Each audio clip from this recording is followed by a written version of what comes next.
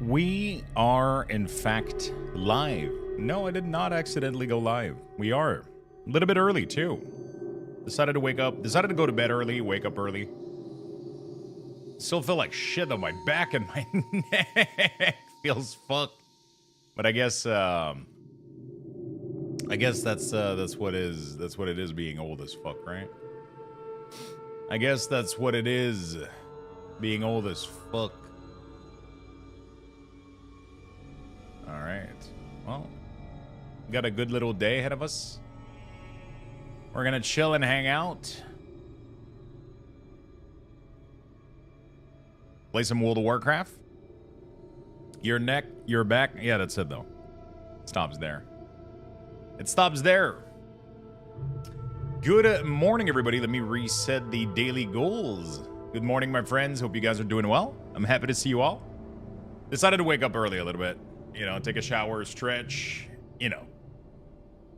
Bro, I'm like, I have this knot in my upper back. Absolutely fucking, How you doing, Grimgore? What's up, Mentos? Spunks, Shifters, Shanks, Lemon King. What's up, what's up? Demon, Lucky Dog, Soul for Soul. Hello, hello. Daymoose, what's up? Hello, friends. Happy to see you all. There you go. Yo, I see your skin got a lot better. Glad for you. What did you do? I have a red dot on my face. Let me move that up a little bit. What the fuck? Come on. Okay. That good? Seems good. So I did put some cortisone. So I had cortisone cream. And I did that. And lately I've been doing a little bit of light. I don't do the cortisone cream that much anymore, but I've been doing light therapy, so UVB light. And I bought a new shampoo that I think is helping out, but I'm not sure yet, so I'll have to keep testing it. It's like an algae oil kind of thing, but I don't know if there's like anything proven about algae oil being good or anything. I mean, I know it's good, but I don't know if it's like related to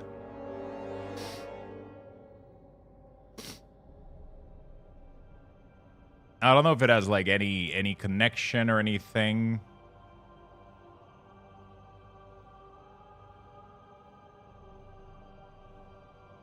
Yeah, so there's like lack of data surrounding that, but a lot of people seem to have seen results. So it's like, I don't know. What's up, Damos? How you doing? Laundry, what's up? Happy day to chat. Fuck you, Lux, you sexy beast. Yeah, what's up, man? Whew, I got my coffee.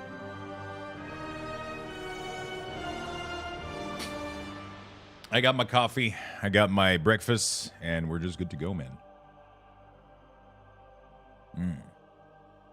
Oh, yeah.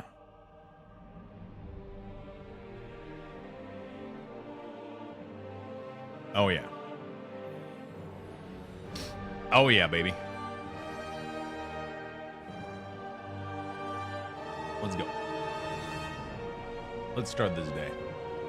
Let's start this beautiful, beautiful day. Probably going to try to focus on the Death Knight today. Maybe try to make some progress onto it. We'll see.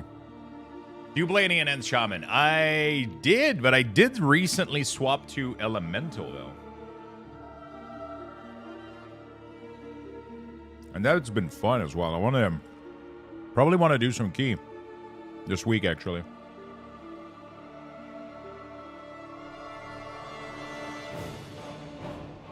As Elemental, try to see if I can pump. Perhaps stronger? For me, it's never about like what's stronger. It's just, I mean, it's a combination, right? I want it to be strong, but I want it to flow well, you know? Are there any new and exciting games coming up that you're excited to try out? So, in terms of brand new game, I don't think so. Not that my brain is capable of.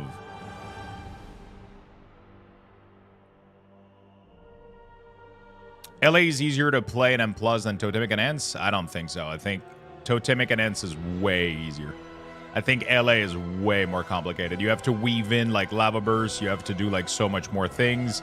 Totemic and Ants is a walk in the park, bro. You don't do anything. You literally drop your totem and then you spam Lava Lash.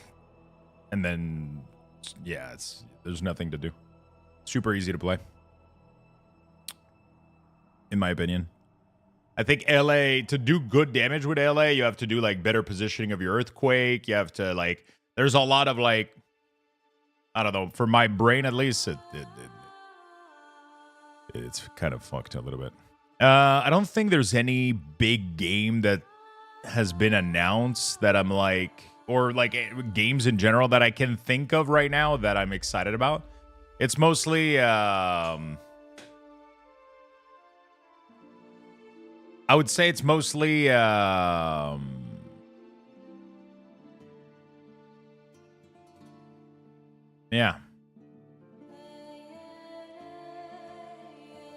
It's mostly the ARPG that are coming up. Mostly the ARPG that are coming up. So, Path of Exile is releasing a massive patch. Oh shit, what was it? What is the Nintendo Direct over? It was at 10 this morning. I guess nothing important, right? Nobody told me anything, so.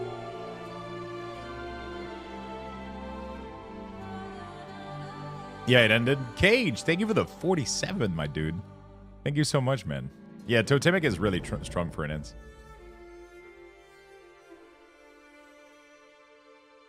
Did they do anything?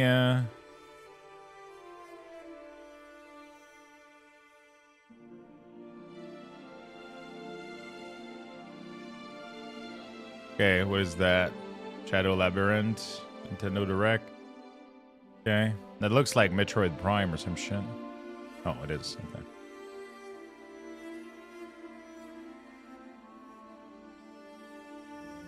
Dude, it looks kind of really good. Metroid Prime 4 Beyond coming 2025. Ooh, what is that?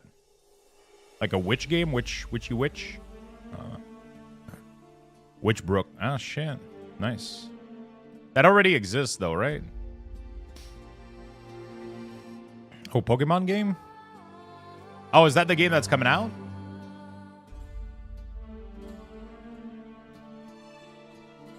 Oh, what the fuck? Bro, what is this shit? Is it? I hope it's fucking turn. It better be turn-based, bro.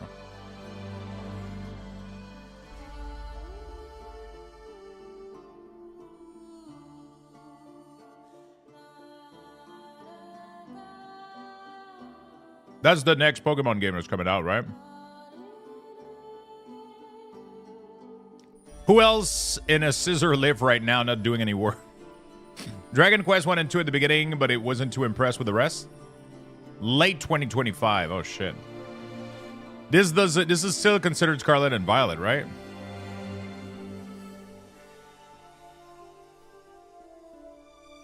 All right, I don't care about anything else. Oh, this one looks...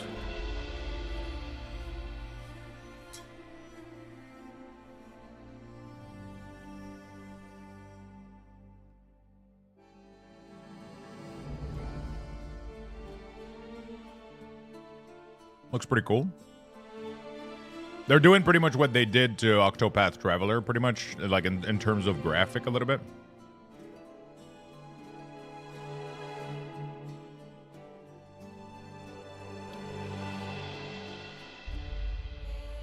Oh yeah, it's heavily.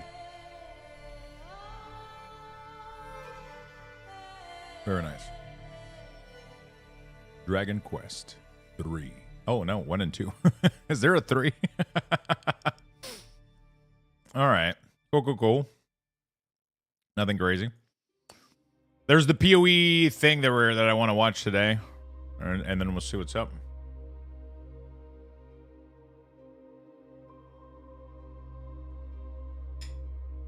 There's a Path of Exile thing.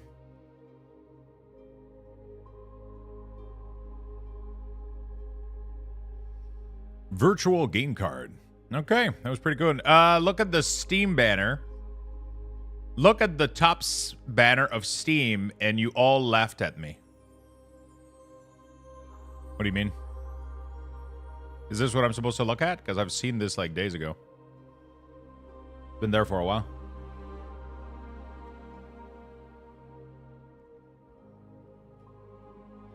Oh. This fucking thing. It still look weird. That doesn't make it not look weird, bro. What's up, Narosa? Like, I'm creeped out. I don't even want to clip it. What the fuck are those eyes, bro?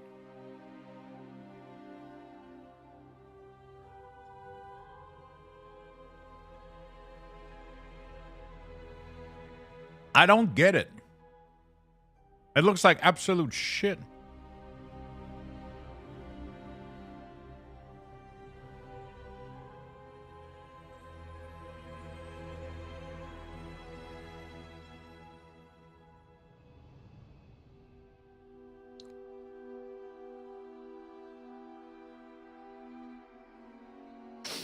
Cheers, dog.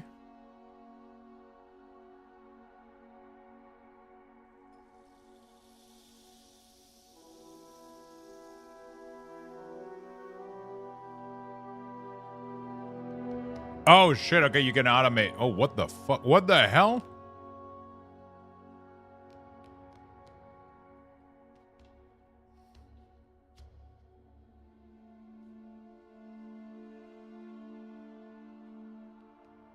Bro.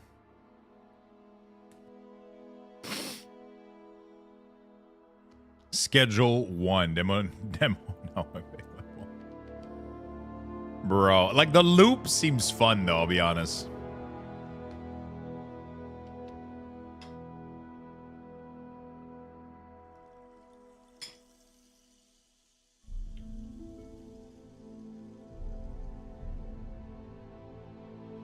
The taco tickler?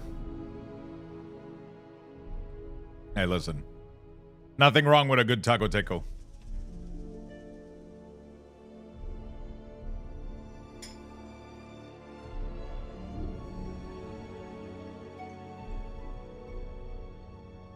Atom Fall. Everybody's talking about this one, too.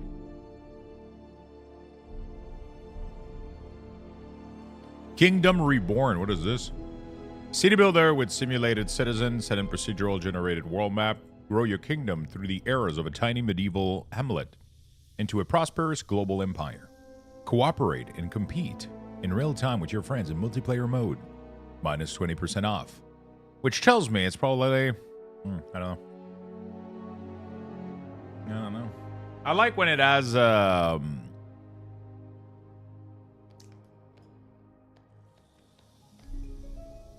I like taco. Taco's good. Yo, what's up, Spin Panda? How you doing, buddy?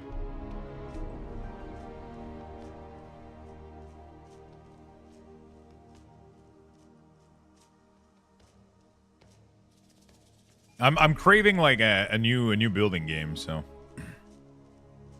City Skyline.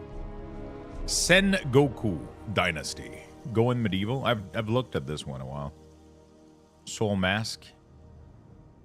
Soul Mask is the one that we... Isn't that the game that we ended up creating a character with humongous...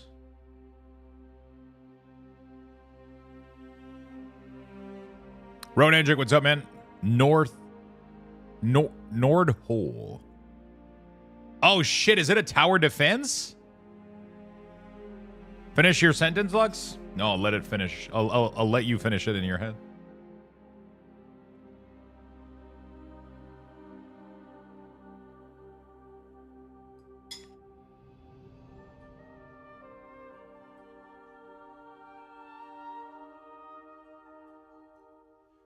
Tower defense game for strategy enthusiasts who crave high replayability through endless combination.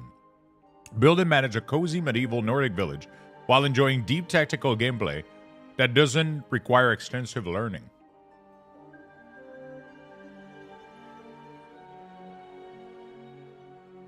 Oh yeah, she had massive ears. Massive. Thanks it actually looks good, man. Hey, thank you, Etikin.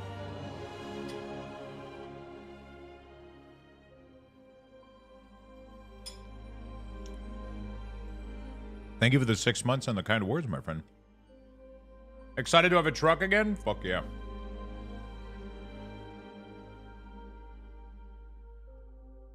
Doing my pickup, doing good, picking up my truck later. What kind of truck are we talking about here?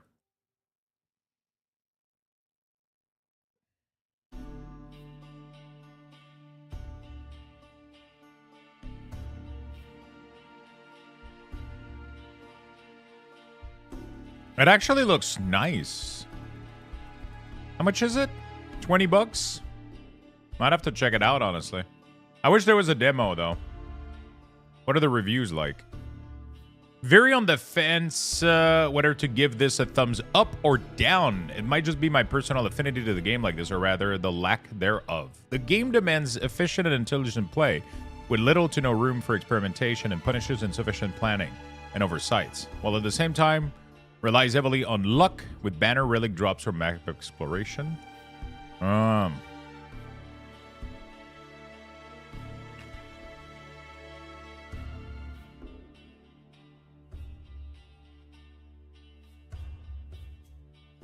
Oh, okay.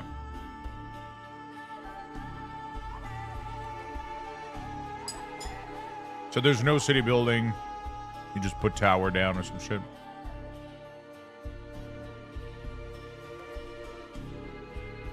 It looks cool.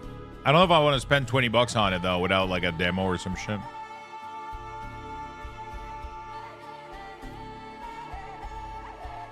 Kaiser Punk. I gotta do Factorio at some point, man. People have been begging for it. Or not begging, but suggesting it for so many fucking years now.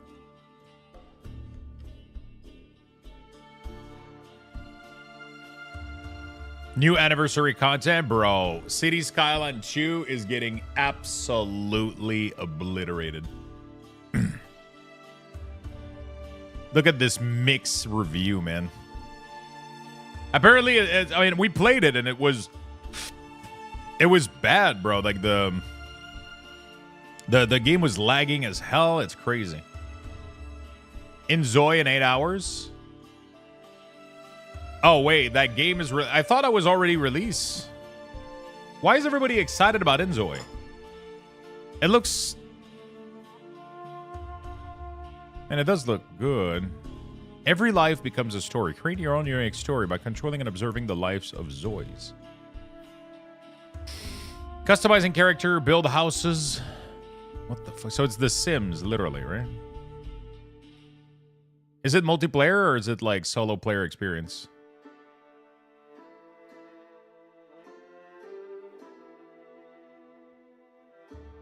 Bro, it actually looks kind of good.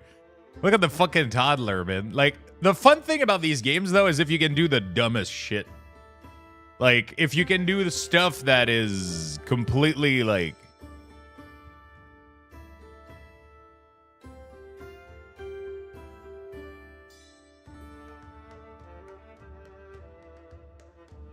You can go to jail in this one?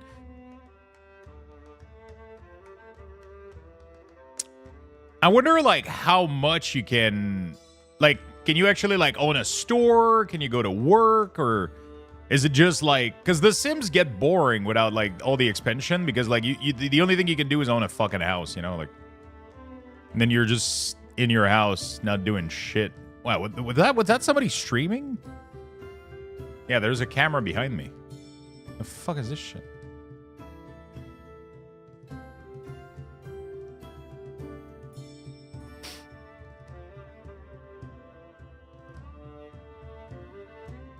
What the fuck is going on in this game? Why is there a cat? Why is their primary thing a fucking cat, though? Like, this is what bothers me. It seems to have nothing to do with cats, and yet it's on their main banner.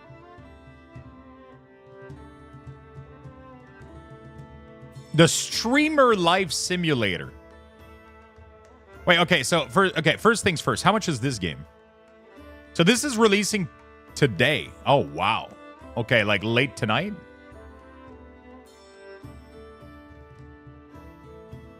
How much is it? Is it free and they're gonna fucking do, Oh, we don't know? Okay. Watch this. It's either gonna be free with, like, greedy monetization, or they're gonna charge us, like, fucking 50, 70 bucks. You can drive your own car? What the fuck? That sounds like we could have a lot of fun. Let me put this on playlist. We could have some good laughs, I think. We could have some good laughs, I think. Automation. Okay. Okay, what is this? Streamer Life Simulator. Oh. Is it Dead by Daylight? Bro. Dance stream controller. Oh, shit, fuck.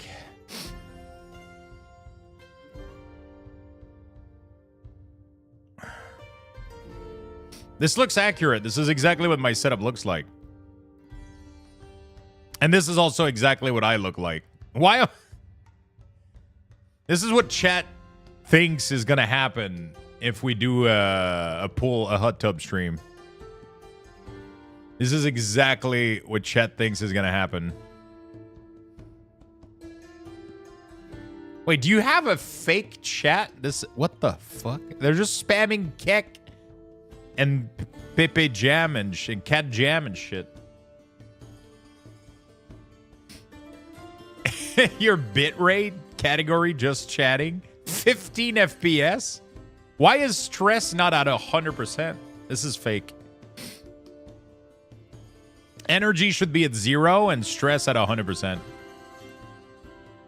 Nickname is valid though. You're uwu.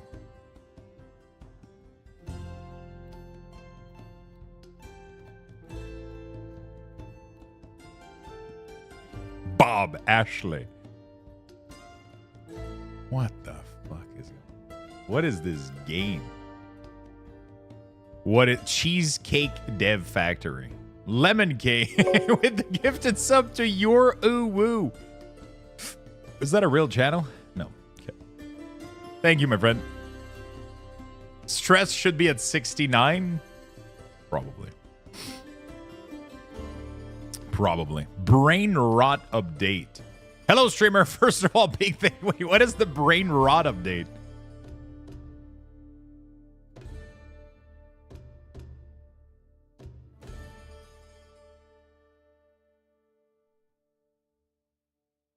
I'm scared, bro. I'm scared. Okay. I want to play more of this. I want to play more of this at some point, too. Did they release new stuff? Apparently, you can, like, do so much more now with this game. You can, like, decorate your store and shit. And they added, like, a lot of quality of life. We're going to have to play this soon. Is it overwhelmingly positive? Of course it is. Of course it is. Bro, how much is this game? Like, this game was $16, man. This guy fucking made it. How much money is that? Bro, like 36,000 reviews. That means like at least 40,000 people bought this game at fucking like almost. Okay, let's say $10 US or like $12 US or some shit. That is insane. You made like $500,000. Steam probably took a. Dude, this game is crazy, man. I honestly, I kind of want to play it again. I got some things to do in WoW today, but I definitely want to. We're definitely going to be shifting to other stuff soon, a little bit, because I'm closing in on my goals. So definitely closing in on the goals. So kind of want to try some LA today, a little bit of LA, a little bit of an OLEDK maybe.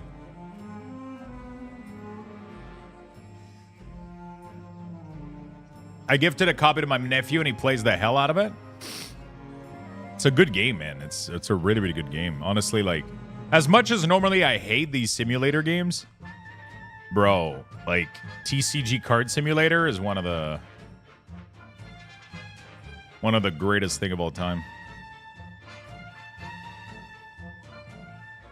Oh my god. Bro, they got some Ultra Pro. In collaboration with Ultra Pro. Bro, whoever at Ultra Pro decided to reach out to this man or this person and connect their product inside the game is so fucking smart. Give that person a promotion.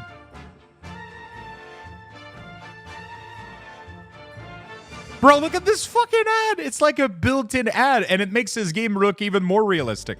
All my sleeve, everything that I own to protect cards is fucking Ultra Pro. It's just like they're one of the, you know. I wonder if Ultra Pro paid for this. I wonder. Because it does look like an ad a little bit. Not like really an ad, but it also makes their game look better, right?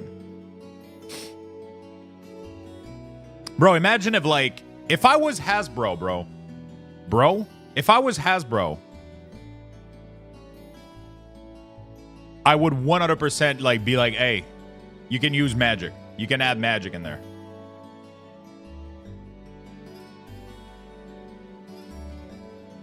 It has Hasbro? What do you mean? Oh, I am an Hasbro, bro. Sorry, I misread. You Pro paid for sure. It's advertising. Yeah, but at the same time, it gives you assets that makes your game look even more realistic. Imagine Hasbro making good decisions. Say whatever you want about Hasbro, but they're making Magic very fucking popular right now and talked about. They might not be pleasing the Magic fan necessarily, but they're bringing in new customers. Like, I was not a Magic the Gathering customer. After 16 years old, I completely stopped looking and listening to Magic the Gathering. Completely. And with that Lord of the Ring pack, bro, I got 2 fucking shelves filled with cards now. Hasbro, they did something good. Let me tell you that. I bought a lot of Magic. I'm selling Magic. I'm spending all my evenings scanning fucking Magic cards. Like, crazy. I made 2 sales this morning again. I'm so it's weird, man. I'm so giggly. I wake up in the morning, I check my phone, and then I get 2 emails. And then I sold 2 cards. One of them is in Brazil and the other one in the United Kingdom. Holy shit. Bro.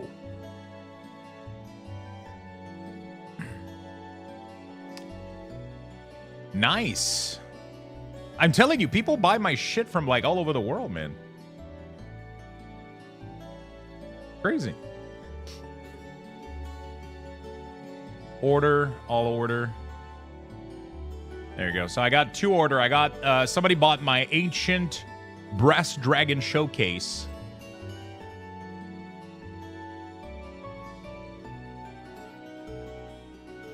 I gotta ship that tonight. I want that Lost Origin box. It's dread. I just dread the import fees. Yeah, dude.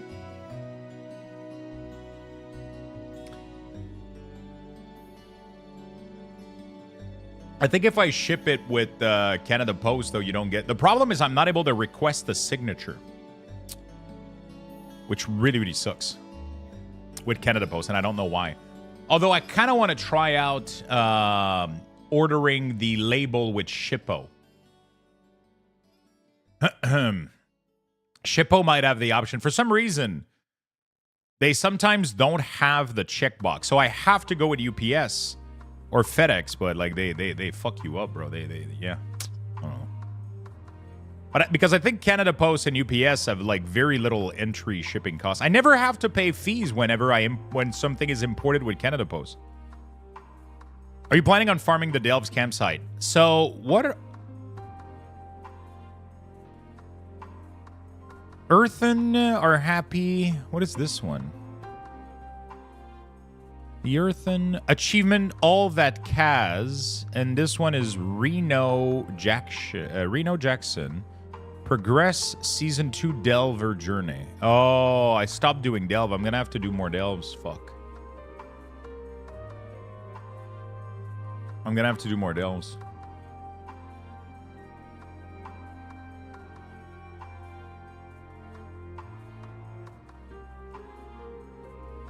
About to hit 3 out of 10 for the campsite. Wait, what do you mean 3 out of 10? There's only 5.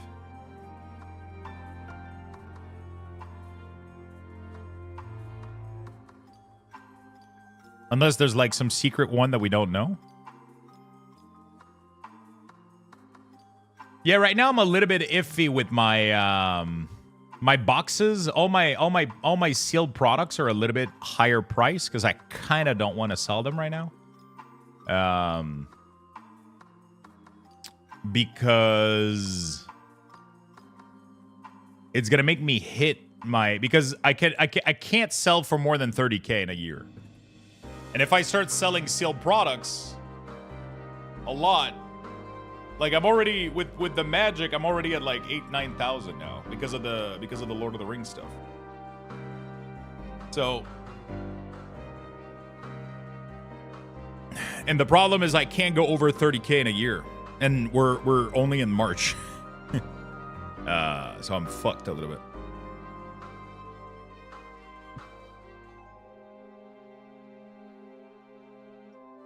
Right? So I'm kind of fucked a little bit because I can't go over 30K. Because if I go over 30K, I have to charge taxes. And then you have to charge taxes for every previous product you sold. So you get fucked in the ass. Let's say that I go over 30K by like $5, then I owe the government like 15% of all my sales, which pretty much would eat all my profit margin. Like, you know. So I can't go, you know. You own 15K? What do you mean?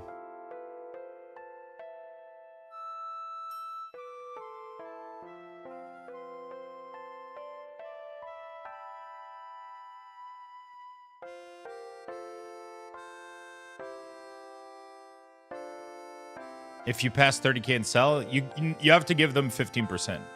So, no, not 50% in taxes, 15%. The taxes that you pay at the end of the year aren't included in profit and all that shit. That doesn't really count like that. I'm talking about giving them money for sell tax, not ample. Not the same thing. They're all both, although in English they're both called taxes, which is confusing as fuck. But yeah.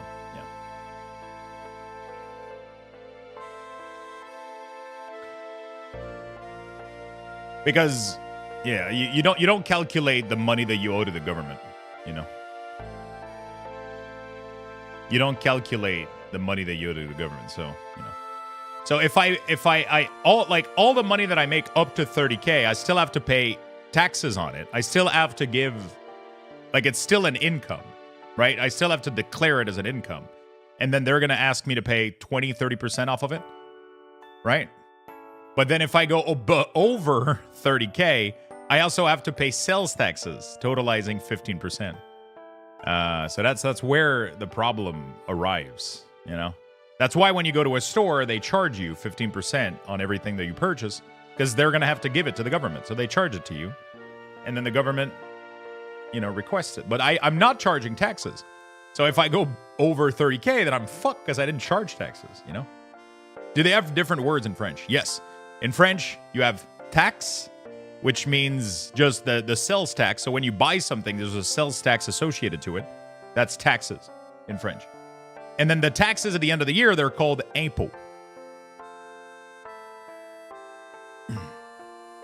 So we have two words to differentiate them because they're two completely different things. They're two completely different things.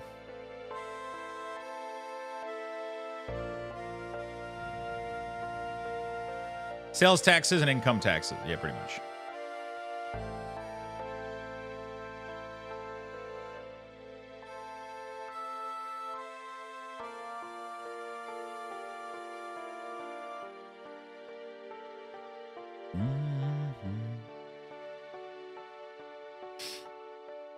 How you doing, Either Boar? Did your leave get approved, man? DHL, duty, and tax payment. Fuck you. Bro, I'm getting taxed on every fucking package coming in.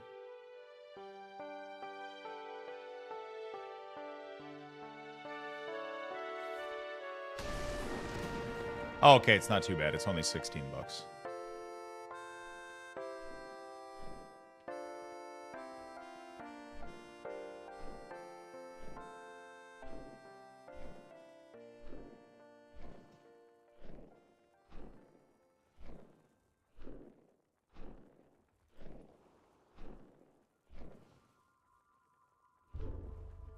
Okay.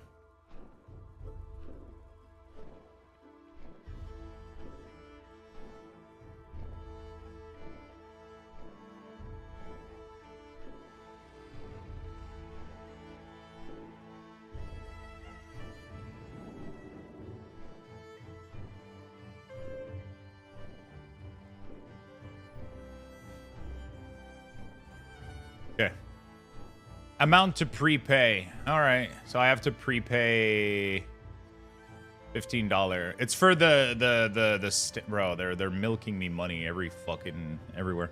Me and my guild got AOTC last night. Heroic Gallowix is pretty boring, to be honest. The very easy fight, even on Heroic. Yeah, Gallowix is easy as fuck.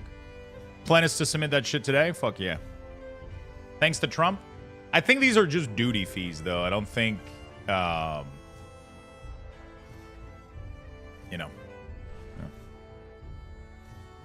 And the weirder part about it is, like I explained yesterday, technically, the money that you pay, if you did get tariffs,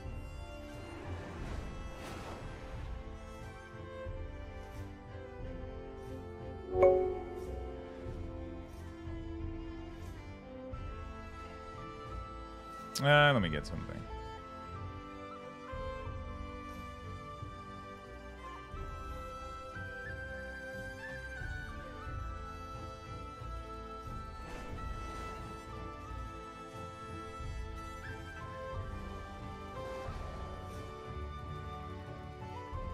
Okay.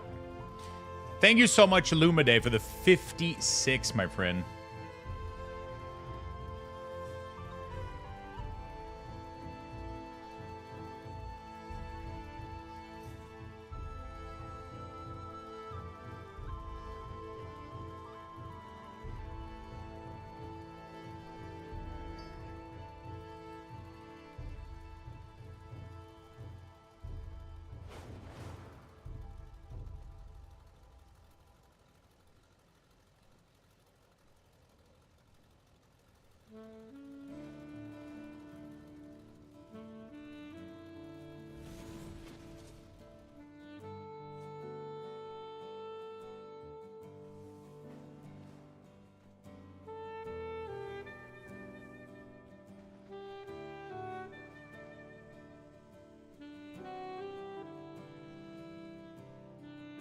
Okay.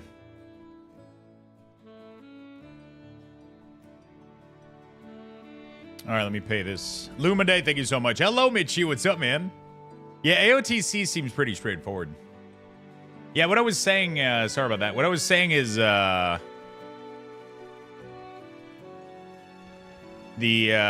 when if you do pay tariffs for importing something,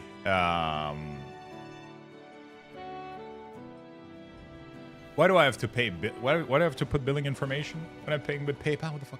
If you do import something from the US to Canada, the tariffs actually goes to Canada, not the US. The tariffs that the US implemented are when they buy something from Canada, which is weird. But yeah, I know it's weird to understand that.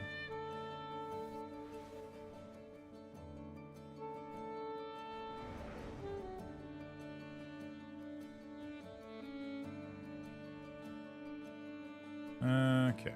Give me a second, chat.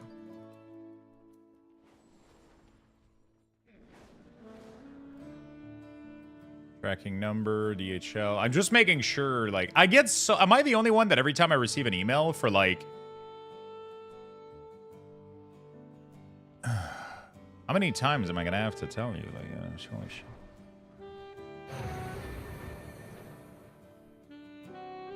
Yeah, I told you yesterday, like, I just don't find that funny now. Like, that's just your thing every day, and I just ask you to not, like, because it's just getting weird. Like, I don't really give a shit. It's just that I told you to not do that every day, and then you still do that every day. So, like, I'm just, you know, I'm getting low patience a little bit. Sorry about that. Maybe it wasn't warranting a ban, but, you know, it is what it is.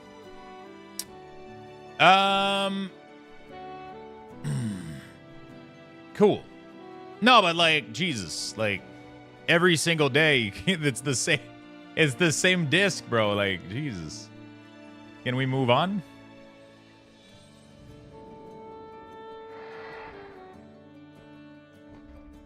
I'm not gonna shake my fucking rump for you. Jesus Christ. All right, good. Me and my guild. Okay, I'm just trying to see if I missed anything. I'm in a really good mood too. Don't fucking ruin that. Jesus Christ. Oh my God. Yeah, so anybody else getting, like, every time they have to pay something like DHL or whatever, UPS, I double check the URL like 20 million times just to make sure I'm not getting fucking scammed. Like, obviously, the email had a very detailed explanation of what I bought, so which a scamming email wouldn't have. But you know.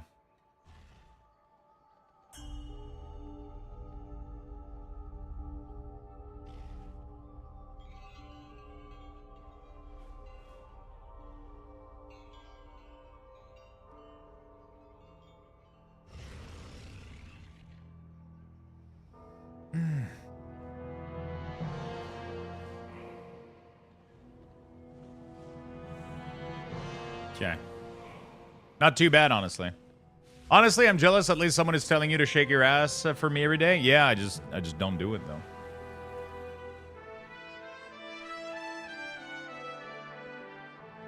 You're a good mood because of the sax music. Okay. All right, beautiful. So I bought like some little card holder with my branding on it on eBay. They look really, really good. We're going to be able to have those in the background whenever we open cards, and we're going to be able to put, like, the good hits in there. It's going to be cool as fuck. I'm excited.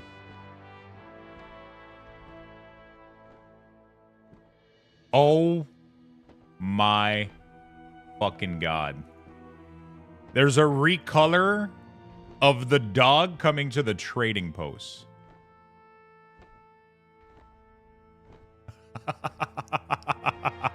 Dude. People are going to be totally normal about this, right? From Mr. GM. Mr. GM just posted this on Twitter. Uh-oh. There's a recolor of the doggo. Brownford Spiky Bakar. Because that achievement takes a long time to work towards. And now I'm just going to be able to own one of those dogs by just clicking yes. Did you actually go live 50 minutes ago, or is Twitch tweaking? Because I just now got your notification. No, yeah, I did go live 50 minutes ago. I did. At time, I'm done with my coffee, breakfast. We chatted. We talked about life, and you know.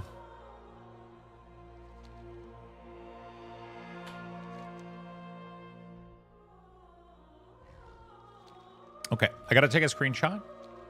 So we're going to take a little screenshot for the day.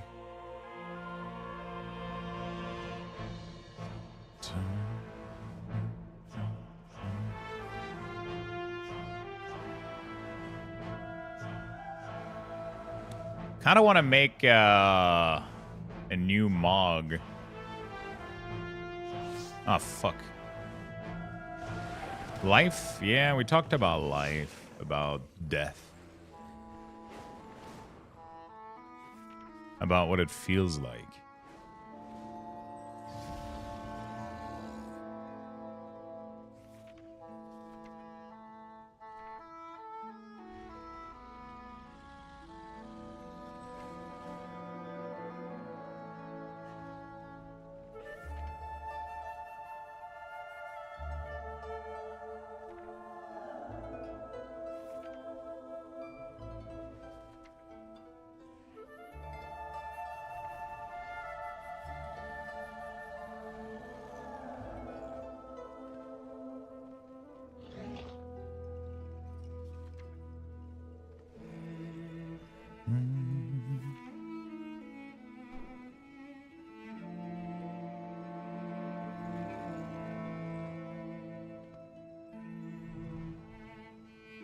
Sometimes I get Taco Bell and it's just meh, but today it's amazing. Oh, shit, what did you get today? Hey, good morning, Feisty. What's up, what's up? What's up, what's up, what's up, what's up?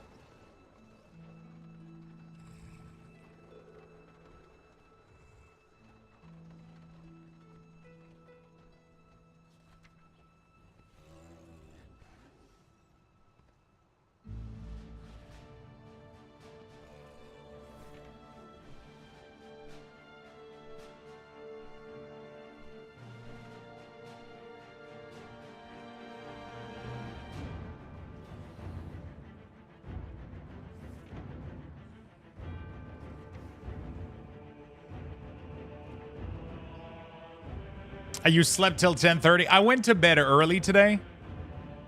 I went to bed early yesterday, sorry. I went to bed early and I still had a really shitty night. I'm so upset, man. My neck, like every some morning I wake up and my neck and my upper back are so fucking like, oh man, it's like super fucking tight and like fucked up. It's weird. Man, it's fine. It's fine. It happens. It happens. I'm just like, my neck is just like stuck right now. Like, it's not feeling good. It is not feeling good right now.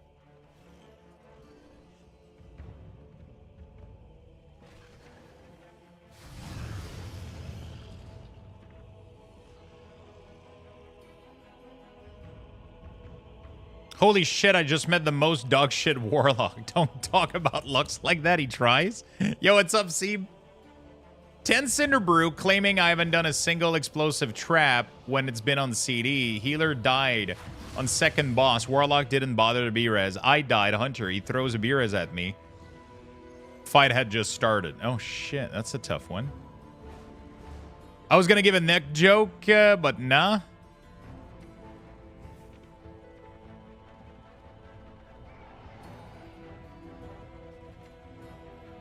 Be careful, I banned the last one that was out of line.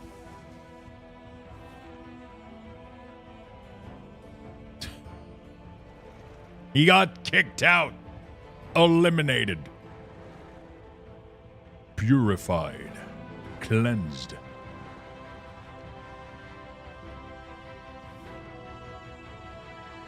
I have a good massotherapist in Quebec City, a great guy. Do you want his info? Sure. Oh fuck, man, it's so stuck. But it's like it just has a knot like in my neck and in the upper back, and it's just like I know where the knot is, and it's causing like the entire issue to happen. But, whew. Yeah. What's up, Tex? How you doing, buddy?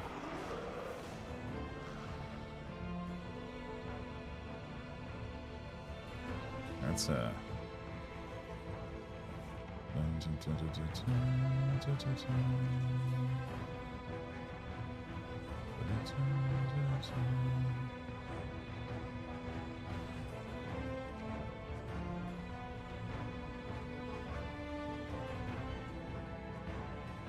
bum bum bum bum bum bum bum.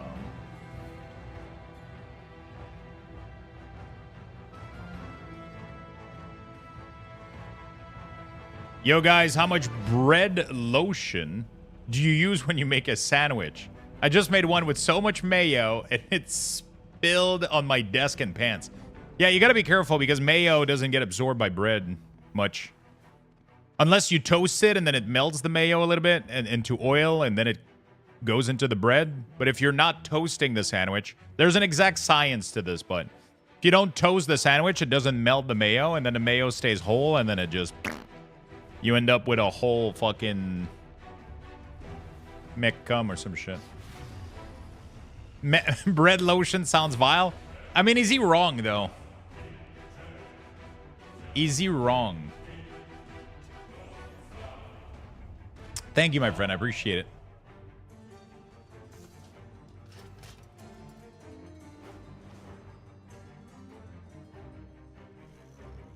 I'm definitely toasting it for the next round. What kind of sandwich was it, though? That's the real question here.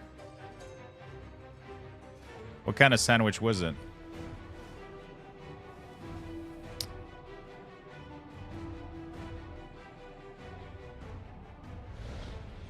Oh shit. Salami calabrese.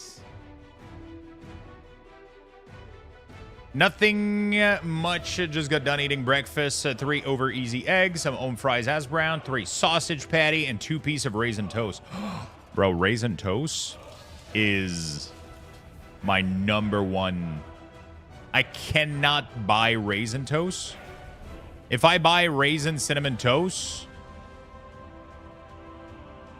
I literally like I can't, like, I have to do like 4 slices at a time, bro. These things just disappear. It's worse than like Krispy Kreme donut. I literally just, like, they touch. Oh, they're gone. That's it. It's gone. Oh, fuck. Toasted. Oh, my God. Toasted mayo and bacon. Toasted mayo, tomato, bacon, black pepper. No, actually, you know what? No bacon. Just no bacon. Just fucking...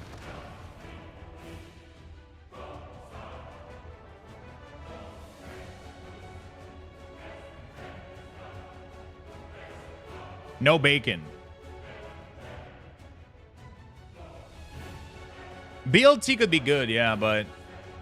You know, I would go for just mayo and tomato right now, and like a lot of black pepper. That's honestly what I would go for right now. There you go, little screenshot for today.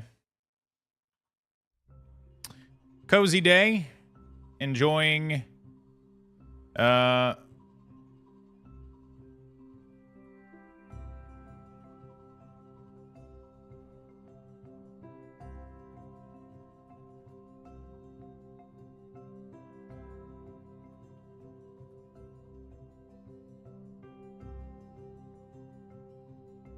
Rowell? I thought we were friends, man. Jesus. At least you waited after my screenshot. Cozy day, enjoying some World of Warcraft before the ARPG month begins. There we go.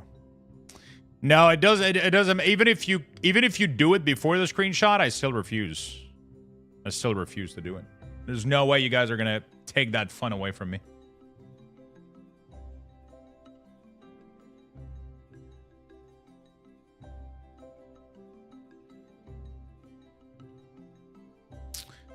That's the last little light of hope that I have in my heart, is my morning screenshot, okay?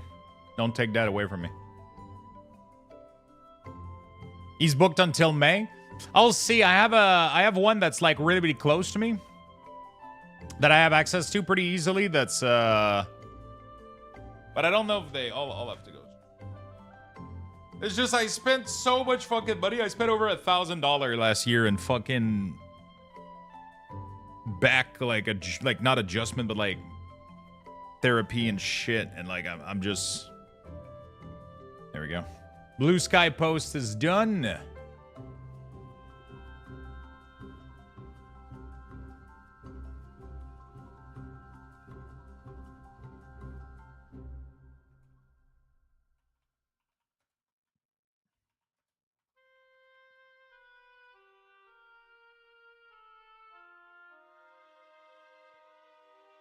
Okay, I gotta fuck up my mug now. Because Crowell hates me.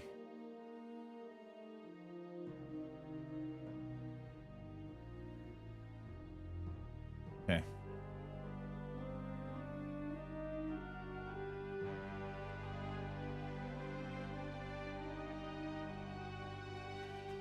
Check out this game, Lux. All right, here's your first roll. God damn it. What the fuck is it? The Eternal Life of a Goldman. It looks like a platformer, though. It looks cool as fuck. The animation, everything is insane. But as I say, I can't do platformer, though.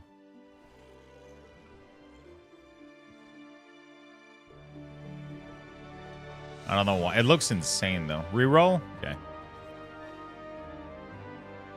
There's a free cross poster called the Buffer. I use it to post to Instagram, Blue Sky, and Twitter without any costs. What is it called? Buffer? Bro, would that change my life? Wait, you can do that for... You can do it for free? What the hell? Log in. Oh my god. Cool, thank you. Keep that one. All right, today we're going to go do PvP. Wait, why is my PvP set the same? Fuck. I thought I was going to be clever and funny, but half my gear is the same, so it fucks it up anyway. All right, let's go. It's more appropriate for today? Wait, why?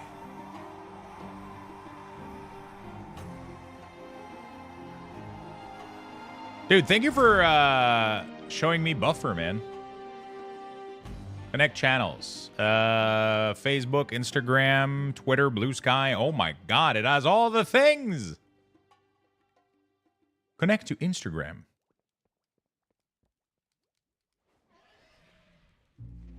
Allow. Holy shit.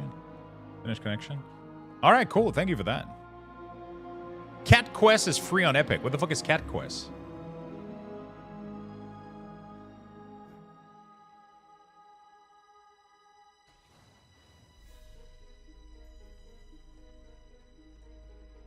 How is Reverb Radio as a trinket in M+ for him? I don't think it's good.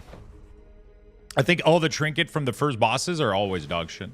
The only trinket that matters in Raid are... I mean, you can go see that in...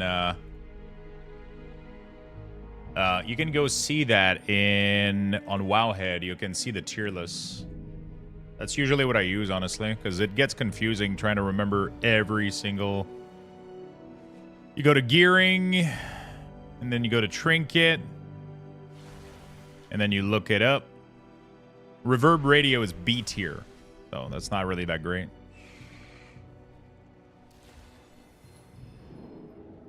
But it's probably not bad, though. I mean, if it's the only trinket you got, you know? Like,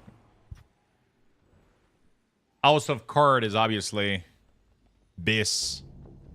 And then Eye of Razan is really good. And Mechano Amplifier.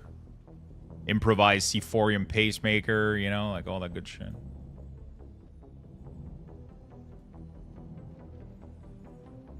Blue Sky.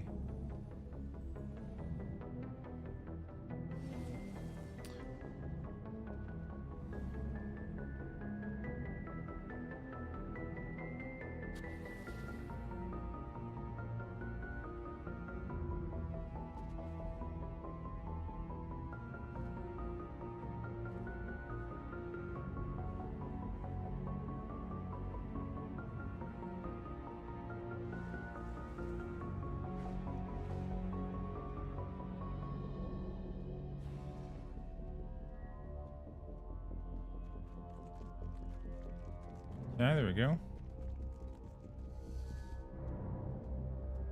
That's insane that you can do posts like that. Okay, thank you so much for that tool, bro. Thank you. I'm actually going to be using this. Because every morning I was doing like fucking... Yeah. Cool.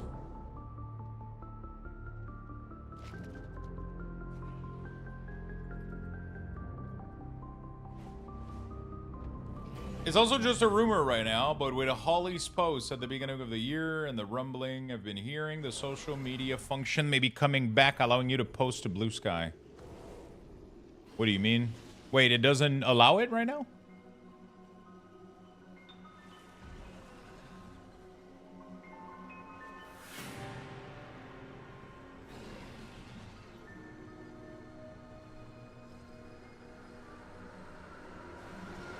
From in-game? Oh. Because there's like... Wait, didn't we have like a Twitter thing? Where did that shit go, by the way? Socials? Is that thing still in here?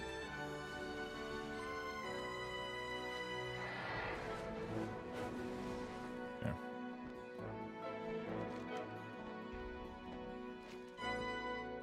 Joel from Buffer. Hello, Joel. Okay. Do we cozy it out this morning, or we try straight up to go for like 13 and shit? I gotta go do some delves, though, because I gotta go finish the journey shit, right? Fuck. Yeah, I might as well go on DK and get it done. You'll find me. Might as well go do it on DK and get it done. If I want to have the back camp thing, right?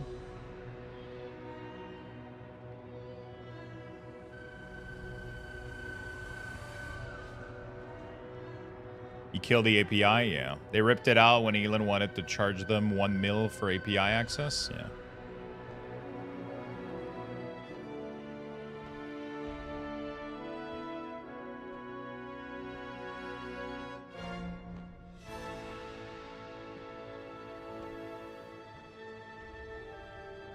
The Delver's Journey campsite is so nice.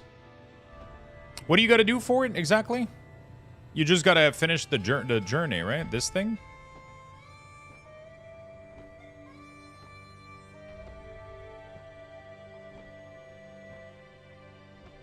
Bro, I'm not doing that much delves, though. Fuck.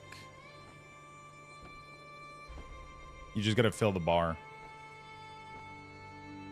I kind of want to go try to put Bran as a tank on my shaman and try to heal him up. Kind of want to try to see. Apparently, if you overheal him, he just destroys the fuck out of delves. Did we go check it out? Kind of curious.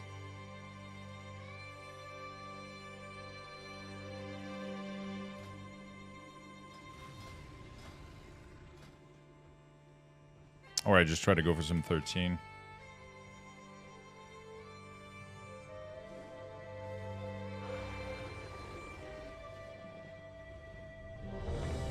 Motherload 13. Oh boy. Gonna be fun. It's gonna be fun. So a WoW bot posting on X will be a bot on X also, or only in WoW? You lost me with that one. I didn't follow through.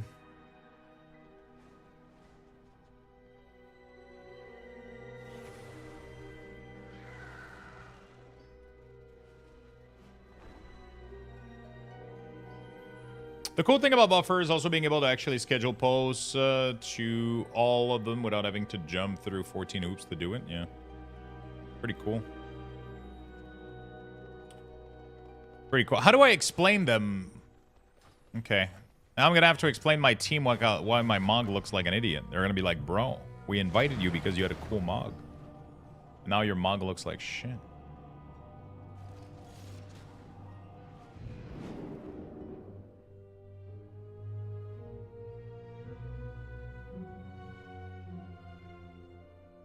All right, beautiful. Beautiful. Let's go in Motherload and let's get destroyed. This is how I did my first 8 on my Paladin. I was 606, but I changed back to Healer for the boss because the boss was destroying me. Apparently, if you put Brand as a tank and you heal him, the more you heal him, the more damage he does, or some weird shit like that. I don't understand how it works, but I have no clue how it fucking works, but apparently, like, if you heal him even when he's like full health, he does more damage or some shit like that. Not sure how that works though.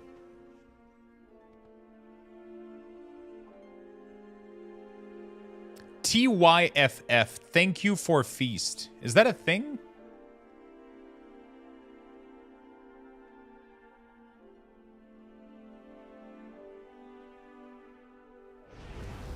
Is that a thing the kids use these days? Somebody just said TYFF. I can't see how that would make sense. I can't see either. Maybe a Curio is doing that. C'est l'heure de manger, bon appétit. What the fuck? He's French?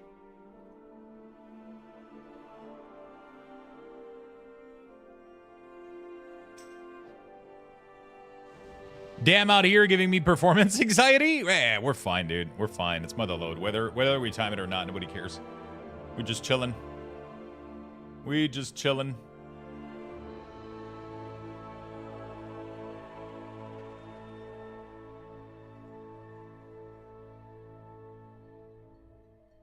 We chilling.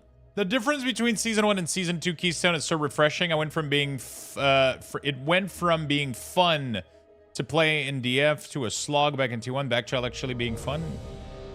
How high of a key? We're doing a 13. Oh shit, this guy's from Quebec too. And I think this guy is too because he reacted to he said French, like from France or Quebec. So maybe this guy's from Quebec too. We got 2 Quebecers. Oh, this guy's from Ontario. Oh shit, bro, we got the Canadian team here. Let's tariff the other 2. I'm kidding. All right, let's go. We're 3 out of 5.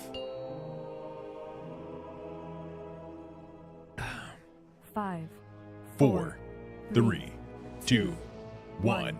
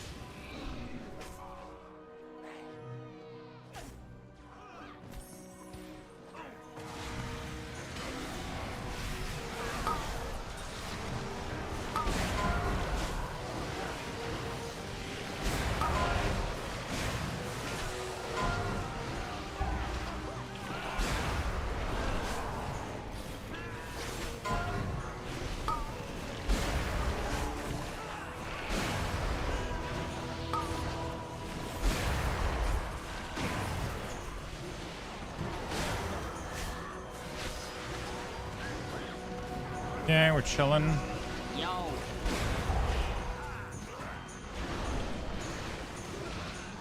The damage, the damage. Yeah. We might take a cozy weekend, chat. Maybe we'll do some variety. Maybe we'll even do some Gunpla this weekend. Just wanted to let you know. Feel like I need a little break. We'll see. Yeah, I gotta dismiss the... Yeah, for sure.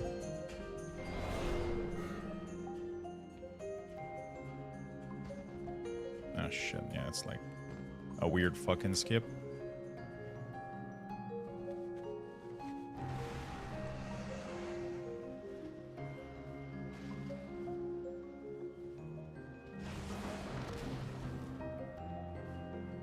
I'm literally stuck here. Holy fuck.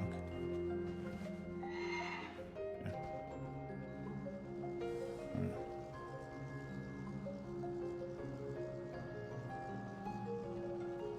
I feel like we're sneaking in. We're doing like a Splinter Cell mission or some shit.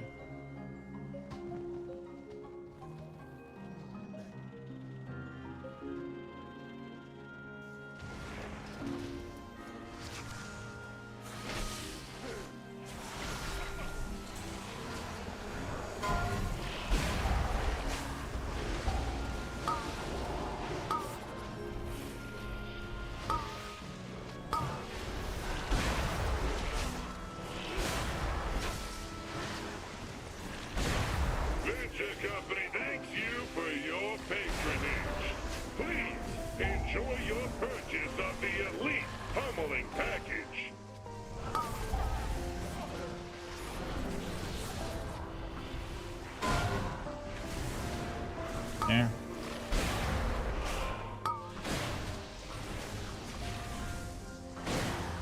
I'm struggling to do damage.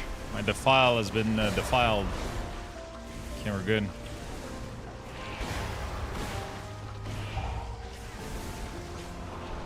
Holy shit. Alright, we're good. Systems engaged. Commence pummeling. Commence pummeling. Voltage increased. I didn't have AMS for this. Sorry about that.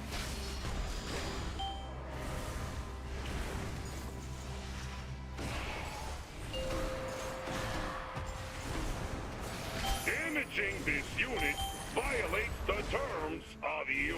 Okay, Pally's gonna get it. That's good. Keep it after. Keep it. Hold it. Hold it. Hold it.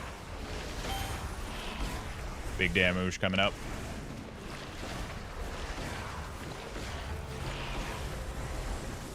You don't need to get out of the circle. It's just the suck-in mechanic.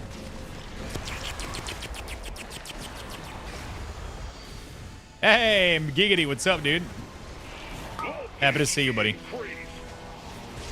What? Oh, I didn't have that advance. Fuck. You want to AMS and dead advance this mechanic if you can, but, you know, it doesn't always happen.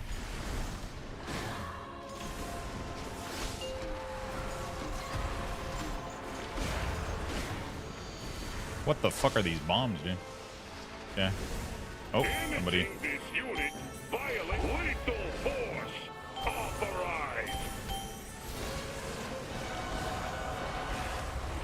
Good job on the bombs, team. I'm not really fast as a Death Knight, so it's not like good for me to go do them, but I mean, if there's one close, I'll do it. It's just, I'd much rather just Giga Pump into this fucking thing. AMS, Dead Advance, there we go, no mechanic. 2 Druid, they got Roar. Yeah, I know. But they're indulging it, you know, like they're taking good care of it. I mean, if I have one like close by like this, I'll just kick it in, you know, like there's one that we forgot somewhere. Okay, no, never mind.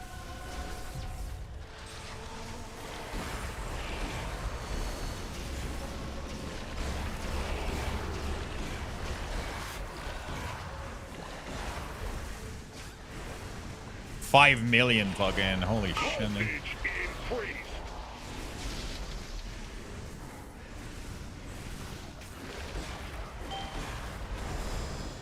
This execute phase is, they're so good for me. It's just so insane for Unholy DK.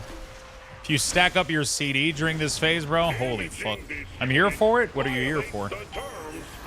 Taco, tickling, and sucking today? Hey, I mean, you know, sometimes you gotta do what you gotta do. Sometimes rent is pricey, okay? Taco Tuesday.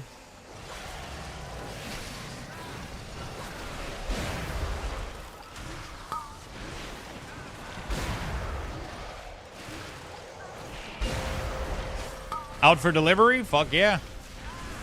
Kind of excited. I actually won a mug yesterday. I actually won one yesterday.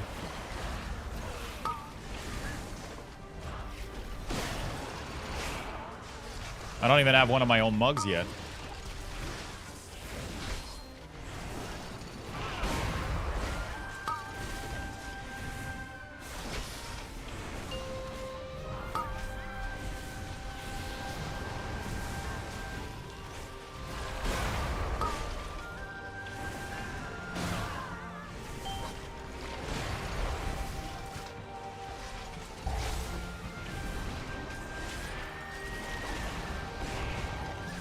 Bullet Beast right at the end.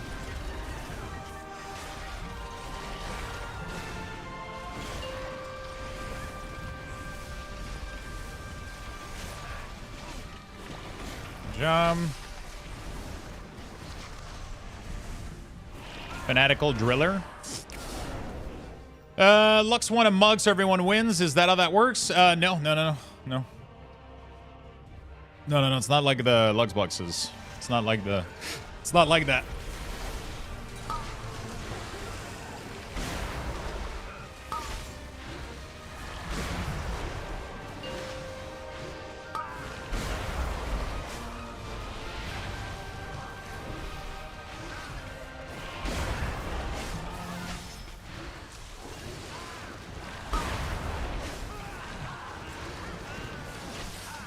Oh my god, did I get a holy shit, did you saw everything go down by like 18 million?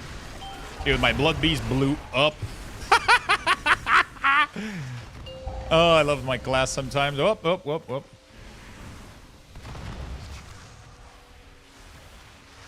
Everything was like alive and then everything was dead, just like...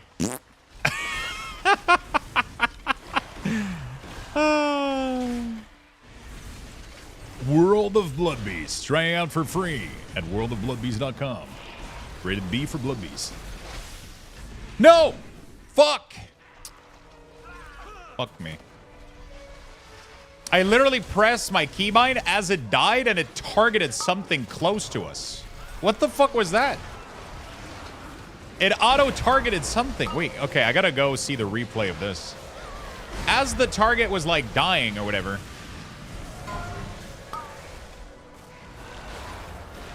I'm not sure how the fuck that works.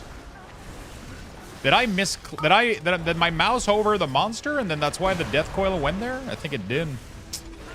Fuck. I don't know why my death coil, like, instead of going on my target, like, as soon as it died, it selected something else. I don't know how that's possible. Do I have, like, some auto-targeting bullshit going on? Like, hello?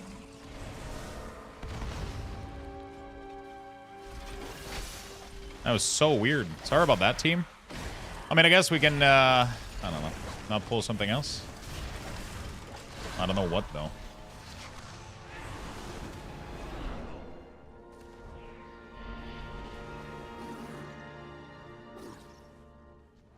Holy shit, that's a big pull. Those hurt like a motherfucker, bro.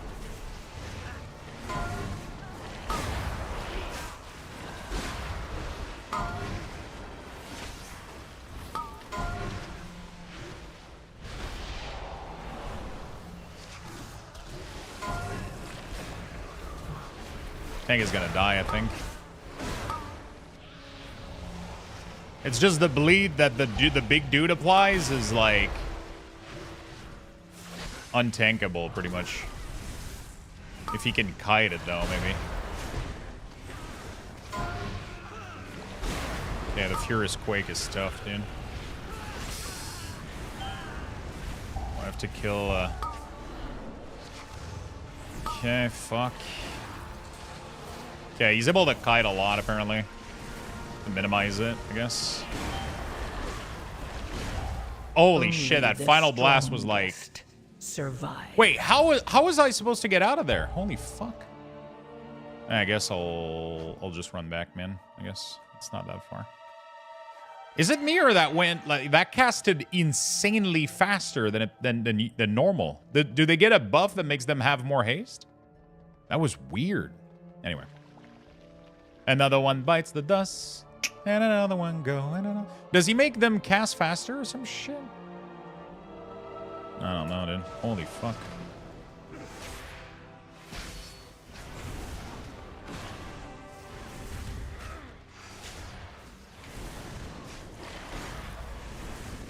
How do people make money in this game?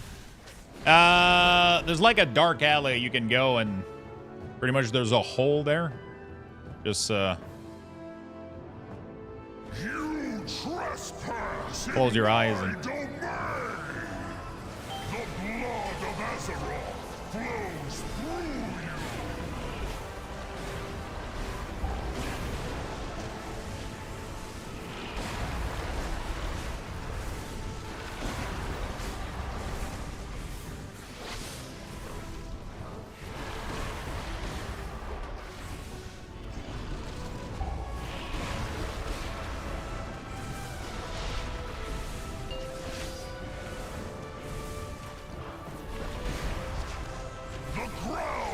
Consume you! Arise! The blood of Azeroth flows through you!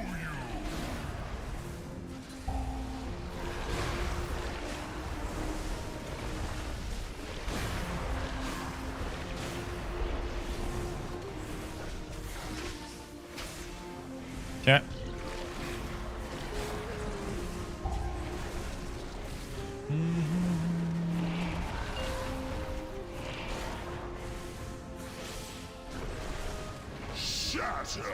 Trying to determine if I'm a hat guy. I used to wear one all the time in high school. Take pictures, put them on selfie. We'll let you know. I'll be honest with you though. I don't think I've ever seen a dude wear a hat where I was like, dude, this dude looks good with a hat. Like, it's rare. It's very rare. I'll be honest with you.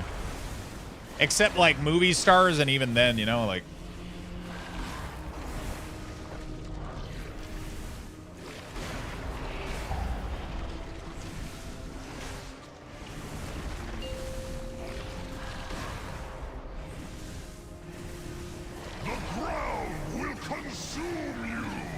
I think the worst, the thing that makes me laugh the most is this new thing where people put a beanie on their head, but they don't cover their ears with it, and they wear it like indoors. That's super fucking weird to me.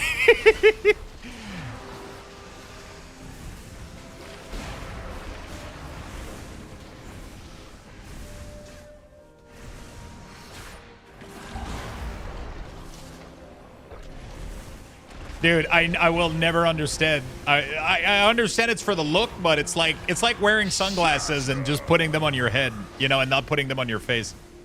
It's the weirdest fucking shit to me. I don't understand it.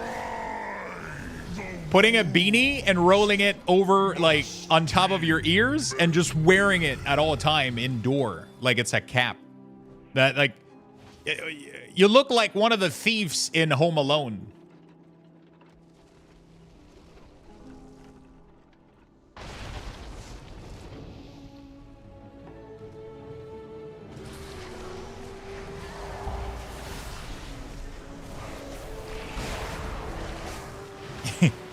Yeah, you literally look...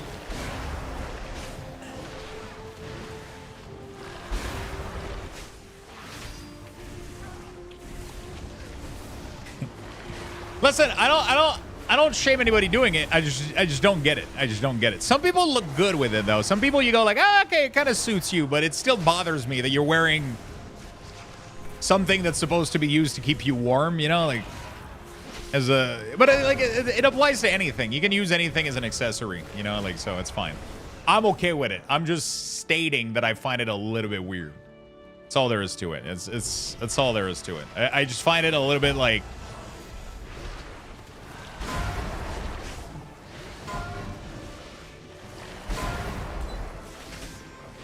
and I feel like it becomes people's identity sometimes. Like it becomes like them. Like without that particular beanie, they, you know, like they're not them anymore. You know, like. But I mean, for some people, it actually suits them well. It's just.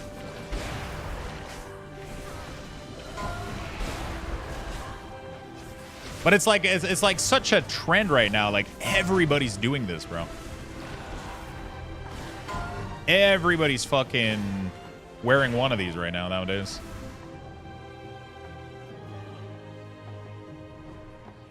It's in selfie. Let me check. Maybe not mid-key though.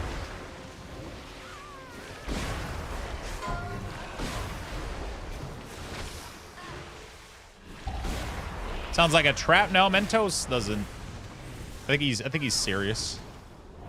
He's not like Void. Void would totally be a pair of nuts in there.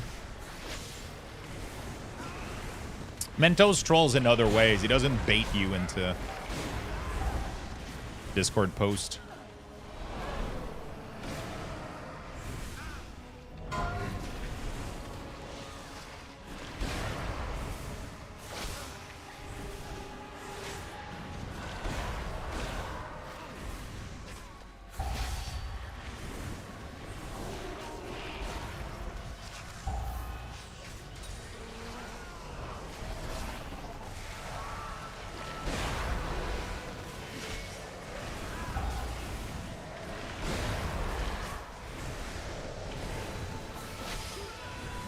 Okay.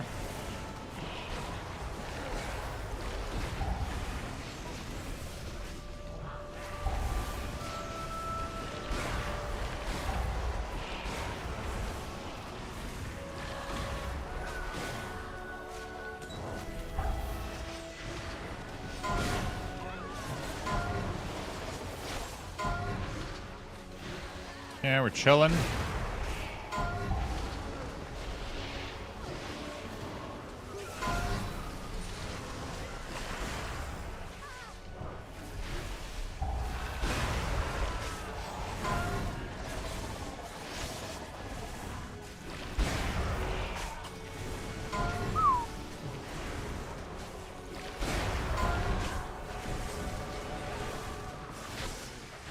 I do a lot of damage, man.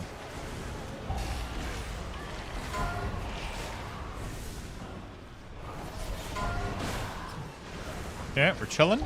Swiftar with a 65. Holy shit, brother. That's a long-ass time. Okay, we're over-pulling a lot here, so I'm assuming we're going to do some Giga skip strat. Thank you so much, Swiftar, for the big love, my dude. Appreciate it, man. I'm here to spread the word on some tech I just discovered a lot of people don't seem to know. Oh, shit. What is the tech? What is the new secret tech, bro?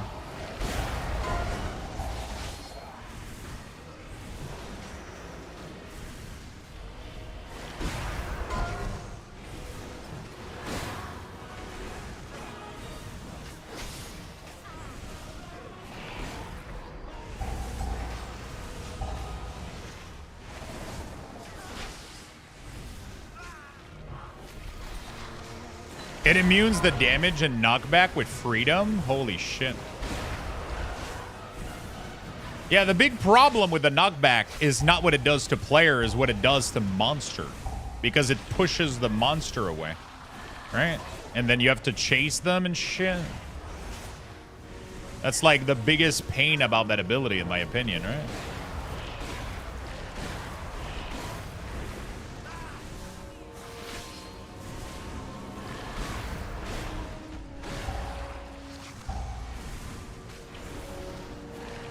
Yeah, the tank has like to corner them and shit, right?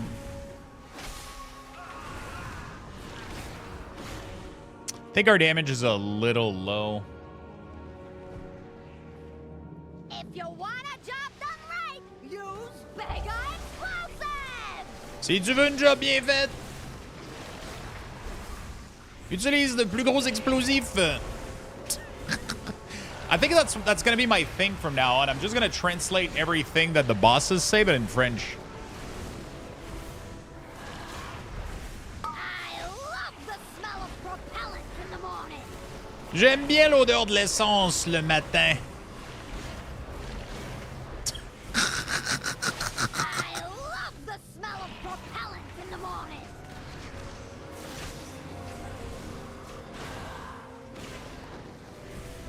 And I'll do it with like a French. Safety first! Sécurité en premier.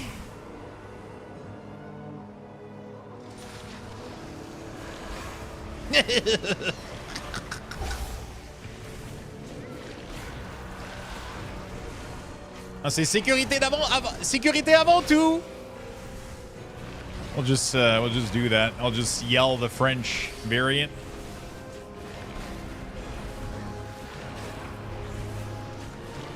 I love the smell of propellant in the morning.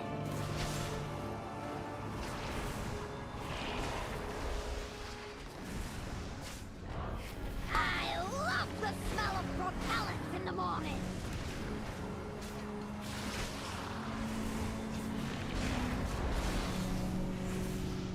I love the smell of propellant in the morning.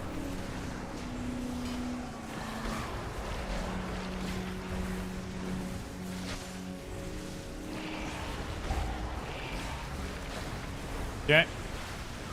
That's pretty cool, though. You can stay in there with freedom and not take any damage as Red Pally. I'm here. Sorry for the delay in the resub. I hope you're doing well.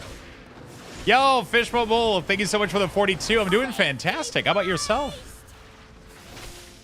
How about yourself, friend? Thank you for the big resub. Thank you, thank you, thank you.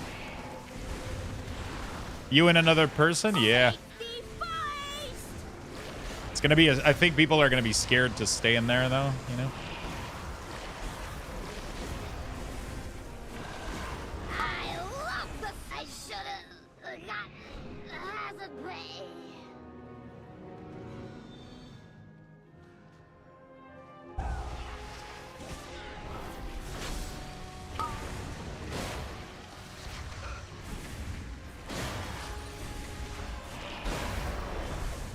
They need to nerf those bomb, I think, to make Motherload not as hated.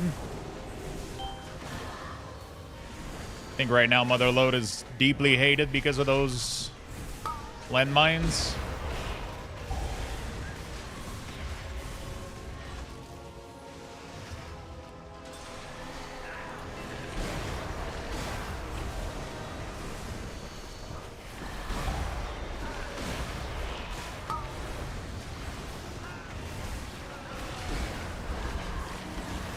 Nice healing on the shaman, bro.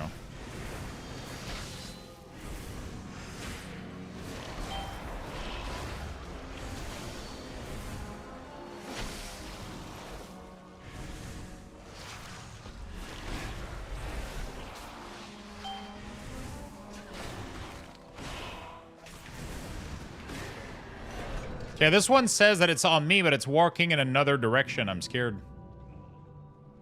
What's going on right now? Oh shit, oh shit, it turned around! It's sentient!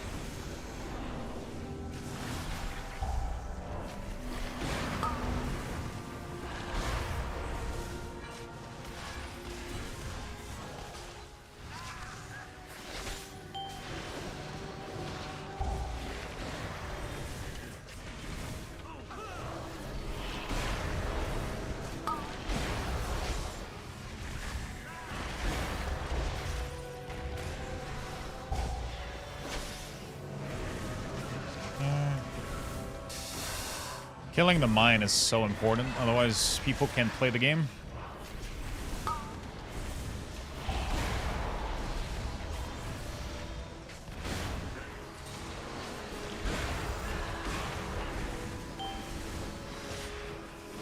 It's just that he keeps spawning new ones. It's really annoying.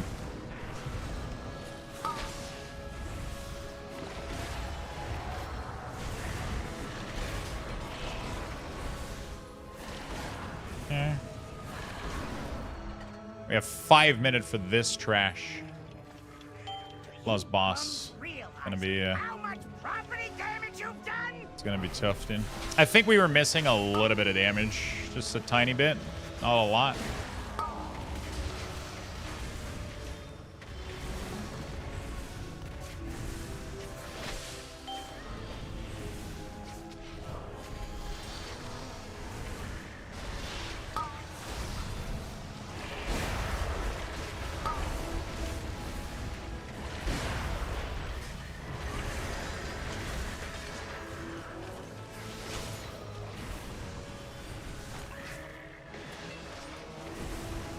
Okay. 5 minutes for last boss is not a lot, dude.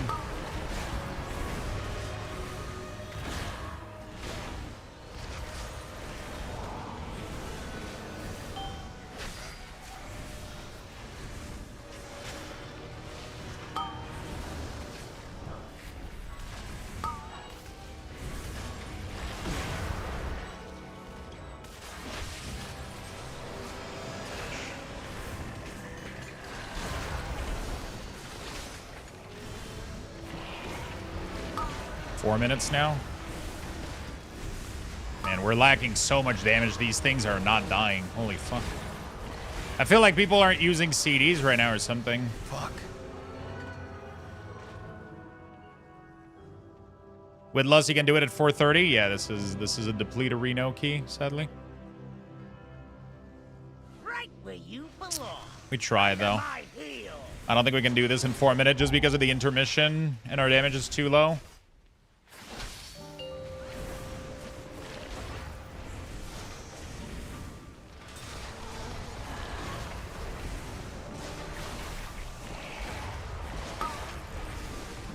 Gave it a good shot, though. Take some high caliber carnage.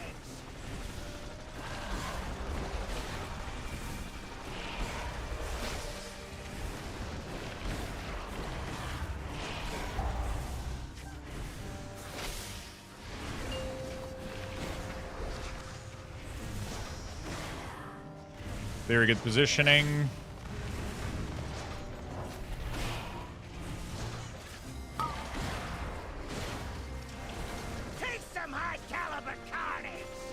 Fuck. Yep. That's it. This is why Tyrannical sucks. I mean, it doesn't have anything to do with Tyrannical. It's 100%. We have 7 death, and our damage is a little bit low for a 13. A little bit. Some pull lasted like a little bit too long, I think. You know. Some pull lasted a little bit too long, I think.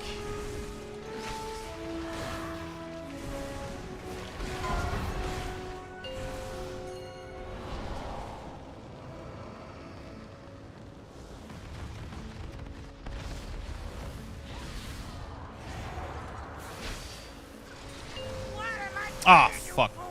I didn't pay attention. Yeah, it's fine. I can use my CD on this thing. I didn't pay attention to the, I got hit by the, I was trying to get the rocket away, but, yeah.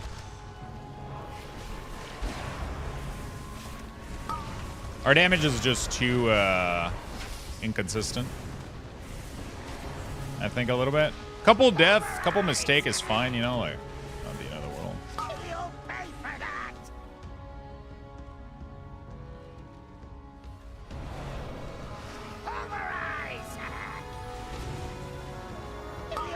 Yeah, that's not on me, so that means I can go there. Paladin is going to miss it. No, he's good. Good. All right, we have 1 minute to kill it without Bloodlust. I don't think that's possible. We'll give it a shot, but I don't think that's possible. It's too much HP. would have to be doing like giga fucking damage. I keep thinking the Boomy is gonna get the fucking rocket missile. It's so annoying. The arrow is stuck on his head. Nice try, though. Very nice try.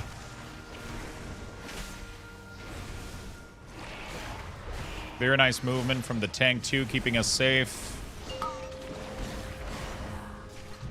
Take some high caliber carnage.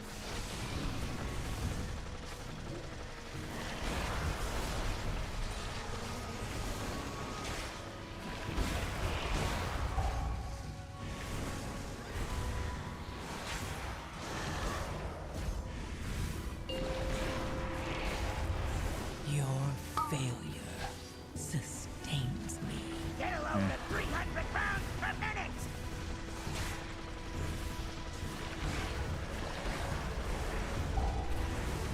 Almost had it, though. Almost.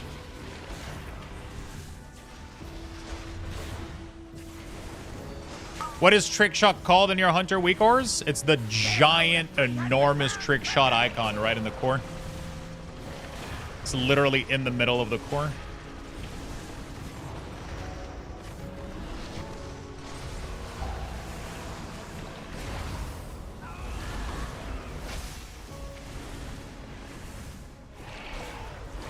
Should have sprung the eject. I want it in the dynamic. Okay, well, it's in the core. We are going to have to move it and then change its settings. Definitely not something you should have in the dynamic section. You're going to lose track of it very easily. It's so important for marksmen, but you do you, for sure.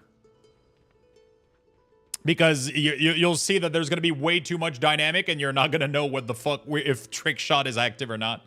And it's so important for your damage. That's why it's in the core.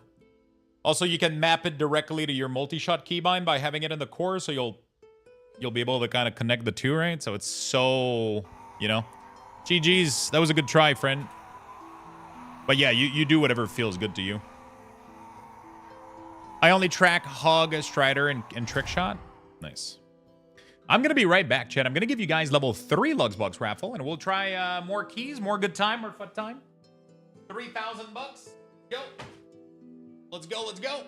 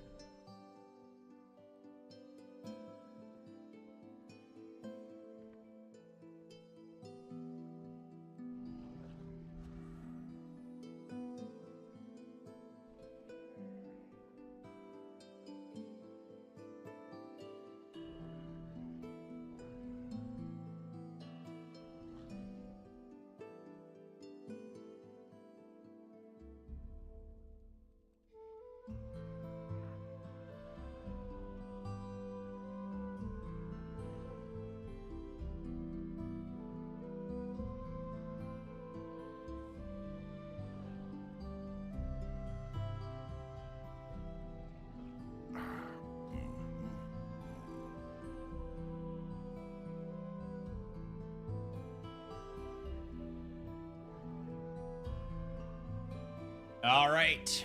We're good. 135 seconds. Get in there, my good friend.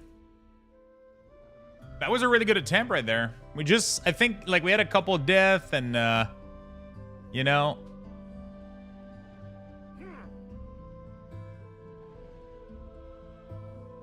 We got a couple of death, and I think our damage was a little bit low. Outside of that, though.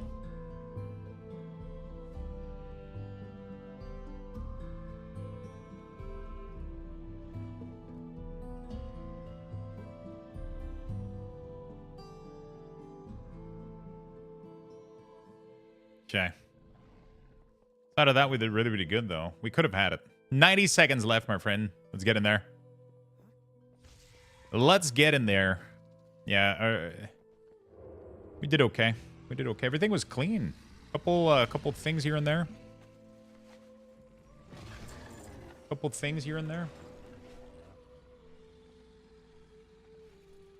I'm surprised that we pulled so much. I wonder where we ended up skipping. Oh, we skipped a lot of trash at the beginning. That's true. Which is why we pulled so much later. Okay. So my mispull was actually not even that bad because we needed the trash too. So wasn't too bad. 45 seconds. Exclamation mark join chat. Don't miss out. Don't miss out. All right, let's go back on an adventure. Every group is a unholy DK now. It's crazy. Don't miss out. Join, join, join. Join, join, join, join, join, join, join.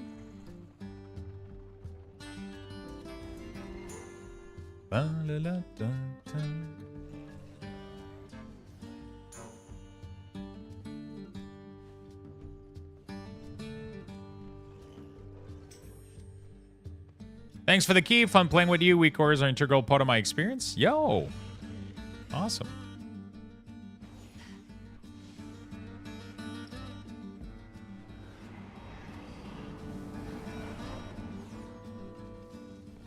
Appreciate the kind words, man.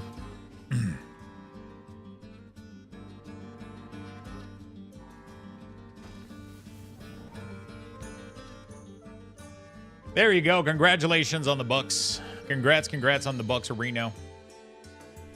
All right, let's do more keys, or maybe we do a little bit of yeah. Let's try to see what's up. Cinder Brew. I need a fucking Cinder Brew.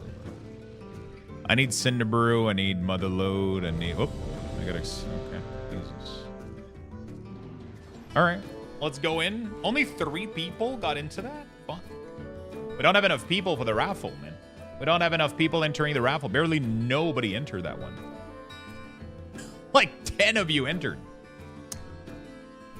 10 people got in. The Lux boxes, man. The Lux boxes. All being lost.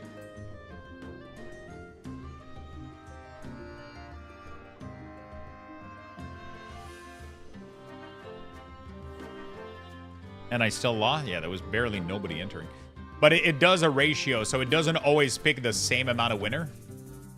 Like, it does a ratio. Like, if 20 people enter, it's gonna, like, pick, like, 4 or 5. But if only, like, 10, it only picks 3. And then those people end up winning a shit ton of Lux boxes. So it doesn't give you more odds if less people enter. It's just sometimes people aren't, like, listening when I call it. Or we probably don't have all the folks in here.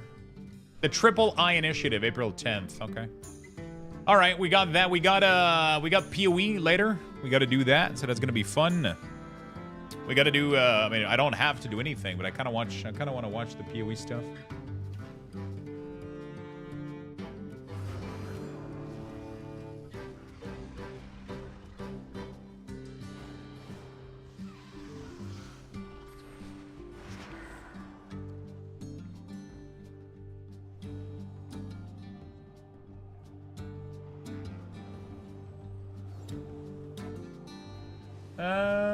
Cool.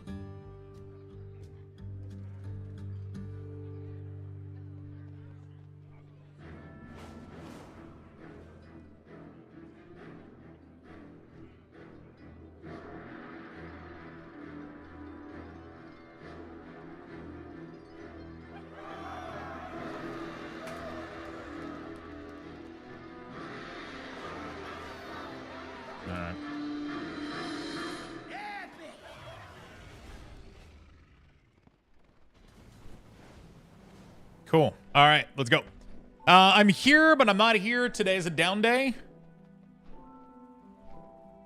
Hopefully you get better, my friend. You got anything to keep yourself busy today? Are you on a week off right now? Are you off work? How's your Unholy DK doing? Really, really good, actually. We've been pumping, man. We've been pumping. Unholy DK's been blasting. Unholy DK has been blasting. I love that picture behind you with that light color. It's pretty good, right? It changes. You can change a light color. So this one doesn't have all the detail. Normally it's a red picture because it has like, it was supposed to represent blood when I commissioned it.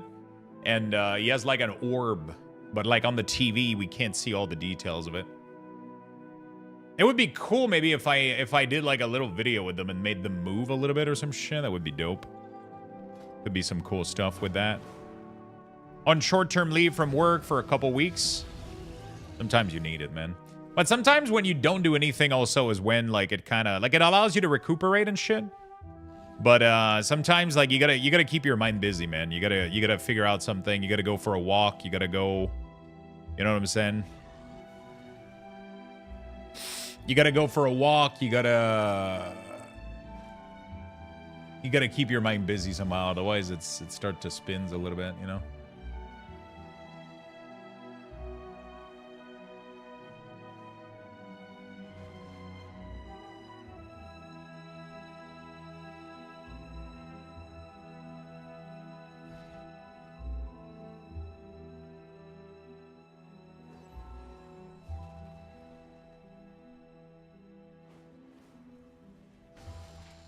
All right.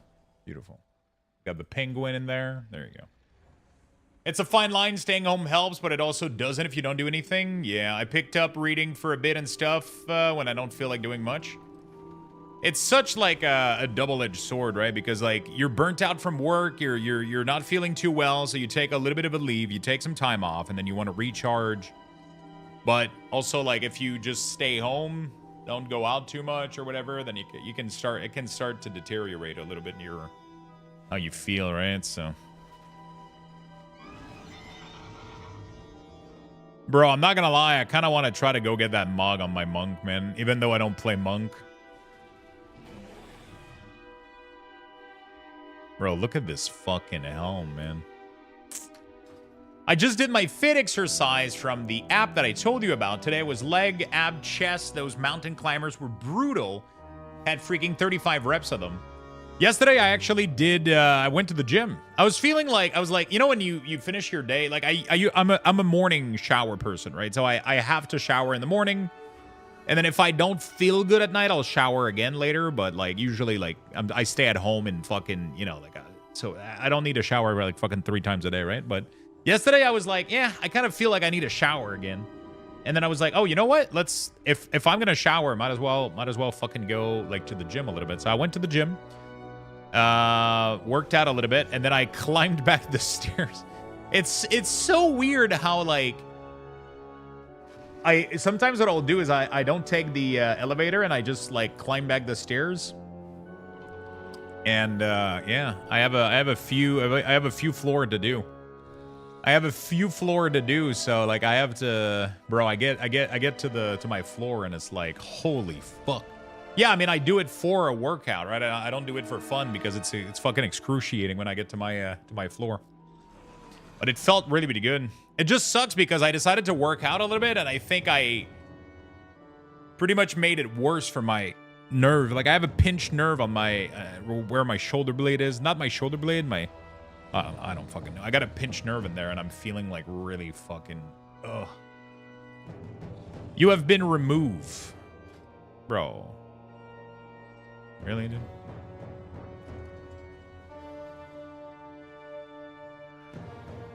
Wow. I got kicked for a priest bundle. Okay, good luck. Good luck, boys. Priest rogue friends. May your key succeed. I fucking hate getting kicked, man. Just like, because while I'm doing this, I'm spending my time waiting with you. You know, like, I'm spending my time waiting with you, and then I don't get to join any other key. You committed to me, you fucking stick with it. It's so weird to like remove people just because you get a bundle of people or whatever. It's so fucking weird. What's up, Asta? How you doing, my friend? Like I'm waiting with you until, like, you know, I'm waiting as much as you are. When you lean your forehead, when you Lean your head forward while gaming. It strains shoulder muscle. Try to keep your head more vertical. Help me tremendously. I mean, I don't really lean my head much, do I? I'm pretty sure I'm sitting pretty good. Damn, man, rolling the big boy keys. Yo, what's up, Xanis? How you doing, Asta? Happy to see you, friend. Des kilos in the camp, pas de niaiser. You have to leave in 20? Shit.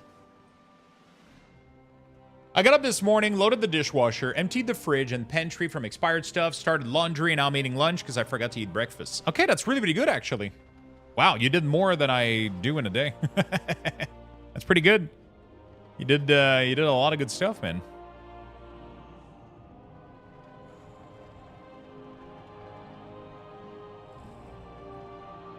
Fuck, it's just like a pinch-ass nerve, bro, right there.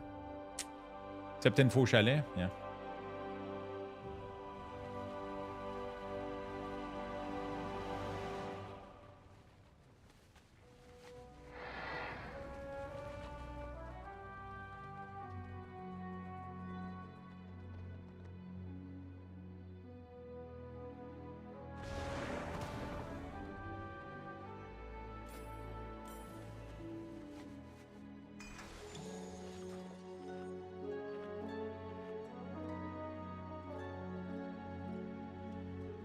Busy time?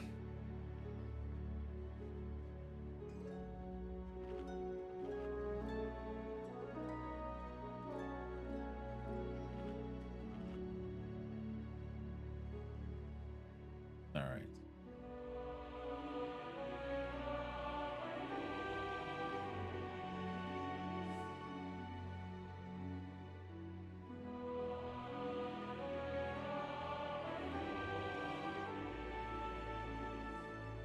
Okay, let's have fun. Yeah, but it will be 2-week max, then relax in the new place. Yeah, it's like a little push you got to give, right? Anything interests you in the direct today? Dragon Quest looks nice. I kind of skimmed through a little bit real quick. I didn't have time to watch. Not that I didn't have time. I didn't wake up early enough to watch, but I kind of looked through what was there. Which something? I think it's a game that already exists. I might have to check it out. And Dragon Quest. Everything else was like, eh.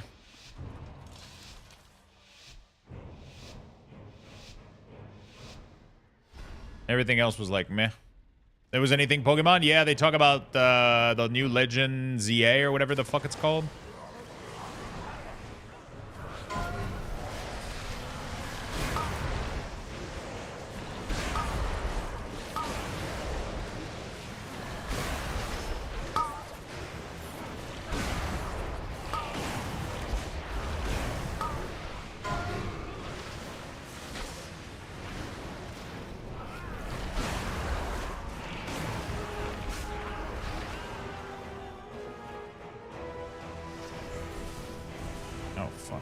I don't know how to fuck that pull, bro. I think my ghoul is like on a rampage or something. Was that me, bro?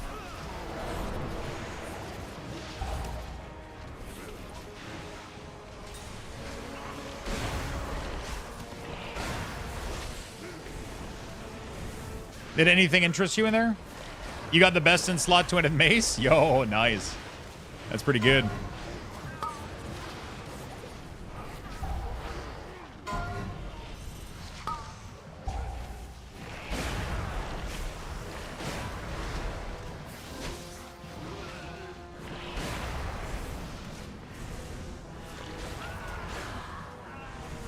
But I'm prot?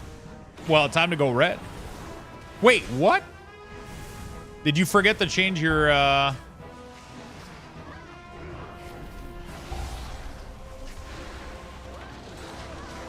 Yeah, oh shit, dude.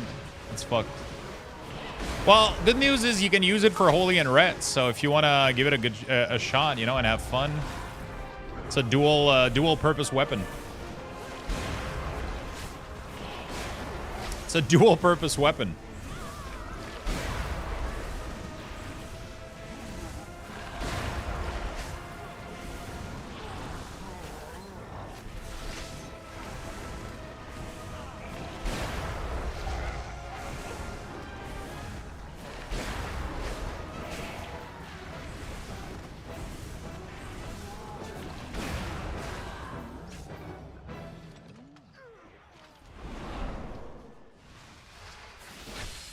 Thank you for your patronage.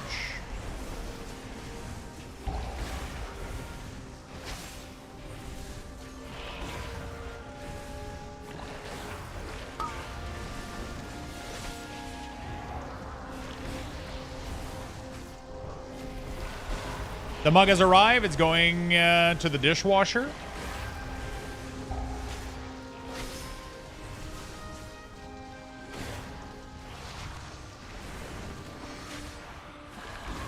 I also learned you can activate the mace to switch to intel stats. Yeah, exactly. It works for both.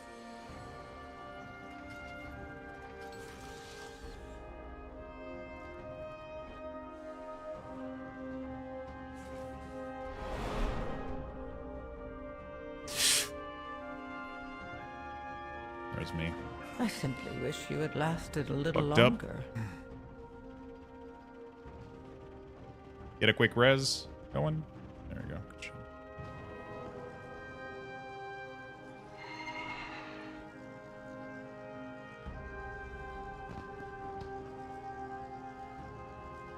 I don't know why it I gotta get out of my mount when I'm up there. Sometimes it will clip you downstairs. It's so fucking annoying. Like it kind of just like whoop, and then you know you kind of lose it a little bit.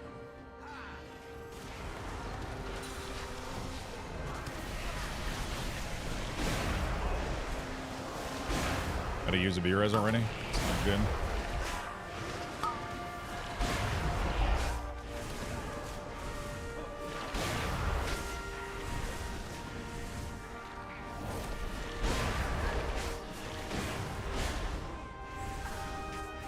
Venture Company thanks you for your patronage. Please enjoy your purchase of the Elite Pummeling Package.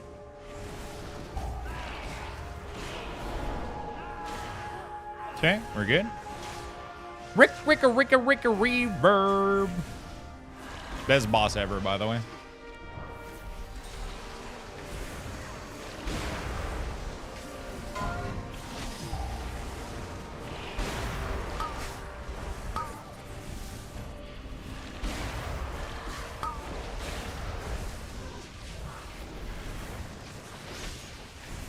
Best boss.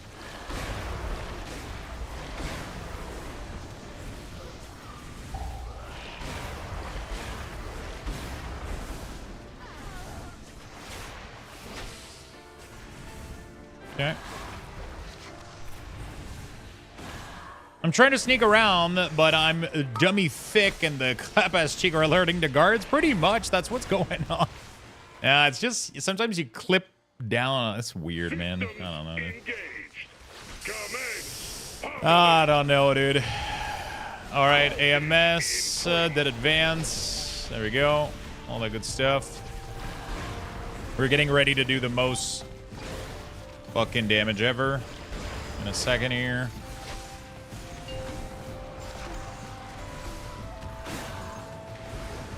Damaging this unit violates the terms of use. Lethal force authorized. Oh, there's one in the back. Oh, shit, bro. It got stuck there.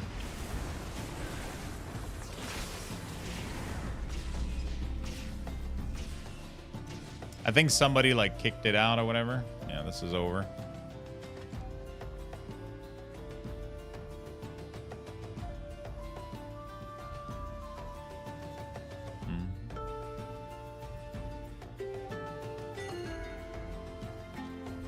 It was glitched into the wall, couldn't get behind. Yeah, it was weird.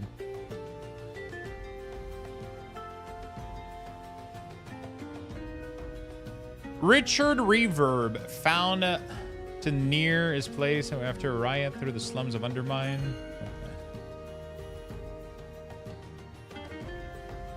Yeah, you can't have the bot. Like it's just like an unfortunate like. It's just an unfortunate thing. Can we? It's probably too late to clip, right? Anybody can get me that clip? I want to see the bomb if it was a. Sometimes you can't get behind the bomb and it's just like it just sucks, man. I don't think we timed this. Like now, I think it's over. but Systems engaged. Commence pummeling. I guess we're gonna attempt the impossible. Voltage increased.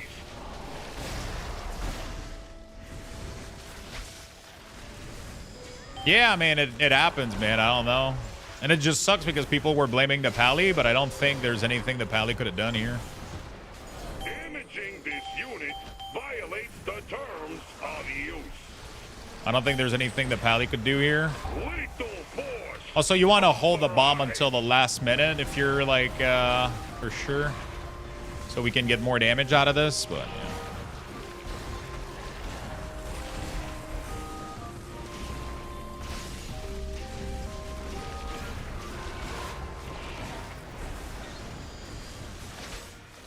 When you accidentally hit Sigil of Misery and it CCs the bomb and it makes them immune? Really? What the fuck? Is that still a thing? That's crazy.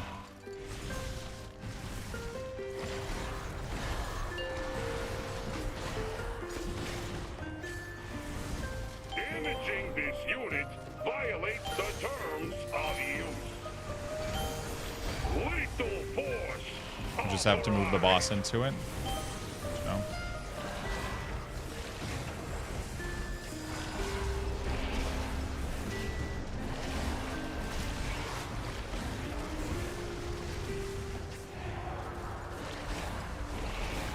Voltage increased.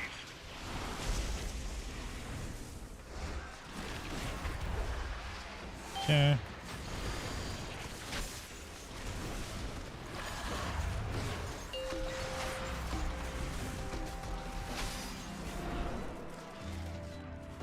Damaging this unit violates the terms of use. Lethal force authorized.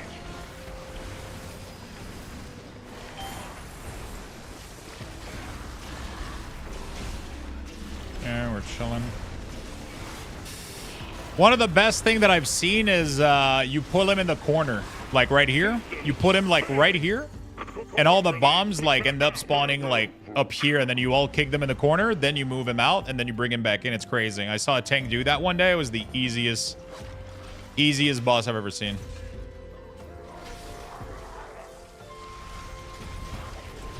It was crazy.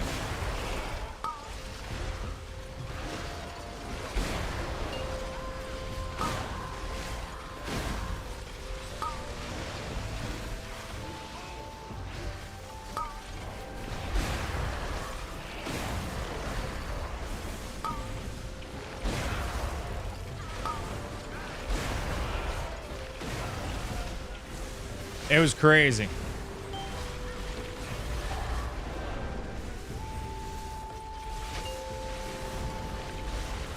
You got pizza?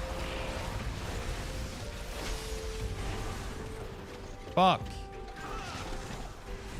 Been trying to eat better lately. Little bit. Still want to order like maybe once a week. We'll probably order like on the weekend or some shit. Probably Saturday or Friday.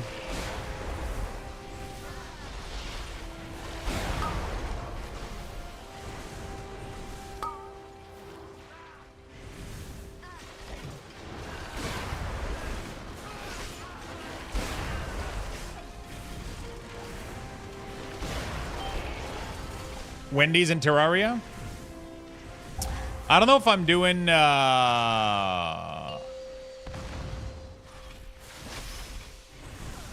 like variety gaming or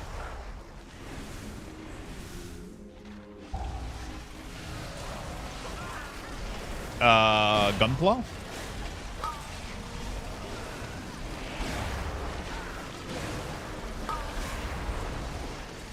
Tenton bought us like a nice little new Gunpla, so I'm like, hey, maybe we do that. Maybe gaming though, so we'll see how I feel.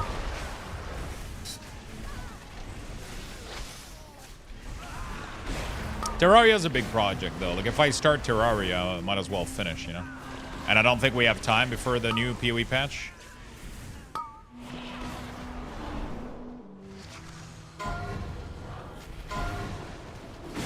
You said eat better, so I got leftover portion of pasta. With sauce.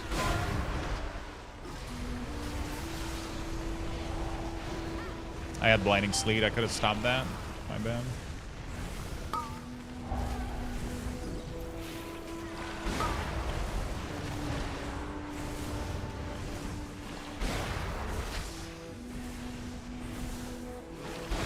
PoE patch is April 4th. We're supposed to get a stream later in 1 hour and 10 minutes, I think.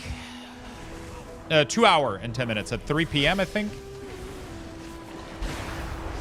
Yo, Strike One. Thank you so much, my friend.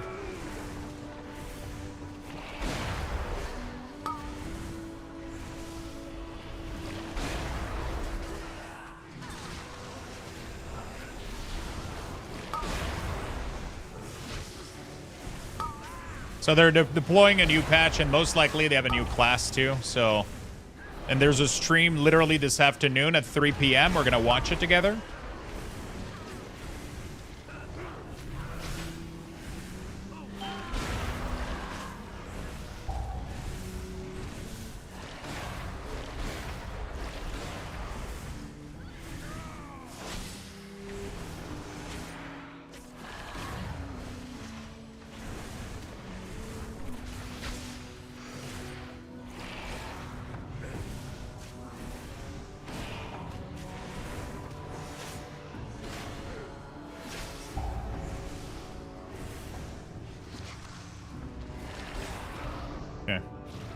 It's not a patch, it's a reveal of the next two PoE early access release. Wait, what?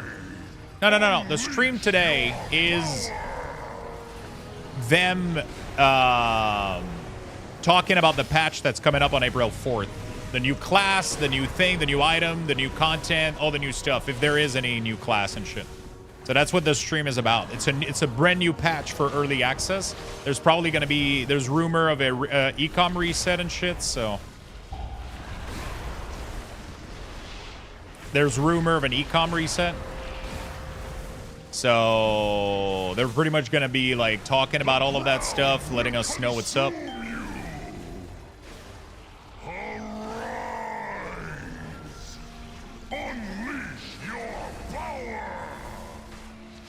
There's rumor of an ecom reset and shit, so. Yeah, I know the patch is, that's what I said. So the patch is not until April 4th. The stream is this afternoon talking about the patch, right? Isn't not what I said?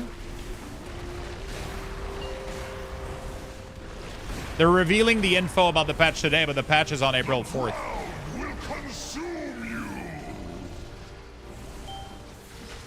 Right? Unleash your power!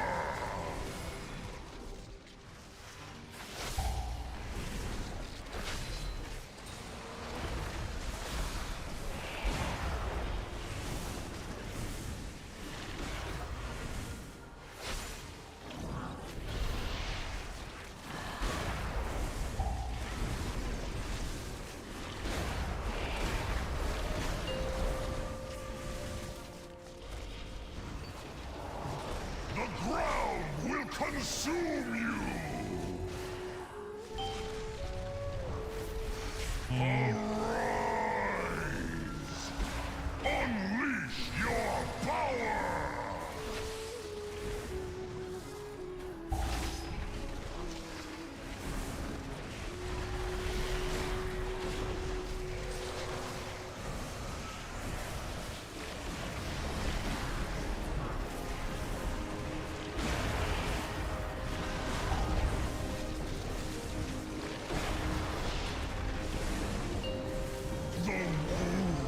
Okay. Must be mended.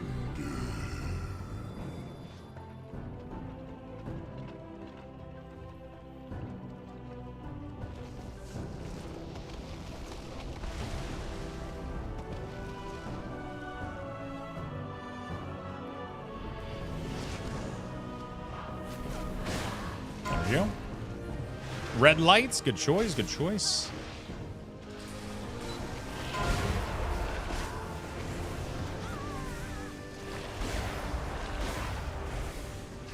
Yeah, so the reveal is later this afternoon. We're going to be watching it together. And the patch is next week. And then after that, mid-April, we get Last Epoch, which is going to be big. I'm excited for that. Like, I'm excited to see what the new class is, but I'm most likely just going to be playing... I'm most likely just going to be playing Minion anyway, so... Yep, my Defile is on body when I press Alt. So I press Alt-E, and it gives me... it automatically gives me Defile under me. But if I want it somewhere specific, I just have to click it, and then I just target wherever I want it to go.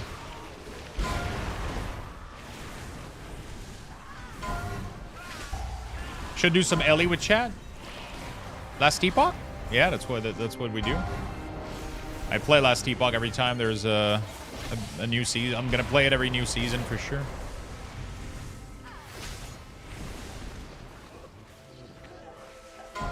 I got my Journey Together booster box shipped from Pokemon Center. Wow, you got one? The promo card is selling for 100. Yeah, but it's not gonna be worth that though, because every single pack is gonna contain one of these cards. Every single one of them, which means that there's gonna be like millions of booster out there. That card is gonna be more common than, you know, Rudy Step's sister in the basement at Taco Bell. Yeah, it's gonna drop massively. I would probably, if you can sell it for that price now, bro, fucking, I don't know. There's no way it stays that high. It's pretty much a guaranteed hit from the box, right? That sounds too common to me. I don't know. I mean, play with chat. Oh, yeah. I mean, the problem with that is I'm very, like, when I play an ARPG, I play every day 8 hours, right? So I'm usually way further away than chat, right? So if I play with chat with an ARPG, when I do ARPG, I like to play solo. I try to play Diablo with people, and I got overwhelmed. Like, you gotta, people have to follow you, or you have to follow them, and then there's always people behind, and then it creates me anxiety, man. I'll be honest. It's not that I don't want to play with people. I wish I wasn't like that, but it just gives me anxiety. Or like sometimes I just want to push. I just want to push and do things, but people are behind. I don't want to start farming like old stuff to carry people around. Otherwise, it removes the fun from me completely.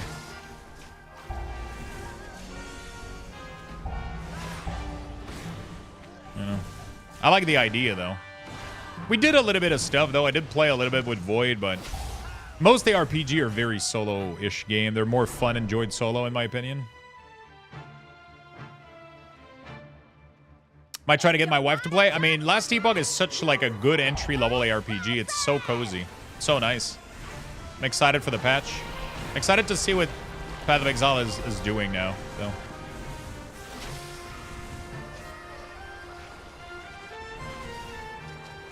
Excited to see what Path of Exile is doing. Diablo 4 is going to be nice, too.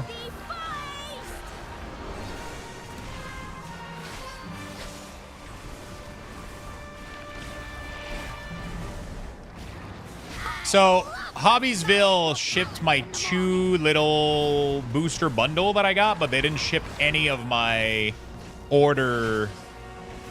I think they're going to cancel them, sadly.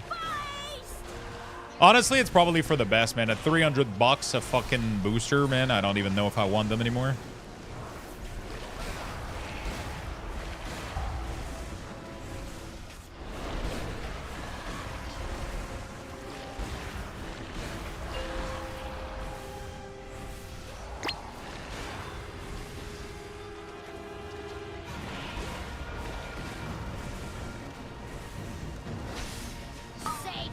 Yeah, but the problem is I didn't circumvent anything. I literally just placed an order of 2, and then I was able to place another order of 2. Like, how is that circumventing? How is their system not blocking that shit? Like, it's so dumb. I don't know, dude. I just placed an order of 2. I don't know. We'll see. They might cancel it, but I don't give a shit anyway. Like, it's $300 per fucking thing, man. It's ridiculous. I'll probably just end up focusing on buying large quantities of cheap booster from Magic and selling singles or some shit. It's fun. People are buying singles from Magic a lot. I ended up scanning like every single oh man, we only have 8 minutes left. Oh bro, yeah, this is not happening.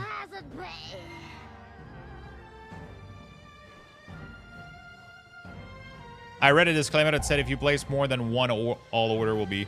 That's not what I read. I read if your order ends up being more than 2, like if the order itself was more than 2.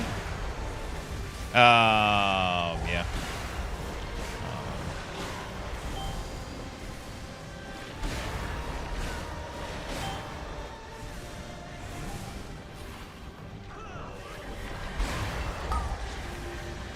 But whatever, they do whatever they want, man. Either I'm going all in on this, or I'm completely skipping it. You know, like. Yeah, they're not allowed to charge you. They're not allowed to charge you fees for that. It's illegal, like 100% illegal. If their system doesn't block it, it's 100% illegal. Like their system allows you to place more than one order. There's no way it's legal for them to charge you fees. There's absolutely no way. Especially on a pre-order.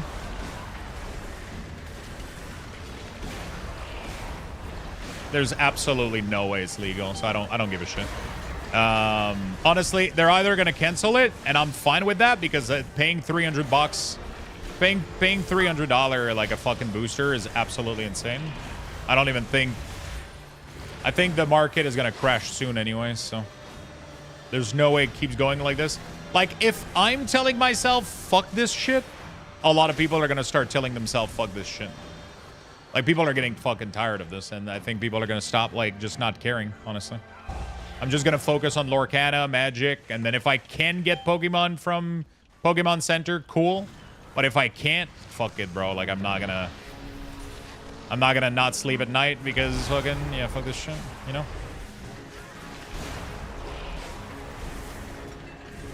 You know, so right now I got 3 order of 2 on them. If they cancel them, so be it. I'll just buy something else. I'll buy some Lorcana instead or some shit.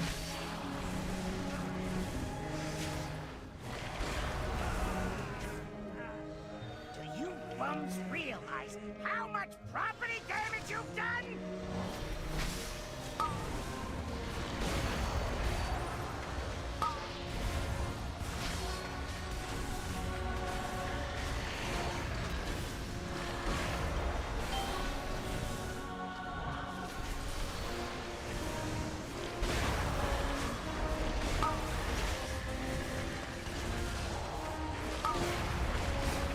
I wish physical Magic the Gathering wasn't so expensive. I would like to buy the Commander decks. Yeah.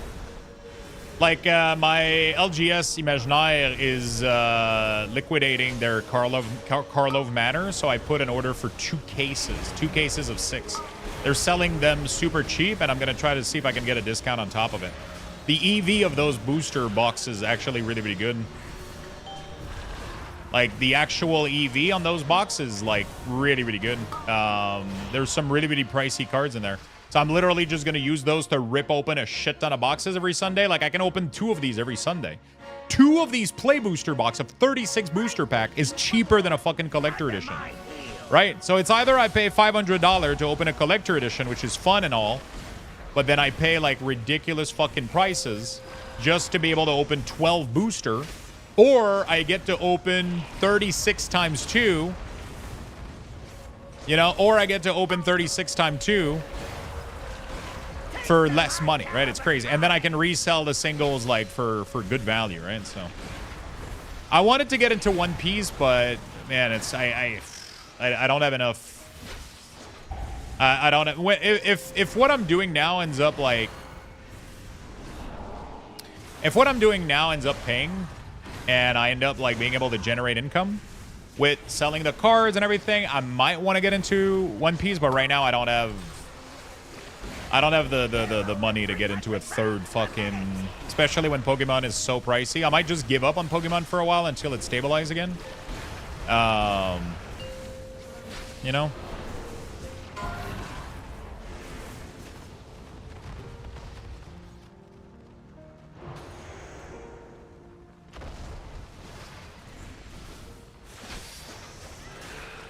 I might end up like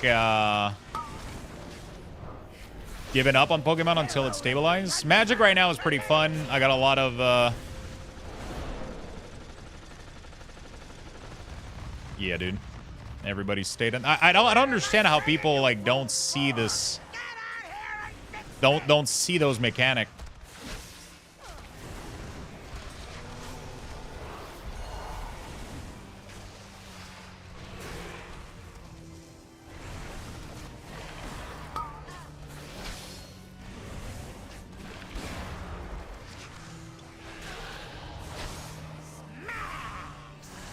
Yeah, it's over, dude.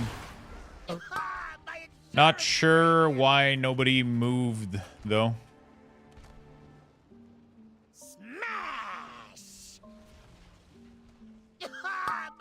Like, everybody stayed there. It's crazy. I'm the only one that got out of there. That was it, dude. Next of kin for the spent ammunition. Everybody stayed in the fucking thing. Fuck me, dude. All right, GG's. Nice try.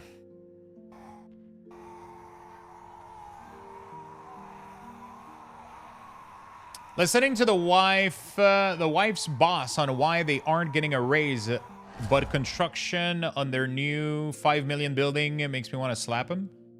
Yeah, I mean, that's what he's telling them. He's like, hey, listen, we had to spend 5 million on a new building. Sadly, we had to put all of your salary increase in there. I wish I meant the FF set mainly. Yeah, the FF set is crazy. I don't know if I'm going to get all my boxes, but I counted this morning. Let me just answer my LGS guy.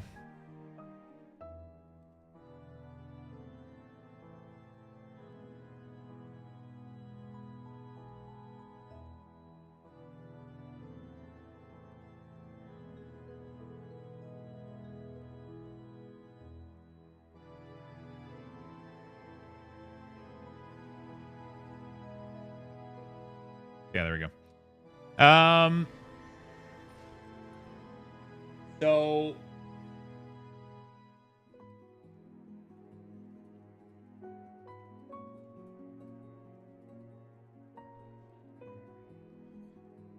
yeah, not Lorcana, but Final Fantasy. I got like a lot of boxes coming up. Like, yeah, like that one. I'm really excited about because I mean it's just gonna be kind of insane. This entire product line is gonna go like absolutely nuts.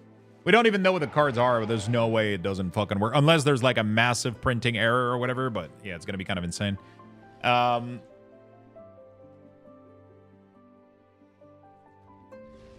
Yeah, I mean you can't go with like with Pokemon right now. One Piece is looking good. I'm still like super fucking bullish on Lorcana though. I still go like not only is the game fun to play, they're doing a lot of tournaments. The game is fun to play. The cards are cool. The pack is actually pretty fun, like the enchanted pulls and everything, and the rare, the legendaries. It's fucking amazing. It's such a cool card game. So right now I'm really focusing on Magic and Lorcana a lot because I'm able to get cards mainly, and they're fun. Pokemon is cool, but I'm gonna have to wait until it kind of dials down a little bit because right now it's absolutely insane. It's hard to purchase. It's hard to get cards at all. It's kind of crazy, yeah. So it's almost impossible right now to get any cards. So we just wait a little bit. I got some orders. I'm assuming they're gonna get canceled. I'm assuming they're gonna get canceled, but we'll see in the future. Yeah, so I'm pretty much gonna go like a lot on Magic Lorcana coming up. I wanted to get into One Piece, but One Piece is it's just another one, it's kind of crazy, dude. Oh, you mean a hat like that? Oh, I thought you oh yeah, it looks really, really fucking good on you, bro. I thought it was gonna be like an actual like hat. We call those cap. I don't call those hat. Interesting. Okay, yeah, yeah, it looks fucking good, dude. Looks super fun. I love those too. Like I'm a big fan of baseball cap. Like You know, that actual model, really pretty good. That actual model of Cap is really pretty good. I thought you were gonna take a picture with a fucking fedora or some shit. I can't stand those. How is Vault? Pretty decent. I got a big fat weapon on my Death Knight, and then I got this from the...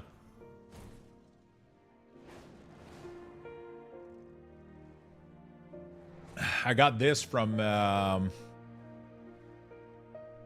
my quest this week. Are kids even still able to play Pokemon cards? Seems like the hobby is taken over by adults. Yeah, the problem is nobody plays Pokemon. Nobody has ever played Pokemon. When is the last time you heard somebody play Pokemon? People just collect it. They do Master Set. They collect it. They don't play it. People play Magic and Lorcana. Ask any LGS, bro. Like, people don't come into the LGS to play Pokemon whatsoever. Like, a little bit, but very, very little. Right now, it's all about Lorcana and Magic. Like, there's very few people playing. There's very, very few people playing Pokemon. Star Wars Unlimited. I know a bunch of people who play. Yeah, but it's a very small percentages compared to every other TCG right now. You know, it's just it's such a small percentage compared to the amount of people that are getting into Lorcana right now. Lorcana's taken over, man. It's crazy. And Magic is still extremely popular, so.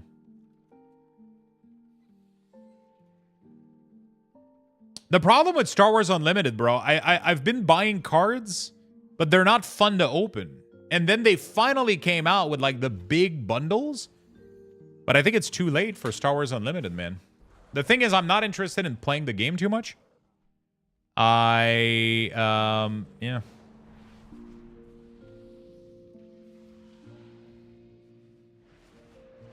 I'm more interested in, like, collecting and shit. Like, Lorcana, I'm really interested to... Lorcana, like, I'm super interested to... But it's just the value of these booster boxes absolutely plummeting, dude. Like, look at that. People don't care, man. The products is... They're not fun to open. I bought a box, opened it, was the worst opening experience I've ever had. No fun card. No, like, anything. It was really, really boring. Really boring to open. Now, apparently the Carbonite are doing well. But even then, I think it's too late, though. It's like the Carbonite pack are doing, like... Apparently these have some really, really good pulls in them. And then this is where the fun is but... So, MTG FF won't drop, right? What do you mean?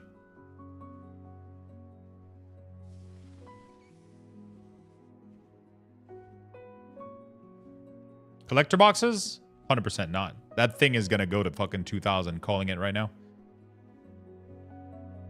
Final Fantasy is going to be just as strong as...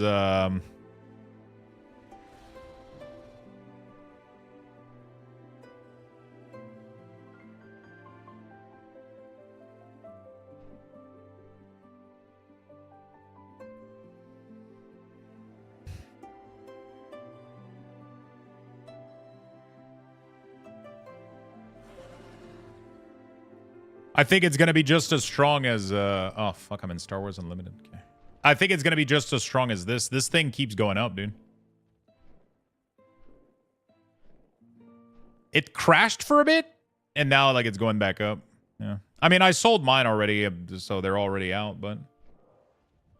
I should have kept the rule of 2 for FF. I should have kept one of these, man. I regret selling all of them. I wish I would have held onto one. So I ended up... I changed my listing right now on eBay to actually not... to actually not have... To not sell all of... I only put one of my Lord of the Ring collector. I regret selling all of them a little bit because I wanted to at least keep one. That would have been fun. But whatever. It made me a pretty good sell. I'm still happy about the money it made, for sure. I would have just liked to keep one. Lorcana can easily include Marvel and Star Wars. Yeah, that's what I'm wondering. I wonder if they're going to end up doing that. But yeah, like, look at this, bro. Like, it's fucking insane. It went from... It 3x'd. Like, It went from 400 to... It's absolutely absurd. And I think... I honestly believe Final Fantasy is going to do the same. Final Fantasy is it's such a strong franchise. Even Assassin's Creed, man, I was sad because I thought that I made a mistake by buying Assassin's Creed. Look at that. So initially, like, Assassin's Creed like fucking peaked and then it fucking plummeted. And look at that. Now the game has been announced. The game is doing well. And look at this shit, bro. That thing is going right back up right now. I still have 7 of them. Or 6? Where are they? Oh, they're over there. 1, 2, 3, 4, 5, 6. I got 6 of them. But these are not going to be, like, interesting until... I don't know. No characters from Shadow, but I think it reinvigorated people's love for Assassin's Creed a little bit, I think. And they did something so fucking cool in this bundle. It blows my mind that the price ended up crashing. People are going to realize that they made a mistake. There is serialized cards in there that are literally around historic figure. And they're in the language of the actual figure. So you got like Cleopatra, you got like fucking... I don't remember... Let me Google it real quick. Serialized historic figure, Assassin's Creed. They ended up doing like a lot of really cool cards. They got like Leonardo da Vinci. The card is in full Italian. Even if you do, even if you get it from the English booster box, you get Leonardo da Vinci in full Italian and shit. You got like Cleopatra here. You got, there's a couple others that are really cool.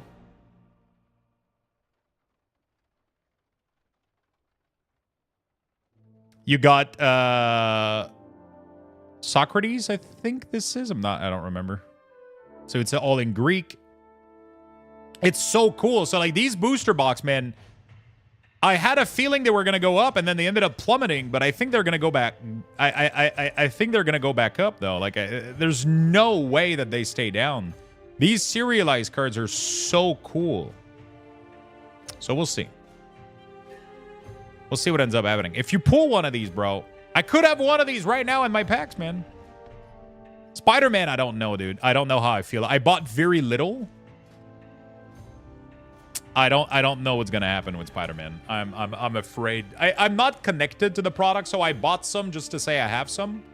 But I'm not connected. I'm not like a huge fucking Spider-Man nerd or some shit. You know what I'm saying? Like, I'm not like a huge Spider-Man fan, so I don't have any attachment to it. I love Final Fantasy, so I went all out. I love Dragon, so I bought a shit ton of Tarkir as well.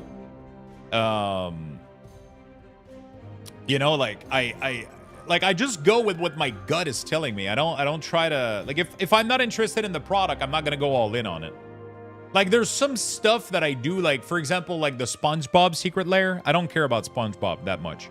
But I think it's hilarious that they ended up doing something with Secret Lair and SpongeBob. So I got every single card available. I didn't buy multiple copies. I just wanted to have one of every bundle they had. And I managed to get all of them. So that's crazy. It cost me like $250. But there's no way that doesn't fucking scale in price, man. These cards are insane. Some of these cards are absolute fucking genius. You literally have the meme from SpongeBob. Dude, look at this one, Counterspell. Bro. If this card doesn't skyrocket to the moon, I don't know what will, dude. You got Days Night Whisper. Look at Counterspell. I bought all of them, man. I have one copy on every single one of these. And they were sold out in a matter of hours, bro. Crazy.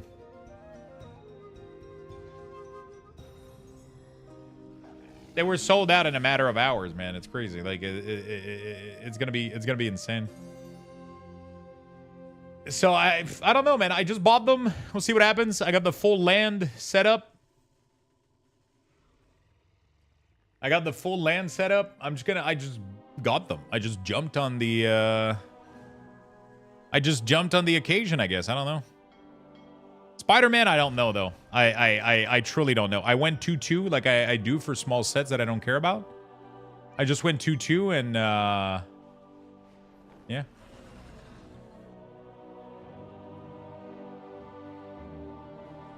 I went 2 playbox, 2 collector, and I'm not getting anything else.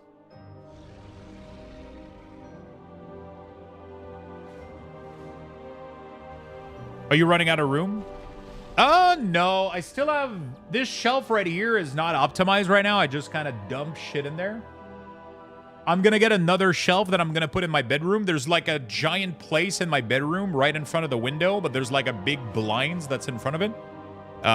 So like it's not going to get affected by the sun or anything. And I'm going to buy another shelf and put it there for like... Because I'm going to start to buy, like, cases of Play Booster from Magic every time I find one that's, like, pretty cheap. And those are fun to open, and I can easily resell them for more than their value. So that ends up being really, really nice for me. So, yeah. Like, I bought some Karlov Manor pretty cheap from my LGS. And they have an EV higher than what's in the box right now. And that's if you sell cards like really, really cheap. But like on eBay, you can sell cards easily for like 99 cents or even $1.99 that are worth like 10 cents. People don't care on eBay. They see your listing, they go for it, you know? Did you get any MTG Play Booster box to open? I got some, but I'm still waiting right now. I'm going to try to get the Play Booster from my LGS. Because those I know are not going to go out of... They're not going to go out of order. I got like 2 of them. I focus way more on the collector edition now. I focused way more on the collector's edition because that's what's going to be tough to get. That's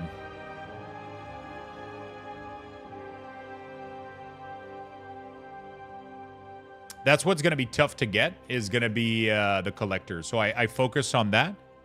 And my LGS is most likely... I'm most likely going to be able to get a lot of Play Booster from my LGS, so I'm kind of waiting. We'll see.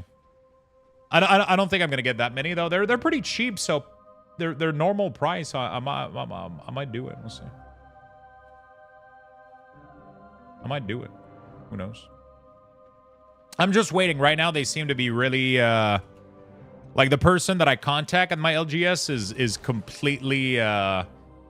overwhelmed. I think right now that the month of March has been absolutely insane for them. So he's I think he's like a little bit overwhelmed right now.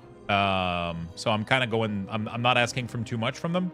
So I've been ordering from a bunch of other stores. Sadly, they don't have like pre-order early for a lot of the stuff that I want to pre-order. So I end up ordering a lot everywhere, and then whatever I can get from my LGS, I do, you know, like.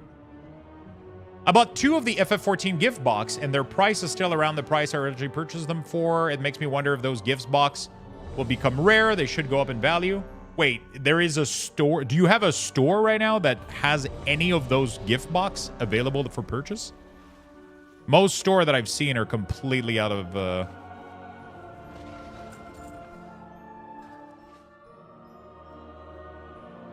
completely out of order. But yeah, I am slightly running out of room, but I still have the alternative to buy a giant-ass fucking shelf. Which actually... Hold on a second. There was a shelf that I could order on Costco that was, like, pretty fucking nice.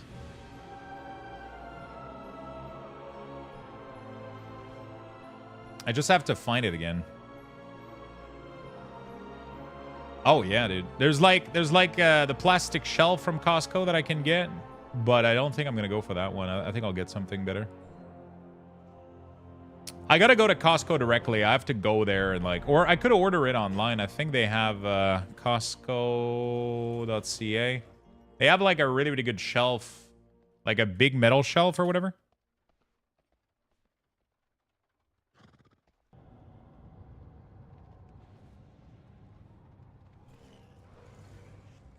I just don't remember...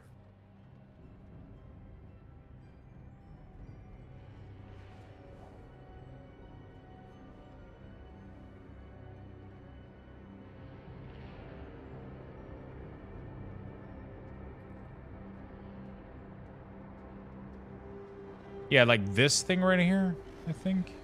Is it this? Like a wire rack or whatever. Not what I want. Oh, yeah, it's this one right here. Gorilla Rack Heavy Duty Storage Rack. Look at this fucking thing. It's pretty cheap, too. But this is pretty much what I want to order. It's, like, super popular, normally.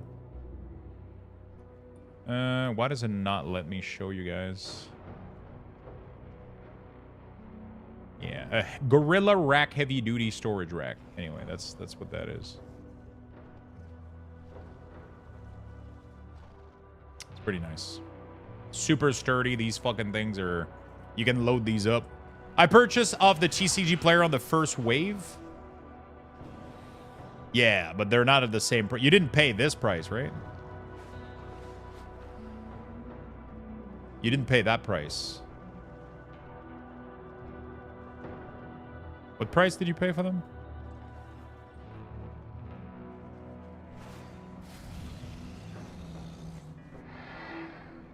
I don't remember how much I paid for mine, actually.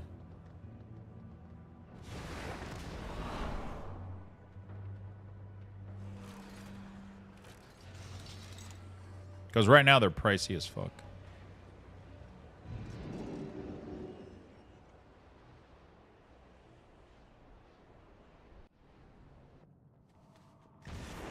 $150 CAD, yeah, that was a good price. 180 USD though, that's like...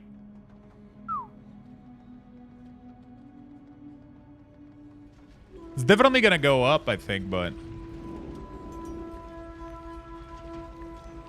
It's just like a high starting point, I think. I don't know, we'll see.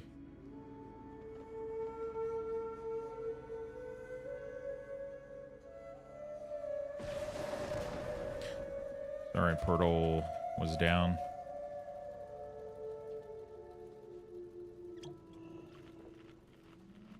It came with shipping. House of Card indeed, bro. House of Cards indeed. I got really lucky, dude. I got really, really lucky.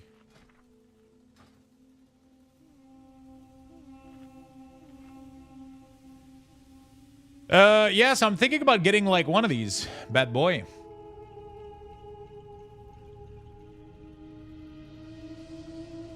One of these. I'll put that in my bedroom. Like, these things are fucking sturdy as hell, bro.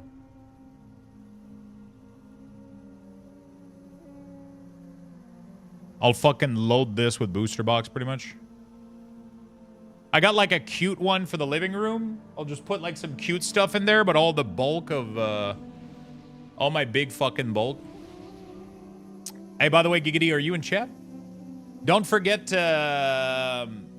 Also, Groundbreaker, I don't know if you guys are. We had 2 people buy from me from eBay. Make sure you you guys leave me... you can go leave me feedback. You can do it now or wait until you... it helps me so fucking much to get those, like, 5-star feedback and shit.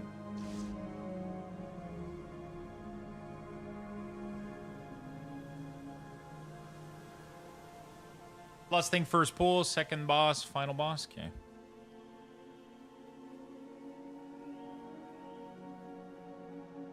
When your cards drop off your scanning machine, it's an addicting sound. Bro, I did my entire row of uncommon. It was 2,000 cards. It was just pile after pile after pile, just like cluck, cluck, cluck, cluck, cluck, cluck, cluck, cluck, cluck. I did, it was, I spent, not yesterday, but the night before that, I spent the entire evening scanning the entire thing. And soon, not tonight, but soon I'll do the commons as well. Because I want to list literally like all my commons for 99 cents. That's what I'm going to do. I'm literally going to scan all my commons. I'm not even going to check their value. And I'll list every single one of them for like 99 cents on eBay or some shit like that. It's still $1 a card. People pay like $2 for shipping, $2-3. And then you can bundle up cards. It adds up, but you know. The thing is, people like, if you have a large quantity of cards, it's really, really, really, really good. If you have a large quantity of cards, like people will end up. Did you add your stickers back to your eBay store? I did not, Appy Booger. Actually, I have to do that.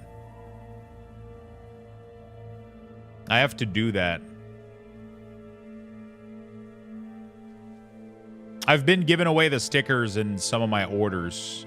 Like the big order, when people do big orders or people from stream, I'll add a stickers to there. I'm supposed to receive also my Yahoo my new card. So I got some like small cards that are coming up.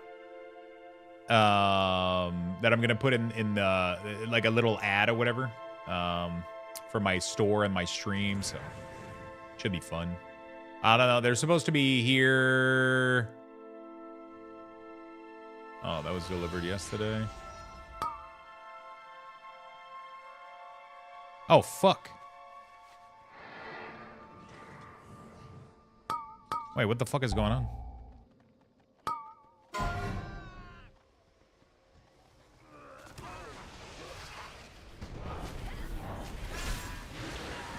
Oh, they're gonna go practice the jump. Okay. I was like, what the fuck are we doing, bro? I was like, did the key start and I wasn't even aware, dude? I was like, what the fuck? Oh, are you gonna open the give bundle? I don't think the give bundle is worth opening, though. I'll be honest with you. Give bundle is definitely something you should keep closed. If you open it, you're gonna definitely lose value for sure, 100%.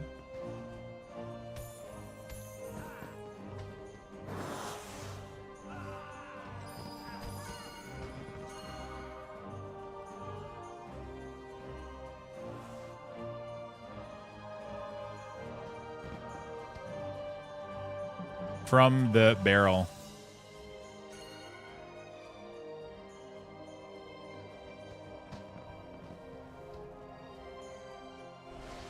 Yeah. No, it's super easy to do. It's just people try to jump from the other one, but it's from the barrel. It's a tough skip to do, though. Annoying. I might open my own, but I haven't decided yet. Honestly, these give bundle are absolutely not worth to open. I just wanted to let you know. They retain a lot more value closed for sure. It's tough to not open them though. I mean, in general, opening products never lead to value unless it has playable products. But if it has collectible products, it rarely leads to value because people want to have the experience of opening it. So the real value is going to be in the not opening, pretty much. For sure, for sure.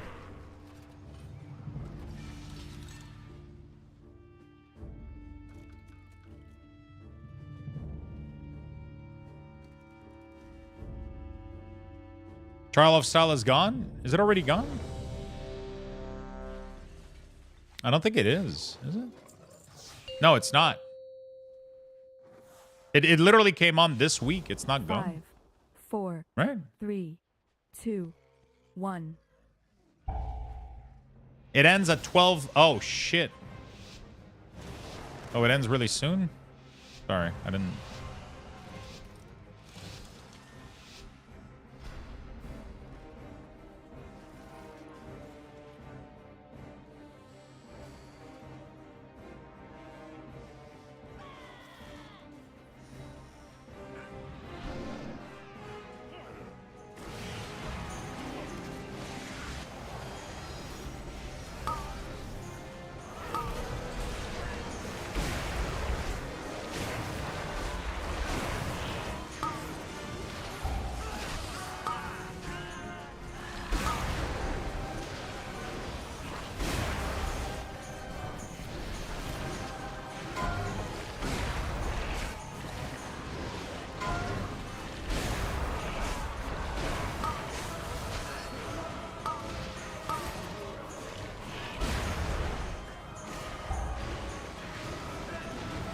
Welcome aboard the explosive train.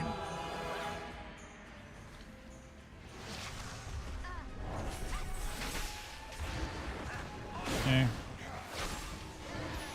On all these fine? Totally fine. Don't worry about it. Don't tell it to anybody.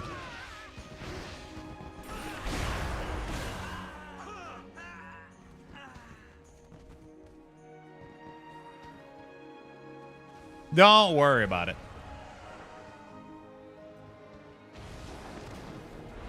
Don't worry about it. It's all fine. We good. We good. 11 million overall. Yeah, it's just the first pool, though, with Bloodlust. Most classes, like LA Shaman would be at 20 million right now, bro. Like, LA Shaman would have totally beat me right there. Don't worry about it. Fine. It's just that first pool with a Blood Beast and Bloodlust and shit. Like, it's gonna calm way the fuck down. I'll finish this with like 3 mil, maybe, if I'm lucky. 3.5, maybe 3.2.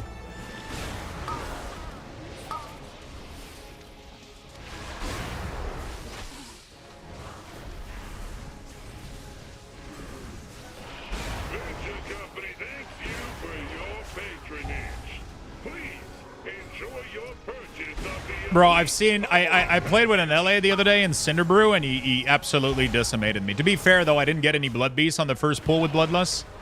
If I did, I think I would have decimated him, but he was doing pull, bro. He was going all the way up to 20 million. It's insane. I think both are good. I think Unholy's slightly better because it's fucking unkillable, too. You know, like... And LA brings Bloodlust, which is great. So, you know, honestly, I think both class together are insane.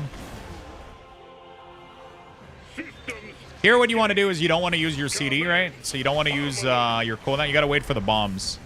First, AoE, AMS, Death Advance. Completely negate the mechanic.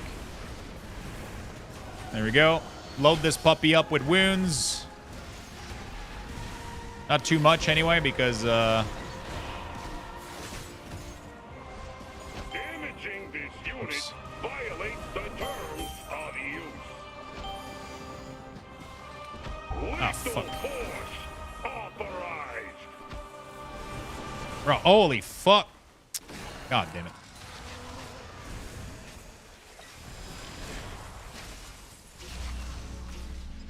God fucking damn it.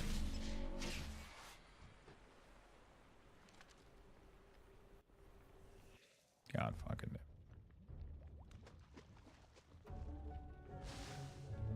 That was bad. I think everybody was trying to do them, and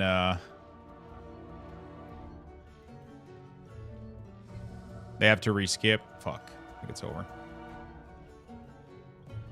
I think too many people at the same time try to do it, and it ended up like fucking up the bomb path.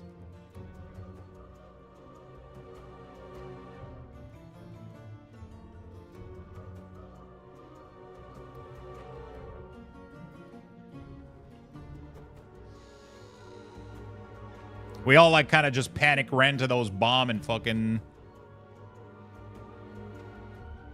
glitched the fuck out of them.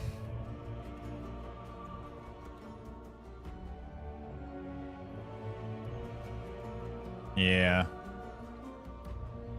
This is over, sadly. Just on the kicking thing.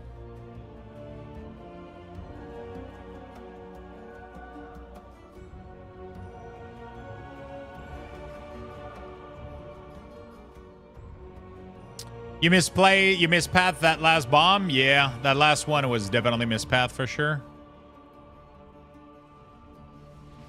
We just had too many people doing it, I think, and like it started to get like kind of last minute panicky. Like nobody was doing it, and then I was like, okay, I'll fucking go in as a melee and do it, right? But then it's ended up being too last second, and yeah.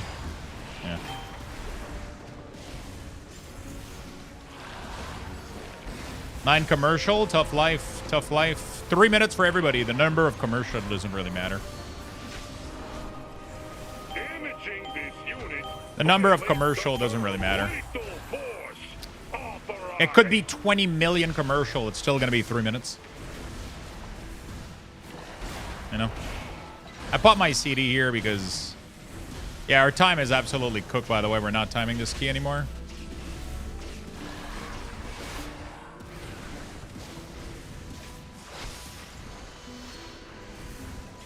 I fucked up one of the kick on the first thing, but, you know.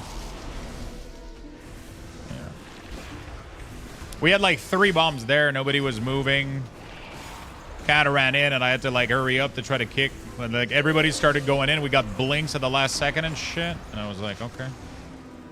Damaging this unit violates the terms of use. Lethal force stuff.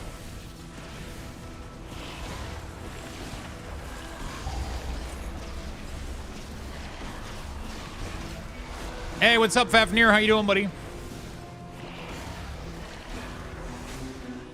Voltage increased. How you doing, Fafnir? So yeah, the commercials, the number of commercials is irrelevant. You're always going to get 3 minutes every hour. That doesn't matter. You'll get 3 minutes every hour, and you'll... the number of them is completely irrelevant. Damaging this unit violates the terms of use. Oh, fuck. Lethal force. Just had to get it authorized. in the range. There we go. Okay, we're chilling.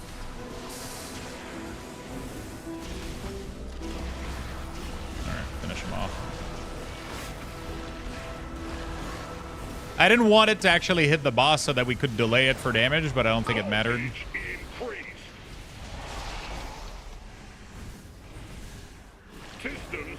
Normally what I like to do is you have the healer sit close to the last one, and then you literally like do it at the last second.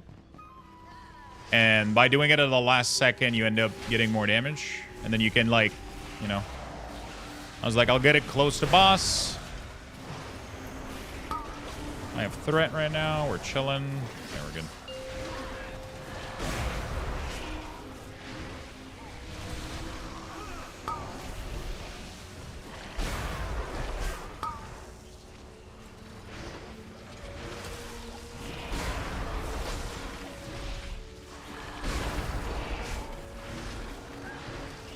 Okay.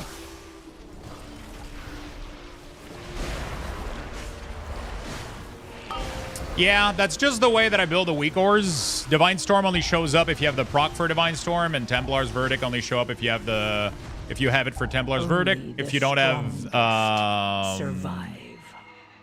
Man, I don't know how I was supposed to dodge that. I literally got surrounded by every single thing in melee. Right there.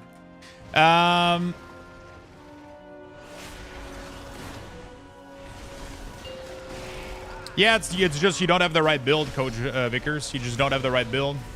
Divine Storm shows up if you have the Divine Storm thing automatically.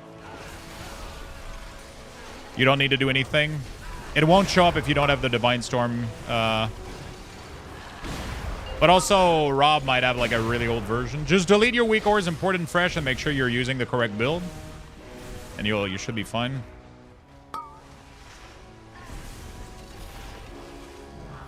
You'll be fine. Make sure you're using the build that has the free Divine Storm proc, and Divine Storm will 100% show up in there.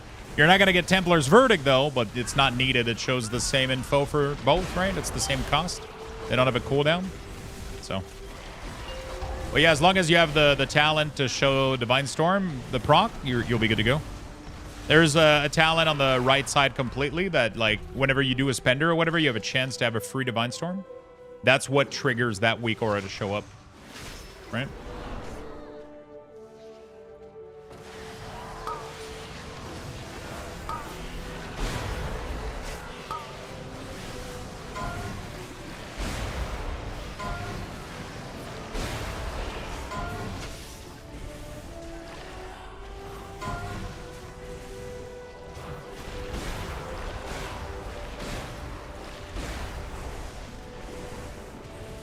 Hopefully that helps you.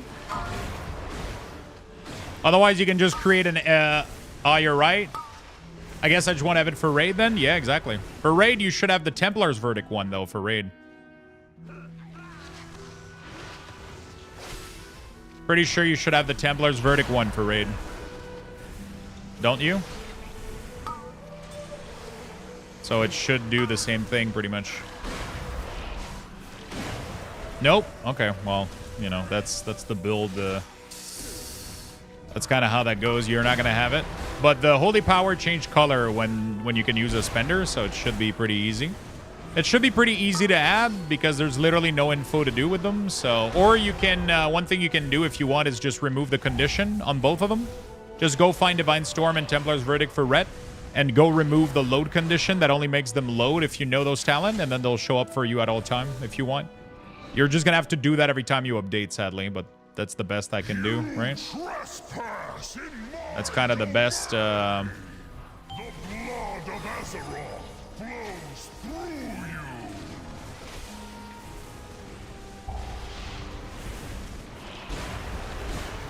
That's kind of the best that you can do. You're gonna have to redo it every time you want to update, but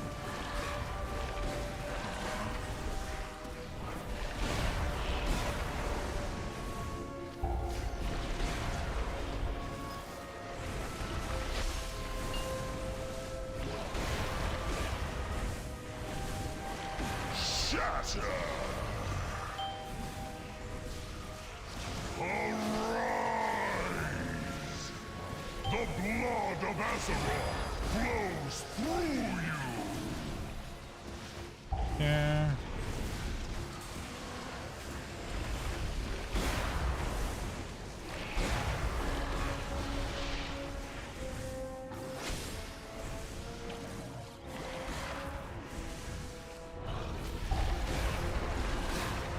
I'm trying as much as possible. 35% off plus 5 gifted for 4 days. Holy shit.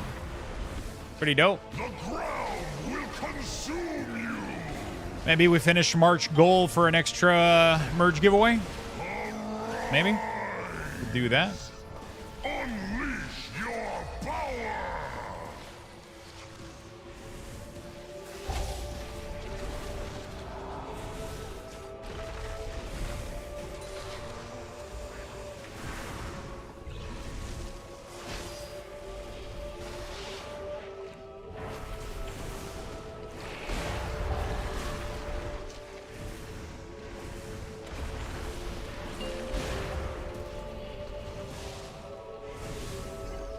The ground will consume you! Obey the beard! Da, da, da, da. Obey the beard. Da, da, da, da. Obey the beard.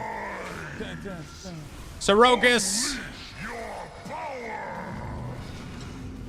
Sorokas with the 5 gifted. Thank you so much, my friend. Subs. You also get to have a pack for this. You also get to have a pack for this this Sunday. Thank you so much for the gifted, my friend. I didn't have a sub goal for March, but we'll just do a nice giveaway if we hit 900. Sorry, if we hit the 100 remaining. Sorry, if we hit 1,000, we'll do like a nice merge giveaway. And yeah, we'll just do a nice little giveaway. You get a pack, yeah, you get a pack. Maybe some additional Lux boxes. Thank you so much for the 5, my friend. Really do appreciate it. Thank you for the big love. We'll do an additional little giveaway for the end of March if we hit the goal.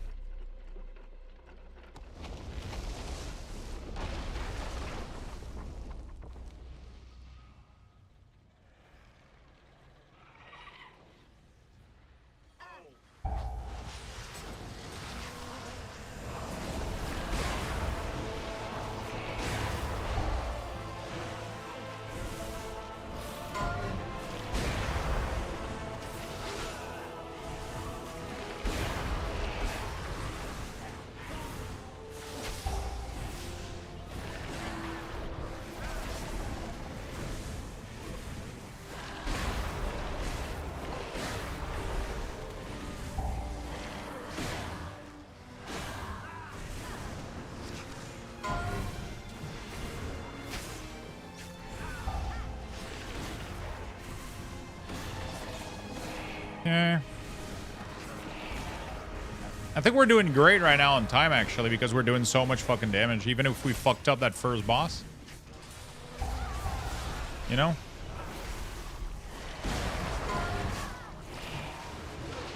Even after fucking up that first boss, I think we're actually doing decent. Just because we're doing so much fucking damage. Thank you so much, Sorokas, man. I really do appreciate it.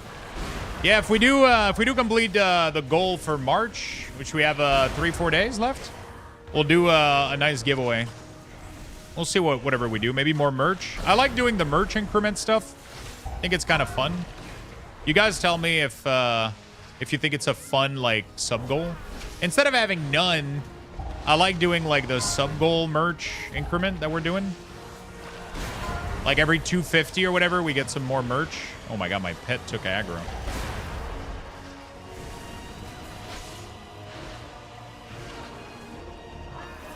You guys let me know if you like that.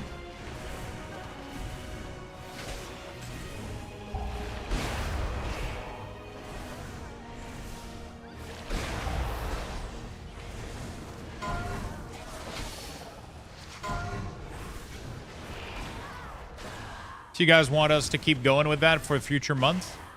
I usually run out of ideas to do for like these sort of stuff. Like sometimes people will do like, you know, drink a fucking concoction of like disgusting shit. And I'm like, bro, I don't want to drink that. I don't want to do that, you know, like I think there's like some fun stuff that we can do that would make it nice for you guys.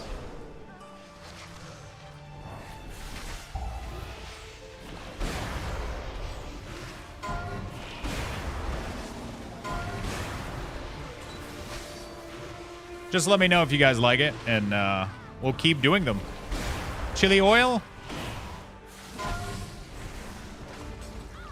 Dude, sesame seed chili infused oil is like my favorite thing.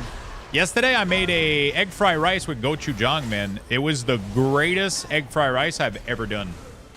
Dude, my pet keeps dying, bro. What the fuck? So, like, I cook, like, my eggs, my veggies, and everything, and then I added, like, a big spoon of gochujang in there. Oh, my God. And then it kind of stained the rice like a red, spicy rice, and it was so fucking good.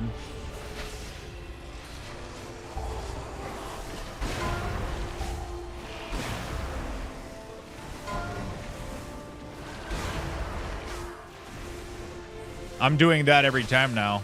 Gochujang is so good, man. I remember a few months ago when I was talking to you about gochujang. Yeah. I just bought we did a recipe not long ago with it, so we bought some. I don't remember what it was though. Oh yeah, it was crispy gochujang tofu. It was insanely good. And yesterday I was like, oh, I still have the gochujang, right? So what I do is I put, I have a secret ingredient in my egg fried rice though. Where do you get gochujang? In Canada? Walmart, bro. They actually had it at Walmart, right on the shelves. No joke.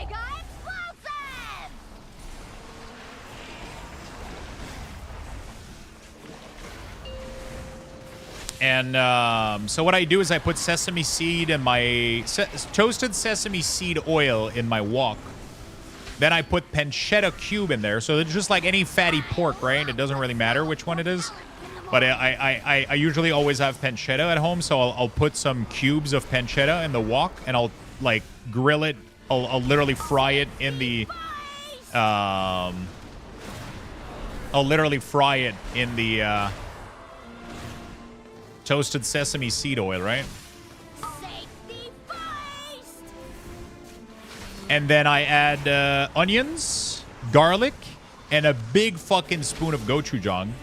Then I cook the eggs in the fat, and then I add the rice. And then at the end, you add a little splash of soy sauce around the edge, a little bit of MSG sprinkled, and then I add some mixture of carrots and peas, like frozen carrots and peas that I just reheated them, and then I dump there and there. And then if you have some green onions at the end, you top it up with some green onions, bro. Holy shit. Best egg fried rice ever. I'm actually going to have that for lunch today.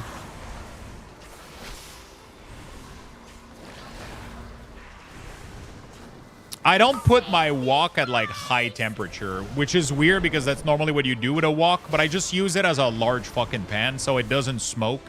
I don't need to put the heat really, really high for the sesame seed because the pancetta has a lot of fat. This is a lot of fat. It's going to fucking pop everywhere if I put it So I usually bought on Amazon this little oil called a chili sesame seed oil. And it was it's the most amazing fucking thing I've ever had. It's so good. Usually I add that instead of the toasted sesame seed oil, but I was out, so I just used toasted sesame seed and gochujang instead.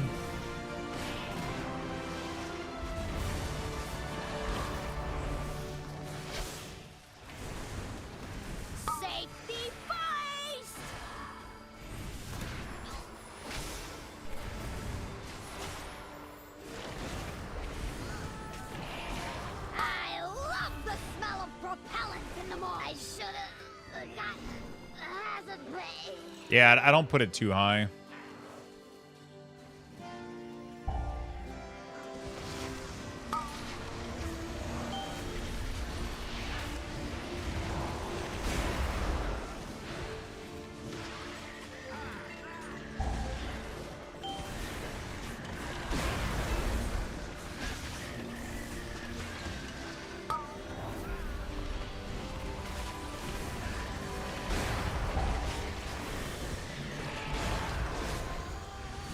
Yeah, she loves to cook too. She does, but I love to cook for her so much that she pretty much I always cook when she's here. But we sometimes we'll like she'll find a recipe and then we'll both do it together. I just love to cook for people. That's like my love language a little bit, right? So I just fucking love to do that. It's so fun for me. It's such a fun thing. But she cooks some really, really nice stuff at home too. We always send each other like pictures and shit of what we cook. You know?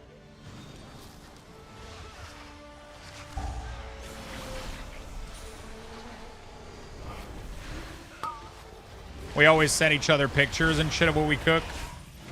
The PoE thing is in 1 hour. Yeah.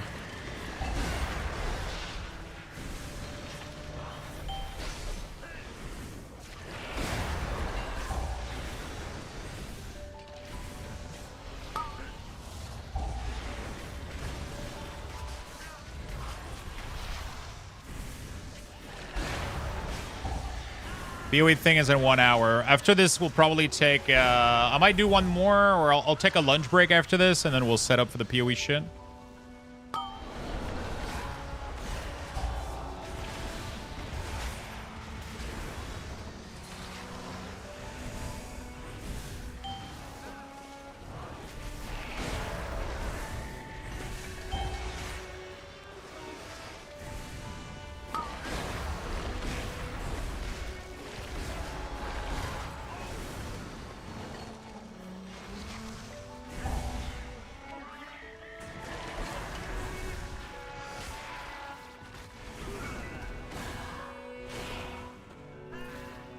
I think we might time this, bro.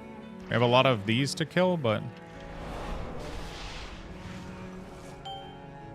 Are we doing like an... No. Okay. You bums realize how much property damage you've done?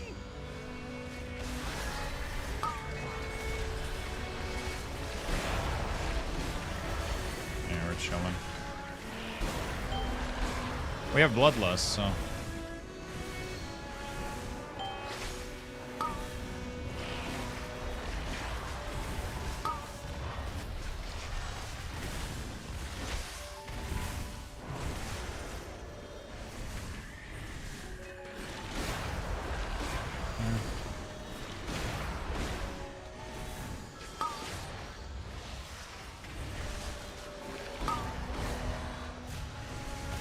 One does the dessert and does the meal. I usually do everything. I just love it, you know? Like, I fucking love to cook for her. It's so fun for me.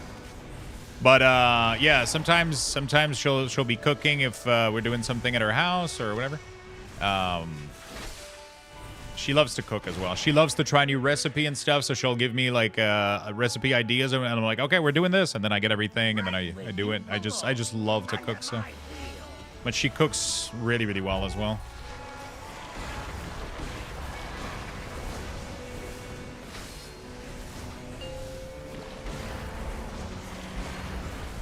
Oh, is there a point? Oh, yeah, okay. That is a point. Oh, I forgot about this point, bro. Are we going to stay here all day? Yeah, I forgot about it. No. I didn't know it still worked, dude. It's crazy.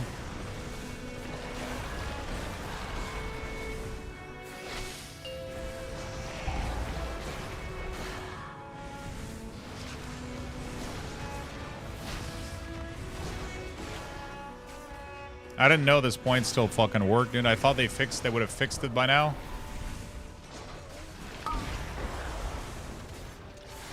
Get a load of 300 rounds per minute. I don't think I should have popped CD here, but whatever.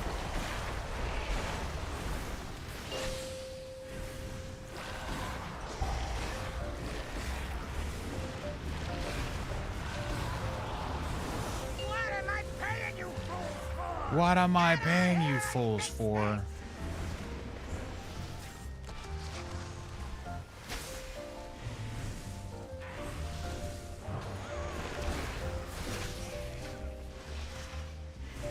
Who's getting targeted? Me? Okay.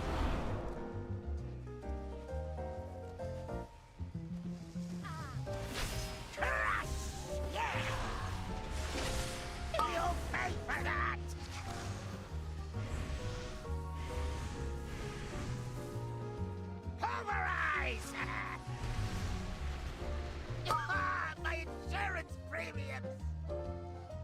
Nice blink. All right, we're good. Crush! Yeah! Are we going back to that point?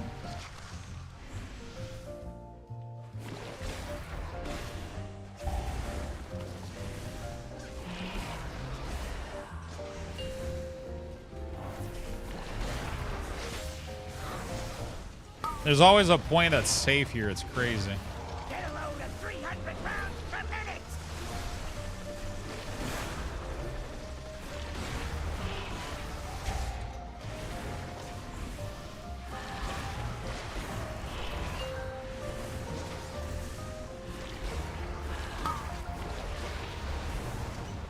Take some high caliber carnage!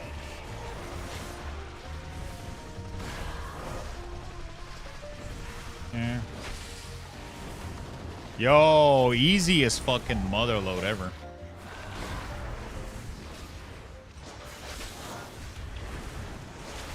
Holy shit. We fucked up badly, but then we ended up doing so much fucking damage that, Get a load of 300 rounds per I know. minute! Wow. Yeah, we recovered from first boss, man. It's kind of crazy. And by a lot, too. We got 2 minutes left. You won't be so lucky. Sorry next time. about one of those kicks on first boss. GG's.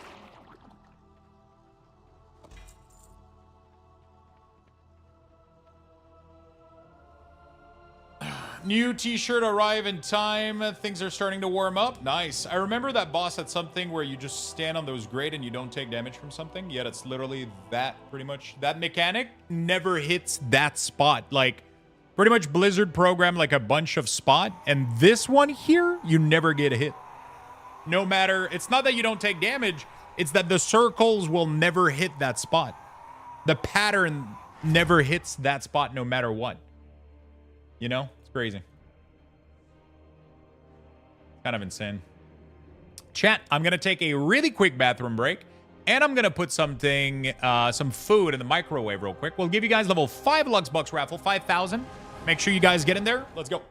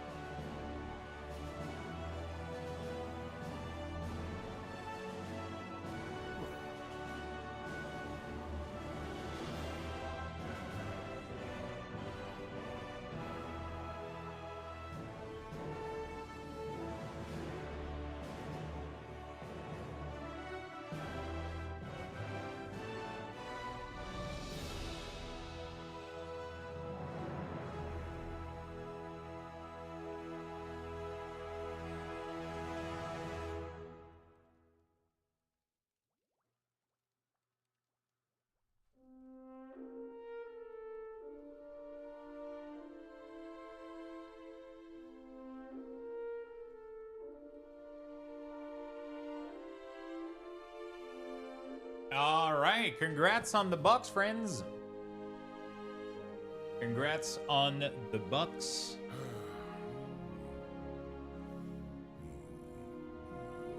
There we go. Look at this beautiful, beautiful egg fried rice with egg, pork, carrots, peas, a little bit of gochujang, giving it that nice little brown reddish color, which is nice, and a cup of coffee as well. I got the Jester Diamond on DH. Holy shit. Raj Being, 47 months. Thank you so much, man. Thank you so much, my friend. Okay, I only need Cinder Brew now. Wow. And then I get all my 13. All right.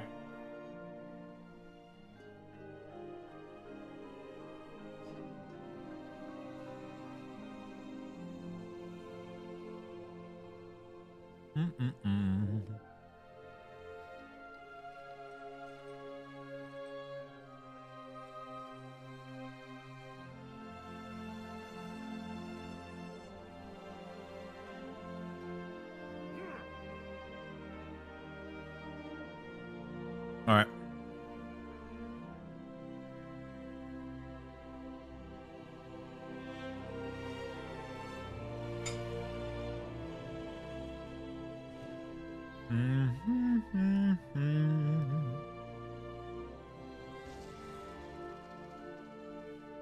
All right. I got all keys on 13 now. I just need Cinder Brew. Thank you, Raj Being, for the big 47. Jaster Diamond on your DH. That's so fucking fun. That's crazy.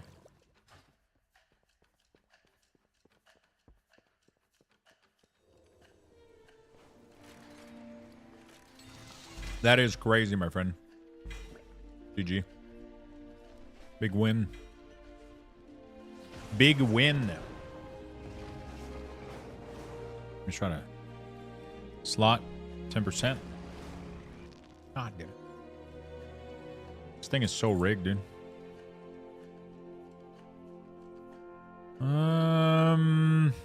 All right, whatever. Wait, what was I gonna sell? Yeah, I gotta sell the fucking battleground shit. I don't know what to do with this. Do I try to craft the mount again? Are people even buying it anymore?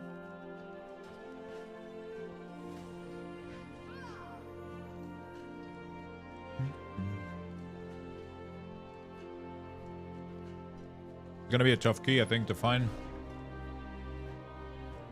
Maybe we do some keys on Shaman.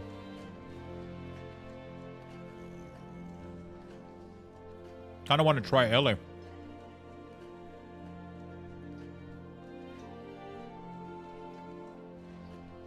Cinder Brew is tough, bro. Cinder Brew is tough.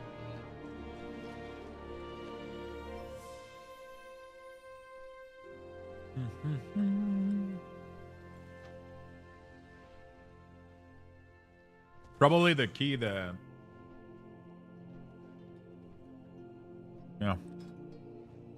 I don't know what's my favorite and worst key this season.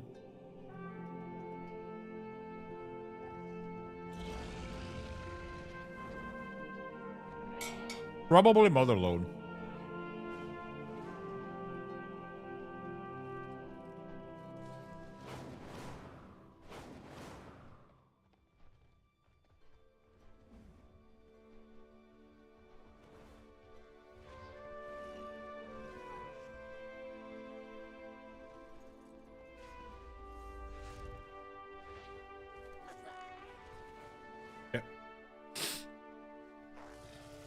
Gonna keep queuing.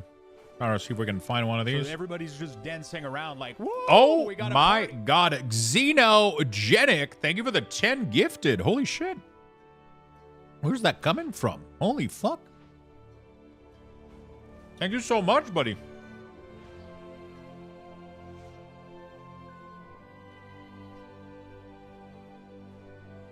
Thank you for the massive love. Thank you. We're one event away from a hype train, chat. So everybody's just dancing around like, oh my god, we got a party. Oh my god.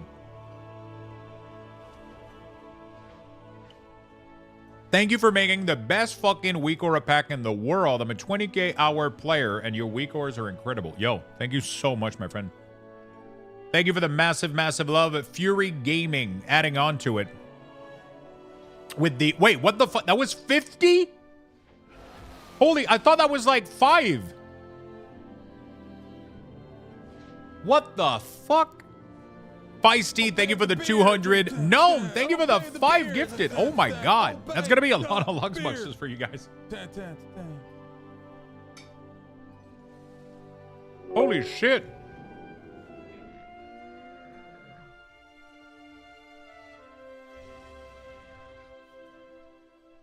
Are you guys serious right now? Just dancing around like, woo, we got a party.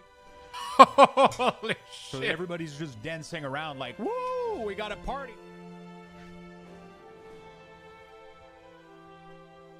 What the absolute fuck right now? Garbage. First of all, Fury, thank you for the gifted sub specifically to Shifters. Garbage with a 10 gifted sub. And then Xenogenic with another 50. Holy shit, taking 3rd spot for the week. God damn. That is a lot of love, my friend. That is a lot of love. Thank you so fucking much for that. That is a level 12 hype train. That's good. That's good, chat. It's really, really good. Big level 12 hype train. Holy shit, we did the sub goal today. We're doing the merge giveaway, chat. Let's do a merge giveaway, friend. DK preferred and I got declined, bro? Life is tough. Life is hard. You guys are amazing. Holy fuck.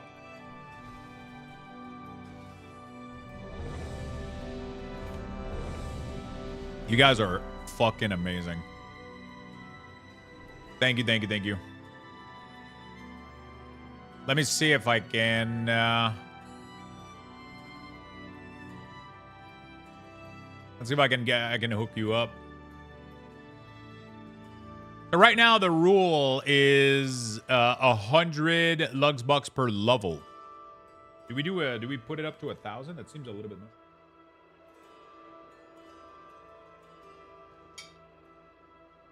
Obey the beers.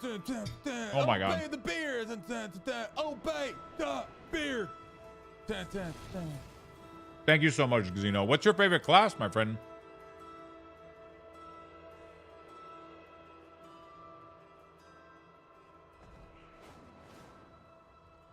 What's your favorite class? Thank you so much for the love. Feisty, the Shilda with the 5 each. Princess Trunks, what's up? Long time no see, my friend. I'm doing well. Holy moly. What is absolutely going on right now? I'm just over here eating my egg fry rice, drinking my coffee, queuing for shit, and we got the most amount of love ever here. Fire Mage, nice.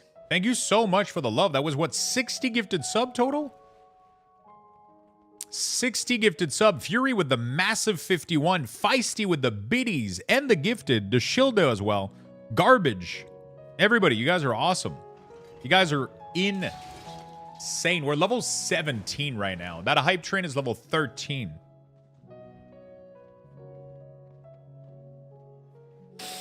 I've been bad. I had a cancer scare, and I'm still wondering what I have. What do you mean like, do you have cancer, or you just had like a scare, and now you don't know what you have, but it's not it?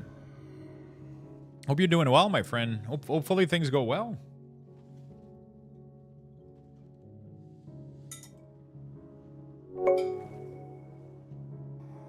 Fear me. Thank you so much.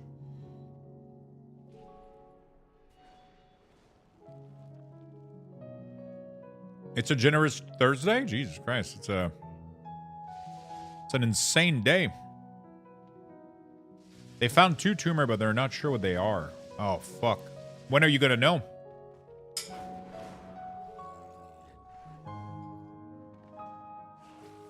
Thank you so much, chat.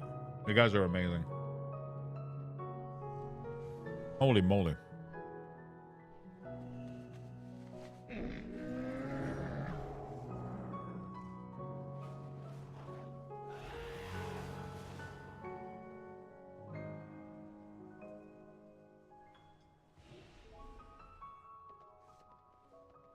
In June, okay.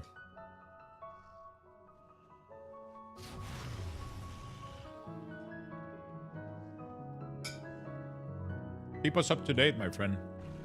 Hey, Midori, what's up, my friend? Holy shit. Okay.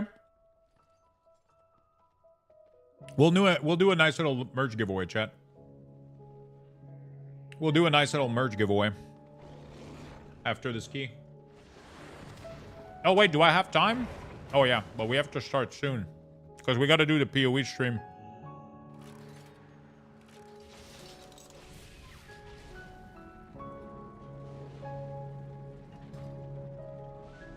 Yeah, the wait is what's tough, man. Especially if you don't know if you're dealing with something serious or not, you know, like.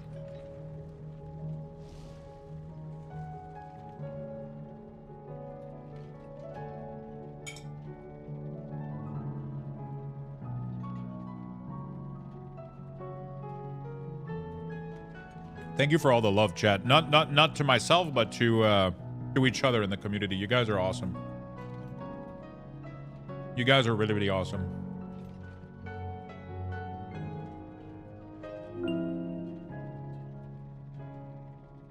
Thank you, Princess, for the biddies. Hi, Lux. I have a quick question. Survival Hunter now play P.E.K.K.A. the leader tree, and there's no glow and kill command when I have a proc. What proc? Kill command is not the same for survival than for BM, right? Wait, what the fuck happened?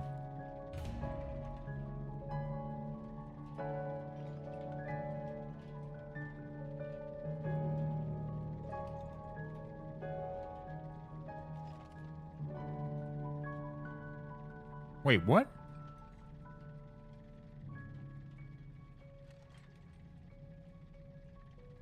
I think I got kicked and then re-invited. I'm not sure what's going on.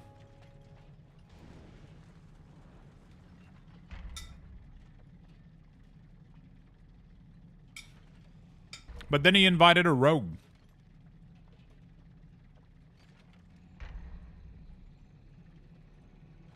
Oh, no, it's just a glitch. Not a rogue, it's a healer.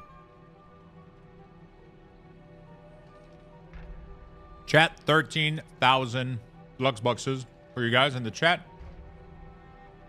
The first inflation has officially started. I added a 0 to the hype train.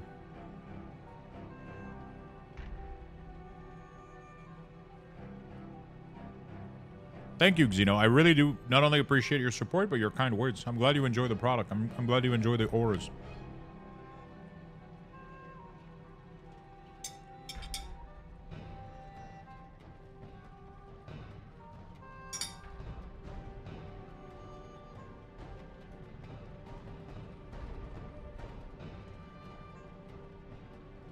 When out of the pack procs.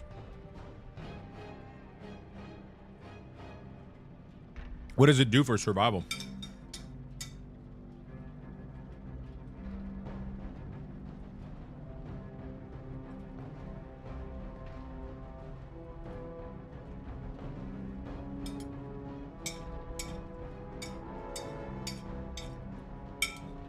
What does it do to kill command that you need a glow on it?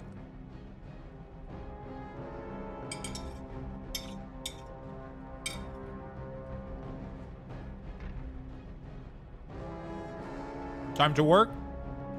Have a good day at work, my friend.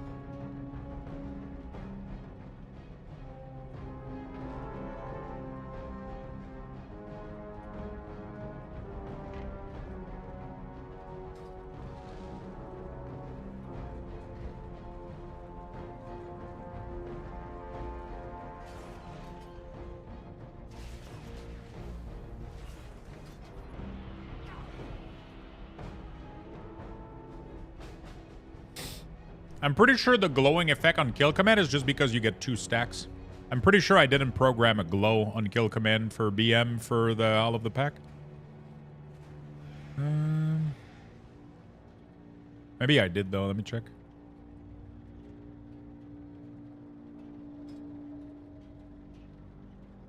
Charges greater and active 2 or 3.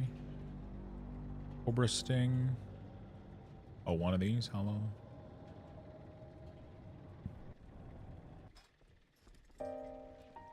Raw glow.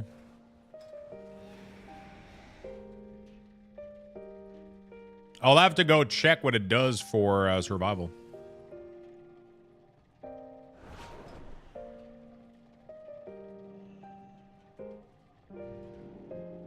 This one doesn't even work anymore.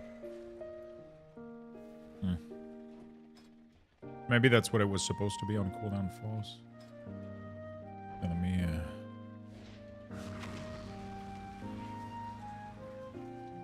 copy these.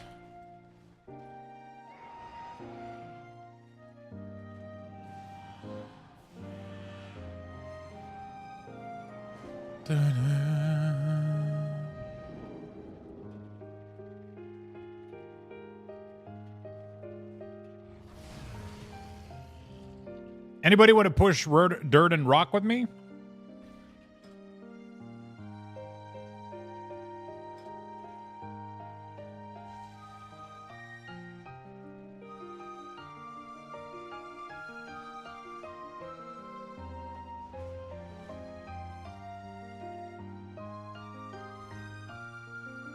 Fine. There we go.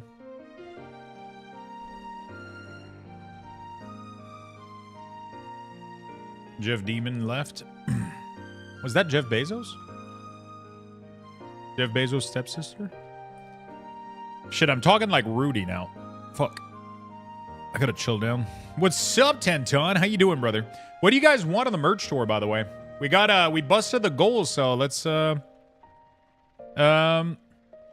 kill command now glows for survival with leader of the pack procs.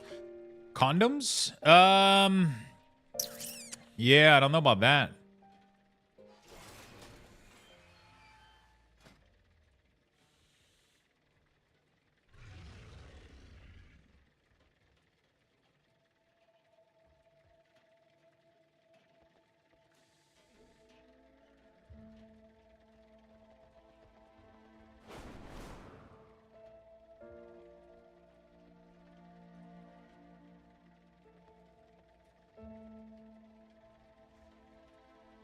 I'm curious about what's going on.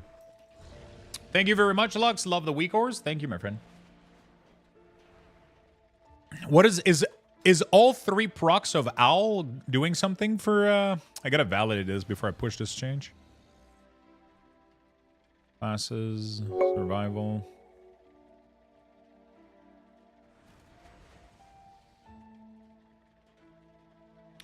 Thank you for the prime, my friend. Rudy? Rudy the Basement Dweller.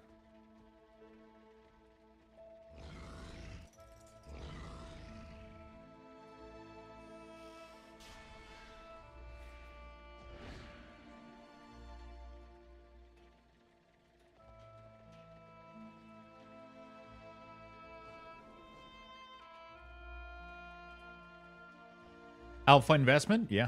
That's what I'm thinking. Yeah, it is. I watched this video. The guy I keep saying stepsister and basement and Timmy, and I watch his video all the time. He's super entertaining.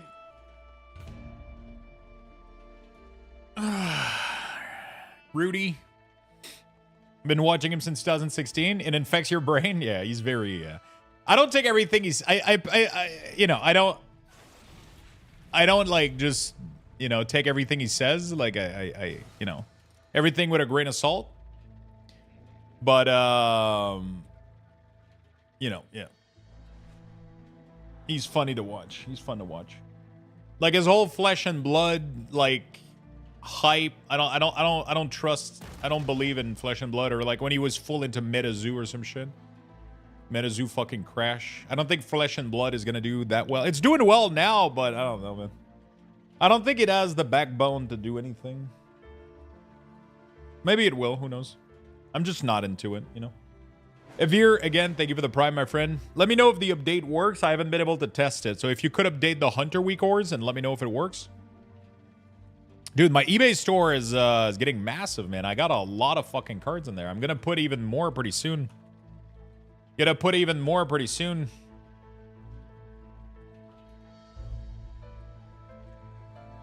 uploading like something like 10 cards every day right now. I scheduled it for the next to try to help out the algorithm. I got 10 cards being listed every day. Dude, my Blastoise is the most fucked Blastoise I've ever seen in my life. So fucked. Look at this. Look at this border, bro. I think I might have to sell it on discount or some shit.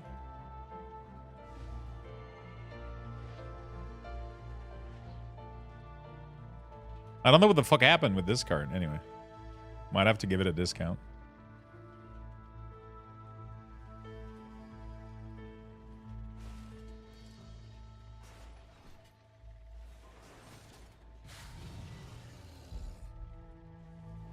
Might have to do that.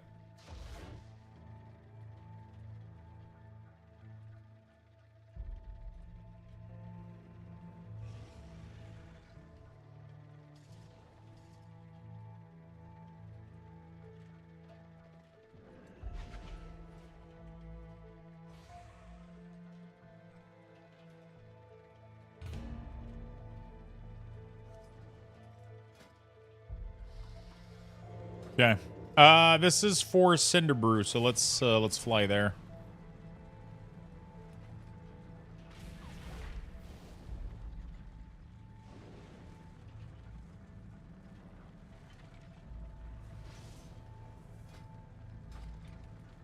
I'll try. Cool.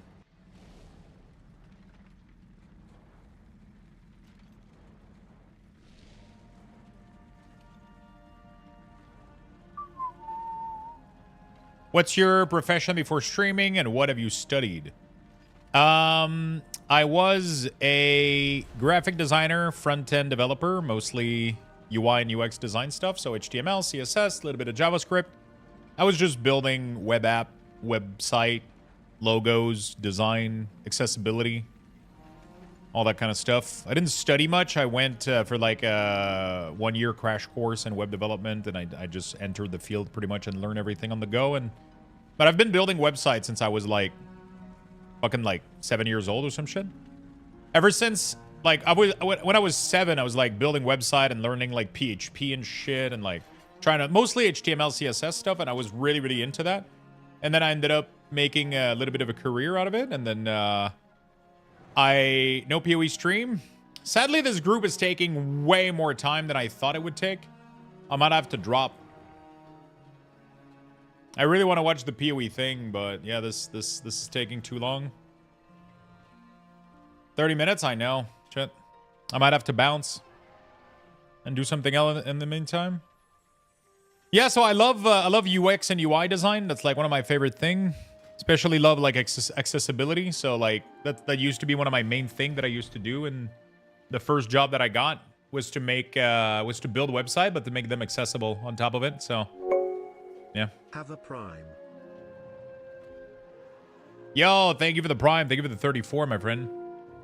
Thank you, love. Thank you, friend.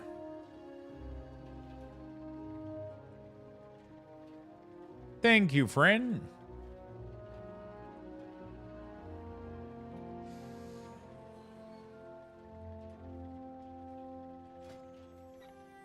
Yeah, we might not be able to do this key. Sadly. How easy would it be for you to add a total XP gain this session part to your experience group? I have no idea. Demus is the one that did most of the programming on the XP bar. I don't know how difficult that would be. You did the programming for the bar. I just did the design and the feature. That's not something I dabble into too much. I don't know how hard it would be. I don't know if it's necessary.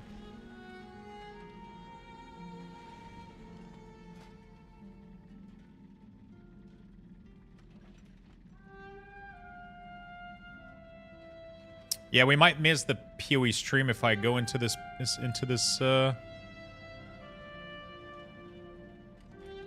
Okay, they're grabbing Pally. All right, I'll do this key and then we'll go to PoE as soon as this is over. Whether we time or not, we'll just straight up go into PoE and watch it. Easy, but then where to display? Doesn't it already has an XP this session? It's just like, how useful is that information, right? Is it useful for anything? That's what, like, I feel like it's never something that I would have wanted to known, you know?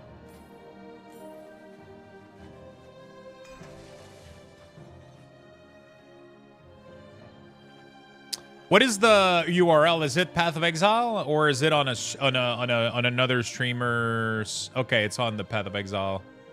Shit, 25-minute, bro. We gotta hurry up. I'm gonna start. We're gonna go watch it right afterward. I'm just wondering if the info is useful for anything. I tried it again on BM, and on BM it only glows when you have Hollow the Pack leader proc. No, it's not working. Now it glows when you have 2 charges, but not if you have all of the pack leaders buff. What are you talking about? I didn't touch BM. I only modified survival. I didn't do anything to BM. Oh, it has an uncooldown. Yeah, okay, so I have to do if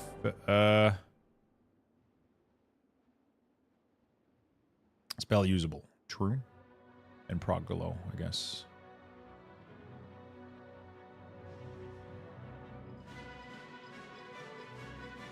BM should not have been affected. I didn't touch anything for BM.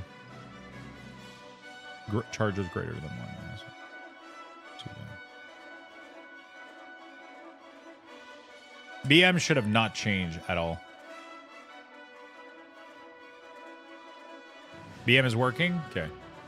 Yeah, I didn't do anything for BM, so. Yeah, I'm just gonna have to re-upload.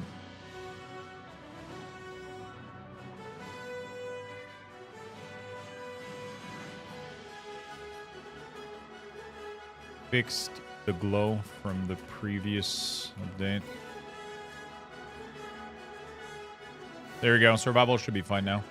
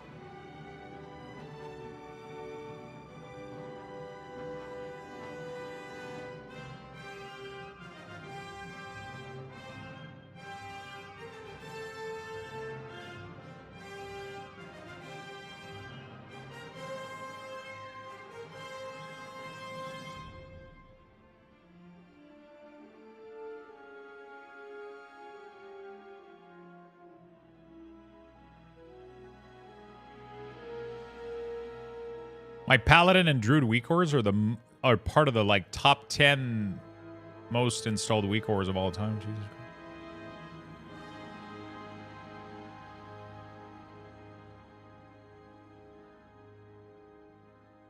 We're gonna have to go, dude, because the Lich New Witch Ascendancy confirm? Wait, how? They haven't even started yet.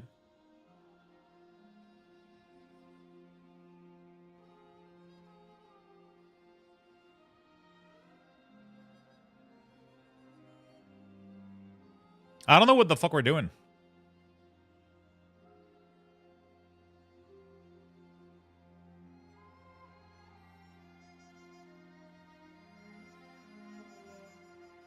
The Witch. What is the Witch doing? The Lich. The Lich, master of chaos and curse, using a jewel to act as her phylactery. She has sacrificed her part of her soul for power. Oh, fuck. Oh, they fucked up. So they're introducing new ascendancies and new class? Interesting. Yeah, this is taking a bit too long.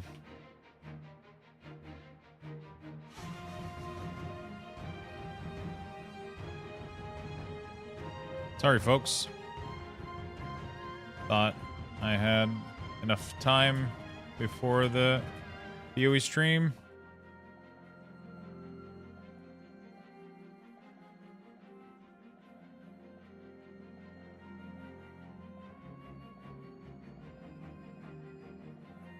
Yeah. Sadly, I'm going to have to bounce from this one.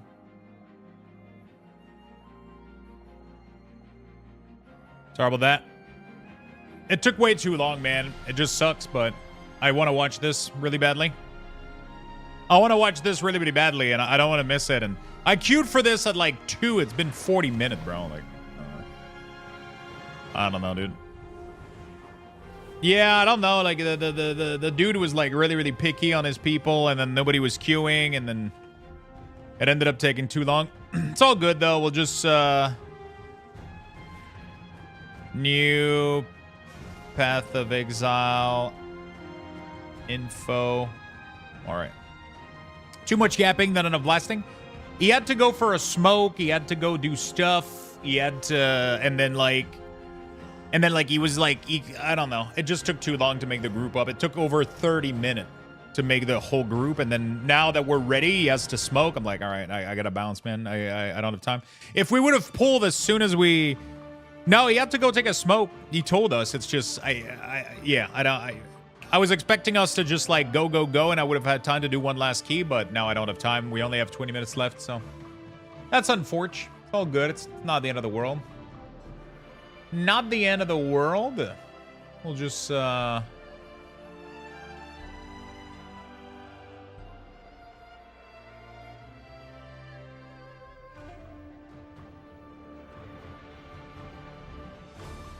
you go.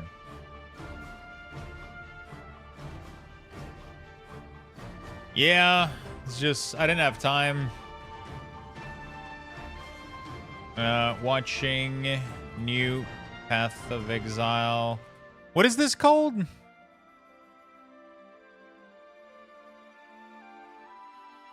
I don't know what my title should be. New Path of Exile announcement, I guess? I don't fucking know, dude. I just want to watch this real quick. They probably got some cool music in here, too. Do they have any music? Free feed pick for sub. Shit, I gotta take a lot of pictures, bro. We had a lot of gifted sub. Talking about gifted sub, we have to do a merge giveaway. I mean, we don't have to, but I decided that we would. What do you guys want? What would you guys want? We hit the goal for the month, so we hit the goal for the month, friends. What should we do? I might end up doing a couple of stuff. Blanket?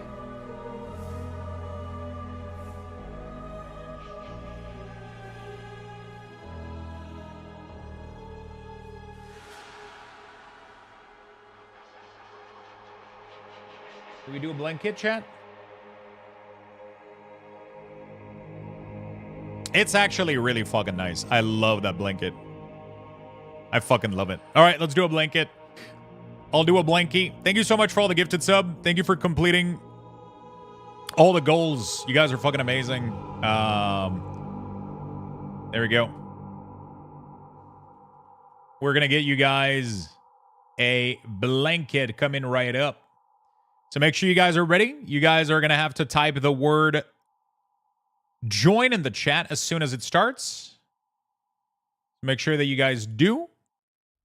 And here we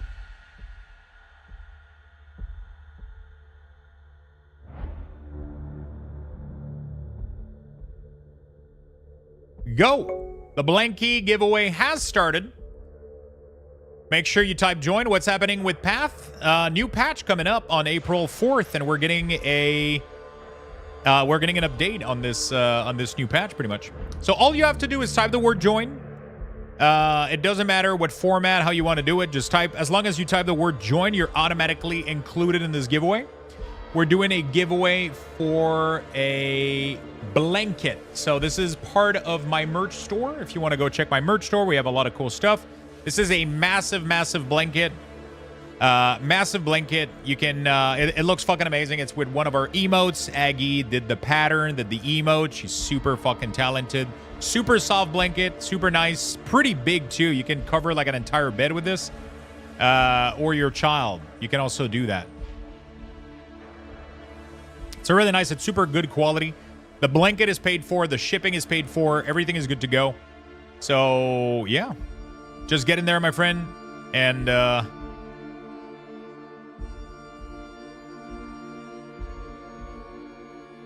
there's drops as well? Oh, shit.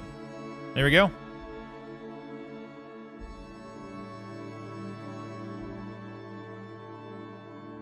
There we go. We're good then. I got you guys. I got you. I gotcha. Drop starts in 15? Yeah. Big enough to cover an entire black mage. Maybe sight. Yeah, maybe two of them could do could cover cage.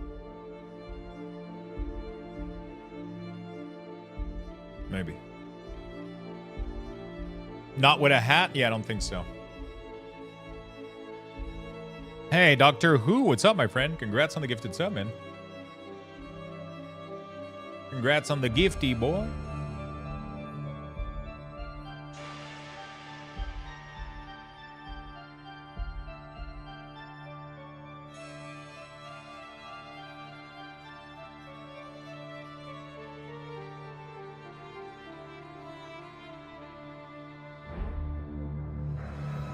It's a pretty nice blanket. Pretty nice. Pretty fucking nice.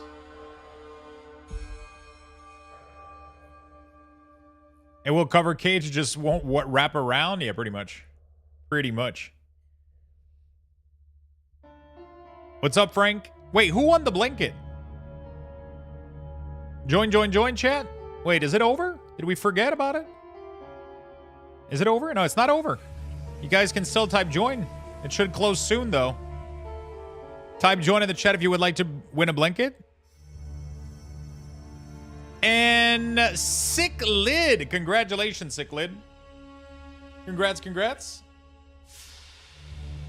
Congratulations, my good friend. Big giveaway. Congrats. Now you need to take a picture with it. That is total bullshit, is it?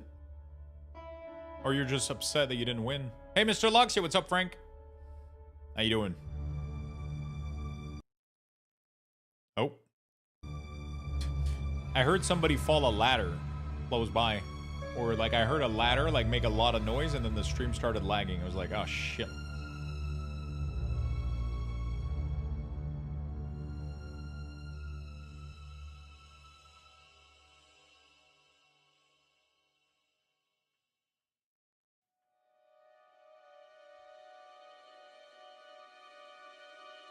No, the patch is not today. The patch is April 4th.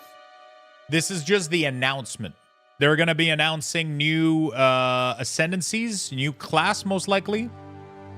Tons of new content, ecom reset. So it's just going to be like super nice to get back into the game, honestly.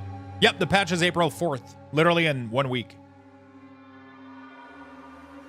Yep, for PoE 2. Exactly. New ascendancies, ecom reset.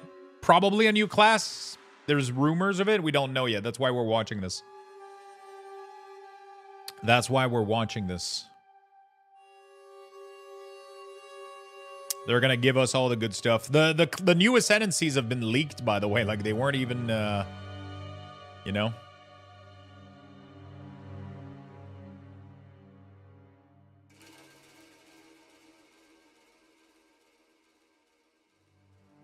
Right, I got like 4 classes. Max needs some more new stuff. Trading posts, a Dark Moon, Violet Charger. Oh. Oh, dude, the horse that goes with the transmog that we had a while back. Yo, it has a full suit of weapon that goes with it, too. And then the monthly bonus reward is some Arakara, like, helm or whatever. What's the countdown for the stream? PoE 2 announcement. There you go, Cichlid. Congrats, my friend. Did you have to pay any shipping? Was it completely covered?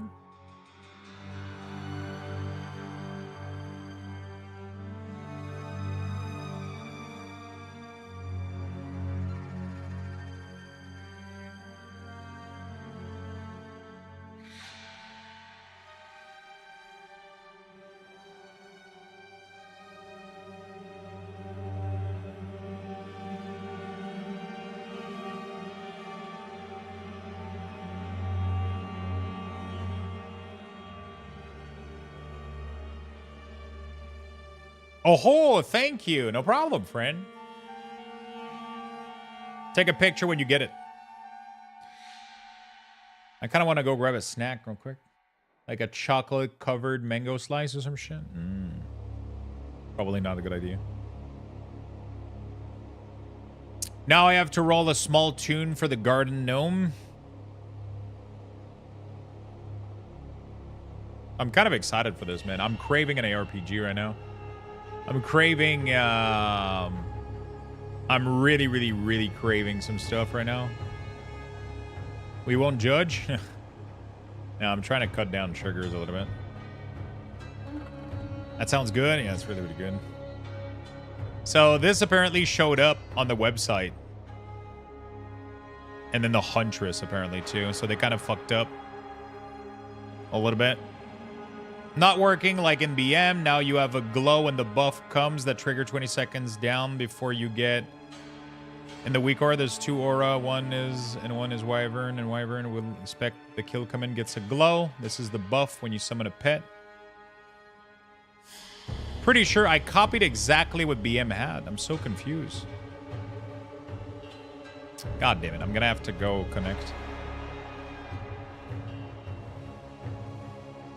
I literally copied what BM had, though.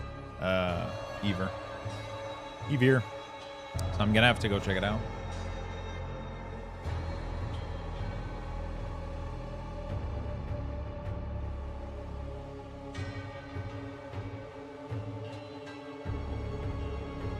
Ascendancy, the Lich. The Ascendancy Smith of Kitova. Take your smithing skill to new heights by embracing power from the insatiable one himself. Smith are master blacksmith that have the ability to forge their weapon, quite literally.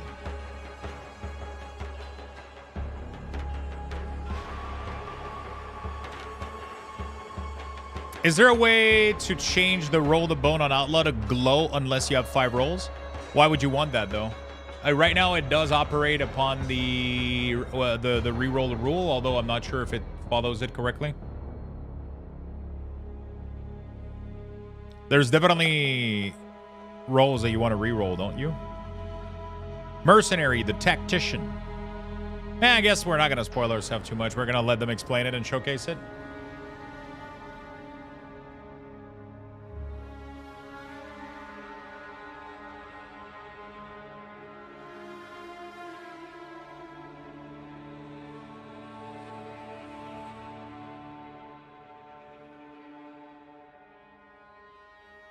You keep it rolling till you get a 5 roll with new tier set.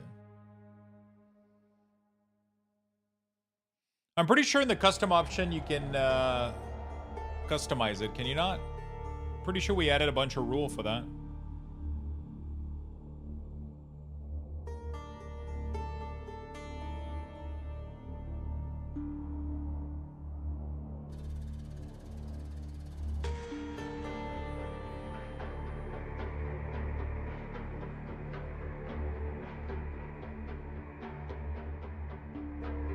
Oh, shit. Back is hurting today, man. Fuck. I have a pinched nerve in 2 places in my stupid back.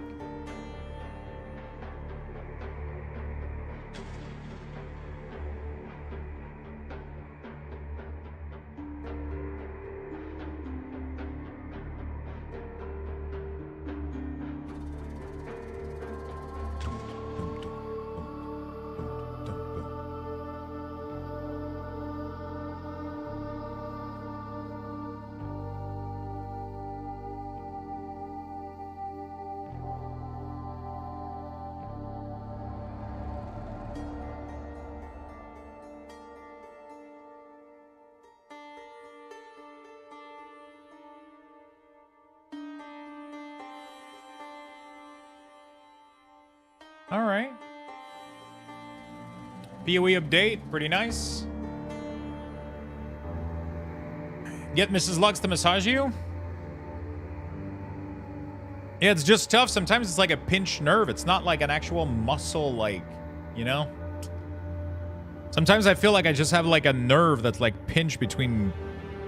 I don't fucking know. I don't, like, it's such a weird feeling. Sometimes it's like a knot and you can kind of, you know, get rid of it with like massaging and shit. But sometimes it feels just like fucking stuck in there. The drops are going to be active in 5 minutes, chat, for PoE. So we're going to have those in really, really not too long. Literally, as soon as the stream starts, the drop are going to be active. As soon as the countdown is over and the stream starts, the drop should be active.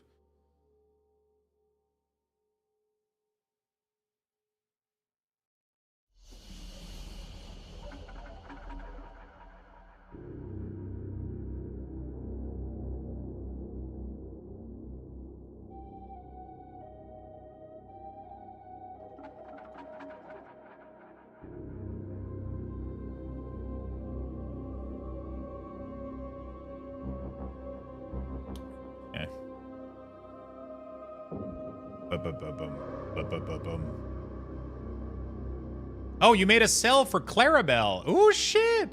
Yo, I have 3 cells to list tonight. We sold Clarabelle. Oh, somebody in Montreal. Nice. Quebec buyer. Clarabelle, light on her hoofs. Yo, I think that's actually the card that... Is that the card? I think Clarabelle is the card that my girlfriend pulled from her pack. I mean, that was my pack because I bought it, but it is. It actually is. Yo, that's pretty cool. That's pretty cool. Congrats, man. You bought a Clarabelle, light on her hoofs from Lorcana. I got 3 cards to ship tonight, man. Pretty happy about that. Dude, cards are working really, really well right now, man. I'm probably going to mark them all as ship and ship them tonight.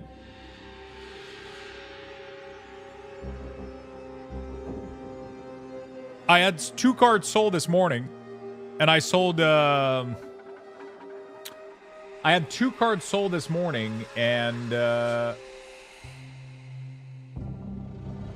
just sold another one. Just today, I sold for $103 Canadian.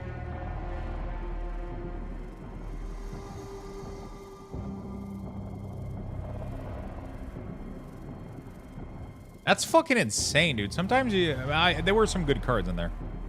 Business is booming. So, yesterday I sold nothing though. So like some days we get 1, some days we get 2. Today I got 3. It's not even about the amount or anything. It's just I like seeing people, because I price the card a little bit higher because eBay will take a cut. So if I see that a card is selling on eBay, it's everywhere it's listed at like $199. I'll put it at like $299 or whatever, right? Because I provide like a full scan of the card. You know exactly what you're getting. You're getting like good quality packaging. You know, like I'm taking good care of my stuff. So I put a little bit more in there, but you know, you get good quality stuff and good quality service and shit and just good quality cards. It's fun to see that people are starting to order more, and I feel like the eBay algorithm is I feel like the eBay algorithm is starting to push for my stuff more, because what I did is with my software, you know what I showed you guys on Twitter the other day? I posted this last night, right? With my scanner and my software, I'm able to schedule listing cards in advance. So right now I have like 10 cards automatically listing every morning at 10 a.m. So eBay like every day has new listing from me, and it's like working with the algo and shit, and it seems to be working pretty well. Seems to be working really, really well. I sold a card to somebody in Brazil, somebody in UK, and then somebody in Montreal. It's pretty crazy. Giant, what's up, my friend? Hope you're having a fantastic day. What do you do as a service? It's not really a service. It's just that I open cards every single Sunday, right? I just have fun, right? I call it Sunday Rip. Every Sunday I open Magic the Gathering, Pokemon Lorcana, and more. And then I take all the singles and I put them on my eBay store. That's it. That way I make money from that. I use it to buy more cards, and then we rip open more cards on Sunday, right? So it's just a big fucking cycle, and then we have some cool events going on where we give points to the community. And it's just like a fun, good time, right? And then all the overflow that I get, I put it all up on eBay, and it makes me really happy when it works out and people are buying my stuff, right? So you're never in the negative? Oh, I'm 100% in the negative, but I do it for fun a lot of the time, and I'm sitting on a lot of inventory right now, and I just started selling. So I do it mostly for content, but like all of the spendings that I do on these, that actually goes in my taxes. And so, yeah, right now I'm in the negative, but if I was to sell everything I have, I'm pretty sure I wouldn't be because I have a lot of stuff right now. But I do it for the fun of it. And then I try to sell as much as I can so that I can... Hi, I'm Jonathan Rogers, Game Director on Path of Exile 2. Welcome to GGG Live. Well, it's been a little over 3 months since we launched Early Access, so it's about time for our first major content update. Today, we're going to show you an exclusive reveal of Path of Exile 2, Dawn of the Hunt, which launches on April 4th. Twitch drops are enabled on today's livestream, so make sure you follow the instructions below in order to claim your Executioner's Guillotine finisher effect. Now in today's stream, we're going to take you on a deep dive into the new Dawn of the Hunt update. We'll cover a new class, 5 new Ascendancy classes, and huge expansions on character systems like unique items and support gems. After that, it's on to the in-game improvements, including changes to systems, a bunch of new encounters, and lots of other content. Shit. We're going to finish up today with a live Q&A session where Ziggy D will ask Path of Exile 2's game directors, myself and Mark, your The drops are questions from here, Twitch yes. chat. Now we have a lot to cover today, so let's get started with a trailer for Path of Exile 2, Dawn of the Hunt. We as Mary are guided by the Spirit. It provides prey, shelter, even love. But for me, one day, all that were changed.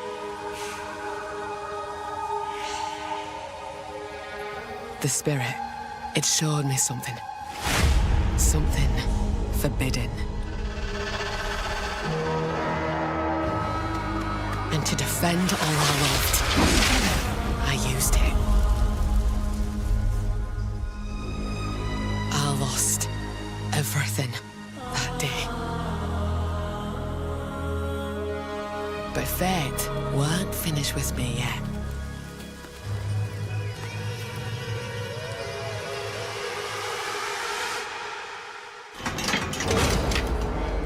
I'll right the wrongs I've done. I'll do what I must, no matter the cost. I will hear the Spirit once more. Holy shit.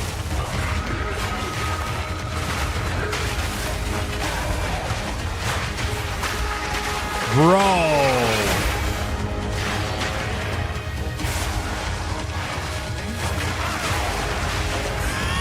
What the fuck?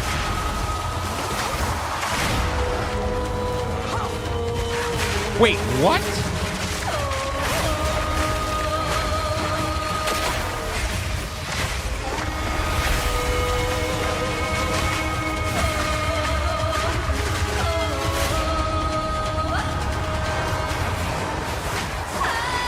Don't make me kill you!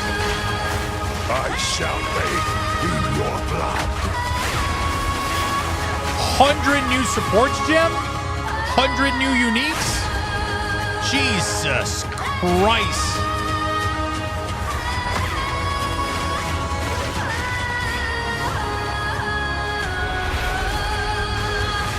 Okay, that's a loaded fucking patch, bro. That is a loaded fucking patch. I'm excited. Path of Exile 2. I'm excited. Oh yeah, PoE 2 is back on the plate, bro. It is 1,000% back on the plate right now. Now, as you can see, in Dawn of the Hunt, we're introducing the first new class since early access to PoE 2, the Huntress. The Huntress is a spear-wielding Asmeri warrior. Born into a society with strict traditions, she was exiled from her homeland after using the power of a skill gem to defend her village. As a dexterous spear user, she specializes in both melee and ranged combat, dashing into and out of battle. Spears have extended range and a short dash, but unlike other melee weapons, you can also throw them. In order to make a hybrid ranged and melee character work, we had to do a lot of thinking about ways to make it fun to both enter and exit melee range. The first skill you will get as a Huntress is Whirling Slash. As well as striking in a circle around you, this skill creates a whirlwind that blinds your enemies. No shit. Leaving the whirlwind will make it explode. The more Whirling Slash is used, the bigger the whirlwind, and the bigger the explosion. Oh shit, what the fuck? Once you're out of there, you'll want to follow up with something ranged. Whip your spear around to shoot twisters towards your foes. These twisters bounce off walls and can hit enemies multiple times. You can also throw twisters inside a whirlwind to shoot out extra tornadoes that do way more damage. In her offhand, the Huntress will usually want to hold a buckler, which allows you to do a new skill, Parry. While holding down Parry, your character will counterattack any incoming attack from monsters near you, stunning them. In addition, the monsters will take extra attack damage from your follow-up strike. Shit. Some specific skills are designed to be used after a parry and have extra effects. Disengage is a skill that does a quick jump back, damaging enemies in front of you, and it can be used to interrupt other actions, like dodge roll. If you use it against a parried enemy though, it causes an explosion and gives you a frenzy charge. Just be careful. If you parry too much, you're going to get stunned and possibly killed. You can combine this combo with Whirling Slash. Slash, parry, disengage, and you'll get an explosion from the disengage and the Whirling Slash. Jesus Christ. The Huntress also has a variety of elemental spear throw attacks. Fuck, dude. You could use Lightning Spear to bounce lightning. Dude, this is the old school Diablo 2 Javazon, or you could throw man. explosive spears into the ground. These spears take a while to detonate, but when they do, they'll incinerate anyone caught in the blast. All spear throws on the Huntress can also be empowered by frenzy charges. For example, explosive spears will do an even larger explosion and leave fire on the ground. And these empowered versions can activate even more combos. Using Whirling Slash over ground fire will suck it into the whirlwind, adding fire to the explosion. Using twisters inside a fire whirlwind will shoot out fire tornadoes as well. What the fuck? And you can do similar combos with ice What? and lightning too. Dude! Now a key aspect of hunting is exhausting your foes by causing blood loss. This skill is Rake, which dashes towards your target and unleashes a deadly slash. Oh my opening up god, they're wounds on your bleeding to enemies. death. Follow up with Disengage and watch them bleed out as they run towards you. On the health bar of monsters, you can see how much blood loss the enemy has experienced, and the Huntress has skills to take advantage of this.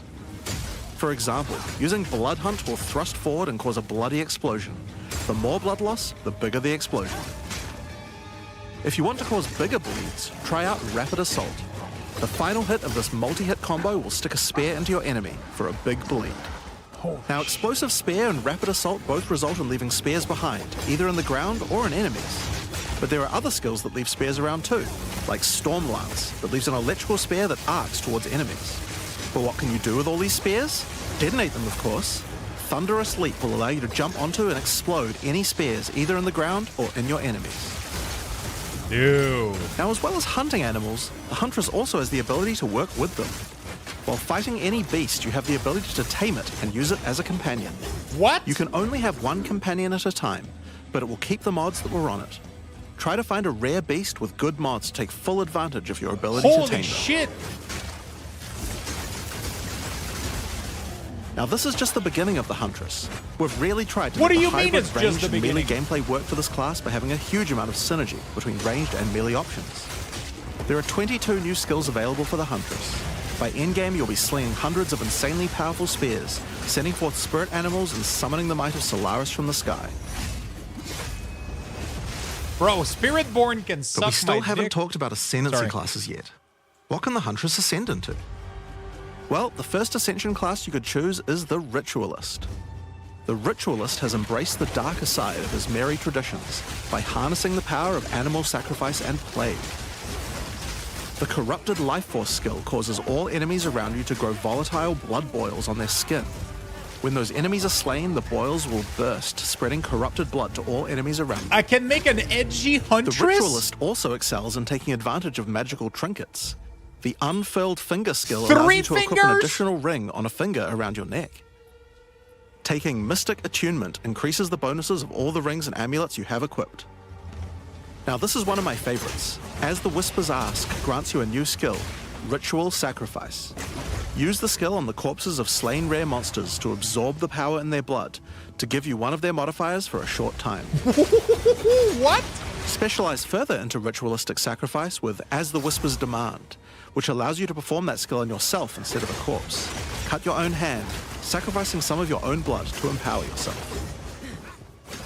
The Amazon Ascension is for those looking to hunt more than just beasts. Trained as an elite guard to the most important Asmeri elders, the Amazon will use more traditional fighting techniques mastered to perfection. The Predatory Instinct skill will cause you to reveal weaknesses in the defenses of rare and unique enemies, causing you to deal more damage. You can see those weak spots represented on their life bars. While using Elemental Infusion, any charges you consume will infuse your weapon with elemental power, causing any projectile attacks to Okay, I might end on up playing this after my... The Critical Strike skill is as simple as it sounds. I want to play It takes PvE your so excess bad now. accuracy and gives it to you as critical strike chance. Additionally, you have skills like Mystic Harvest, which allows your elemental I'll damage play to reach SSF life, next time, though. and as Mary Brew to be able to use either flask to restore both life and mana. So those are the two new ascendancies for the Huntress. But those are not the only ascendancies in Dawn of the Hunt. We've added a new ascension class for 3 of the other existing classes too. First up, for our warriors out there, we have the Smith of Kitava. The warrior is a blacksmith in origin, taught by his father Renly. With this ascension, you can take your smithing skills to new heights by embracing power from the insatiable one himself, Kitava. Smiths of Kitava are master blacksmiths and have the ability to forge their weapon, quite literally.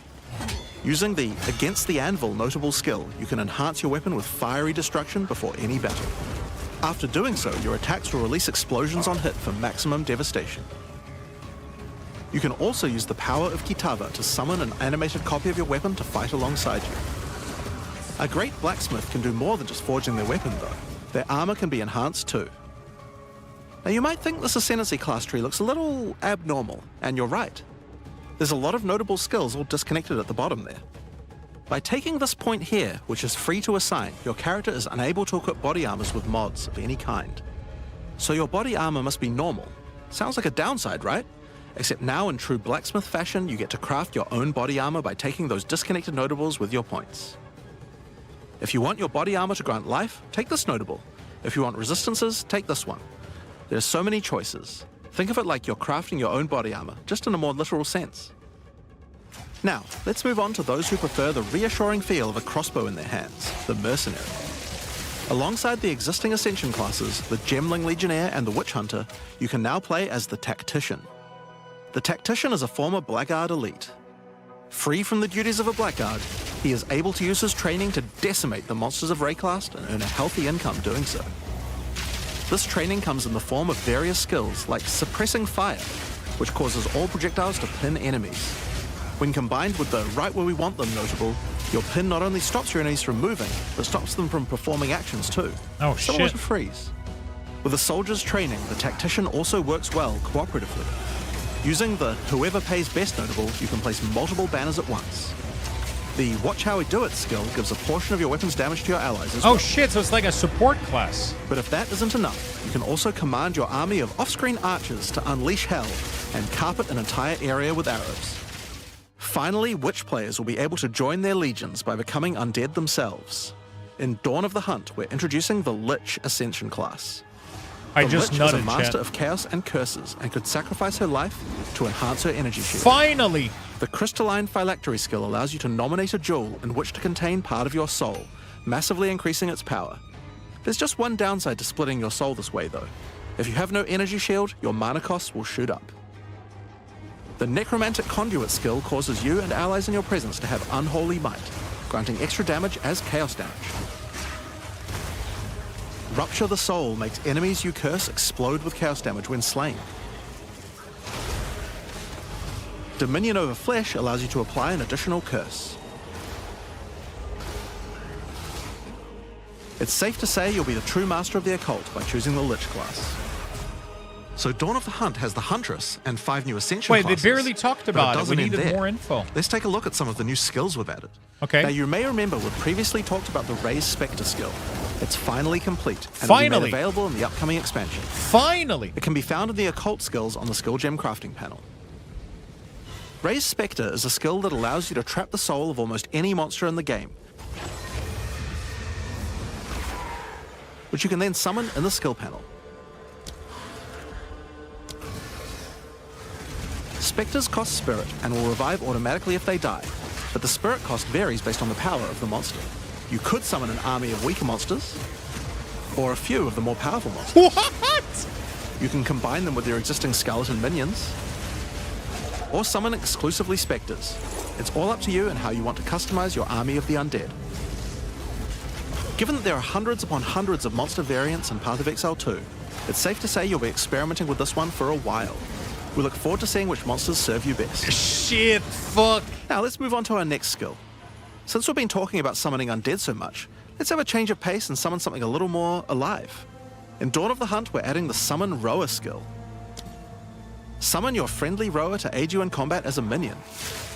You can also mount your rower in combat at any time, allowing you to move at full speed even while shooting arrows or throwing spears. Be wary though, if you take too much damage while riding your mount, you can be knocked off and get overwhelmed. It's worth keeping an eye on your stagger bar, as falling off the mount can mean almost certain death. On the topic of new ways to enhance your character, let's talk about support gems. Support gems are used to modify your skill gems in meaningful and interesting ways. Currently, we feel that a lot of builds have insufficient options here. To alleviate this, we're adding over 100 new support gems. Why not? Hema crystals will enable a new kind of bleed build, turning the damage over time you would have done into explosive Vile crystals. Alignment is a support gem for bow attacks, which can reward skilled players with good positional skills. Caltrops will allow you to litter the battlefield with hazards, slowing your foes as you fling spears through their ranks. Man, I'm so But excited. there's plenty more for every playstyle, such as Enormity, Unsteady Tempo, Dude, it allows you to summon giant minions. What the fuck? Profanity,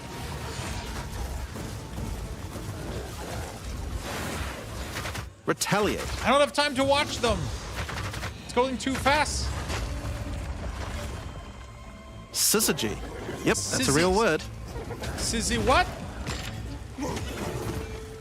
And many more. Now, we've talked about a new class, new ascendancy classes, new skills, and new support gems. But let's not forget about the core of a true action RPG, the items. To start with, let's talk about uniques. I can't take it anymore. We're adding over 100 new unique items. This time, we've made sure to add uniques with a focus on mid and end-game tiers to make sure there are more exciting items to find for higher-level characters. Let's look at some examples. Embrace your inner devil with Chernobog's Pillar. It grants you a large amount of fire damage based on your block chance. The Coming Calamity allows you to become a true master of the elements, granting you all 3 Elemental Herald skills without costing any spirit. At the same time, it penalizes enemy resistances. Man, we.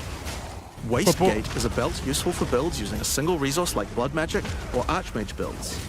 With this belt, you can use 2 life flasks or 2 mana flasks. It's up to you. Now, we could go through these all day, but we'll leave most of them for you to discover.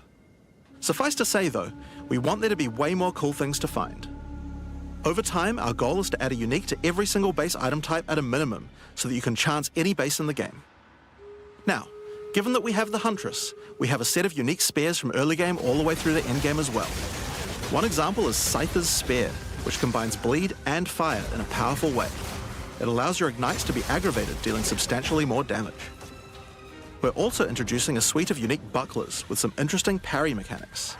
Kalgyra's Arc, for example, allows you to parry projectiles from any distance. And we're also adding our first unique charms.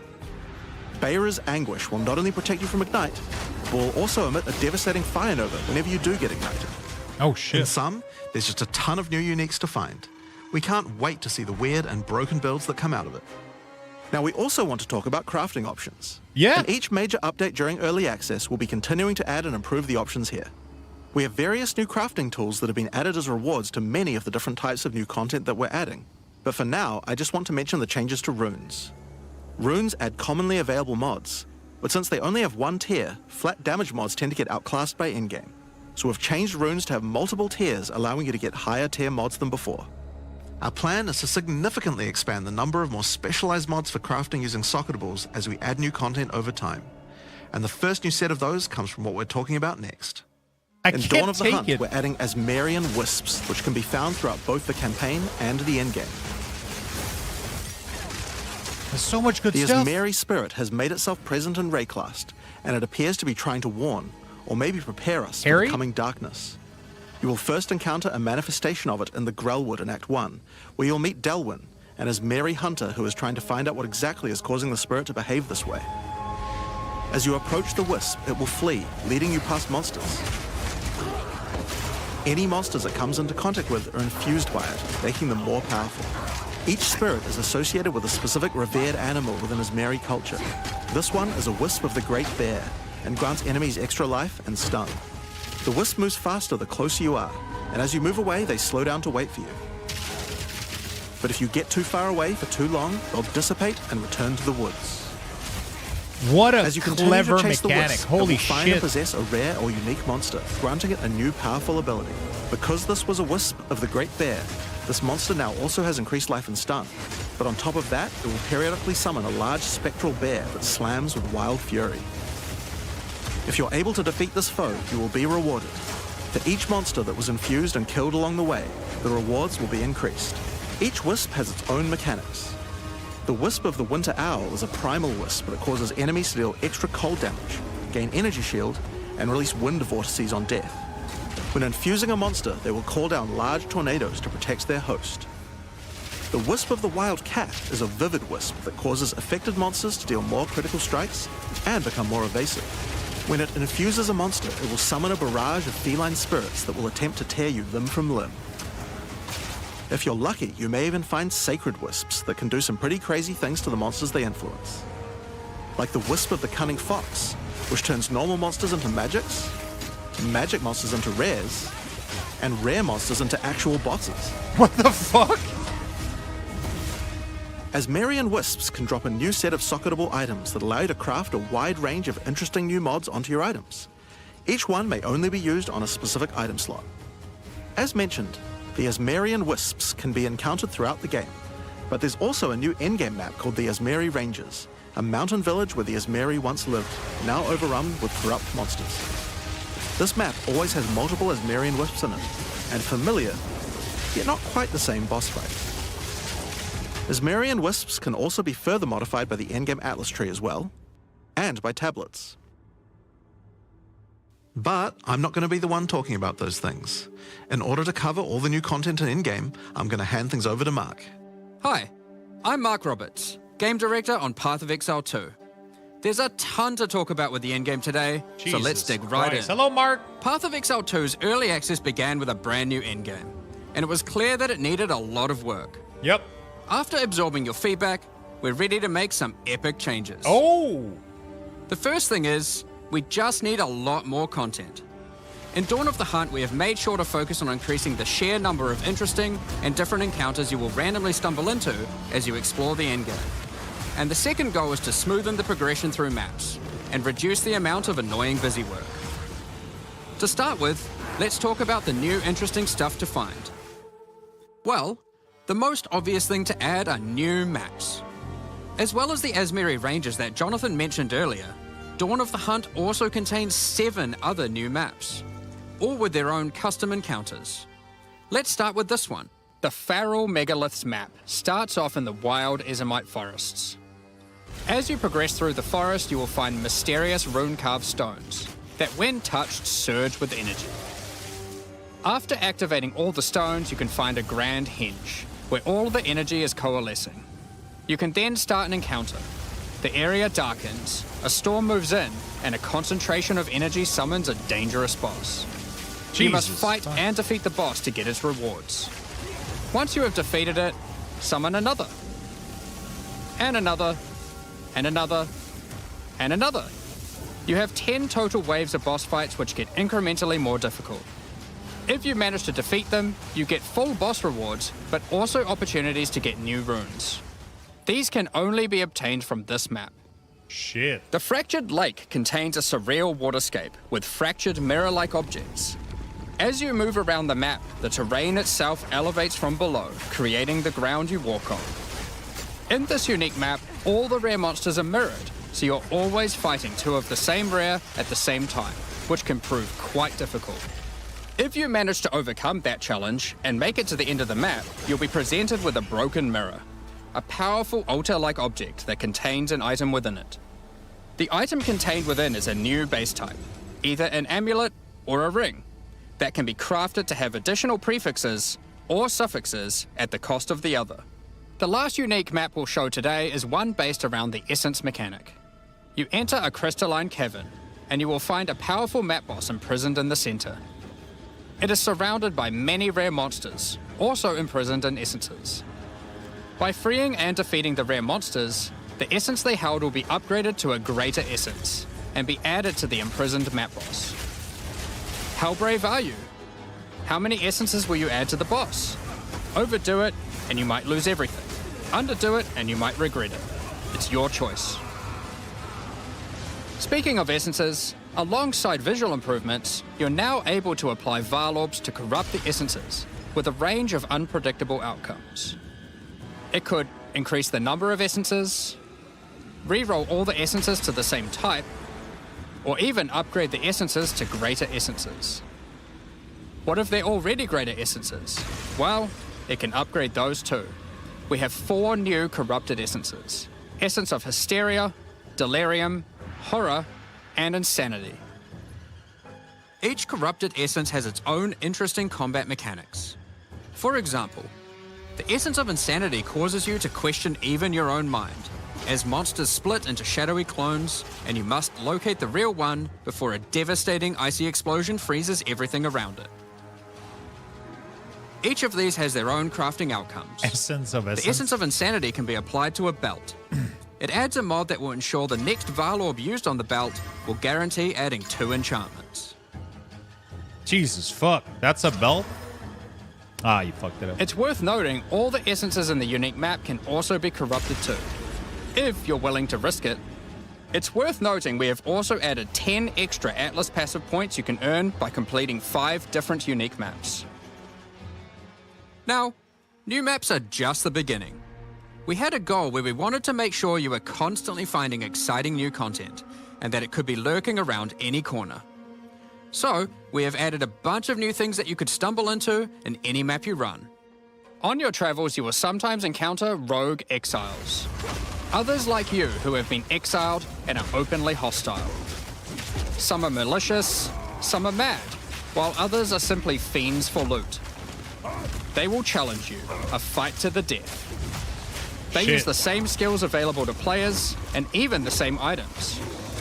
They aren't just dressed up in those items, they're actually using them. It's going to feel like a true player versus player situation. Of course, if you are able to slay these exiles, those items will all drop on the ground. So if you encounter an exile using a powerful or valuable unique item, which you can see displayed under their life bar, you want to be damn sure you kill them. Because if they kill you and your party, they'll portal out, taking their items with them.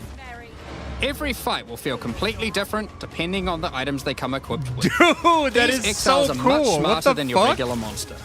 They have capabilities to dodge roll, avoid your abilities with smart pathfinding, smart targeting, and much more action-packed gameplay. Fortunately, they're like you and they're not super durable. Unless, of course, they're wearing uniques like Helm's Heart, in which case, expect a longer battle. There are 12 different rogue exiles you can find, each with their own skills and personalities. Some may insult you, while others may admire your honor in combat. Another encounter you might stumble onto in Dawn of the Hunt are one of 4 new unique strongboxes. Strongboxes are chests with modifiers. When you try to open them, they activate traps and spawn waves of monsters that you must defeat to access the loot. Let's take a look at 2 of the new unique boxes that are harder to find and behave just a little bit differently. The Ogham's Legacy Strongbox has a corpse splayed out in front of the rune-carved stone.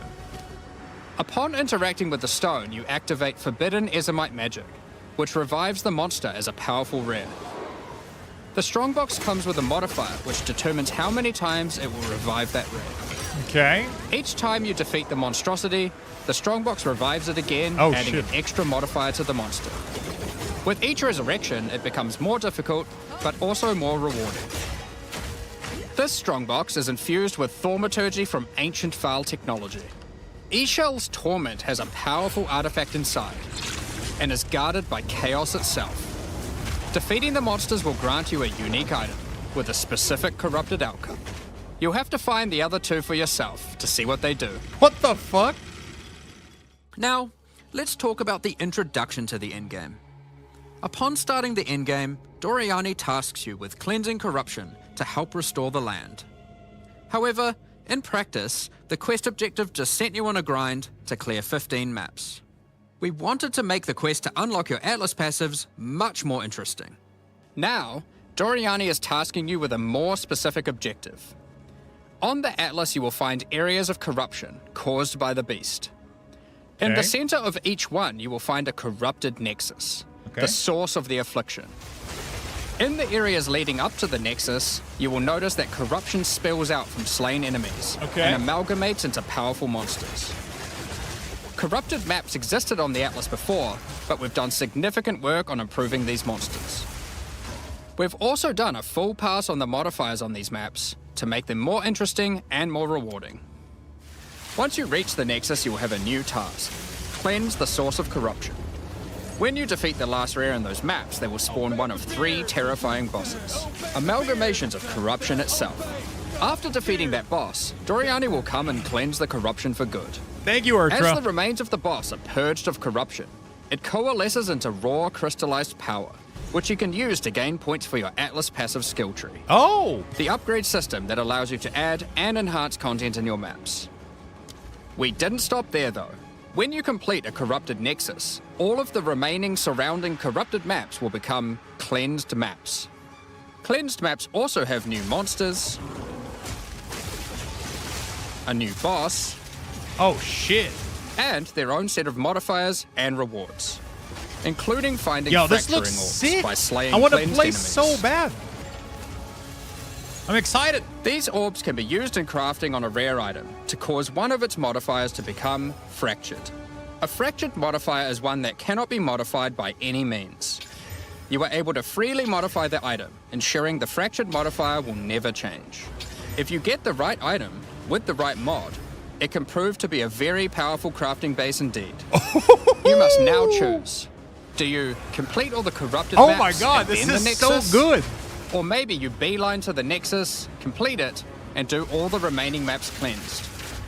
Both have rewards to entice you and challenges to assess. Now, let's have a talk about towers. Thank you One thing again, we've had Urtra. a lot Thank of you for the big feedback on 5. is the busy work around running towers and managing your tablets.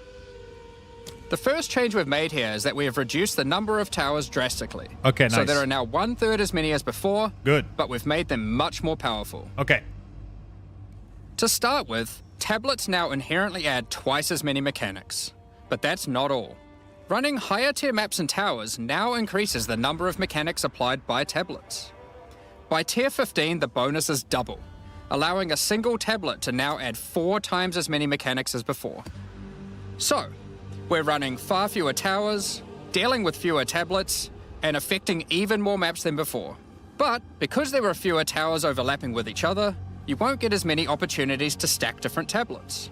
In order to solve this, we've made it so that each tower can consume up to 3 tablets at once. You always get 1 slot on completing the tower, but if you can complete a tower with more mods on the waystone, you can unlock a 2nd or 3rd slot. Overall, this allows for even more juicing from towers, while drastically reducing the amount of busy work you have to do. Nice. On top of that, towers are much more interesting maps because they can now spawn with all mechanics, including bosses. Each tower map has a new boss. Let's take a look at a couple here. The boss fight of the Alpine Ridge map has 2 powerful witches contesting for territory. One witch has an affinity for ice, the other fire. Who will win? Hopefully neither. The boss of the Sinking Spire map is a remnant of the Vaal that has been charged with lightning. It uses a full suite of lightning abilities, but be careful. If any of them hit the surrounding constructs, they will power up. Another thing that we've seen a lot of feedback about is sustaining waystones. As we looked into it, we realized that the people who couldn't sustain waystones were dying a lot. A lot more than we had expected. And that made us realize something. During the campaign, the expectation is that you can die multiple times in order to learn how to overcome challenges. You are able to learn how the monsters behave, adapt to their skills, and eventually overcome them. But as soon as you get to the end game, you are effectively no longer allowed to die if you want to sustain waystones. Please, please, please. By the time you are getting towards the end of endgame, we want you to have to be careful not to die. But it certainly shouldn't be that we have such a sudden shift as you run your first maps. The first change we're making is you can now respawn and return to a map if you die. Nice! Nice! Continuing from where you left off. Oh my god! When you start the endgame, you get up to 6 total attempts per map. As you add more modifiers to a waystone, the number of respawns goes down. That's cool. This means that as you get to the point that you're running every waystone as a rare, you will have to be more careful. Okay, I'm good with that. In parties, everyone gets to respawn that number of times. But we still think it's important that you can kill a boss in one go. In order to allow that to happen, we've made a change so that once you start the boss fight, it changes over to the same respawning system we use for pinnacle bosses. Oh. This means that the map owner can choose to respawn everyone at the same time. Another complaint we've seen a lot of is players not wanting to do the pinnacle content because of the experience penalty from dying. A change we've made here is that all pinnacle content now no longer grants experience, but also no longer removes experience on death either. Oh, nice. Dawn of the Hunt also brings the first batch of Twilight Order reliquary keys from the early access Bro, supporter I'm buying packs. your biggest pack. I don't give a shit. You guys These did all the keys changes contain I items wanted. selected by our supporters. They can contain any unique item found in Path of Exile 2. If the selected item is a pinnacle boss drop, then only special keys dropped by this content will be able to provide these items. For example, Hand of Wisdom in action can only come from a key dropped by Zesht. We're also making a change that allows pinnacle boss uniques to drop at any difficulty. Rarer uniques will be rarer at lower difficulties, but still possible to find. This applies to the drop chances for the reliquary keys from this content as well. We spoke about towers and tablets earlier, but we have also added a suite of unique tablets. Each of these adds crazy interactions to the maps influenced by it. For example, this unique tablet allows you to run any map in a tower's radius without requiring connections, which can be quite useful for jumping gaps and traveling around your atlas.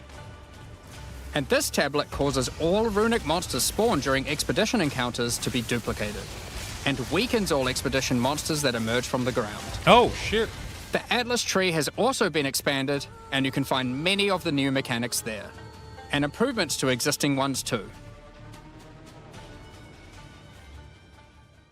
Now, through this livestream, we have mentioned quite a few new crafting options that we've added. New runes, corrupted essences, fractured mods, and jewelry crafting bases. But we did have just one more crafting system to talk about: recombination. Expedition was the only in-game mechanic that was lacking a crafting system, so that needed to change. Recombination is a mechanic that might be familiar to some players. It allows you to merge 2 items together, hoping to get the best elements of each on a single new item. This new crafting bench will be unlocked as you complete your first expedition, and requires artifacts found during expeditions to fuel it. The rarer the mods on the item you are combining, the more expensive the cost. Okay. That wraps up all the major in-game changes we're talking That's about insane. today. With all the system changes and new content, we can't wait to get in there, start blasting maps, and obliterating monsters. There is one more thing we wanted to clarify before we move on, which is that all the content we've talked about today will be made available in the existing early access leagues, so you can play your existing characters. However, there will be new leagues made for those who wish to start in a fresh economy. Yes! It is recommended to start over and get the full new experience. Oh in the yeah, Dawn I'm of the starting Hunt over. I'm leagues. deleting the other character. Doesn't even exist For anymore. all our existing early access players, we're really looking forward to joining you playing in this new update. Do you guys want For me to those do a who don't giveaway for already have a access supporter pack here? and We are can do interested in that. playing Path of Exile 2, Dawn of the Hunt, you are able to at any time purchase an early access supporter pack at www.pathofexile2.com. Can I get another hoodie Additionally, the Paladin if I and Pennant purchase another supporter one? packs are now available to purchase in Path of Exile 2 and I love contain my 6 PoE hoodie. microtransactions each and the full pack's face value in points. All the microtransactions contained within these packs are purely cosmetic and do not affect your character's power or progression in any way. Thank you so much for your ongoing support. We're just about to start the Q&A with Ziggy D. With release at the end of next week, our community team will be posting crucial information you'll need for the release. Keep an eye on the news. On release weekend, we expect to launch the new mystery box and many new microtransactions, including Path of Exile 2's first alternate skill effects. Thanks for joining us today and checking out our latest Jesus development. Christ. We're looking forward to playing the Huntress, trying new builds, and exploring the new endgame. Dude, next I week. am really We'll excited to begin play the Q&A PvE2. shortly, Fuck. so please get your questions ready. Yeah, I gotta finish my stuff in WoW then. Because we're going all out PoE for a while. Dude, I'm even scared for Last Epoch's release.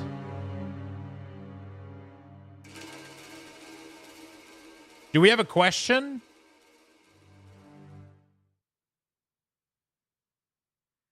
Good morning, Exiles, and welcome to Oh, the shit, sound is- edition of today after a very exciting reveal with lots and lots in it. We don't have Exceeding sound, bro. expectations, particularly in crafting. But on that note, Crank the I'm joined volume. here by Jonathan and Mark. I'm at max right now. Today, and more in the future of Path of Exile 2. And you had an update about the recombination. Yes, that's first, right. though. That's right. Yeah, so we actually last night had a bit of a design session and realized that we weren't actually. I'm at fully happy with the way 100% the right now. recombination worked. So we actually made quite a big change to it, which wasn't reflected in that video, obviously. Which is basically that we sort of wanted to give a bit more control to the player over how recombination works, and we also kind of weren't really happy about the fact that recombinators is something that like kind of matters a lot for really, really ultra endgame players. But it wasn't something that was really mattering a lot for like the people who effectively got access to the feature at the start. So we've actually changed it now so that the way it works is that you pick which mods you want on the each item from each item, and then it gives you a percentage chance of success based on the number you picked. So if you pick just like one from one and one from the other, then the chance is much, much higher. But if you pick if you pick 6 mods, it'll become practically impossible.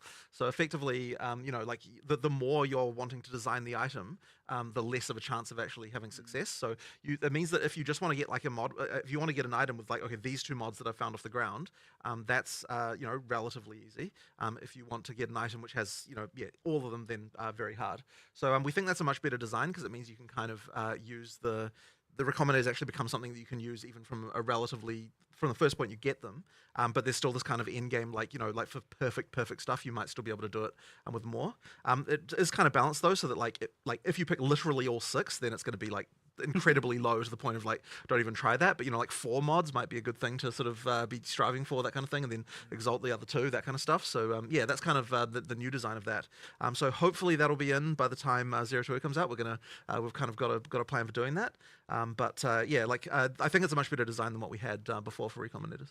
If it's not there for 020, it'll be Yeah, as very soon as soon. it can Very afterwards. soon, But yeah, spur of the moment, night before the live stream design sessions. Yeah. But Been a few of those. increased player agency and visibility into the success result is just a win. And honestly, took way too long to get to the point of us actually going, oh, this is just straight up better to have observability into that and the freedom of choice. So. Sure. Yeah, that's the thing. Recombination definitely felt like something that was both really high end in terms of the crafting that it was intended for, but also just even understanding it. This seems much more intuitive because You just pick what you selecting want. the mods you want. Yeah, Right?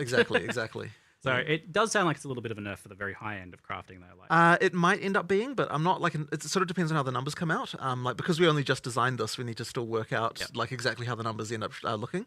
But I mean, look, we have to make sure. Obviously, whenever we're designing any crafting system, we have to be really sure that we're not screwing over finding stuff on the ground. So you have to sort of have that balance, and that's so that kind of informs everything we do with crafting usually. One difference here, though, of course, is if the success chance fails, both items are destroyed, as opposed to always keeping one. Yeah. Okay.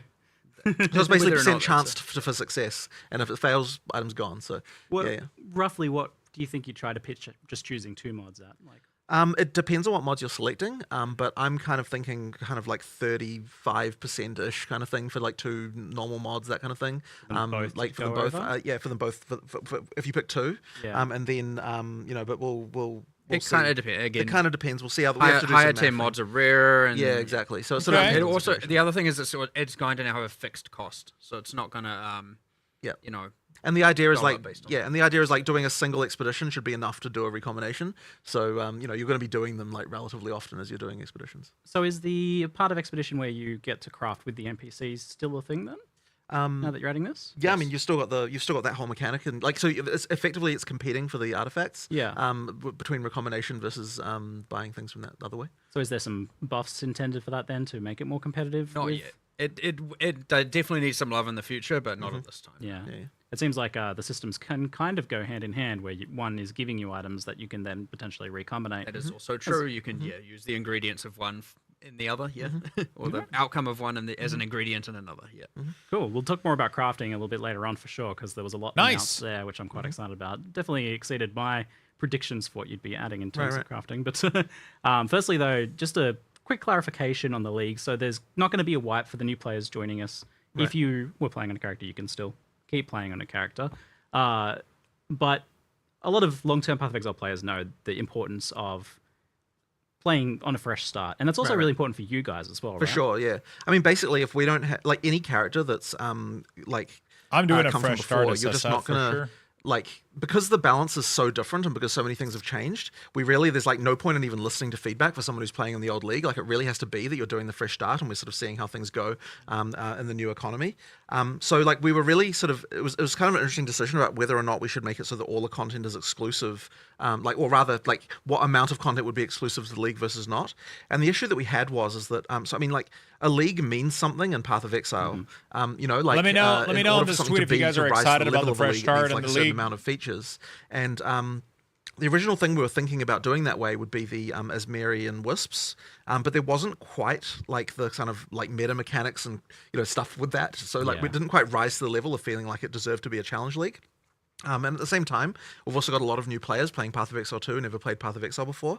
So we were a little bit, like, we kind of were deciding, like, okay, should we make them exclusive or not? We sort of decided, you know what, for this one, we're not going to. And then what we'll probably try and do is for the next,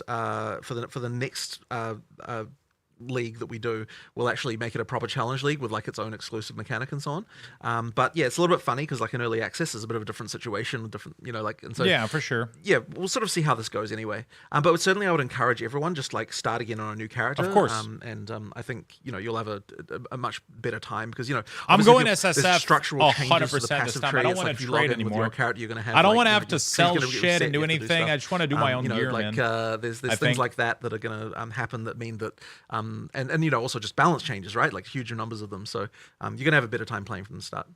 That's it. And speaking of the Huntress then, so we saw our initial Huntress quite some time ago now and had some hands-on time with it and things, but I certainly, having played that before and played it now recently, the Huntress has changed quite a lot. Yeah. So what was the, how hard was it to get it ready for release? What was kind of the key there? I mean, it's funny because class design is one of those things where every time you add something, it can make you reevaluate everything else, which is why it's so hard to predict like how long a class will take. So like it changed a lot since the last time we had like we were showing Huntress. And honestly, like, it's like, while there are some skills that you'll still see, like, it just plays completely different. And I mean, whenever we're looking at like how we're going to design something like this, it really comes down to like what is it's special about the character class? Like, how can we double down on that to make sure it feels different? So with the Huntress, you've obviously got spears as a base type. The key difference between a spear and any other weapon type is that you can both use them at melee and you can also use them at range. You can throw them. And so because of that, we really were just really trying to incentivize everything possible so that you use both of those things. And action RPG players, they generally speaking, the balance can often be such that you only really want to do one thing and do that one thing well. So trying to incentivize the kind of ranged and melee is, quite a thing. And I mean, the way we do it effectively is try to make sure that like there are combo chains where, a ranged thing can combo with something that's melee and a melee thing can combo with something that's ranged, and then also give you good abilities to move between the two states. And so that kind of means that you end up with a very agile character, like you're constantly moving like backwards and forwards and kind of moving around. I'm pretty sure you can use the spear and everything on any it's class. The Dex character that it's good that it feels that way, that it feels the most agile of all of the melee character classes. That's been a really good one. But I mean, look, there are, in terms of changes, I mean, look, there are just changes all the time. Like the frenzy charge thing was like relatively late in development. Like there's like quite a lot of things going on that just meant that the field kept on evolving. And another big one, of course, was parry, which I honestly was very skeptical of working. And Mark, Mark was the one who saved it. Honestly, like I was like, you know what? There was like 3 times I think where I was like, you know what? I don't think it's going to work. And then you were like, okay, I think we're gonna save this. I was like, give me a week. Yeah, exactly. And it works completely differently for most games, because in most games, obviously, with parrying, the way that works is that you have to time to push the block button at exactly the right time. But that's just something that just wouldn't work in our combat system, because you're often packs of monsters. It's just like you don't really have the ability to read combat in that way in our game. And at the same time, we need to make something where there's going to be like, if a single monster in a pack hits you, you need to be able to respond to that with something that's going to, you need to be able to respond in a way where you don't just then immediately get hit by a bunch of other stuff. Yes. So having it so that the parry, like it always parries, but it's then taking advantage of what the parry does to the monster by following up with something that's going to give you like, an explosion or something like that to kind of deal with the pack. That's something that sort of allows that counter gameplay to work in our game. So you've kind of got 2 primary parry follow-ups. You've got the frenzy charge one, which dashes back, which means that you don't have to worry about the monsters hitting you. And then you've also got the one that there's another one which I don't believe we showed there, which called Fangs of Frost, which does a counter where you attack with ice, which freezes the pack. So it's another way to kind of... So in both cases, you've kind of got something that's kind of dealing with the fact that you've got all these monsters around you. And that was kind of the biggest challenge, I think, that we had with that mechanic. I'll also make note of, there was a support gem I found that you can attach to any attack that allows you to follow up parry to generate a frenzy charge too. So it doesn't even have to be the backflip. In that case, there's other... create your own parry. Yep, and then of course there's always Sniper's Mark. And there's like there's a skill that does give you a guaranteed crit, so that's a potential option as well. Like you've got a few different ways to generate them. Because parry guarantees a light stun. Yeah. You always get that small window to actually engage or do a thing before they I've never been in the danger again. And I'll tell you this, like I am one of those players who never parry, right? In any game ever, because I can never do it. It's always just so frustrating. So I was very skeptical of that, but it feels really good. You've both managed to make it something that's easy to do, because you can just hold the button down and parry at any time. There's no skill involved in that. But at the same time, you've incentivized making it so that you do want to still try and time it as best you can personally. How have you done that? How have you made it so that like you actually still want to kind of play it skillfully? Well, I mean, ultimately, anytime you're holding down the parry button is when you're not attacking, right? Exactly. So you still want to kind of minimize the window, but at the same time, like the timing is just not like, not as bad. But the nice thing as well is that like once you do successfully parry, it's very obvious. You get the sound, you get the token on the monster. It's very chunky. Yeah. So it means it's very obvious when you're supposed to counterattack. So yeah, I'm very happy with that. I think that it came out really well. And honestly, one of the funny things about it is that it immediately made me realize like how bad shields are in comparison, which is why we're also trying to ninja in a change to how shields work at the last minute, which we'll see if it makes it into 020. I was playing around with it last night. This was 8 p.m. last night. Yeah, 8 p.m. last night, exactly. I was messing with this. Yeah, messing around with it. And I won't talk too much about how that's going to work, but effectively we want to make shields, the shields better as well, and kind of build something into those to make them more interesting. So that's the plan there. We'll see if it makes it for 020. Yeah, following that kind of similar design space idea of being able to do a bit more with it. Yeah, and then 100%. that feed into other skills and things like that as well. 100%. There's a lot of room there to play with. Yeah. Okay. So we talked about Huntress being very, very combo heavy, and she has the deepest combo chains out of anyone so far, even exceeding like things you can do with Monk. You got 3-4 different skills deep of things you can start to synergize together. So how do you balance? How do you make that fun? Firstly, like rather than like onerous, for example. Well, I mean, I guess there's a few things. Like one of them is it just has to be very readable and understandable when, like what you can do and when you can do it. And I think the other thing that's really to our advantage here is reusing skills in multiple ways, so you can make a deeper combo chain without requiring you to be using as many skills in order to do it. So the way that Whirling Slash and Tornadoes interact with ground effects and kind of like all that stuff sort of means that you're using Whirling Slash multiple times as part of the same combo chain. And that's an idea I think that I'd like to try and explore more, because I think that it is a cool way to kind of extend the combo chain. Yeah, as I said, without sort of getting too many things involved, and that makes it a lot cooler. So yeah, I'll think a bit more about how we can apply that to other classes and other skills, but yeah, it's worked out really well here. Yeah, it's a bit of like a loose create your own combo system in a way. Like obviously there's intended combos, but because it's interacting with something that's fundamental like ground effects, you're able to combo with anything that creates a ground effect. And there's a lot of different ways you can do that. Like I added shocked ground to the backflip skill, or I got a companion pet that had a shocked ground aura. Nice. As like, so that was just there and that was available all the time. I mean, it's funny as well because it also works on just enemy ground effects, and so sometimes you can just get a damage boost because the rare just happened to be dropping ground fire or something. So damn. Okay. That's pretty cool mechanic. Yeah. But it's been It's cool how everything works with each other. The first time I ran into that was actually in the graveyard where there's these like. But the end game was too harsh, man. Like grinding the early map was tornadoes, so and then one of them just randomly turned into a fire tornado, and I'm like, oh, what happened there? Oh, it's sweet. It was just like a really cool moment where you sort of interacted with the environment, which was really fun. It always feels like you're getting a little bit of something extra for free when you're taking advantage of the enemy effects, or a boss fight that just has burning ground everywhere. It's like sweet. So how do you go about balancing though when you have a class that has deeper combos and kind of somewhat requires you to do a bit more versus a class or a skill or a build that is just bonk? I mean, you have to ultimately make the combos matter, right? And I think actually that's one of those things that we're trying to really focus on with the balance changes we're doing in Dawn of the Hunt more generally, is making sure that even, like, I think it's the case where some of the combo gameplay kind of degenerates a little bit by end game in a way that, like, I want to make sure it still feels rewarded. And so we were sort of doing various checks, recently about, like as a random example, right? Like, so on the Mercenary, we found that doing, but when you get to endgame, doing armor break, what's it called? The armor piercing that causes armor break, followed with high velocity rounds, is just worse than just using high velocity rounds. And that's like really bad, right? Like we have to make sure that we're improving that stuff. So it's like sometimes you just get these things where like the balance by endgame kind of degenerates in a way that that doesn't support the combo anymore. And so we have to make sure that when we're looking at buffing things, that we're like making sure that when we're doing it, it's to support the fact that using more things is actually a good thing. Okay. We're really trying to make sure that we're bringing some of that, improving some of that stuff as well as we're making the balance changes.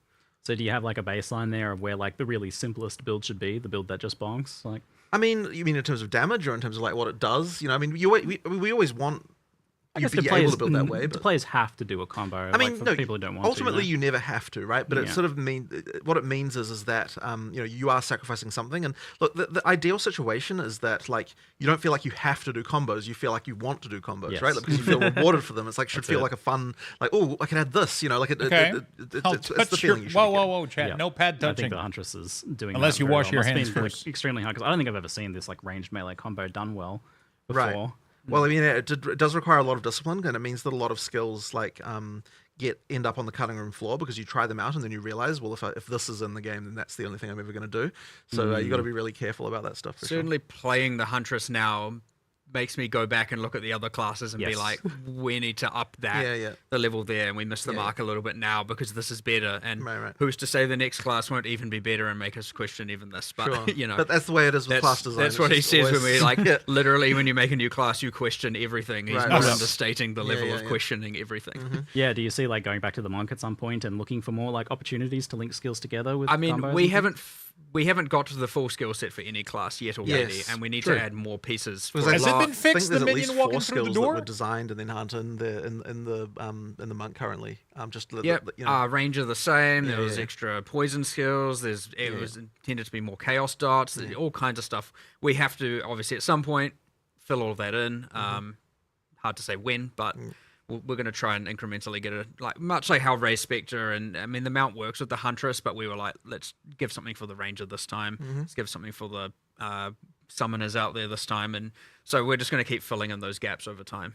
And it feels like you're getting better at class and skill design as you go too. So I imagine the last class you're going to release is going to be like amazing. You'll look back at the first ones and be like, ooh.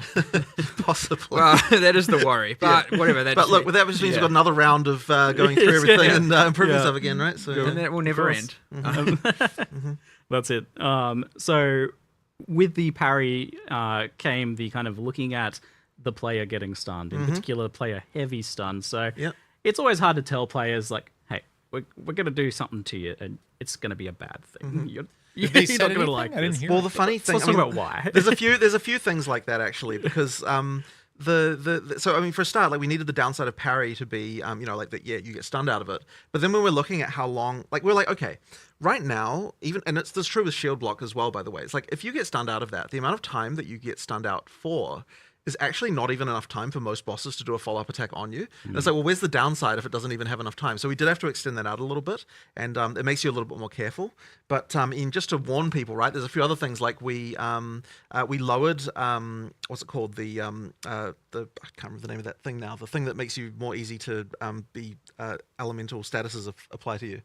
Ailment threshold. That's right, ailment threshold. Yeah. So we lowered ailment threshold to actually make it so the player has those mechanics happen more to them, right? Because like right now through campaign, like you barely get frozen or burning or shocked, really, to be honest. So there's stuff like that we've had to do to kind of make sure that that, because if you don't have that stuff actually happen to you, then there's no point in mitigating it. And it's like, things like charms were like not very useful because those mechanics weren't happening to you. There's stuff like that, right? The downsides do actually matter in order to make it so that that you then there's other things you can do to sort of bypass those downsides. Okay. So that's kind of one of those things that we just have to make sure is I like hearing them talk about the game and how they approach things. Was able to are you guys excited about the number of times I was frozen? The new season, the new patch? For sure. What class are you guys going to go for? For sure. But it's always by those vile ghosts. Yes. Also, did you guys get your drop? I didn't get mine. Expect a little bit more, a little bit more danger from the stun. I definitely died a couple times to getting heavy stun. Yeah, it can happen. So that's mostly occurring if you're like doing 2 hours, bad frontline or parrying. But can it also occur just from like taking a really big hit or something? Nope. At least we've discussed that. We've gone through a whole bunch of different should certain boss abilities heavy stun you, and if you speak into enough stun, I almost want to go play PoE, bro. It to a light stun, and if that, there's witch, all kinds of get hype multi-hour discussions we've had, and we haven't really come to anything conclusive there. But it's only from mount, raise shield, and parry, and of which at least for all of them, you can see your stagger bar filling up. It's worth noting things like evasion apply to.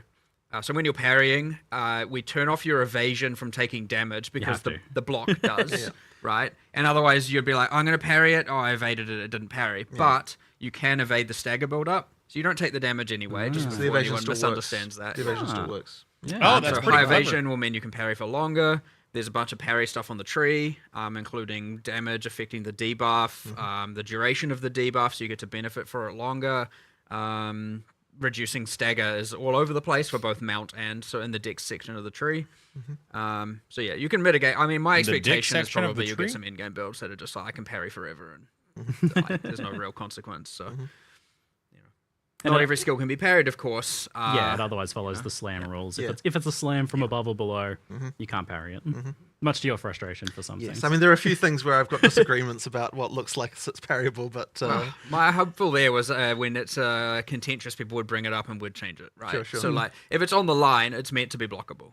If it isn't clear. And there was no way with hundreds of monsters and many dozens of bosses that we weren't going to miss some things, so...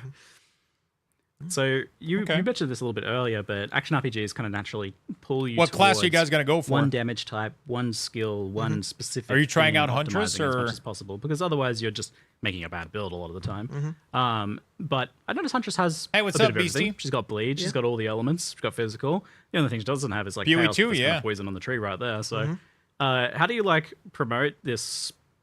All of this different stuff together? Are you supposed to only kind of be relegated to using 2 or 3 skills, or are these supposed to come together? And how do you manage that? Well, there's a few things. So one of them is that we provide a lot of combos with the expectation that you'll probably be focusing around a few specific things rather than necessarily using the whole tree.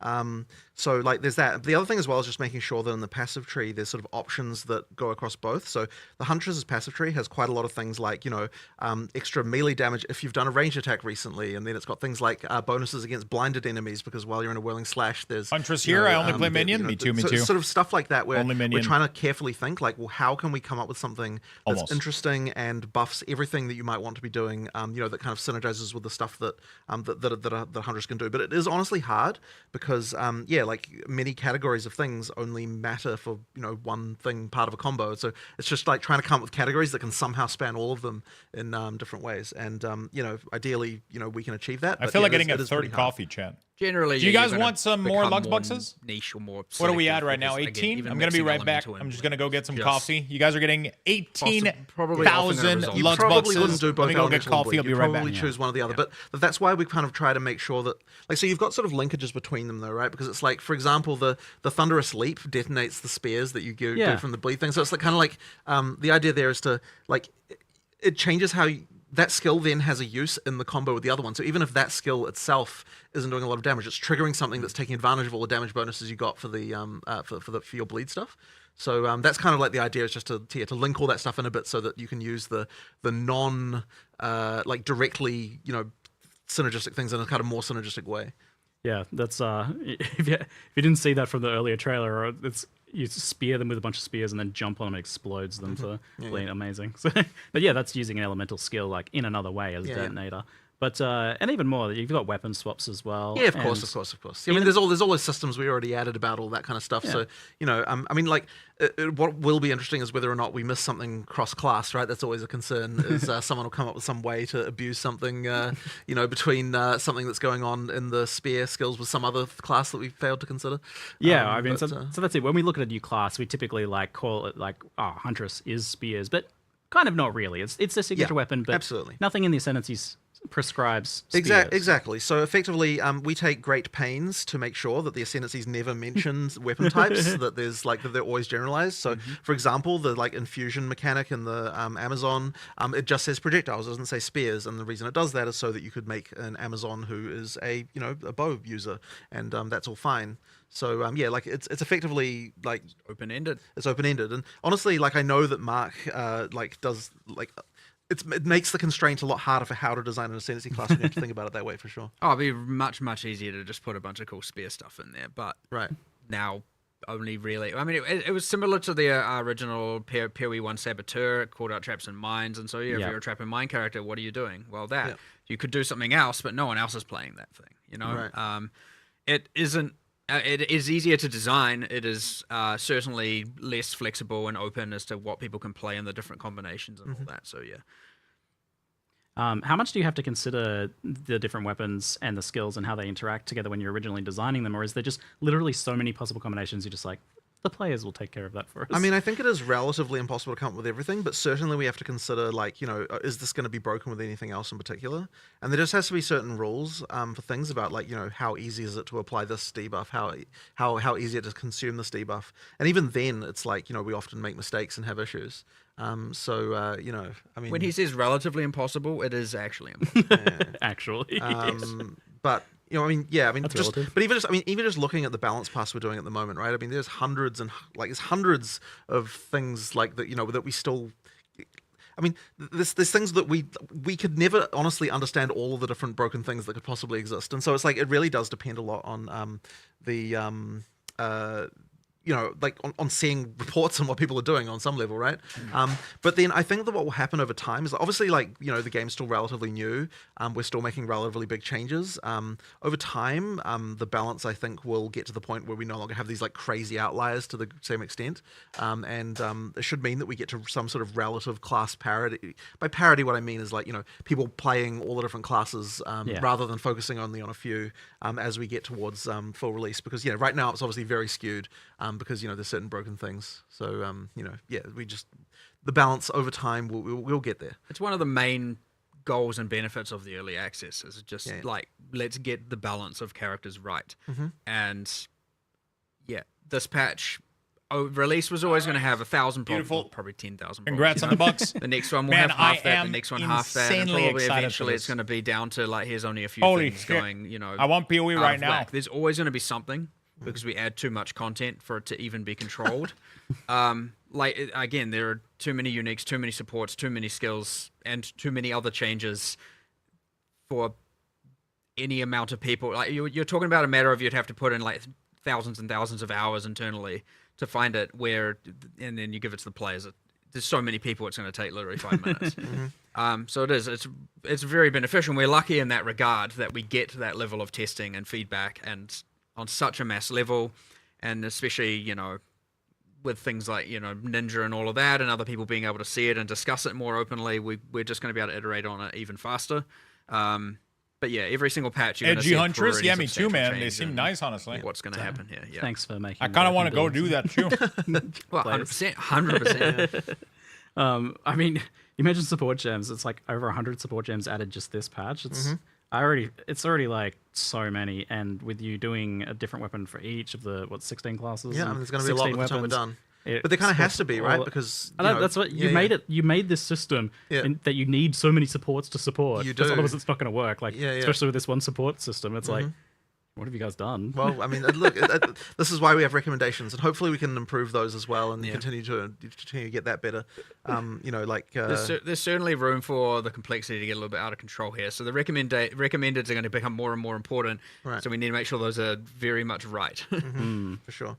You must be looking to players even to find some of those recommendations down the line as well. In some cases.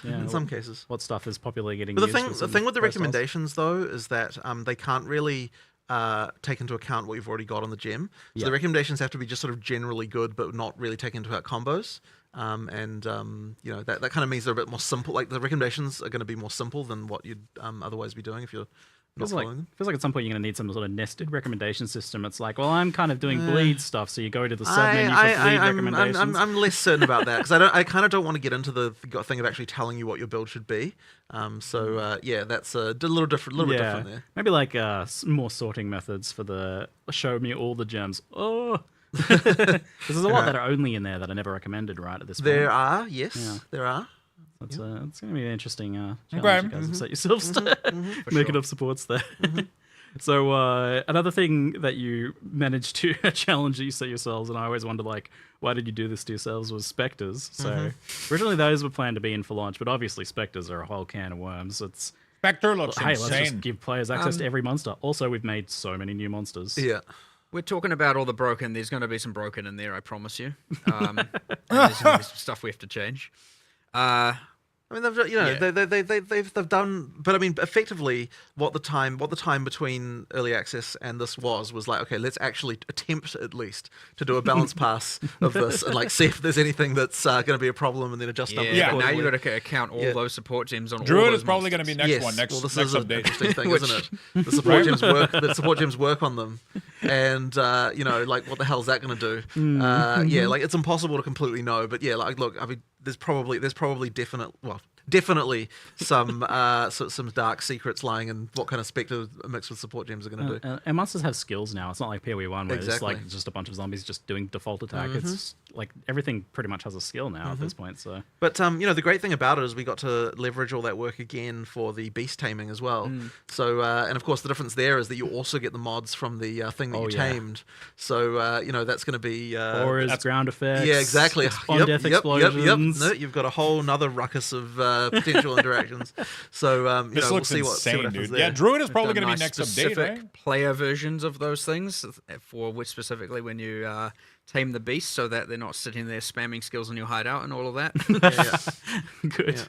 Yes. So, but also, like, there actually are player versions of the mods that Res can get, like, so that we can balance them if we need to. Yeah. Because some of that stuff would be ridiculous if you had it yourself. So basically, we still have it sort of work. It mostly works the same way, but there will just be numbers tweaked to the player versions, and the same works as well for the what do you call it? The ritual sacrifice. Headhunter, Headhunter and stuff like that. So it's player versions of the monster mods. I really want to play the ritual huntress and like tame something that makes it so that like I don't know. Yeah, there's something there that I want to do for sure. There's a new. Probably should let people discover it. There's a new unique charm that possesses you with a random Asmeri spirit as well, and so you get the daemons and the stats, and those technically also have player versions too, but actually not to necessarily make things worse, to make things better, because monsters are balanced to fight player life and monster life, not in the same universe. So actually what we've done is all the things you steal that are monsters and the monster skills, like the explosions and the summoning bears and all that, we've actually specifically balanced them way up to be more effective against monster. So when you steal them, they're much more powerful, actually. Just so they're not just tickling monsters and doing 1% of their life kind of thing. It was mentioned in chat, actually, the whole like Asmeri modifiers and things on stuff, that wouldn't transfer over with the companion system, surely? No. Yeah, Lich Node is like increase the magnitude of unholy might buff you grant. We mana actually to had increase to, minion damage. Yeah, this is certainly a benefit. Once you have tamed the beast, it is not tradable. And people might immediately be like, oh, so that's sad. Well, the issue is, and as much as you might want some of that, I'm sure you don't want to be carrying around a whole bunch of tame beasts in your inventory all the time. So that every single time you find a good rare, all of a sudden you have to go and... Because it would mean that finding a rare would become a thing. Yes, exactly. It's actually like this annoying, in order to make the most money, I have to be constantly thinking about and carrying around tame beasts. But then we also made it so that as soon as you activate a beast, then no one who comes into the instance after that is allowed to tame it. Can't do any, so you can't TFT it's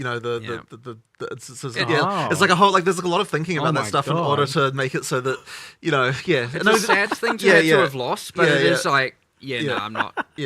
I'm not. Lich looks cool as fuck for someone. There's a gem that increased minion too. I want to find like the biggest fucking minion, and then give him like overpower. And the thing is like we design this thing, and then think, trading beasts. I don't know. There's something fun to be done here. Actually, I want to find like some of the biggest minion ever. At least we're thinking about that kind of thing. And then increase its size so that it does more damage early, and just have this one monster just demolishing half or some shit, like a boss or some shit. I'm glad we've learned from past issues with that sort of trading. I really want to figure out like a one monster talking army about some of the other new shit. skills, we had the addition of the Roar, which was teased quite some time ago, I think. Yes. But you've got it in and working now, and it looks like it's moving around. It sounds so much fun. Yes. It's obviously you've got like a big downside. If you get knocked off at heavy stun and stuff, you can't use melee from it, so it's for ranged attacks. Yeah. But it does seem like one of those things that it's going to be like everyone's going to use or no one's going to use because it's a clear speed machine.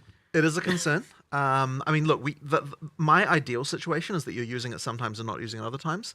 Like, if you're using it like during clear, I think it will, like you will definitely want to, but it's Demon Magus.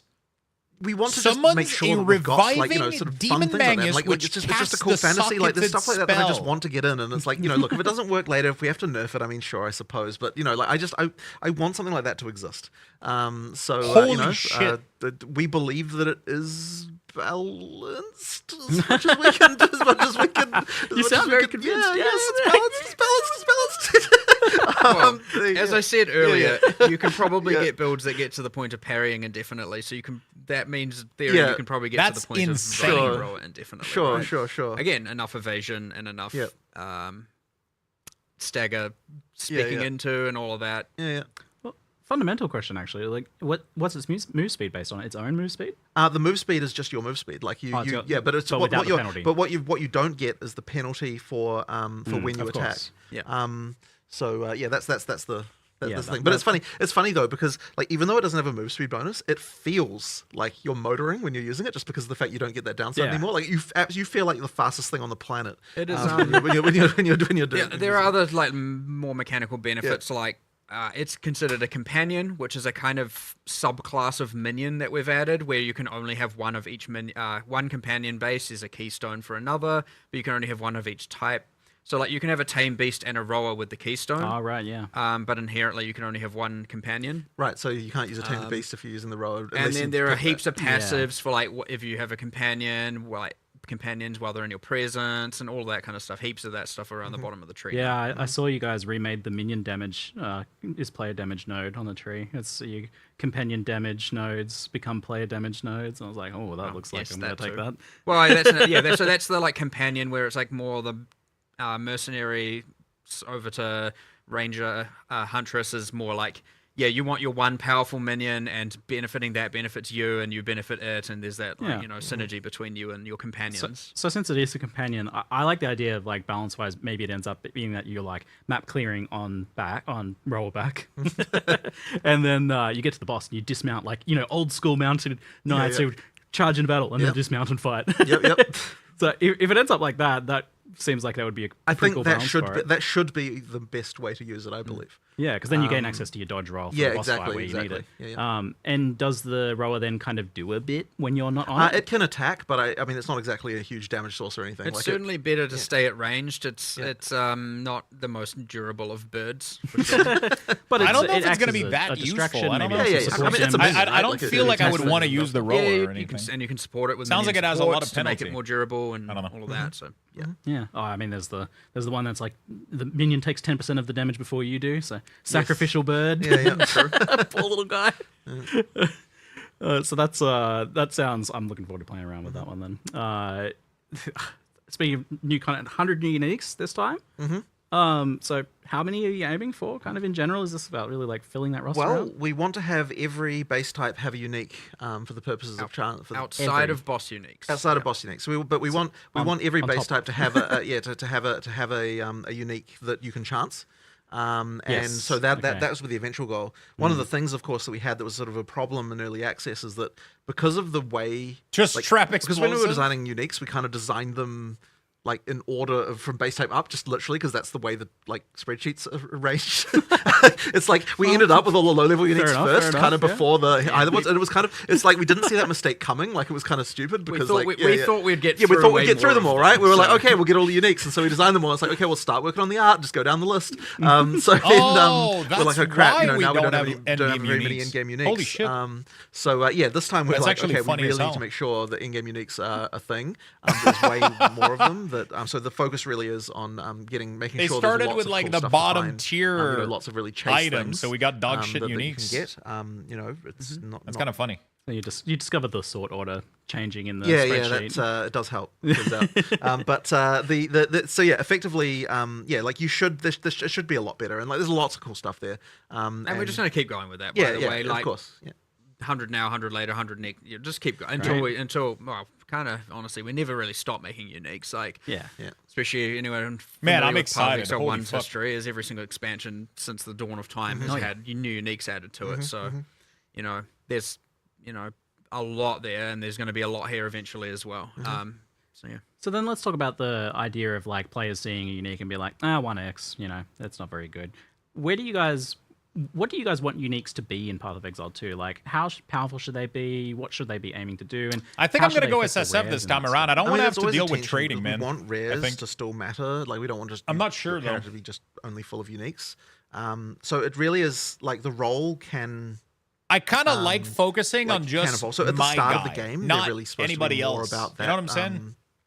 So the early game uniques are supposed to do two things. One of them is when you find them, they should be powerful for a little while. Yeah. But then also they have a some kind of combo thing. I think I'm going to go SSF for sure. I don't want to have to think about. We don't always know exactly exactly somebody, what that might be. Like, I want to be able to just like sort of find ideas, my own shit and just. We don't necessarily design them to say, okay, this unique definitely has like an in-game build that's going to be actually strong. Fuck, I want to go play the game now. And that's now. because you're kind of putting in things where, later on, some other mechanic might come along or something might happen, and then people find an interesting interaction, and that's when the unique kind of comes into its own. It's fine. It's the same as like Magic card design philosophy, that kind of stuff. You just put in like kind of weird stuff and sort of maybe you find something. But obviously, it can mean that when people see a new unique, they might they dismiss it. But then one day they might also be paying vast amounts for it if it becomes a meta build. So you could, but I feel like a game has to have that stuff in it in order to feel like there's lots of interesting ways to experiment, because it's like the feeling of being the first person to discover some new interaction is an amazing thing, and then when people see something that like feels smart, and it's like if we don't have uniques that just take chances and do weird shit, we'll never have that kind of stuff happen. When we're designing a unique, we don't think about what's the value going to be. Yeah, we're not even coming out of it going like, this is going to be really expensive or this is going to be really cheap. Well, in some cases, well, you knew what you were doing with that Herald unique. No, I don't remember. It's more of the charm and but that's the thing. Are you aiming for the honestly, there's someone said the other day, they were like, a successful unique is one that should be divisive, and I was like, I agree for the most part. But not every unique should fill that role. Some should just be clearly, this is powerful, I want it for sure. It is going to be on my build. Chase. And others are like, what can I do with this now? And then others are just like, we don't know if anyone's going to do anything with this, throw it in. And sometimes it doesn't get anything happen with it for 3 years.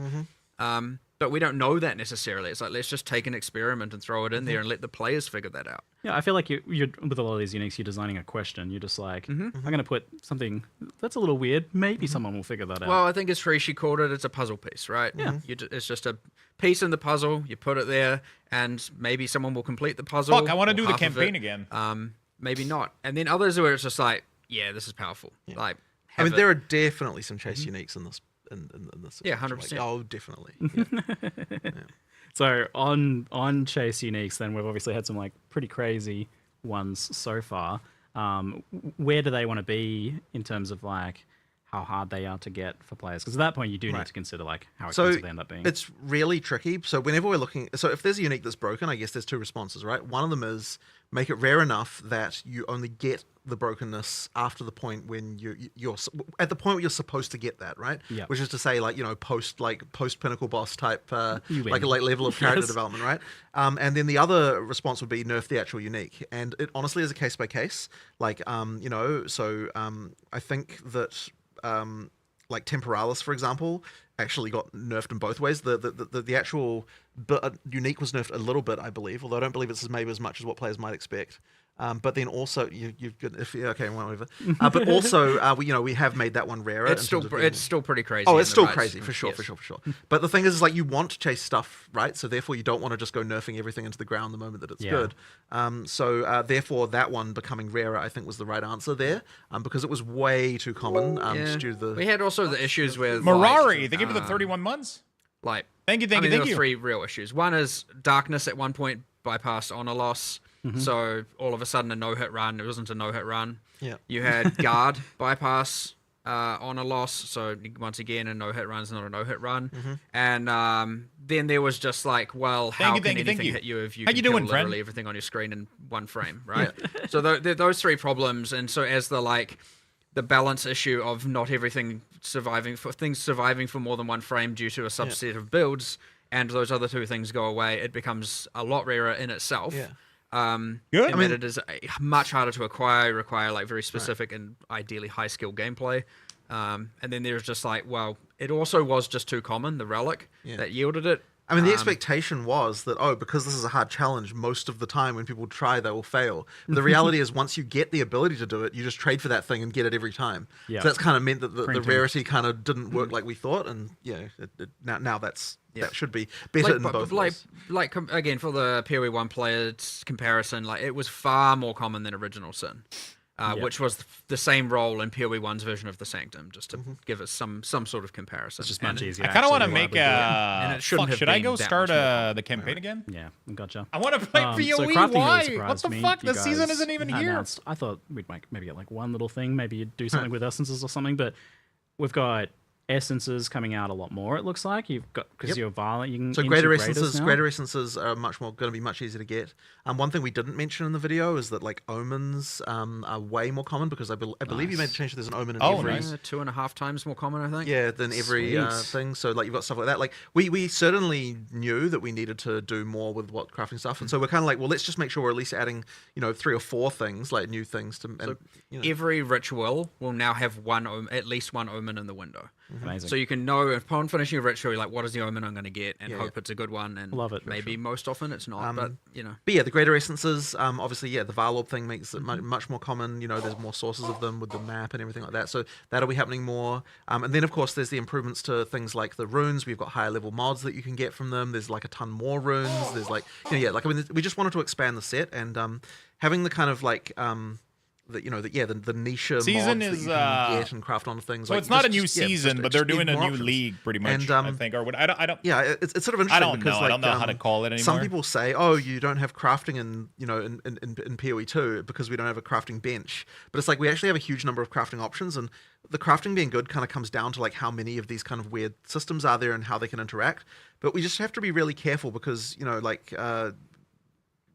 you don't want to get to the point where ground items no longer matter. Like and I think PoE 1 kind of basically did get to that point for various reasons, where like people aren't caring about what's on the ground nearly as much. So we still want to make sure with every change we're making that they still use the ground stuff, that you're still excited for things on the ground, and so that's like a really careful balancing act, because they do directly contravene each other. Like the better stuff you can craft, the less important. What's good? Everything, man. Everything. It's a really sort of subtle balancing act. It's but insane. Yeah, I think that the stuff we've added here will definitely push things in a way where you feel like there's more smart things that you can do to kind of improve your stuff. Yeah, well, I think done right, and what you're doing is making sure that the ground items do matter with each of these crafting systems. So you have that fundamental change where you can't just turn an item back into a white item. Exactly, and that's very important. One of the biggest ones, I think. And that kind of then unlocks the ability to do more. And so the great thing about the socketables as a crafting system is that they don't compromise the ground at all, because they don't, they're on top of the stuff that you can get on the ground. So that's very good. But when it comes to the kind of the base mods, we do want to retain, that an item has. We do want to retain, for the most part, the kind of thing of like that part of the item generation is random. It's just that, just that on top of that, you get the more deterministic things that you can add in addition to. And then when you do it that way, I don't know what really well. time So it socketables work starts, really well though. as a crafting system for that reason. So on that they've topic, announced it. I don't know we've had when this, though. Talking to you, it's like you're always saying to me that like this rune system is our crafting bench, but players don't keep asking for a bench anyway. Right. So obviously there's like a branding issue or a functionality 100%. gap. So it is funny, because I was actually saying the other day that like 7 days. If we had literally had that PvP. system be identical, except that the way it was release themed was that April there's a 4 crafting bench you PvP. go to and There's craft no extra time. mods on the items. Which literally be functionally the same, I think, and required materials that are effectively the runes that you get. Then I feel like people would be thinking that we've got a crafting bench. But yeah, ultimately that is that the rune system, the socketables are what replaced the crafting bench in the PoE 1 style crafting bench. And I guess it must have also been like with that initial kind of but it doesn't though, because just not as many options as 100% as well. So that is the issue, and that's because they were relatively late in development. So now we're just sort of expanding that, and we'll continue to add more socketables probably with every. I don't release, agree right? that the we'll add more runes, categories of them, because we'll there's do different something things. It's like on expanding top of the it. kind of People mods, because need there a is good thing base where, item before they even it's the think more, about the like, runes. In the base And the runes is mod just pool for bonus items, on They can top. only be things that are really fundamental. I don't think it And so replaces anything it. that's kind of out there, we don't want to put in the base mod pool, because then you end up with this sort of situation where you get items and they've got random shit you don't care about. Like the crafting is where you want to have all of the kind of stuff that's like very build specific. And so adding more mods to that pool so that you can do that is the right idea. Why is it that you can't socket and rune some things, like non-attack weapons, for example? Well, it was more just a choice for asymmetry, where we just wanted these things to feel different. There was also just like a little bit of a like, in the future we'll add some system where we can do something else there, and so just not having everything be completely identical, much like how the quality on those weapons works differently, where it affects the skill as opposed to just base damage. I do think it is something that we should be probably looking into sooner rather than later, though. Because the asymmetry things, it's good to have like not everything be super homogeneous, but because we're talking about the importance of it being that extra layer of control over your items, which you just don't have if you're doing spellcasting. Maybe we'll add an Arcanist's bench and theme it that way for those okay. ones. All right, you forced my hand. I have to bring this up now. Can we get some sort of like cohesive, all-in-one bench for disenchanting, salvaging, selling for gold, Arcanist benching at endgame? I get in the campaign having these things be separate, but I like at endgame, it's so much clicky. You're not happy work. enough with them just being next to each other, putting them next to each other, and No. I'll think about that one. Okay, good. I planted the He's seeds, like, at least. no, I don't like it. On my part. Right. There's ways. Max, there's ways. I like the sounds of that. Well, at least for endgame, like that's I don't want the world to not feel like it makes sense. Absolutely. So, But having it that you can just like you've got your hideout where they're all it would have to be a hideout related thing. Yeah. That makes sense. I mean, people are putting their NPCs within each other's personal space anyway, so the law goes out the window at that point. For sure. So we've also got Fractured, crafted via an orb from the cleansed monsters. How rare are those? How do you quantify rarity like that? They drop from the monsters. I can't remember the exact number, but like I think I was kind of saying like 1 per biome, which is the kind of total blob of cleansed monsters. But then that obviously does get affected by things like pack size and all that on top of that. So is that like 5 maps or something? Well, it depends on how many of them you kill as corrupted. Yeah, because so- the ones you didn't Yeah. cleanse while you were getting to the Nexus, those are the ones that then become cleansed. So you kind of have to choose, like when you go into a biome, am I going to beeline straight for the Nexus and then cleanse everything, or am I going to just fight them all as corrupted to get the rewards from that? So you're kind of choosing one reward or the other based on what you decide to run. I didn't understand that. So you can kind of leave the Nexus for last if you want to. Yes, if you want to use it to try and get more fractured orbs. Well, it's the other way around. Do Nexus first, then it cleanses all the maps, and then now you can get the most chance at fractured orbs, or you can fight them corrupted before going to the Nexus if you want to get the rewards that the corrupted maps have. And we have like for example, the corrupted bosses have their own uniques now. Yeah, so you're gonna want that. There's a bunch of new modifiers and how they. All right, I kind of want to play PvE, but strongbox. I want to finish my Cinder Brew on WoW. You kind of really are like, I'm gonna, have maybe a look we at the play mods, more right? WoW today, and then do this, then this, then this. Then I want to go do a Cinder Brew 13. Does the cleansed boss have its own uniques as well? Not yet. Not yet. Okay. It does have. It guarantees a fractured orb though as well. Oh, okay. Oh, so you can get the boss. So and you'll display if you hover over the map and it says like contains, I can't remember his name. Then you run it and kill it, you will get a fractured orb. So at least you will know. We have to watch for 2 hours for the drop though. With the fractured orbs being away fracturing, that's obviously super powerful for crafting. What are we like an hour, like 30 minutes away? Pre-fractured. I quite liked that. I think we went with no in the end. Yeah, we were going to do it, but then we decided not. How to. close are you guys to the drops, chat? Yeah. So next add-on. Is there a particular reason for it or thought process for that? There just kind of wasn't anything that really fit that exactly. I think at some point you'll want some new thing to go in probably. That, like this. Personally, I would rather just drop more orbs. Honestly, and let people choose how they want to use them. I like it from the perspective of dropped items matter. 78%. Yeah, but they kind of already do. What's they kind the of date do range on anyway it? because how long do we have? Because you need that as the thing of the fracture. I might play more. I might play some PoE this weekend. Actually, there's other little subtle things like, for example, the cleansed monsters within cleansed maps can't drop equipment as a little thing. So they have much higher. Obviously, they're dropping things more like waystones, tablets, currency. They don't get to drop any of the armor or anything, so they're more like currency sources as like an interesting subtle thing. If you want more currency, then play cleansed maps. So we're gonna have a lot more essences, a lot more omens, potentially ability to get fractured, recombination with the new, more accessible at low and mid tier design recombination. 4.0. Yeah. This is yes, recombination's certainly undergone some changes.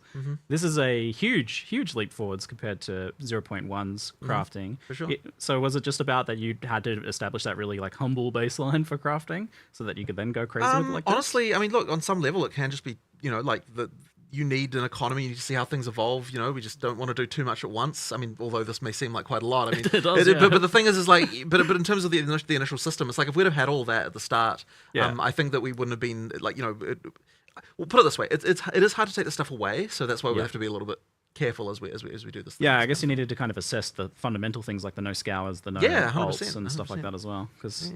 Then you can have a better idea of how to build off that, which I'm super excited for. I like what I'm hearing. Of course, and actual if you know crafting. us, like more, there'll be more. Makes me want to play PoE. I'm not gonna lie. But I kind of want to finish some goals. Right? That's how it is these days. Oh yes. I expect a crafting system for every league. Thank you. Something like that. That's somewhat actually our intention. So yeah. I love it. Perfect.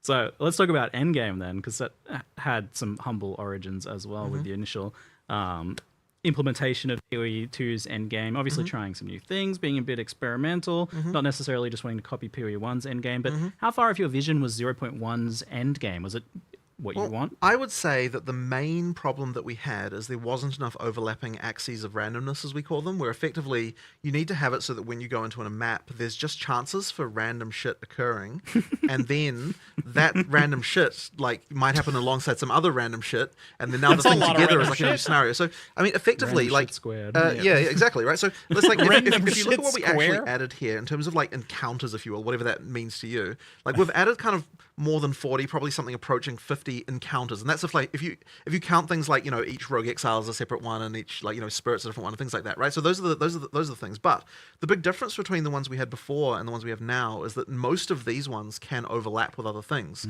So you have a situation where you've got the Asmeri Wisp that like happens to infect the unique boss of the area, and then that leads to a combat situation that you haven't had to deal with before, or then like you've got some essence thing that like or like, oh crap, that like like this other wisp like caused the thing to turn into a boss that then it's just like it's all that stuff combining, or like what happens when this goes with with the unique strongbox, and it's like all that combining stuff, and that's what leads to the situation where you've got an exponential explosion of like possible combat situations, and then sometimes you just run into stuff that you've never seen before because of that, because of this combined in some interesting way. And that's something that definitely PoE 1 has got very well, because it's got so many of these things that have been added over time. And it's also something that we took care to make sure that each league specifically did. So what PoE 2 lacked was, I think, that. And so that will mean, I think, that the end game is overall just much more engaging. Now, obviously, we're going to be adding more content and, more of the other stuff. But fundamentally, it's like it was specifically more of that type of stuff that we needed to do. And honestly, I don't think we've even got enough yet. Like, we want even more. We'll keep on adding that stuff. But it needed to become a focus. Very interesting. Are you guys part excited? Of the reason is that... like when you're tap one in the chat if you guys are excited for PoE. Game, right? It's like we need to come up with the big ticket items, right? Like what are the the league things and like the maps, and we need to come up with all that stuff. And so it's the little detaily kind of things that kind of a little bit require a bit more like time and stuff to work on. Even though they're actually like relatively efficient to make. Like we can make a lot of them when we do actually sit down and design them, because they're like making a new strongbox. Good, like, man. Sure, it's like it's work, but it doesn't take like that long, if you know what I mean. But it is. But it is that stuff that really adds all the flavor and kind of interest. So we'll just be continuing to do that through the game. And I really want to play this weekend. I'm not gonna lie, even if the patch isn't live yet, I kind of want to just get back into the campaign and play around with it, and get good at it again. Just little things that happen in them and stuff like that, like more like what the campaign maybe has. dabble. So we haven't like got there yet, but like as through early access, we'll definitely be just like introducing more of those little details everywhere, so that you get the interesting things happening. Yeah, so a bit like those exploration mechanics in campaigns. 100%, yeah, exactly. That's just we just want to make sure that you feel that same way through the in game as well, and with the leagues as well.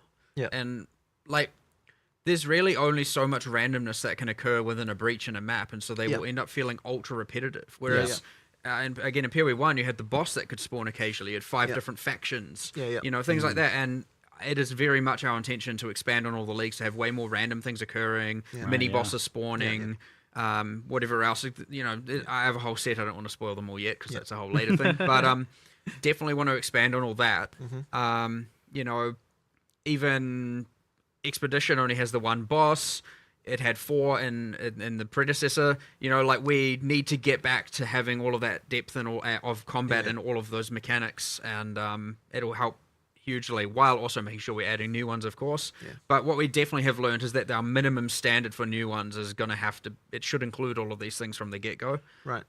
Otherwise, we're just signing ourselves up for like, here's 1,000 things we need to improve. It'd be nice to actually get some of them finished. So that's going to be a goal going forward for sure. But I think it's like it is where our type of design shines, because like adding content is no longer a process of like, we work on a thing and then the players get to play, like it gets into a situation where like adding content has more value than just the content itself, because it adds to everything else too. And so that kind of makes it feel like the world gets like larger in much larger proportion than what you have. And so like, it's an n squared thing where like, the square of all the stuff we add. So that, like basically it'll feel like it's ramping up in terms of interest as we add more content, rather than just feeling like you're just continuing like rather than every league thing like you just add the same amount. It'll feel like it gets even bigger each time. Yeah, like when you add Asmeri Wisps, that's not just about adding that. It interacts with all the other things that already exist that it can go ahead and affect.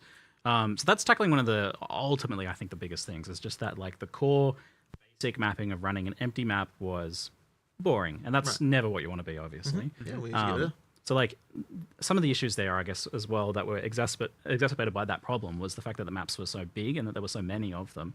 Obviously, that's getting a lot better with the maps themselves becoming much more interesting. But it seems like this corruption and cleansing mechanic is breaking up and giving you something to progress through as you move towards the next tower or next boss or next other mechanic. I mean, I guess there's always something on your screen that you're pushing towards, it looks like. Well, we want to try and honestly, I don't even think we're even quite there yet. Like we really I don't know what I'm going to play, man. Feel like there's lots of cool options, as it were, in in-game, like not necessarily directly in the form of like here is a quest objective, but like that you sort of have this feeling of like there's like different stuff that you're like that you feel like there's a thing, like exactly right. You need to ideally like every time you do one of those, it's like there's another one on just seems on like there's a lot of cool stuff thinking about going on. It might be tough, but I think I'm going to go Witch again though. For sure. It'll maybe Lich stuff, right? Lich sounds fun though. Because obviously you need to have enough just core there to be able to get to the point of it doesn't feel like you're just repeating the same thing over and over. The only again thing as they well. need to fix, I think, is going to be the ascension process. Did they change anything? Endgame being like looking like a physical actual map was really wanting us to explore, but that wasn't really much of that. So you kind of well, I mean, ideally we can. It's just about content, really. At that point, you just need to add more and more, and we'll keep on adding more. And this 100% get more. Yeah, and 0 to 0, I think, goes a long way to improving that for sure. So with the corruption mechanic now, you're going to see some corruption on the map, and you're going to want to go there because it's a system that you can interact with. Exactly, and it's your skill points. yes. yes. So you're unlocking skill points from that, which means you're unlocking more of the Atlas tree earlier on. Your first Nexus, you have to run at a tier 1 map. And it will drop 2 skill points. It'll give you your first 2 skill points. Awesome. And then you're like, all right, where's my next Nexus? That's where I'm going for my next 2. And then your next one, and you have to do them 1 tier higher every time. So the second one, you got to do it tier 2 to get your skill points and so on and so forth. Okay, so they force you to kind of climb up. Nice. Yeah, that was terrible. Good. I love it. So yeah, it is very much like, let's go and clear these corrupted Nexus, and then it's like, well, and there's the whole mechanic around it. But yeah, if you want to just like I want to get my points as fast as possible, just go Nexus to Nexus to Nexus and get as many as you can. And if you're like, oh, I can't see any Nexus, maybe go to a tower to reveal more, and then which you're doing way less frequently, mind you, thank goodness. Yes. I'm glad that they're aware that it was a more boring objective system. driven as opposed to just random grind and random exploration. There's at least, and you should be seeing a pretty decent chunk of unique maps. I was going to ask, yeah. I call them It's unique funny, maps. it's funny because I was pointing out to Matt the other day the distinction between a unique map and a normal. Like there is no distinction anymore. We shouldn't even look at it that way. Like it should be that every map is like unique in some sense. There's not a unique. Map there's not a system. unique. We do have an icon for it because they are kind of in a different echelon. Yeah. But yes, technically, unique map is a name that's a holdover from PvE. Yeah, because you can use mods with them with waystones anyway, so it doesn't. There's no actual reason for a unique to be any different than a normal map. You can craft it and enhance it. It really just comes down to how rare they are relative to other things, right? So, and how rare are they? I mean, hedgy hunter. Maybe in terms of player screen. Yeah, I mean, look, as I said, I think how many screens? How many? I had the numbers, I just don't remember them. Well, I mean, as I said, they should be common enough that you feel like there's always some kind of objective you're excited about on the screen, right? Honestly, more common than I was initially comfortable with, and then after trying it, I was like, okay, actually, this is like, this is reasonable. So yeah, I feel like you initially probably want them to be common enough that you're like almost getting tired of those map layouts, so then you're incentivized to add more. The good thing is, by the way, by adding more here, we didn't just keep them the same commonality as the 2 that existed. Yeah, they are just more common. It's not like part of the reason it wasn't as common before is because there was only 2, and that would have just been repetitive and boring. One of the other restrictions is that the Vault of Kamasa was restricted to the Val City biome, so to speak, and that was one of the Citadel biomes. That's like one of the rarest and latest, Yes. So it's like we've not only made that more common within that biome, but a lot of the new ones, in fact, all of the new ones aren't restricted to those city biomes, and thus they are appearing more frequently. And some of them are like, you want deserts because they give you the essence map, or you want the mountain because they can give you this and that, So ideally there's a little bit of just like you see the edge of a desert and you're like, oh my god, please. Yes. Okay. So that's what I was going to say. This idea of exploration is I felt there needed to be something biomes where you're actually pushing into a biome, because there's that one node that affected your drops slightly, but obviously that's not much. The one that was the Shattered Lakes, for example, as you can probably imagine, only spawns in the water biome. And so there's a little bit of and so does Untainted Paradise, and so does one other. So there are actually 3 special maps that can spawn only in the water. So go to the water. Go to the water. And otherwise, how easy is it to find? You said there was an icon. How close are you to the drops, chat? Have an idea of what biomes is. We'll move back to WoW for a bit after we got our drops. Yeah, so the one we looked at with the megaliths, which had all the storm and lightning. Well, on the map, it has a bunch of storm I think it's like 14 more minutes. That's awesome. Cute. That's great. So we mentioned the Atlas passive tree, and you're seemingly, I think, you're getting better progression of that. But definitely an issue I had with it personally was that it felt very top heavy, both for the core one and also especially for the league mechanics, where the league mechanics, you don't get points until you kill the bosses, which to me feels like the end of it for most players. That kind of was the original pitch of that, and I wouldn't say that's really changing here, but there is more we want to do with that, and I think that it could be made better, but 0 to 0 isn't getting a change there to that side. But in terms of the actual core Atlas, it definitely is. You know, like you're getting that earlier. There's more. It's a bigger tree. There's more interesting stuff. There's subtle changes to getting them in the sense that, for example, the difficulty 0 pinnacle bosses are Yep. way lower life. Well, that's actually now. good. That's actually a very good point. So yes, difficulty 0 is now like half the life that it had before, and so that's like a pretty substantial difficulty change. 4 is currently the same, as what it was before. So it's same top end, but like easy, more accessible for more people at the bottom end. Right. And then also because of like due to the reliquary key working the way it does, all pinnacle bosses can drop all uniques at all difficulties, except they are like substantially less common at difficulty 0, but you feel way less bad for running them at that point now. Right. So again, it's just opening that up to a lot more people to farm, and it's That's not good. so much dependent on if you build April down to 4th, difficulty the new 4, class you're not will be really available. A viable character kind of mindset. So much more easy onboarding for those. Which When will the give you your first sets of new points content release, when the certainly new a lot patch easier release, now. April 4th. That being said, not if you're playing the most broken build of all time, because you're probably nerfed into the ground. Let's be real. So with your new build, we'll have to see how that balance goes. With their new broken build. Yeah, sure. One of those builds. specters. Anyway, the ultimate point being, you're certainly going to get those initial set of points easier than before. However, you are right that something isn't quite right there still, and I do need to kind of explore. We are going to do more with this like later. We've talked about this issue, but we didn't have time to do anything about it in 020 as much. But certainly by the end of early access, I think that system will probably look quite different. Part of it also, as we were talking about before, adding all those extra bits of content to the leagues, it'll help give more interest to the trees and more nodes we can add to actually invest into. Because if you think about a breach, there's only so much you can actually modify right now.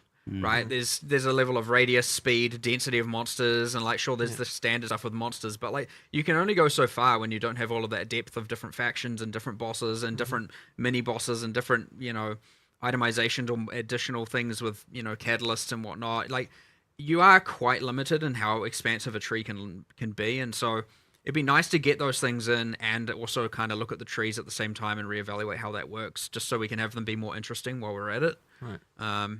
But yeah. And now with the pinnacle bosses, if you're like halfway through a level, you don't need to. Maybe I'll do that when I get the rest of the level now. Yes, that's really cool that you no longer lose XP for pinnacle boss. As he was saying, as you were saying, you no longer gain experience or lose experience anymore from pinnacles, so you could just feel free to do them anytime.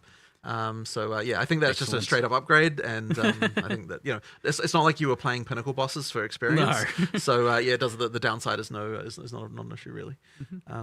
It also is the nice thing of really just keeping like if we add more leagues, for example, and we end up with a domain of timeless conflict problem, where it's just like rotations to max level, like ultra. Yes, ultra we quick. don't want that type of content to be the way you now level. We can say like maps are the way you level. Like that is what you're doing. And sure, you might get some sort of unique map rotation here, and maybe not. I don't know. It depends. But hopefully we can avoid that. But either way, like it's just really you're playing in maps to level, and that's what you're doing. It's and there's something that's nice not about itemized that. content, right? At least until we've added Delve. Well, sure. I mean, there will be future parallel in-game systems. Confirmed. Right? I know you want to do something like Delve. Yes. That's pretty cool. You're a fan. I like it. You made the end game look like Delve, so They've seemed to have added some good changes. That's been a long-term problem, and one we need to properly apply to the other game as well. The whole like can't do my content because I got a level, and I'm like, even if you're only like 15% in, you're like, it's just not as bad. Yeah. It's just not as bad in PvE1 because the leveling is faster. Yeah, it's so true. It hasn't been on our radar as much. So speaking of like map progression, there's been some fundamental changes there. You're telling me that now you can no longer drop maps below your current level of map. Correct. Shit! So yes, you no longer get if you're playing a T5 map, you're only going to get T5 maps, or if there's a boss that's there, massive. a T6 map. But we've also smoothed the way the whole progression works. So we've actually the map drops are way less random now entirely. When you kill the last rare in a map, that has it can affect it. At T1, that was a 100% chance to drop another map of the same tier. And then as you go up the tiers, you can still sustain that using Waystone chance. So effectively, it's de-randomized that a lot. And then there are several ways that you can get upgrades. So in terms of like going up the tiers. So one of them is that when you kill a boss, that's a guaranteed +1 upgrade. Then of course you can still cube them up 3-to-1 recipe to go up a level. Or you can run it corrupted. And if you're running a corrupted map, then because it drops the same tier, that's like a sort of guaranteed. When I say corrupt, I mean the one that Varlorb corrupting up +1. That lets you do the run them the same level as well. So you've kind of got those 3 options, but it's much more intentional now. It's like if you're going up maps, it's like you're deciding, okay, this is a thing I am doing. You don't just kind of have that like it doesn't just happen. So it's kind of supposed to make the jump like.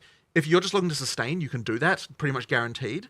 And unless you're dying more than the number of times you've got portals, which is obviously the thing now. Now that you can go through portals again, the sustain is going to be a lot easier if you are dying. Yeah. But then it's like once you've achieved that, it's like okay, you effectively can sustain forever. Like the cases where people just drop off the bottom and have issues should be like way less common. Ultimately, it's way less random, way more deterministic. And ultimately, you can, as long as you are able to do the not die all the time, you will sustain that tier forever. Right. Assuming you can roll enough. That's good.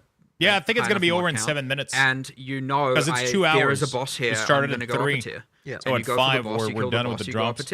And if you and then you sustain that tier forever as long as you can do the difficulty. Yeah. It's and if, just very clean. And if you're adding more mods, which you do need to be doing to continue to maintain 100% ability to go up tiers, then and if you're doing that early, you're getting more maps than what other people are getting, which means you can do the cubing as well. Like it's just kind of like it just much more effectively gets the thing where good players can advance at the right speed, normal players don't fall off the bottom of the curve. It kind of solves all of those issues like without, but also you're not going to have just like hordes of low level waystones that you don't need as well. So like and just that's know, good. It It's does, really there are good. still you can get to the highest tiers relatively quickly. You have to prove you're good enough, your character's good enough, but if you're doing it, you get there, right?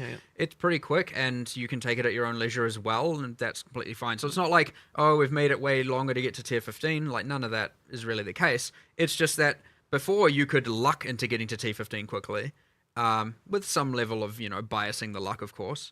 Or you could just be like, what the heck, I'm like constantly running out and have a really bad time. Right. And so now it's just way, way more like predictable, and honestly, it probably has way more of an impact on the sustain problem, which we didn't really, which we talked about, which is the respawning. I would argue this thing has like way, way, way more impact on map sustain than the respawning does. I mean, obviously, if they're paired, then they relate. You need both but, because if because the guaranteed drop comes from the final rare. So if you were just dying, you would never get it. So the respawning is necessary in order to make it so that that's going to happen for players who like and obviously as it gets more difficult, and you get less portals, you start to get to the point where you're going to run into trouble. But if you're a good player, you should be able to get up into the top and sustain very well. Yep.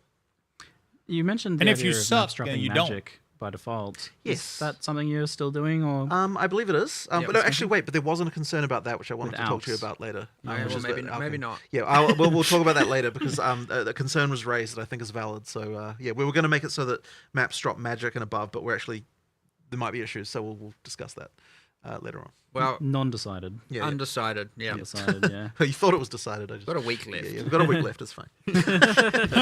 Still figuring. It sounds like much more deterministic progression if you're able to prove the power that you have. That's the main thing. It just should be. Am I strong enough to do this? Yes, I can do it. Right. Not, Man, I want to play PoE so bad right now. And am I strong enough? I got some stuff to finish in a while, but I think we're going to spend the weekend axes. like playing around with a brand new like SSF Witch maybe just to get back into the beat so we've of got things. Rogue Exiles populating the maps now. How common are these guys, especially with unique, since you get their unique guaranteed? I love that. The whole... It's 1 in 8%, 1 in 12.5 to start with, but of course Atlas Tree be Atlas Tree. So you can speak into that. And is there like a map modifier for that or something to guarantee it? Or there are. I think in this case, this one is the exception, whereas you can get normally guaranteed of the other things. We wanted the Exiles to be one that you can't just guarantee all the time. They don't always have uniques. Yeah. But when they do, they're using them. The AI is very cool, like how it works. I mean, they can have 0, 1, 2. I mean, there's nothing stopping them from having uniques in every slot. What? But like, it is. There's a chance that would be. It is absurdly rare. I assume it's just rolled per slot, basically, right? Yeah, it is rolled per slot. So yeah.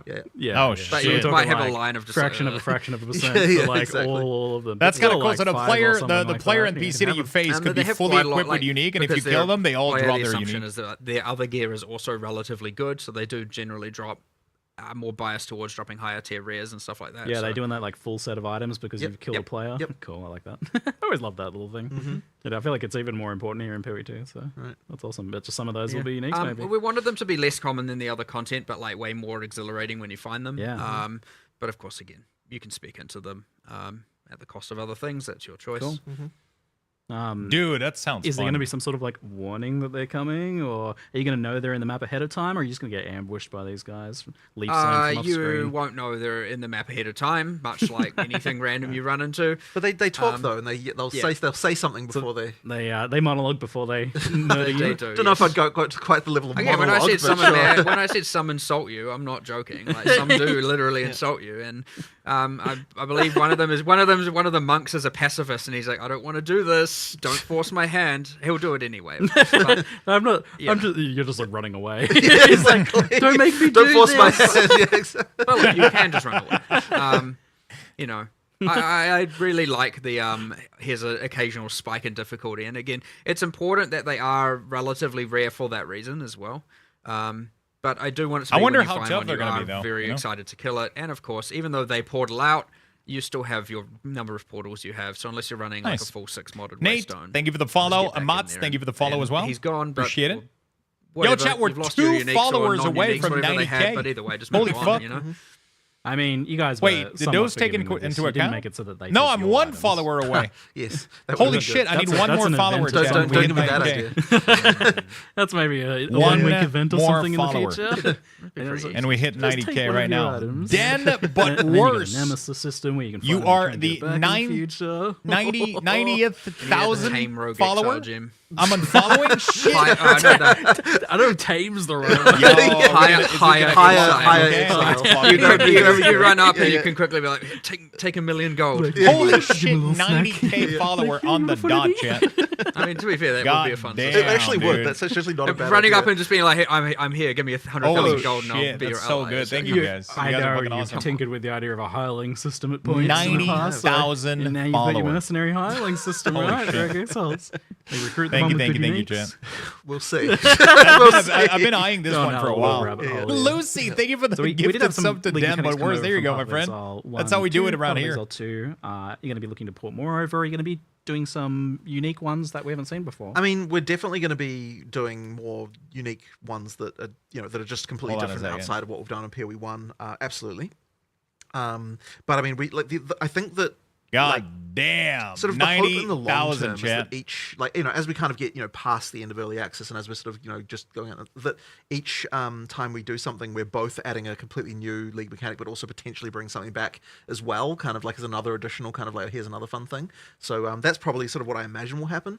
But it kind of really is case by case. Like some things we don't want to bring back, some things we do, and my opinion can change on a dime as well. Like if someone That's suggests crazy. like a new way to interpret something, How to then I might go, unfollow? "Oh, actually, None that of is you great." better do it. So it honestly, Oh, we got our drops, people chat. I assume think I got it. that we Yep, have a I got full the plan of executioner everything, but it's finisher. like There you go. in reality, Let's go. it's like it's very much responsive to like what's happening and like Where you the feel plan the the needs. plan we the guys got actual it? plan relates to the things that like are definitely happening, right? You're talking acts, you're talking classes, you're talking like all that stuff is like definitely like that's happening. It takes a long time to produce. It sort of happens in the background. You've got outsources, armies of people kind of working on that stuff, and then all the kind of like more incidentally stuff is very much like, oh, let's do something cool, let's just make this, why do we do this, and we don't have a I don't have a plan for the next 12 strong boxes. It's just just come up with an idea and like that's cool. Just a fun little project for a designer to work. Thank you, Chad. How You do you guys feel are like awesome. some of the ones that were, I felt somewhat definitively part of Exile 1 in terms of clear speed, like Breach, for example, have settled into PoE 2. Beautiful. Do you feel like Thank they're you, Chad. You guys are in amazing. a good spot, or were they a good idea to bring over to the game? Look, I think Breach is. I mean, look, Breach is fun, right? Like, I certainly wouldn't want to remove it. I don't know about like. I mean, there's probably been some balance changes. To it a was little bit. spawning too many. It has. monsters. Yeah, So it let's Got just my drops. say Good. that You guys got without it? a doubt. You guys got Yeah. the drops? Yeah. Because I mean, it's gonna be like a little bit And, more question. I'm kind of curious. It's too but like currently on. we could go back to PO2, WoW a it's little just bit, try to finish too some out of control. stuff, Just and needs to maybe chill. there was a little bit of an assumption made where it was just like, well, you'll get overwhelmed by monsters, and it's more a matter of survive as long as you can. And then, of course, because you get self-propagating herald builds that are just literally can kill anything. Which, by the in way, every heralds direction. don't self-propagate anymore. Just get that out of the way. Just get that out of the way right now. The power of the characters kind of Yeah. distorted. How do I get the an league ability under balance in a way core where and it's your like we weak have aura to, to display you know, if make it's some changes. not? So yes, like it's coming down a bit. I think we saw for that sure. one coming. Like I told you Yeah, earlier, 100%. you I just mean, have look, to there's a lot of things modify people the say they saw coming. the But, load it certainly setting does end up for being it. the case that like the patch notes are Both you know, of so these by the way, are we aren't loading releasing because them of a at the end this specific live stream. We're talent. So gonna if be you just releasing go them in their next load week. section But they and are you going to feel like a remove bit that of a nerf talent, fest for sure. then they will load all the because, time, like right? there's a lot of things that needed to get. Let's talk balance. Yeah, So yeah, yeah. All right. My Settle in here. expectations Yeah, and yeah. anticipations are Yep. that this first one is going to be an absolute wrecking ball of chaos and carnage, and see where things Soul land. cleave. Yeah, okay. And then maybe this over is getting time a little it'll bit become a complicated. sledgehammer, and then like If you want to do like all of them, Sure, you're going to that run into definitely issues should for be the case. sure. As I said, like you're not going to be like able to. It's going to be a 10,000 things will mess change this time. every time you 5,000 update things your will weak change cores. next time. It's going to then get a little hopefully bit. we can halve it every single time. People gonna be a should little really bit be going in with the chaotic. expectation Soul that, like, Cleave, nothing again, they doesn't knew really, about how the you game know, was built there's nothing to before. subtract Just from just it, forget right? forget everything you know. Like, you know, You know? exactly. So yeah, basically, we'll that kind of just means that, like, you know, everyone who's finding Also, builds, doesn't like, do it Vengeance again. play Like, Fracture pretty much only you're right now? going to find more shit that is like outrageously broken again. Pretty sure but you it only is wanna not play gonna be the Fracture, same don't shit you? that was broken before. Yeah. So yeah, Attribute stacking, get out of here. yeah, exactly. yeah. So I mean, it's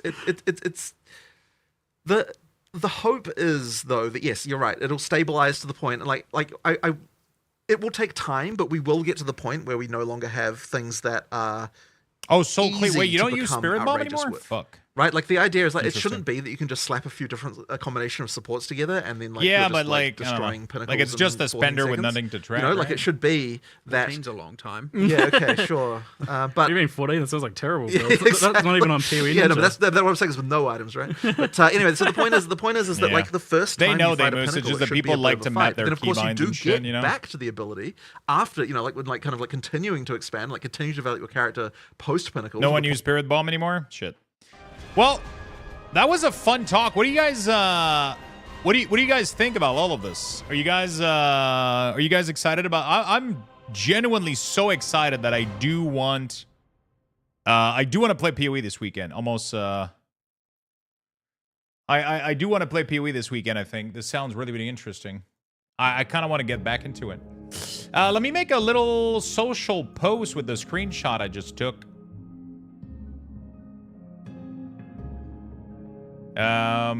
We just let me make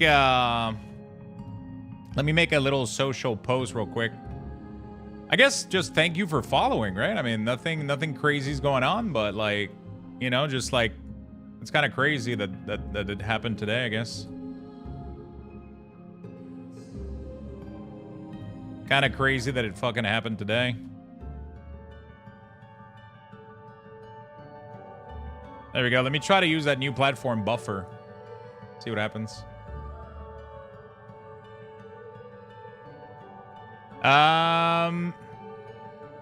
Can't believe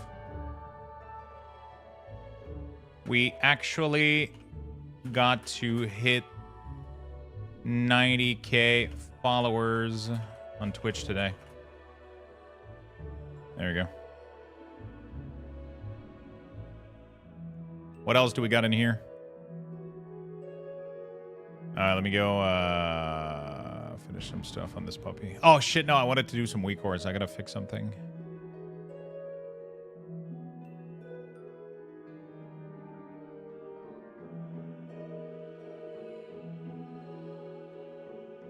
Your transmog was lucky. I wasn't sure if it was intended in playing it. This has made me want to try it.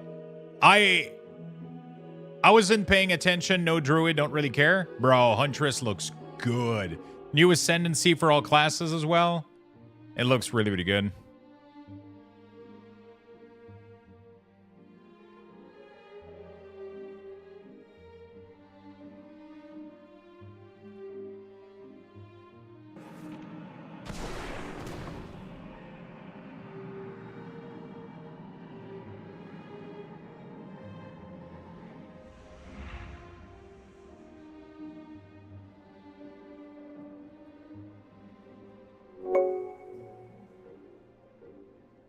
Keep going, bro. Love your content.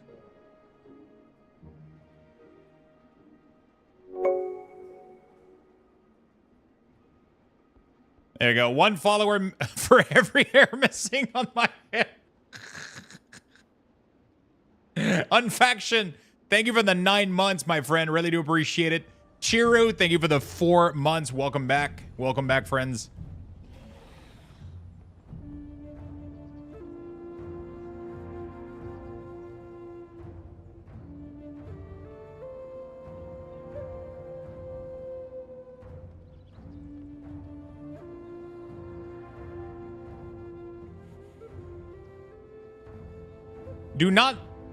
Do most not use your weak aura for rotation help like me? My weak auras are not rotational helper, though. They're just there to keep track of the important abilities that you need to use based on procs and different conditions. If something doesn't have a proc or a condition related to it, then I don't track it for that. But I do understand your interest in this because I behave a little bit like you when it comes to like these type of abilities. But it's just that it overcrowds some classes if I put every ability that doesn't need to be tracked in there, though. It gets a little bit complicated, right?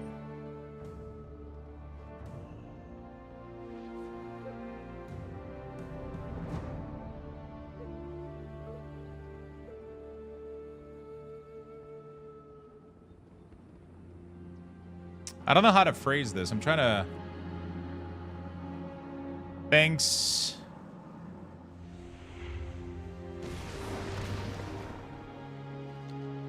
Yeah, I want to go check Hunter. I think I fucked up Hunter earlier. Use your words? Yeah, I'm trying to see how I want to word it.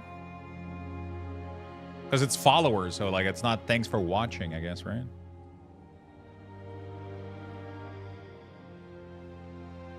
Thanks for keeping me bald, right? Right? That makes sense, right? Yeah, but Soul Cleave doesn't have anything with it, though. Because it's only a spender based on your resources, right? So... You know what I'm saying? Like, it has nothing to track. So there's the icon wouldn't give you any information is the point, right?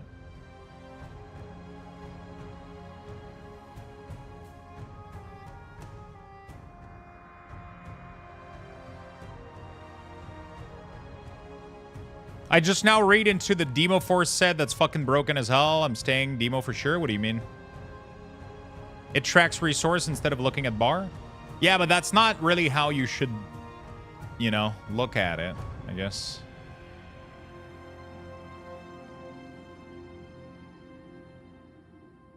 Customize for each network. That's weird.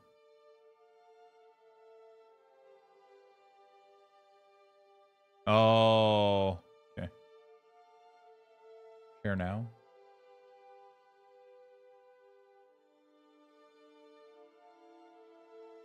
There we go.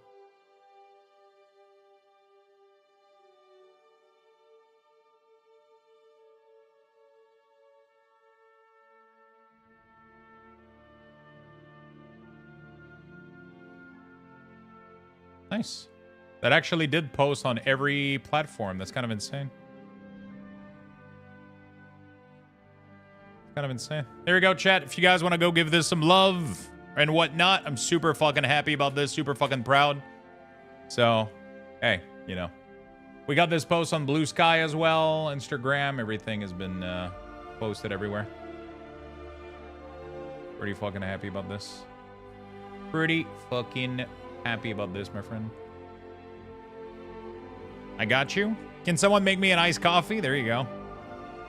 All right, let me go fix Hunter weak ores real quick. I fucked up something, I think, earlier. Thank you for the love, chat. You guys are fucking awesome. Really. You guys are fucking awesome.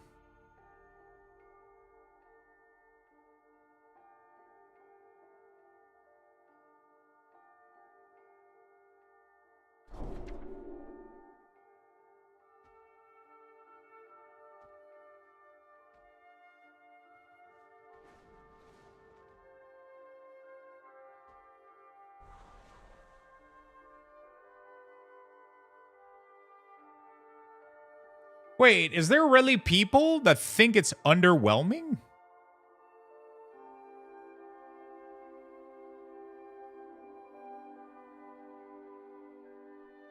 Who thinks the patch for PoE today was underwhelming? What the fuck?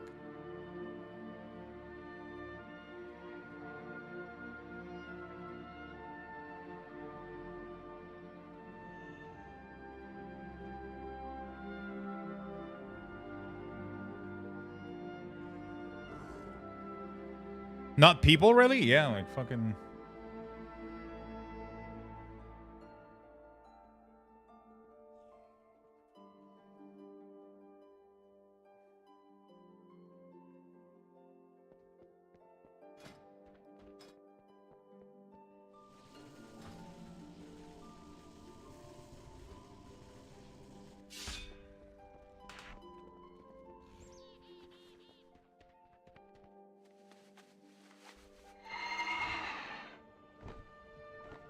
Yeah, that's a little bit much, Landre. Like I know you're just trying to be funny, but yeah, that's just weird a little bit.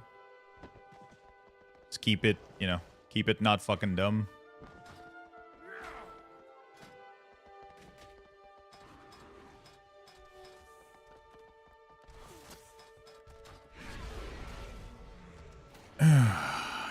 Would you say now is a weird time to learn Unholy since they're playing Sand Lane? Right now, Unholy is insane.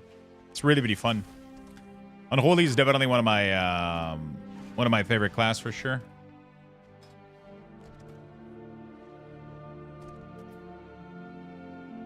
Unholy is like one of my favorite class right now for sure. Super fucking nice.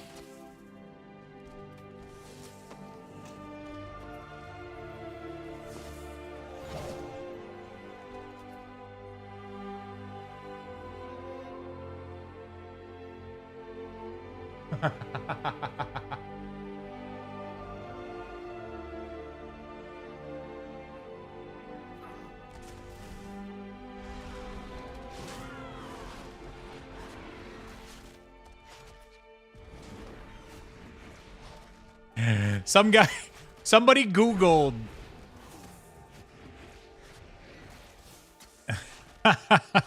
Somebody Googled how many hair on a human head and like posted the stats to make sure that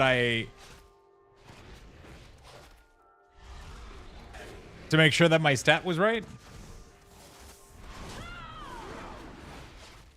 Oh, don't worry, I Googled myself before making the post. There you go. Thank you for all the love, chat. You guys are fucking awesome. How do you make the ability display? So it's not that simple, coach. Like everything is load condition, right? So like it's not like every ability is a different load condition, right? Soul Cleave, for example, if you look at Soul Cleave,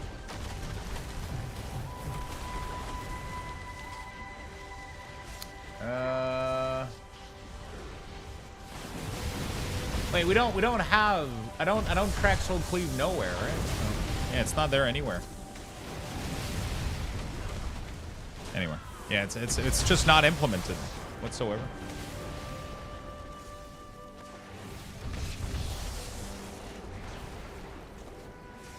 You don't? Yeah, so that's my problem. Yeah, but like you're asking for a non-existent, non-needed weak ores, and like I you know, like I just don't know what to tell you. You know?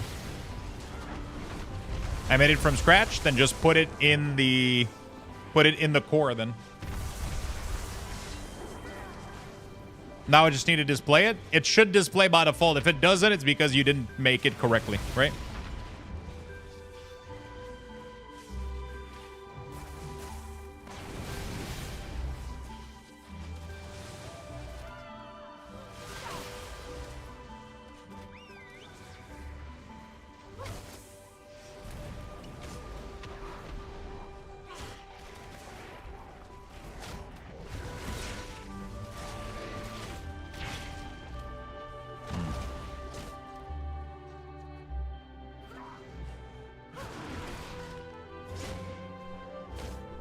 If it's not displaying, it's because you fucked up something, my friend, somewhere.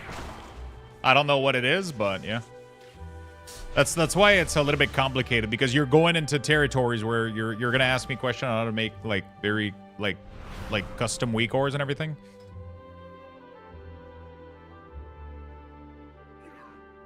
Yeah, okay. I get what the issue is, I guess. Instead of name, it have to be exact ID, right? Yeah, that's what it was. Okay.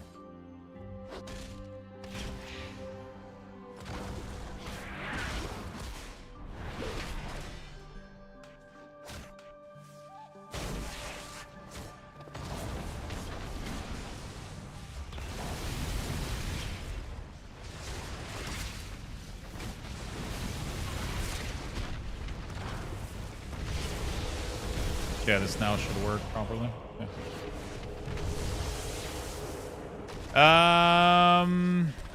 Let me go check Demon Hunter after this. Isn't there a proc with Soul Cleave now? With the what spec of Vengeance plays with Soul Cleave?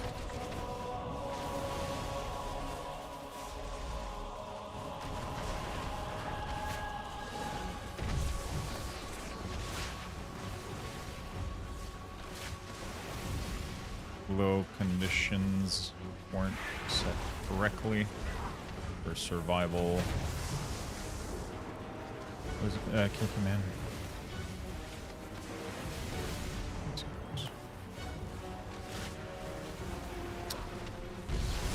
Yeah, I know, but it.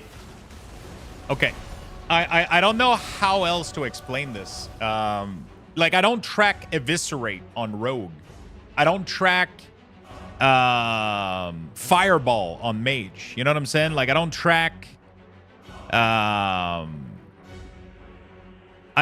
like, you know, like if there's no proc related to the ability, it's just not necessarily always worth to track, right? It's like your resources should be enough to tell you if you need to spend resource or not, because the question is, you know. Oh, shit. Let me do version. Modify.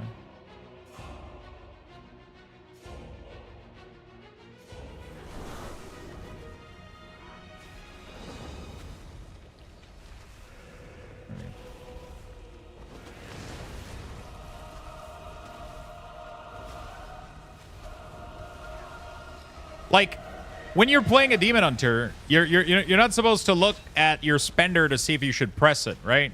You should look at your resources. The question is, are my resources high enough? You shouldn't look at your bar to know if you should press Soul Cleave. You're supposed to look at your resources to know that you need to spend with Soul Cleave. It's not an ability-based thing. It's a resource-based thing. There's no reason to look at...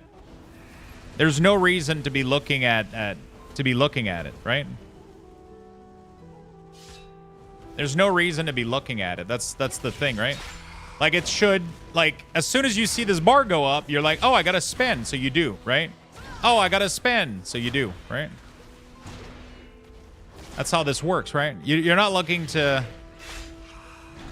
I can't untrain 110 years of my brain being this way. You can, actually. I've reteach myself a lot of mechanics about World of Warcraft, man, and I've been playing for 20 years, my friend. One time, I actually, like, if that wasn't the case, then you would not have improved as a gamer ever, right? That's why it starts glowing a little bit when you get close to cap, right? Look at the number of fucking icons that you have. I would have to add another one that's not useful? Like, it doesn't make any sense. You don't even need to look at the number at all. You just need to look at where the line is. If it's getting pink, you're capping, right? Boom. You know, easy. You gotta spend. Like I don't need to. It was on your old one? Yeah, sometimes I make bad decisions. That's just how it is, my friend.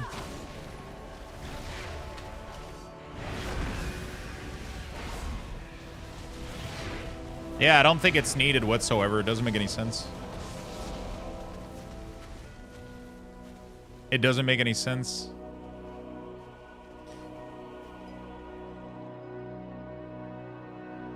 Sadly.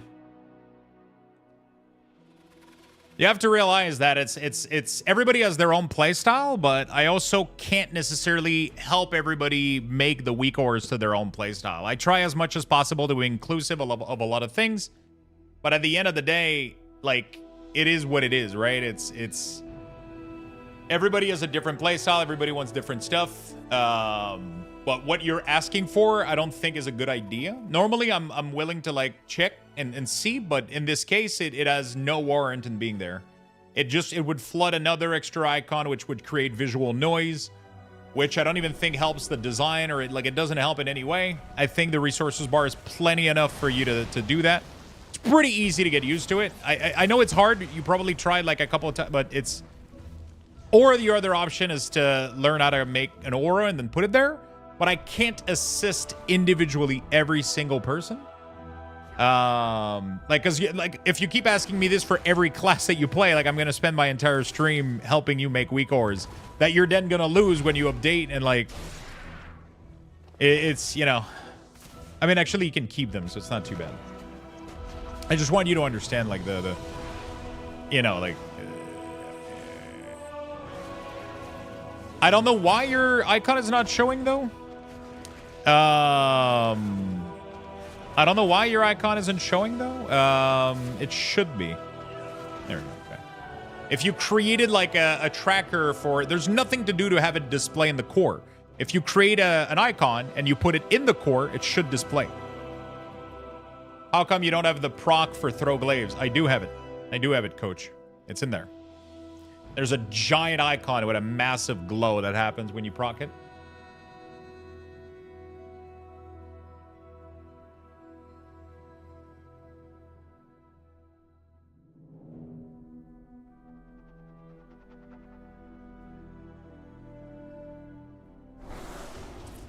It's definitely there, my friend.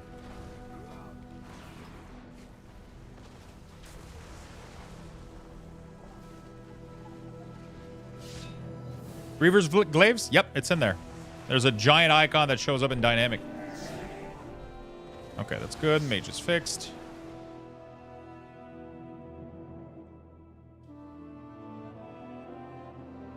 Okay, cool.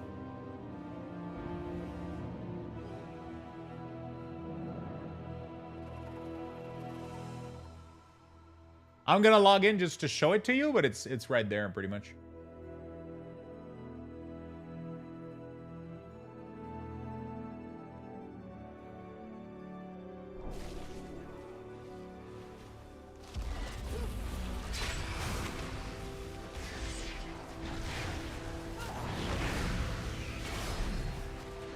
There you go. You got the icon right there at the top. You can see it charge up. So you're at 4 right now. And then when it gets to the number of stack needed, it will glow to let you know that you can use Throw Glaive to activate it.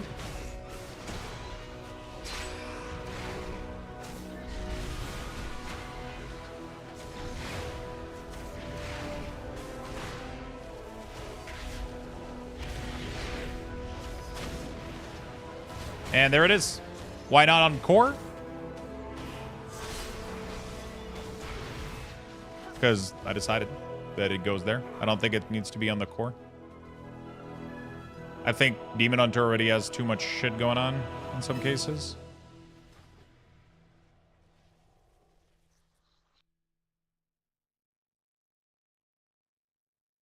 I don't think it needs to be core. Maybe it is. I don't know. I haven't received that feedback from anybody else, so right now I'm kind of just leaving it there for now.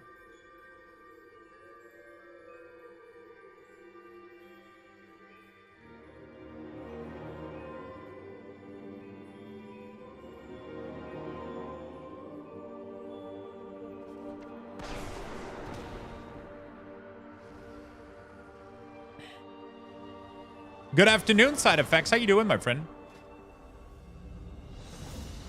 All right, can we get into a fucking Cinder Brew, bro? Can I complete one of those? Yo, I think this weekend. We play a little bit of PoE. I've never used weak ores before season 2, and it took me like 2 days to get used to it. I would say it's user friendly. I mean, it's just everybody has their feedback, everybody has their opinion, but the way that I do things is I have a section on Discord that you can put bugs if something is missing, and I have a section on Discord where you can also list suggestions. If something is suggested enough, then I consider adding it, right? If everybody's like, yo, this is really important for this class, and right now the way you're tracking it is not giving me information enough, if I get that feedback enough, then I make changes. Or if I do play a class myself and I feel like something needs to change, Those are my two major ways that I will make change to weak ores, right? Either if something is missing, people can create a bug report, or if something like feels like it should be changed, I have a suggestion channel for that. And you have been removed from group. Wow. People are so weird, man. It's so annoying to have, like, not even a word, bro. Like, not even a single fucking word. Just, like, remove straight up. You get invited, you go to the dungeon, and then you just get kicked. Without a fucking word. Like, it's so disrespectful. Just say it. Just say, like, hey, sorry, I got a friend coming. Sorry, I don't like your fucking face. Like, just fucking say something.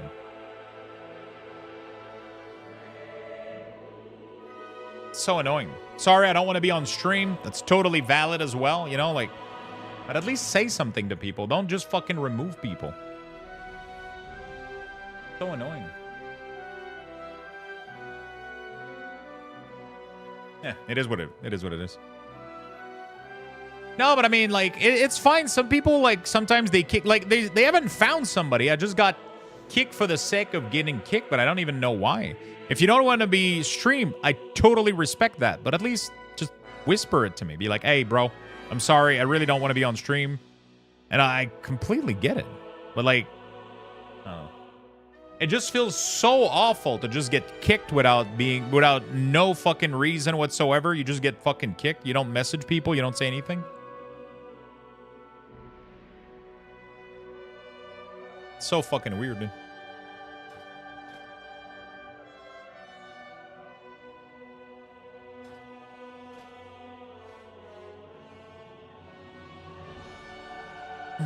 So fucking weird.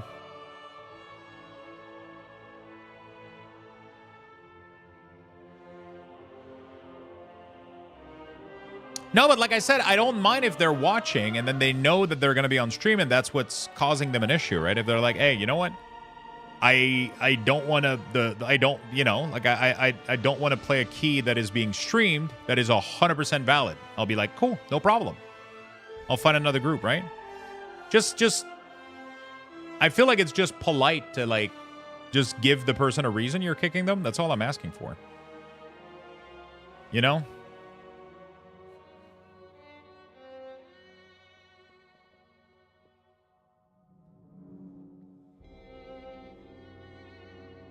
That's all I'm asking for, you know?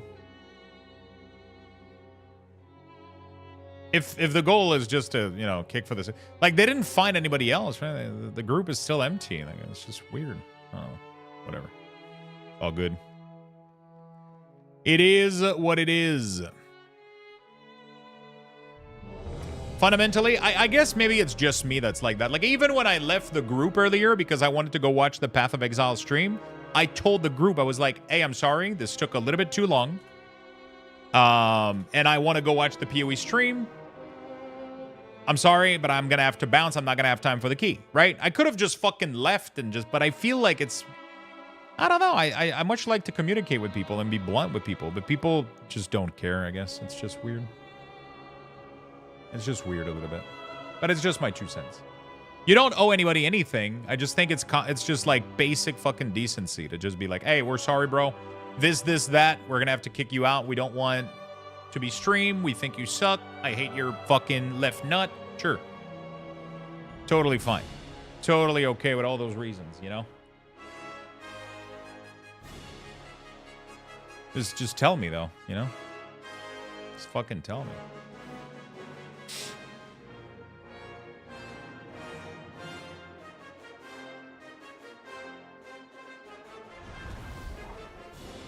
Do you have something against your left nut, bro? Yeah, it's not my right nut.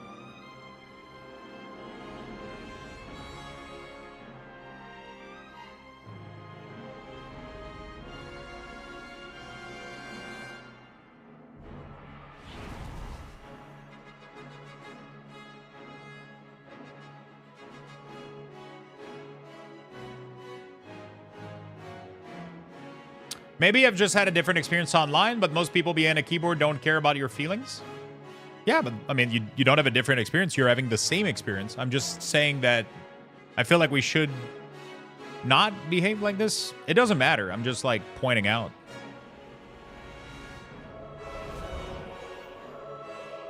I'm just pointing it out. Like we need people to make a change.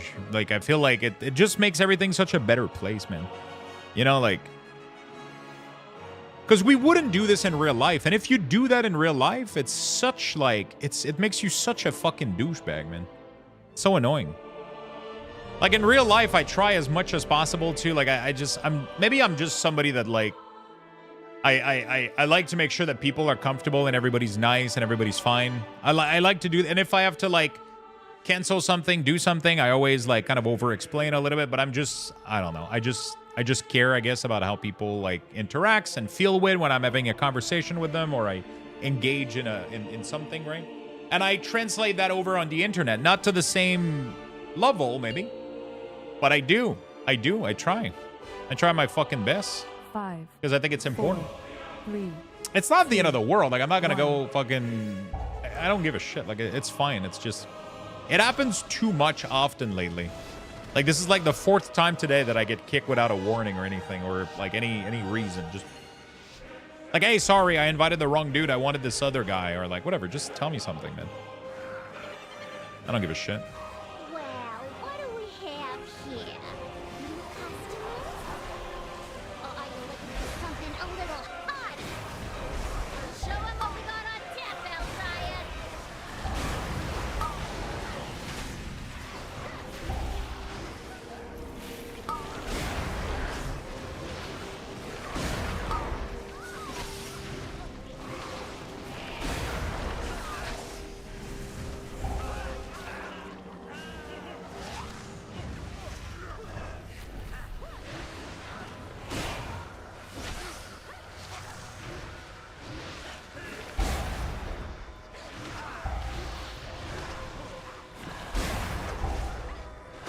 Away my paying customers.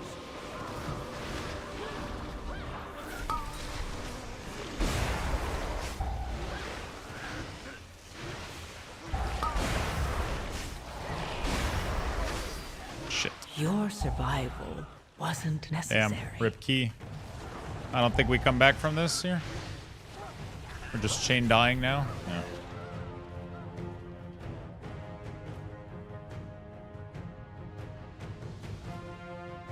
Nice try, GG. Nice try. GG. GG. Oh, that was a quick key. I love to do a quick key.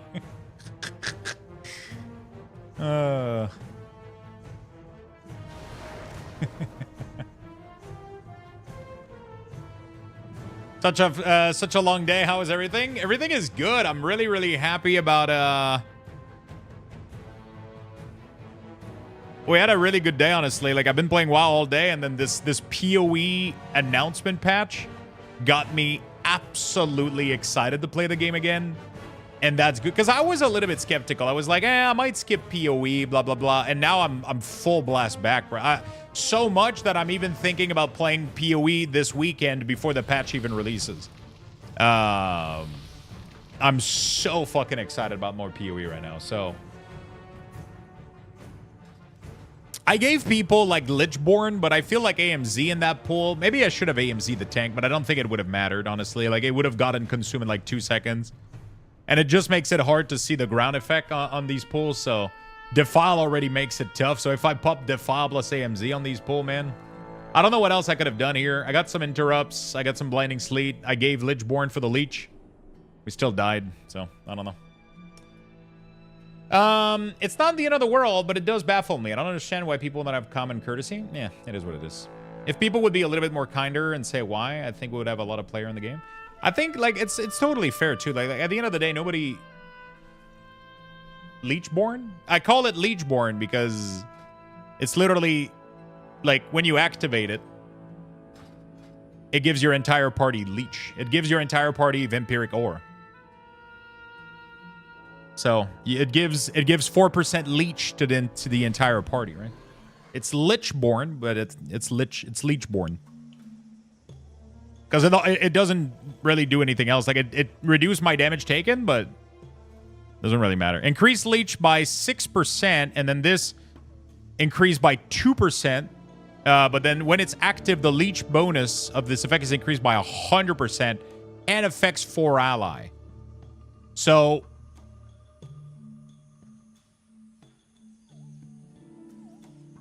Oh, the leech bonus of this effect. Okay, so yeah, it's 4% for the entire party.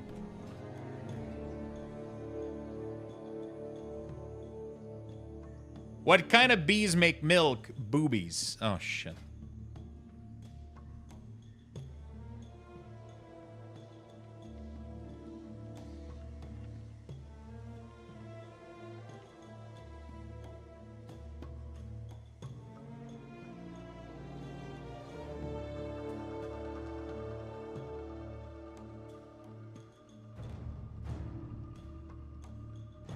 All right.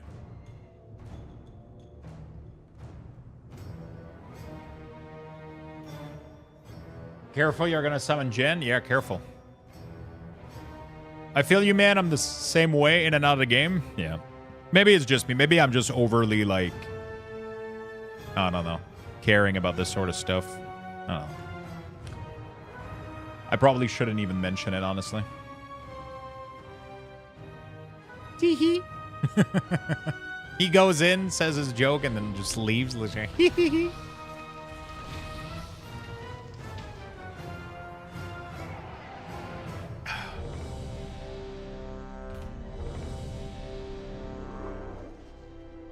I don't care about other players, but I pretend I do when I kick or something happen at least. I mean, that means that you do care. You can't pretend to care. If you didn't care about people, you wouldn't take the time to tell them why you're kicking them. I don't think it's because you're pretending. It's because I think you care.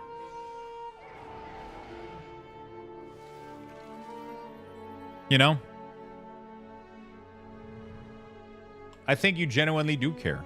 You don't want the other people to feel like they did something wrong or that they're not good enough. So you just take 2 seconds. You just take 2 seconds to be like, hey, bro, listen, I got a friend coming. No hard feeling. You know? Holy crap, I just did a 5v5 BG in Warhammer? Or what game?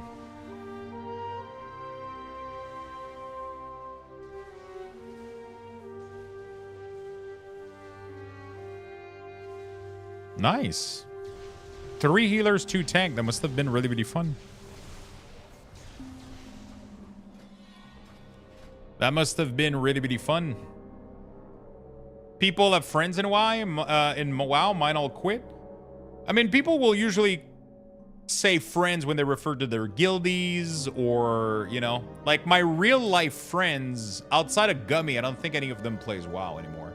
Like, Cat Garlic plays Classic only, doesn't really play Retail. That's pretty much it. All my friends from back in the day, I don't think they play anymore. If they do, we've completely lost contact, right? So the only, like, real-life friend that I have that still play WoW is Gummy. But I also consider a lot of people I met online friends. So, you know, it's just, we kind of use the term for both of them, right? Yeah. But back in the day, that's what it meant, right? When your friends were playing WoW, it was your friend that you go, you know, to the bar with or you just hang out with, you know? That was your friend, right? But nowadays, like, we meet so many people online, right? We meet so many people online. It's crazy. Yeah, I think we might do some PoE this weekend. Fuck. I don't know. We'll see. When is the release? Oh, it's next Friday. Shit. Ooh, yeah. Okay. Big Friday night.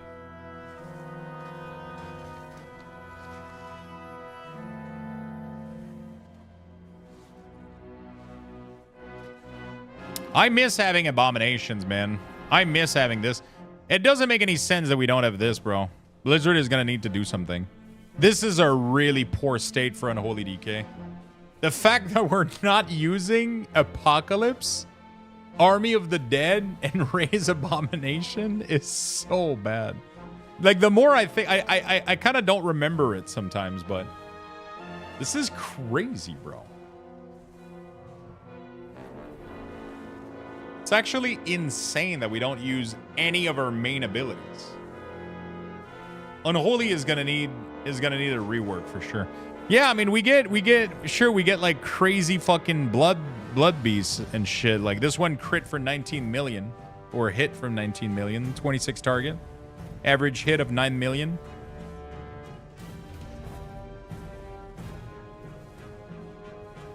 Did a little bit of damage.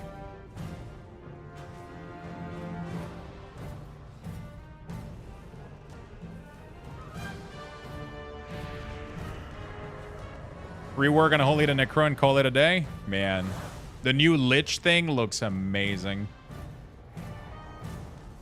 Path of Exile 2 Lich Ascendancy. Is there a tree already online somewhere, Spunks?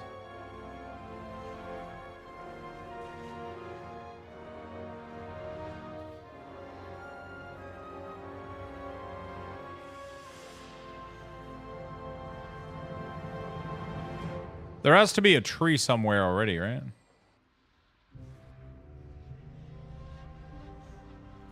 Did they update it by any chance? Oh, they didn't. That would have been nice.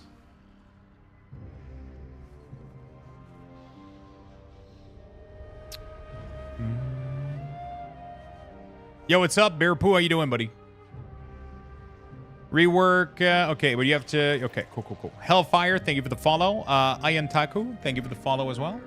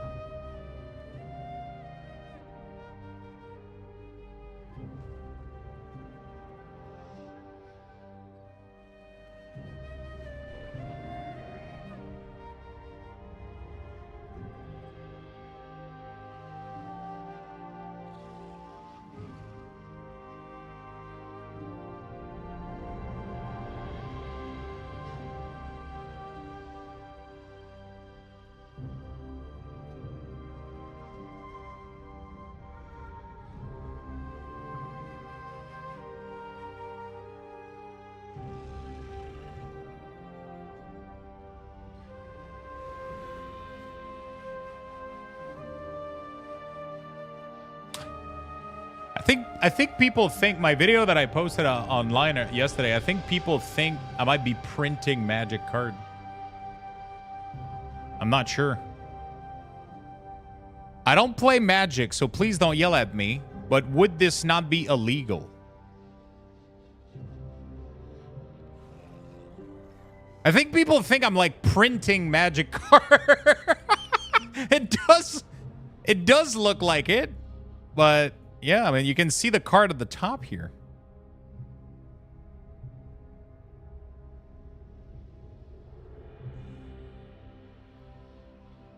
Like, I'm not, like, generating card or some shit.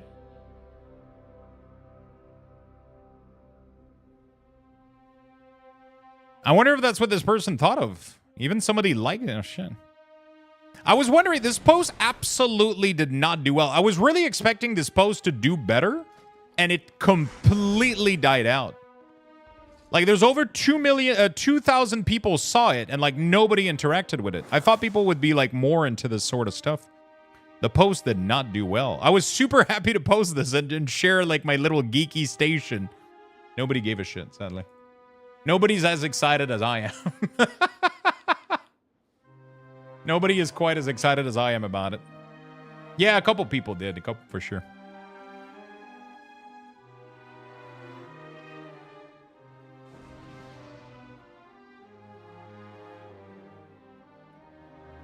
Wait, 2 likes? What the fuck, bro? I'm not... This is not illegal. Are you guys...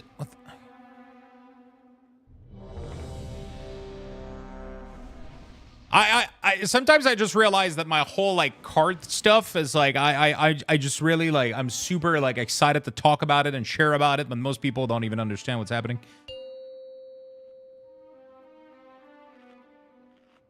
Five, 4, 3, 2, 1.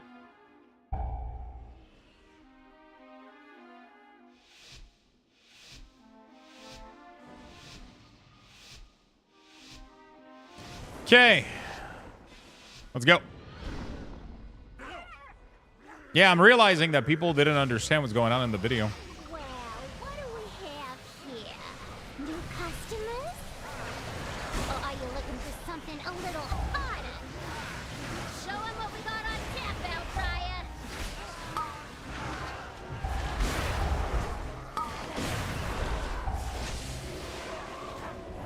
Okay, 30 million. Let's go. Blood beast, blood beast.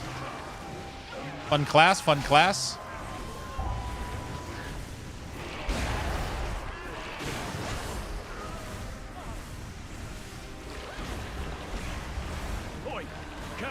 See, this is why you invite me.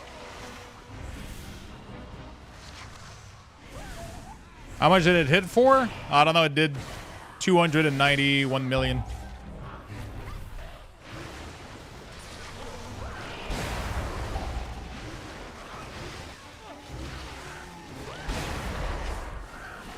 Total.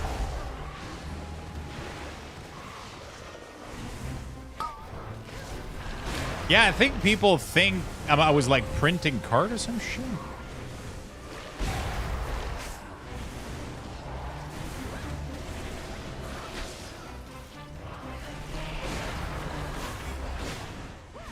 Unholy needs a rework 5 minutes later. I'm not saying that Unholy is not good. Unholy is completely broken right now. But Unholy Talent Tree is absolutely dog shit. They need to rework the whole class. Also, it's completely RNG, right? So, like, I could redo this pool right now and be below the Fire Mage in damage. You know what I'm saying? Like, it's really, really... Because I could not get the Blood Beast. It's the weirdest fucking thing, right? Sometimes you just don't get it. I can't replicate this every pull. There's a high chance I will, though, because we Bloodlust and there's, like, the pack lasts a very long time. But on short pulls, sometimes I just don't do well because I don't get the Blood Beast, right?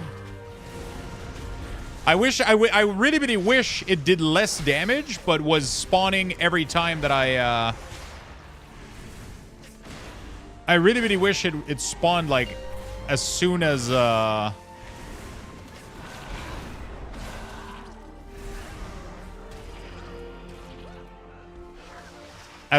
Dark Transform.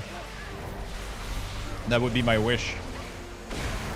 But, like, make it do, like, half its damage, but make it spawn every single time, right? So I just got one. There we go. It just proc, right? It's not guaranteed, but I just got one. So now I just need to pump it up and juice it up. So I just need to do as much shadow damage as I can into it. And then I win at life. There we go. Easy. But it didn't do that much damage because I didn't pump as much damage into it. We're gonna Lichborn here. Or Leechborn.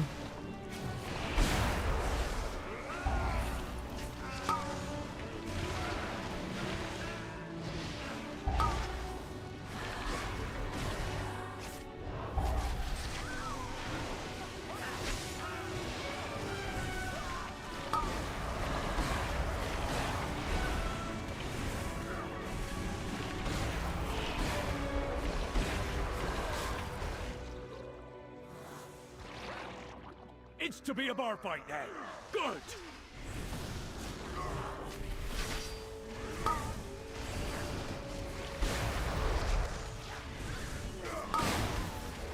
Goes down smooth.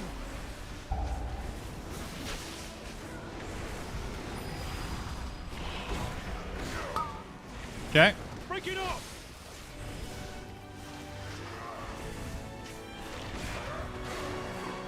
Oh, yeah, it's completely useless in IMMR. I stopped playing Frost in PvP because people, like, know how to counter it so much. You're not going to do anything. People are never going to let you, like, get a full Remorseless Winter on them. It's just not happening. Time for happy hour. I took a potion. I'm getting murdered right now, bro. Where's my drink?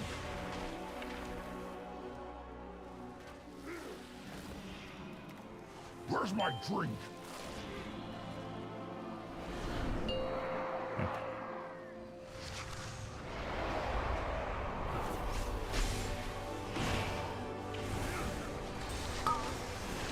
So Unholy is not really good at single target unless we get to execute phase. So right now I'm doing poorly. As soon as we get to below 30%. Also with heavy movement like we're doing right now, we're doing really, really bad also. I'm going to AMS this dot because I'm getting obliterated. We need to move here. Beautiful. When we get the 30%, I'll start doing like decent damage. Anything else before that though? Fucking horrible. I'm going to Icebound because I have another dot.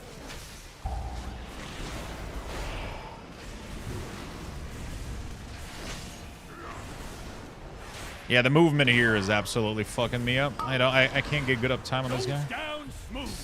Okay, we're good. Okay, good to go. Ah! Holy shit, that scared the fuck out of me. Thanks for the heal. Get this guy. Good shit. Somebody get the other side. I'm too slow. Where's my drink? Good shit, we got it. So now... Oh, fuck.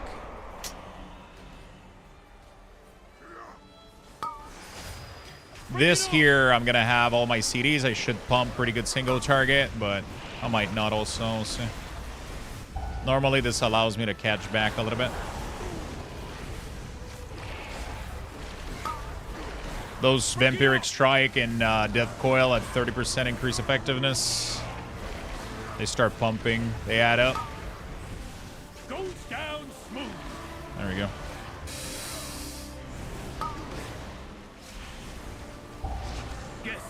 Good shit. Last call. Will this build work without 4 set? It's definitely not going to be as good. It definitely is heavily reliant on 4-piece. My zeal to get back in business led to faulty reasoning. Your pal here signed some papers he didn't read. And now Goldie Baronbottom is CEO of this joint. Help me. Please get my meadery back, Outlander.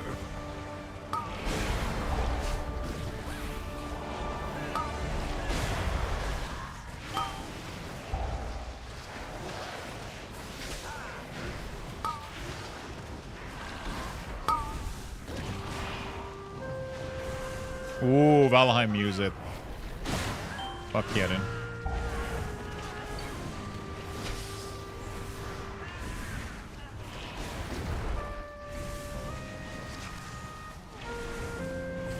I heard that if we play this song on repeat, Frank shows up.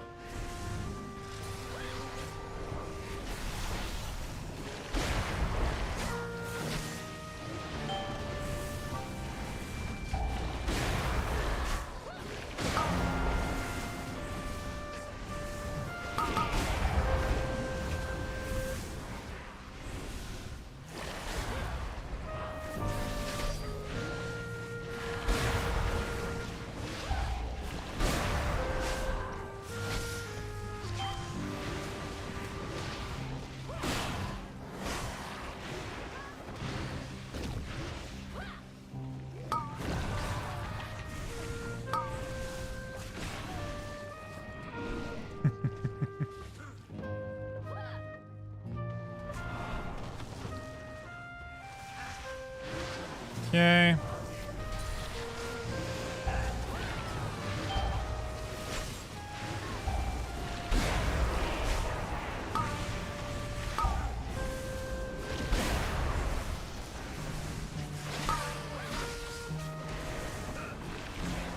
Dude, I'm not even seeing, okay,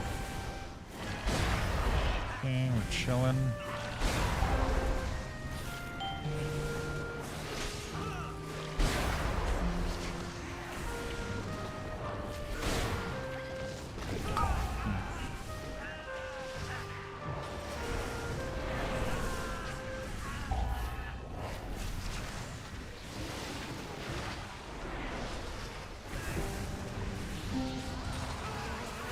Okay.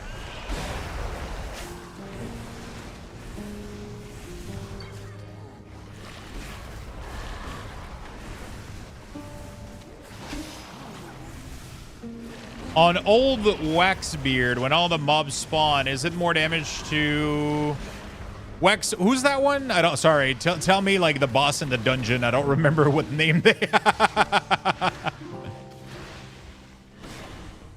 The first boss in DFC? Bypass the filters. I think that coil is always going to do more priority damage. That's actually a pretty good question. Oh shit, he got the column, sorry. That was my bad here. I don't know if he's going to take more damage from 10 Epidemic. That's actually a really good question. I doubt that he would, compared to like a straight up death coil, right?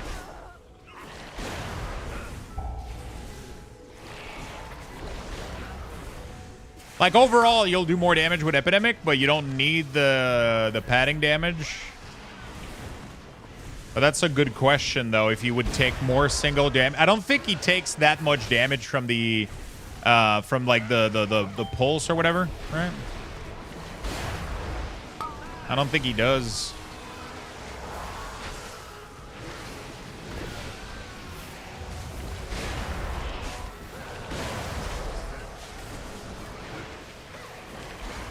I don't think he would.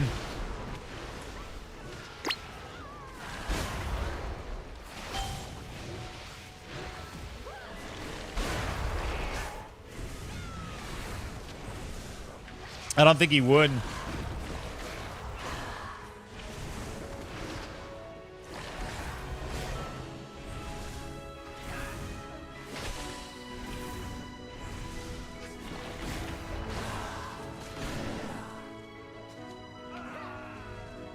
Yeah, but every 10 target would have to be close to the boss also to make sure that it does...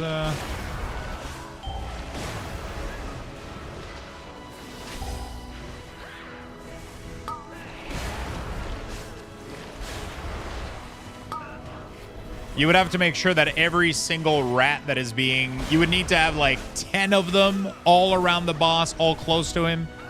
Which if you're doing the mechanic correctly, like they should get knocked a lot and shit, you know, like... So...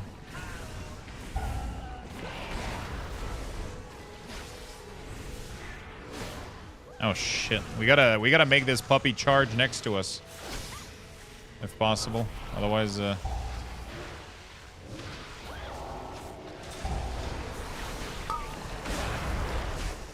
he's running to Narnia.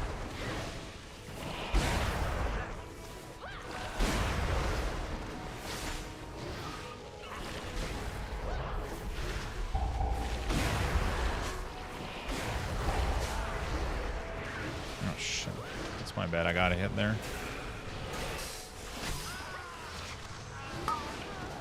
Yeah, it's definitely padding, but I actually don't know if it does more single target damage, but I don't think it does. I mean, just look at your Epidemic average damage, the pulse. I'll check after this dungeon.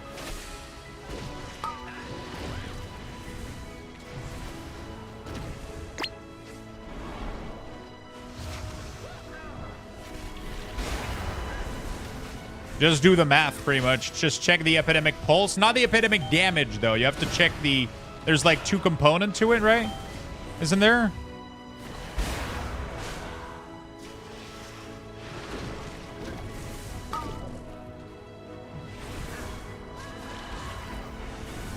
The Epidemic main target damage is not to be considered. It's the other one. You do that times 10.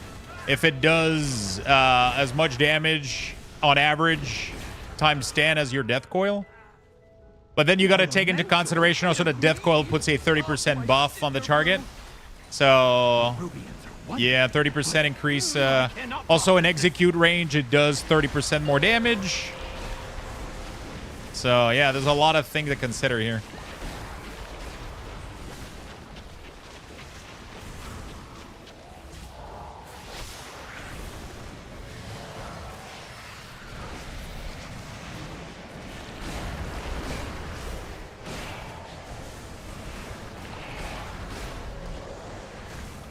There's a lot of things to consider here. Death coil is increased a lot by your... I'll check it out afterward. We'll do the quick napkin map.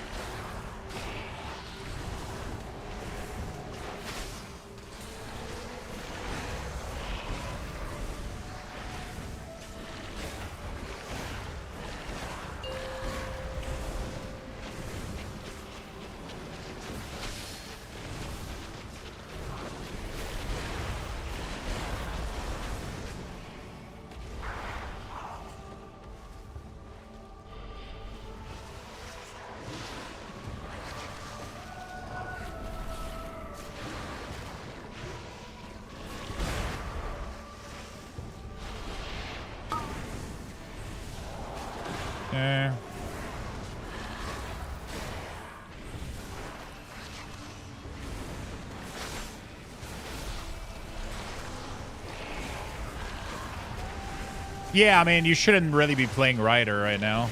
I don't think so, at least. I don't think Ryder can beat it. I mean, you know, yeah, I guess it depends. Man. If you want to be playing optimally, I'm pretty sure Sandlane beats Ryder right now by a lot. But, I mean, it's also a lot of padding damage, right? Your Blood Beast is...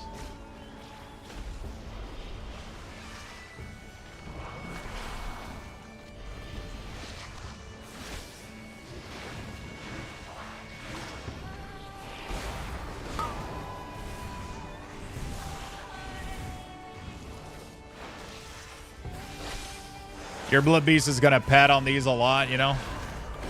I'm back. Welcome back, Jen. What did you get for dinner? Dude. Oh, at 100 energy, they just fucking charge? So, yeah, you got to kill them. I thought they disappeared at 100 or some weird fucking mechanic. Yeah, we're good. Yo, this group is pumping, man. We're doing great. I cooked dinner, barbecue chicken, cheddar potato, coleslaw. Nice, nice, nice. Nice, nice, nice. You're dealing with.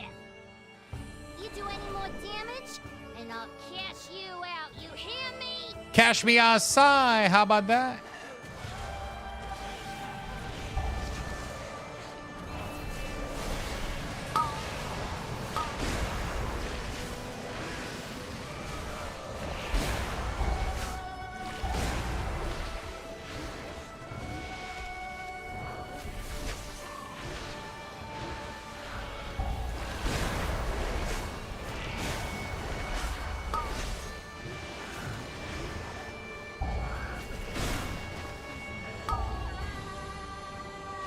Fresh alt? Yeah, on a fresh alt for sure, but yeah, for sure.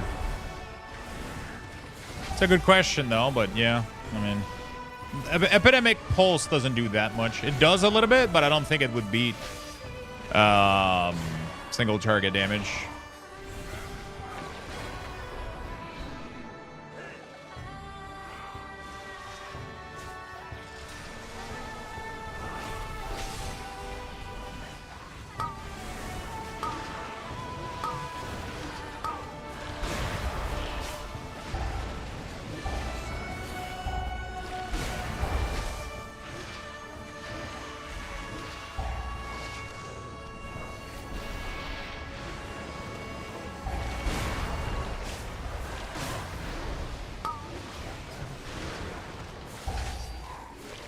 Okay.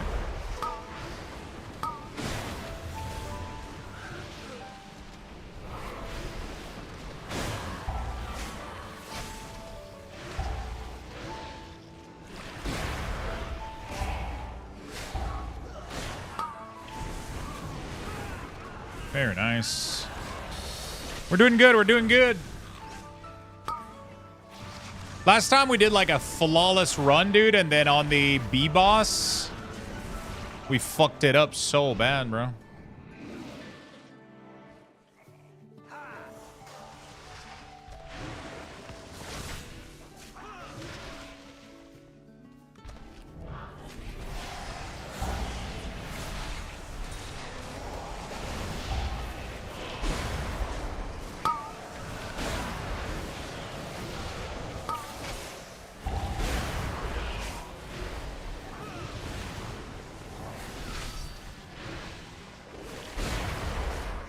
Oh, yeah, Blood Bees, baby. Blood Bees, baby.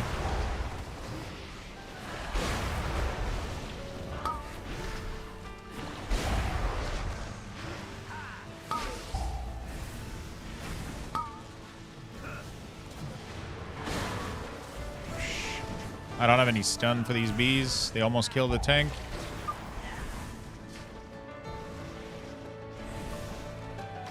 Dude, why is it not targeting the nearest thing? That's so weird. My target dies and then I have to retarget.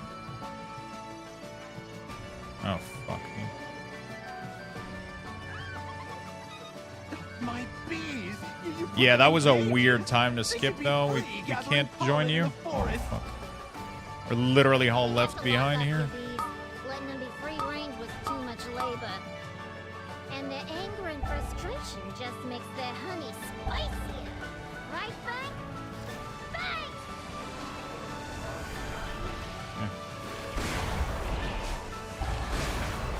Like every time you have to like perfectly do a skip like this, it can be scary. Oh fuck. Oh, that's gonna be tough. It's doable though.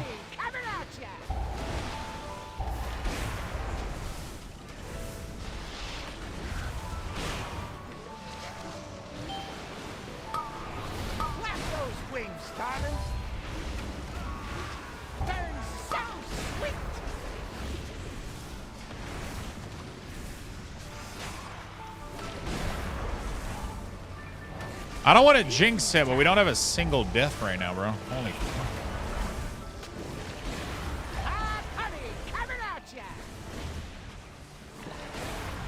Get those wings pumping.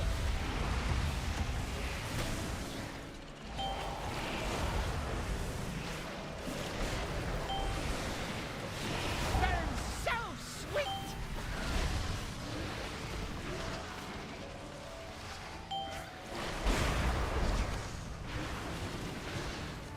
Got snacks for ya. Clap those wings, darling. Hot honey coming at ya.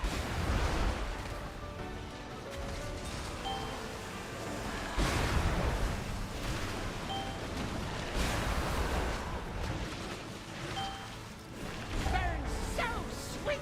Is it me or this boss is like not fucking dying right now? Holy fuck. Get those wings pumping. Eh. The best for my bees. Holy shit. Hot The honey fuck just coming killed at me, ya. bro. Are we just not doing the...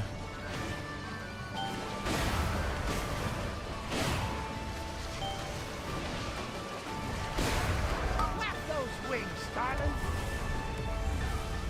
Burns so sweet. I hate when we keep pulling here, man. It stresses me out. Holy fuck. Eating time. Hot honey coming at ya.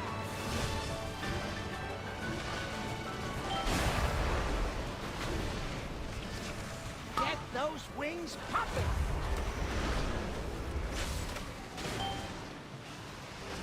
Burns so sweet.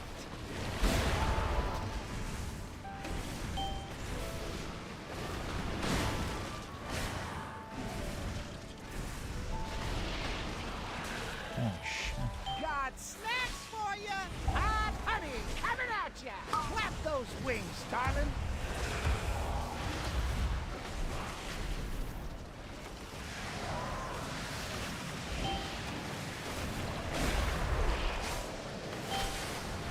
Burns so sweet.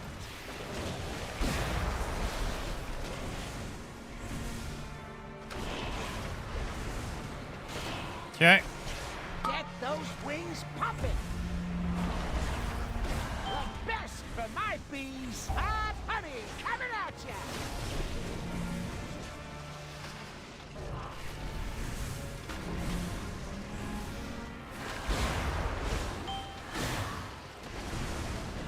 Go, boss. Burns so sweet. Okay. The bee's knees. All right, and then we just go to the, you know, at least, unless someone who plays DK. Yeah, let's go, my friend. Best class ever indeed. All right, is this it? Good work, good work. Holy shit. You take out my bomb man, my prototype. Good. Thank you for the follow, my friend. Thank you for all the follows. Welcome, folks. Nature-loving weirdo. I guess I'm gonna have to show ya and your rock-headed friend who's boss.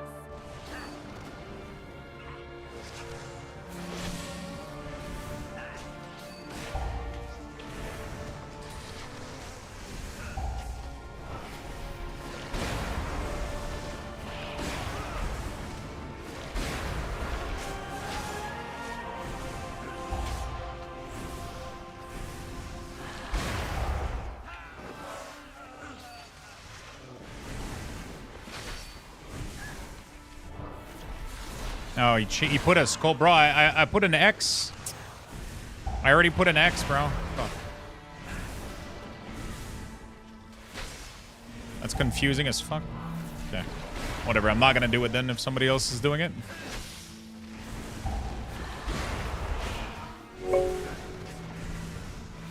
Yo, Lumiday, thank you for the love, man.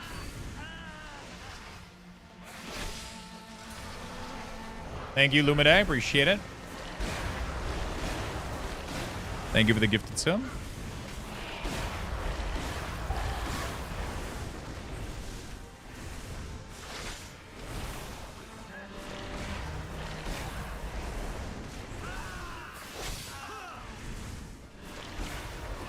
All right, boys.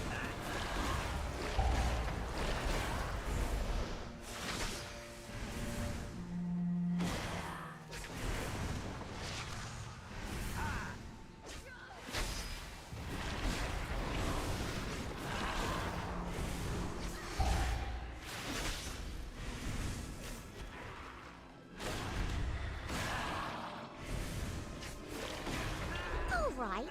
You may have gotten my employees, but now you're dealing with the BEO herself. You won't be taking this metering from me! Holy shit. Cashing out!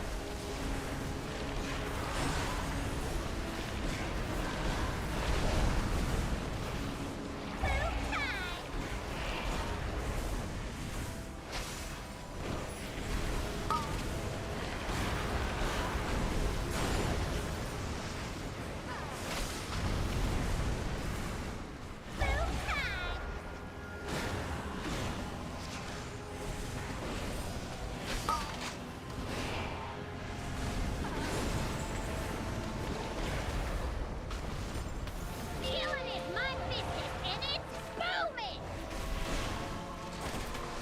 Okay, good.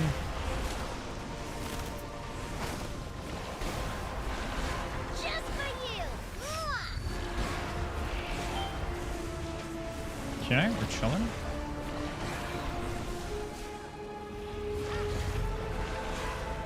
Cashing out!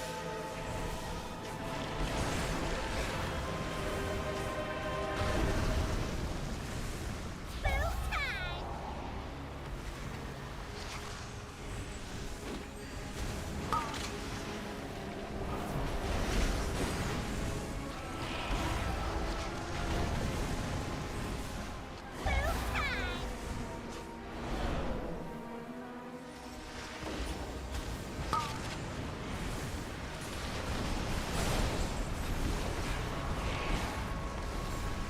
Healing is my business, and it's booming!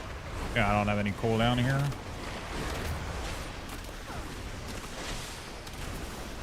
Okay, we're good. Is this the last 13 finally? Holy shit. Finally, the last fucking 13, bro. Can't believe it. Cashing out!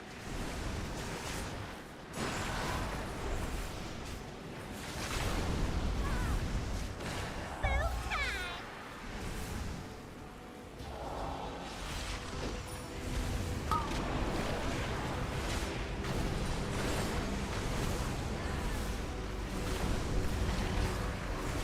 Boom time!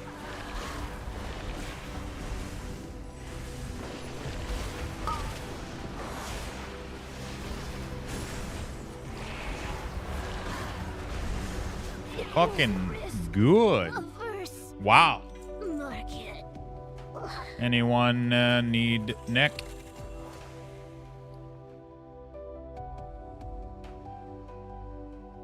Roll if need.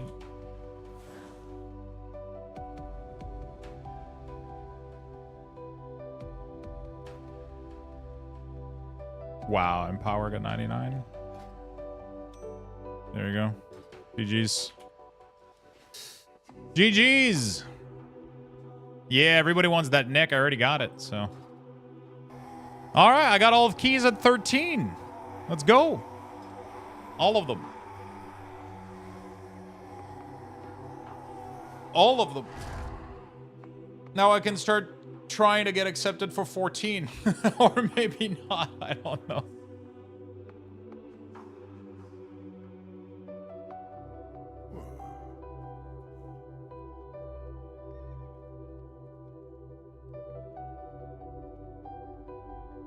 Yeah, new mount at 3K, yeah.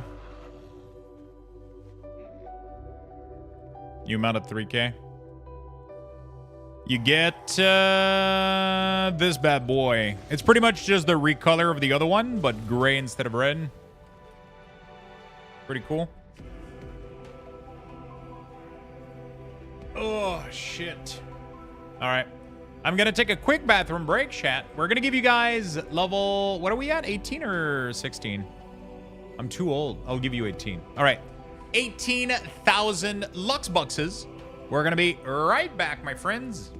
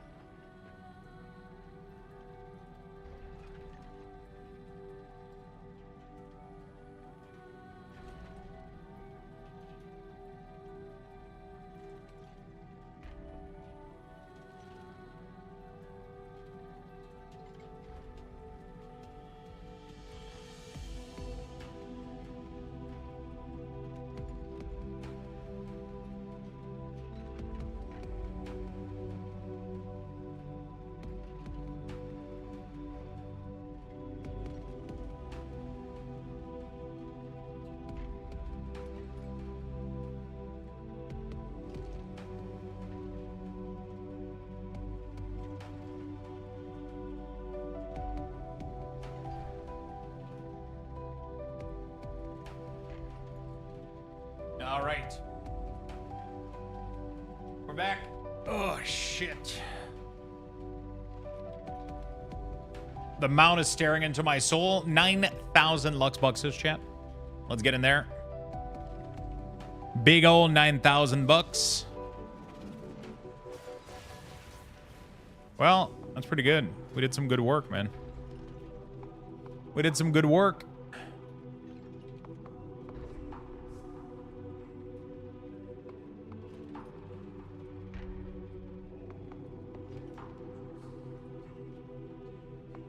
All right.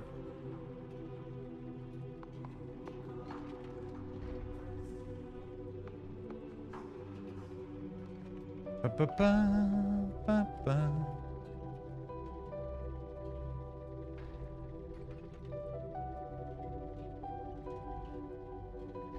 Okay. 45 seconds left.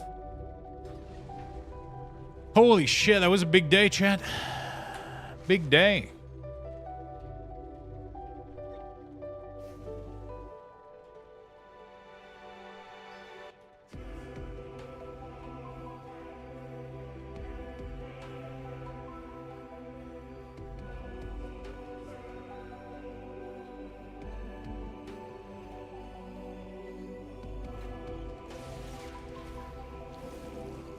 All right.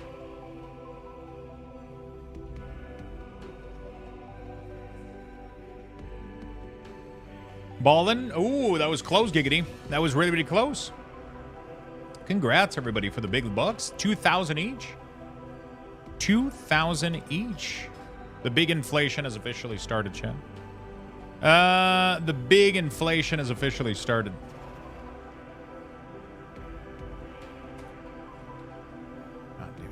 Keep losing my bucks.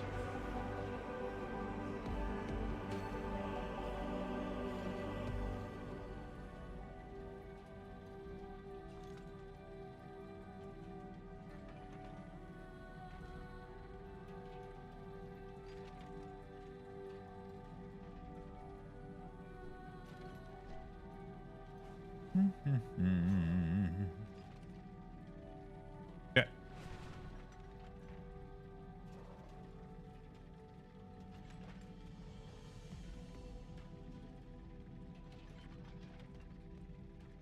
I'm excited for PoE, man. Really want the new PoE stuff. Really want the new PoE stuff. I'm excited. I might even play before the update release just because of how much I want to get in. I want to get back into it right now. Okay, I'm done gambling. Oh, man, you went high as fuck. I bet you won't do it again. Yeah, I don't think you will. He's too chicken. What's the rank right now?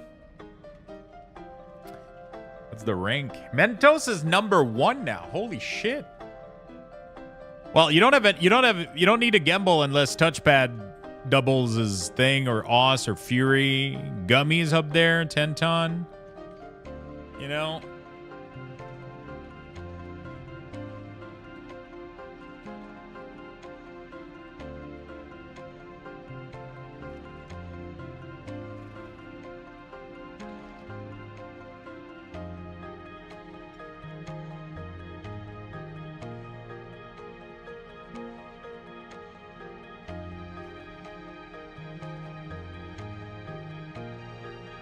All right.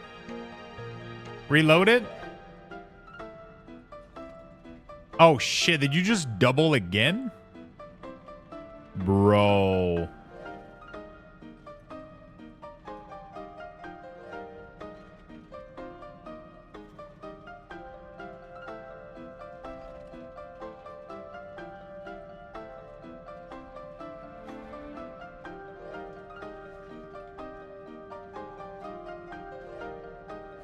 It's gonna be tough to catch up, man. Now you just don't. Now you just have to hold on to it. You know. Now you just have to hold on to it. Wouldn't it be nice if there was like an interest-based system too? Like the more you had, the more interest you would compound. That would be nice. Yeah. We could put interest rate.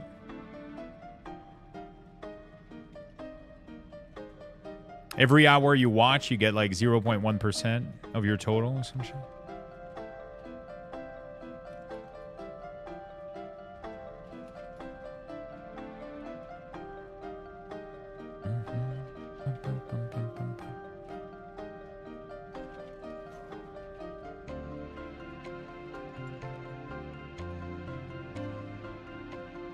Oh shit, Mentos is already starting to lose it all. It already started.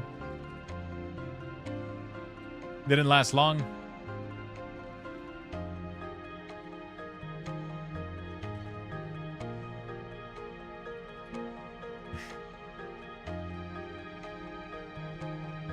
You already lost 10%. I kind of want to do like a key on Elemental. I don't know why. I got my goals done on DK now, so you know we're pretty good. There was 51 Street earlier. You sent a message I didn't have time to read. Thank you for all the works. Wrong way. Thank you for all the works you do with the weak ores. I've been using them for years. Thank you, my friend. What class do you play?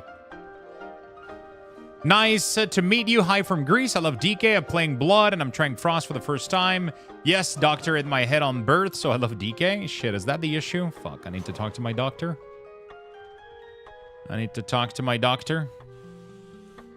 I want to try to play some LA a little bit. It could be fun. I need 4 Ps, though, for LA to truly work, though.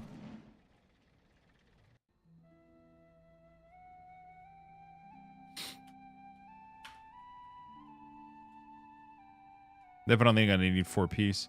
Is there something broken with, like, Demonology's 4 Ps or whatever? Some people have been talking about that. Is there a bug with it, or...?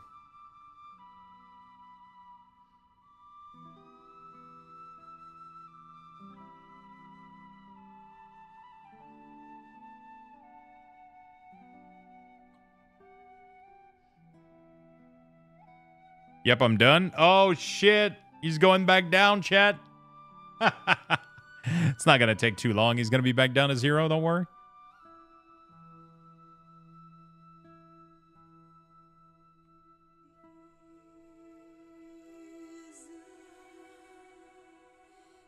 I mean, you could get... Shit. God damn it. He's at 1 million.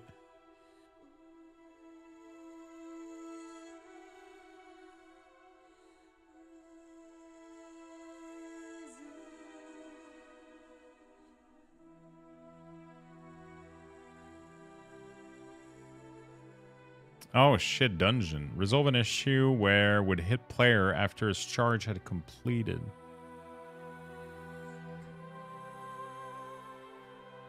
Address an issue where the crawler mine did not reacquire their target after they exit and re-enter combat. Address an issue where the alliance entrance for the dungeon could be invisible for some player. That's bad. Operation Floodgate. Dark Fuse, RPG damage reduce. Okay. Theater of Pain. Dark Wind can be seen.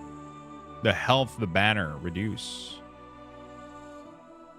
I've been told to stop gambling. When you get to 1 million, you have to say it like Mike Myers and Dr. Evil asking for a friend. Yeah, you have to. Yeah, it's like a rule. 1 million.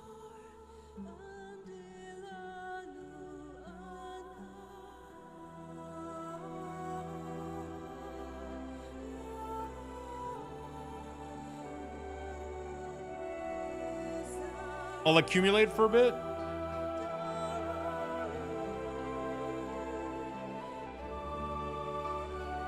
Will you, or will you drop it all?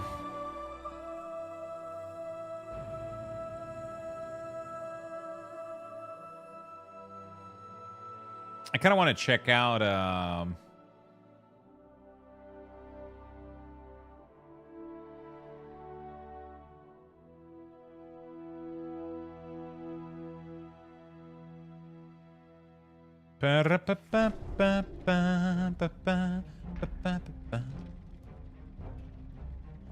Yeah, beautiful. When you... Okay. Kind of want to try to run one, maybe. Am I going to get invited to anything? Let's see. I just want to do, like, I don't know, a little key. A little baby key. Little baby key, just, like, see if we can get into anything. I need gloves, I need shoulders, I need chests, I need anything that I could transfer into tier right now would be great.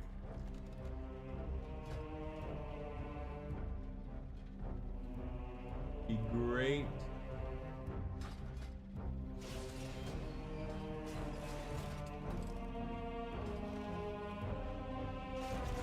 I'm home. Well, what's up, Denton?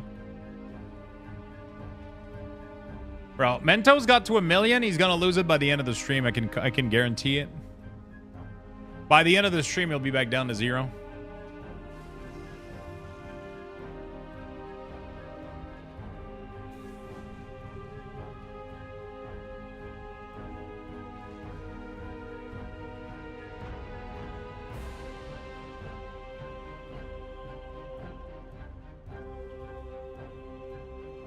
I have sushi and bubble tea. Ooh, that's nice.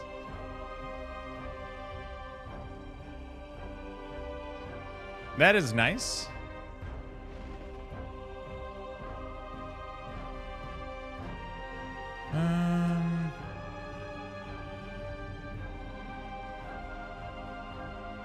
Oh shit, I just deleted an email I didn't want it to delete.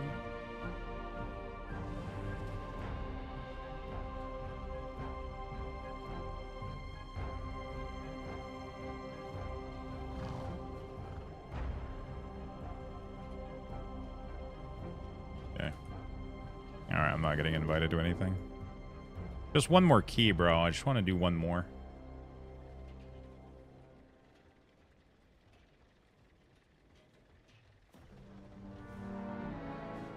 Oh, nice. Dude. My LGS just got me a nice deal on these. Very nice. Very, very nice. Fuck you.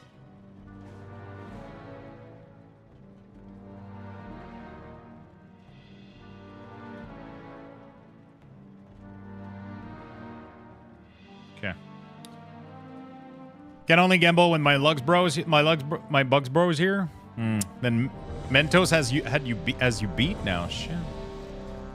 That's tough. That's tough, dude.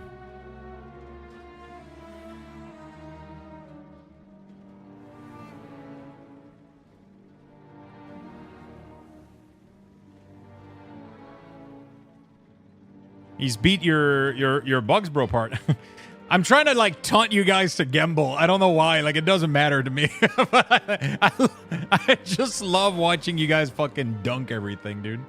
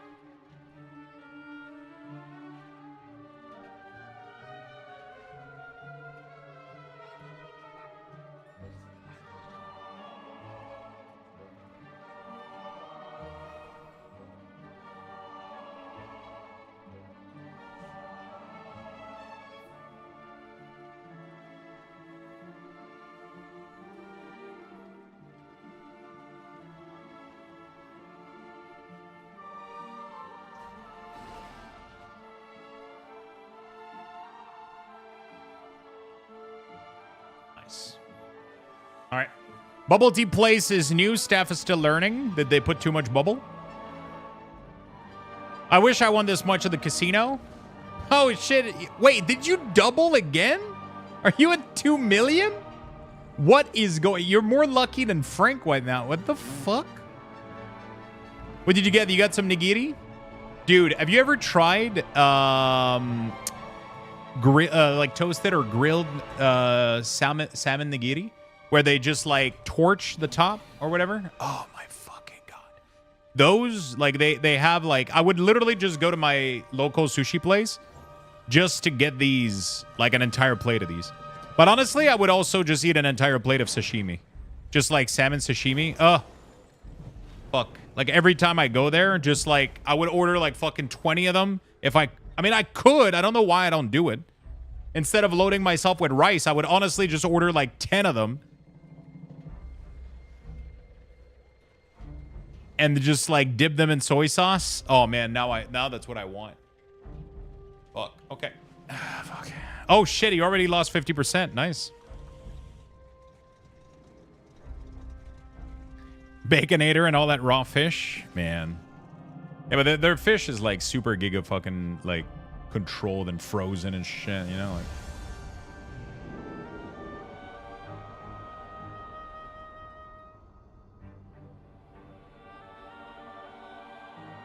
I just wanna, you know, like get some.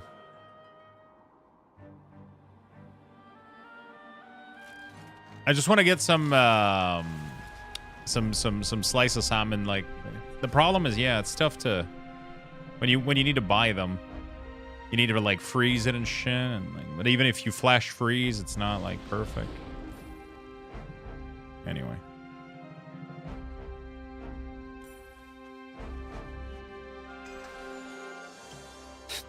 All right, I was gonna go check the build on Raider.io real quick, see if I have the latest one.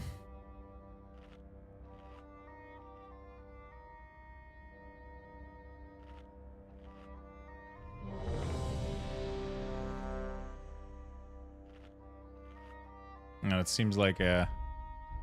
Wait, are they playing Fire now? Farseer? What the fuck is this shit?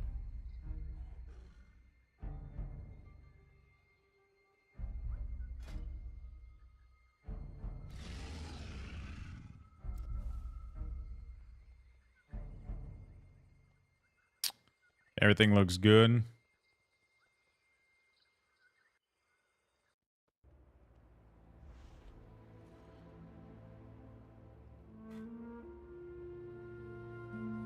All right. Beautiful.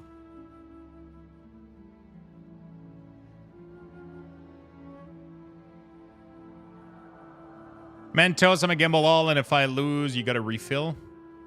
That's not how that works. Oh my god. Oh, that was... shit. I did not agree to this.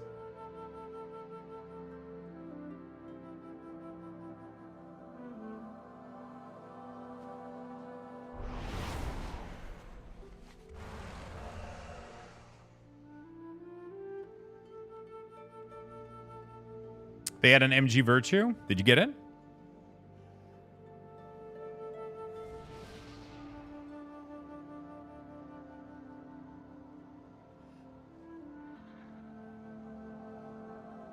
Absolutely.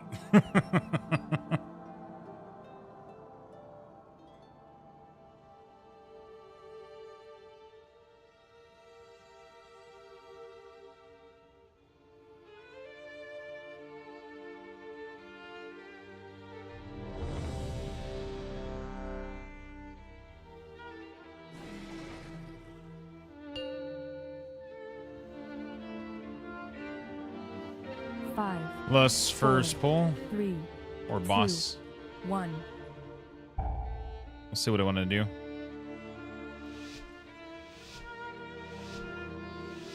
Frost, DK, two ender, or one in. You go dual wielding, yeah.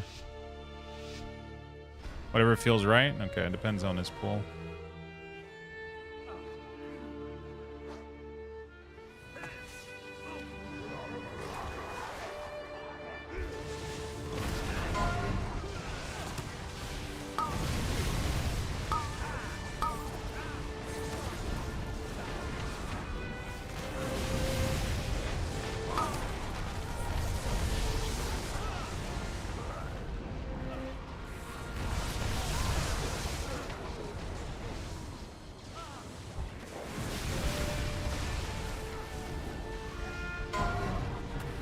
Tank is dead. This ain't going well. Think we got a mech. Oh shit.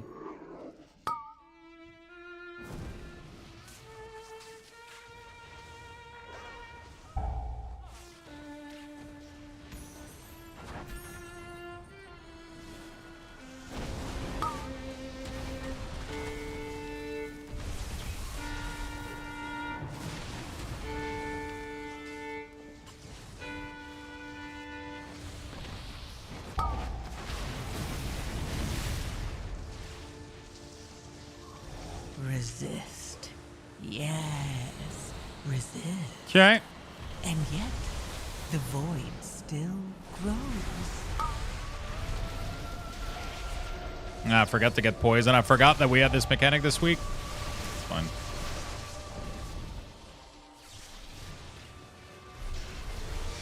Can we get to 5 mil? I think he loses everything before the end. He's gonna get cocky like in a minute and do gimbal all.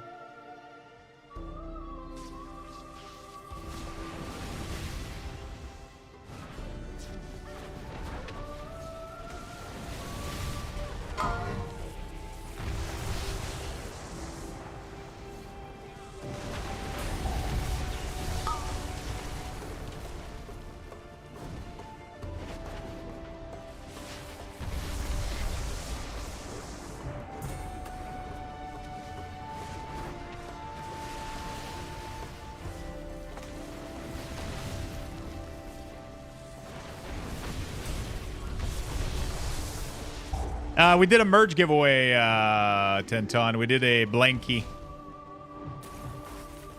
Resist. Yes.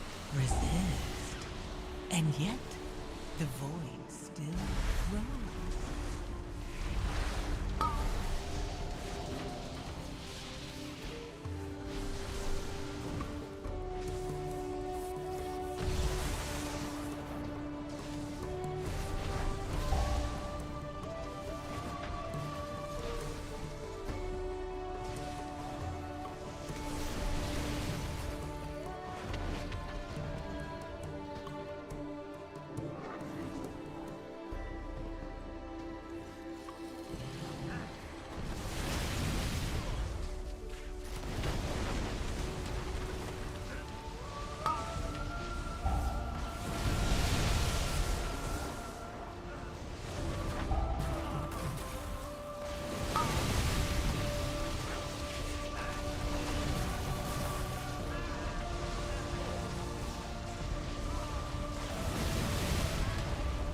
Resist. Yes. Dude, I feel like she's doing it way too fucking much, man. And yet, the void still grows.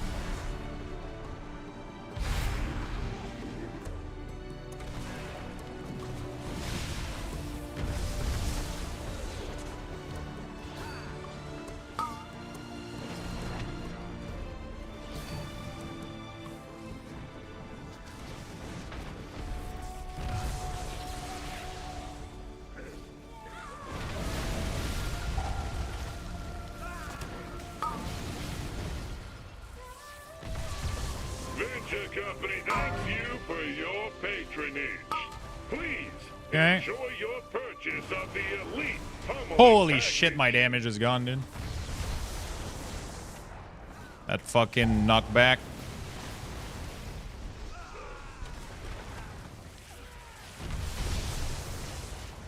Yeah, we're chilling. All right. Oh, shit, he lost everything. Happy now, chat? Yes, that was a good show. You did great. Systems engaged. Commence pummeling. That was entertaining. Voltage increased.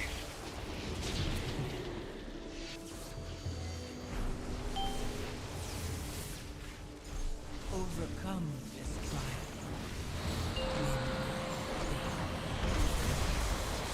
Damaging this unit violates the terms of use. Lethal force authorized.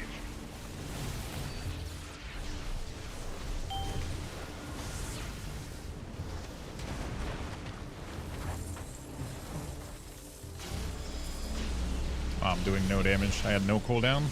It's fine.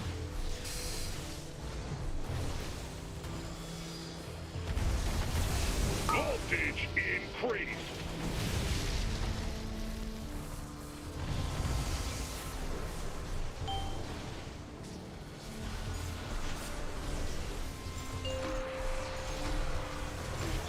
Damaging this unit violates the terms of use.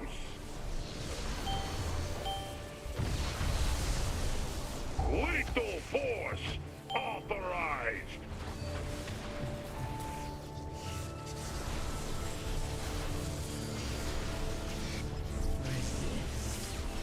Systems Okay. Wow, I didn't know damage there. Holy release. fuck. Without ascendance, bro. Like, we're going, like, too quickly through the trash, and I can't, yeah.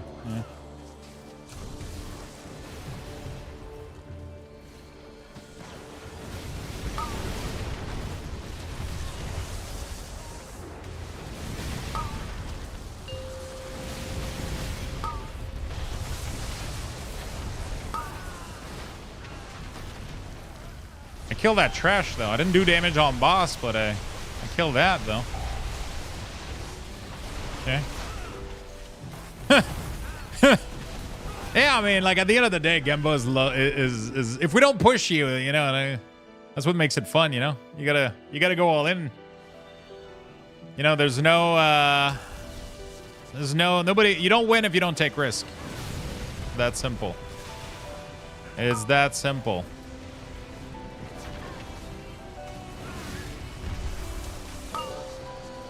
Oh, in AoE, we don't, forgot that we don't level burst. Oh my god, don't knock back.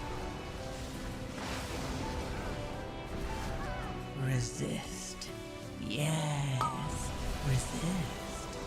And yet, the void still grows.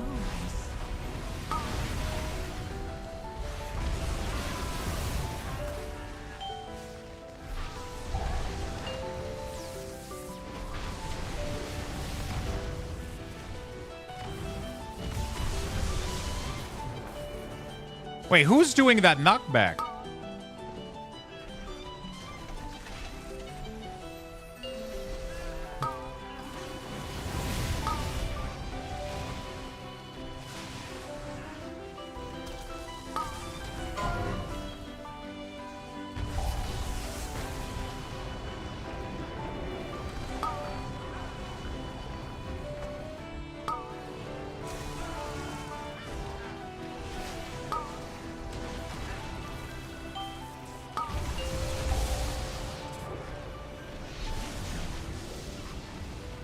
Overcome this trial. I think they think I'm the one knocking back. What the fuck, bro?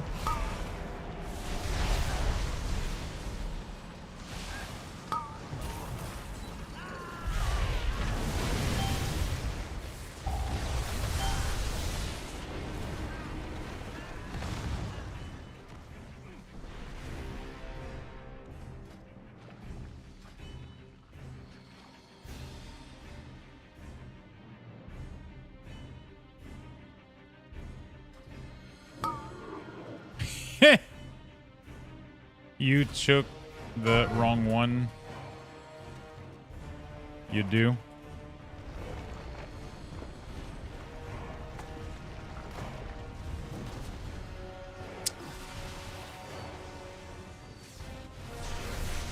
Your trap.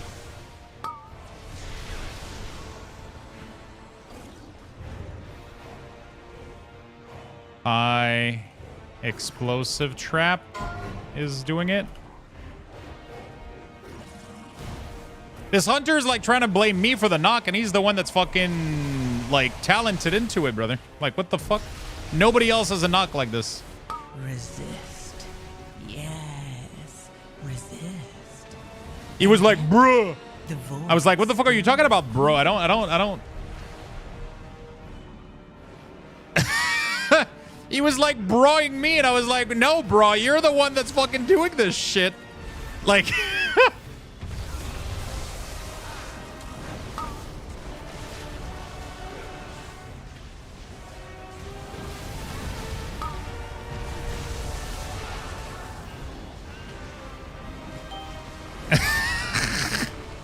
like the monsters were getting knocked, and then he said, bruh, and I was like, what do you mean, bruh? Like, you're the one that's knocking them since the beginning of the key. And he's like, no, I'm not. It's you. I'm like, I'm not.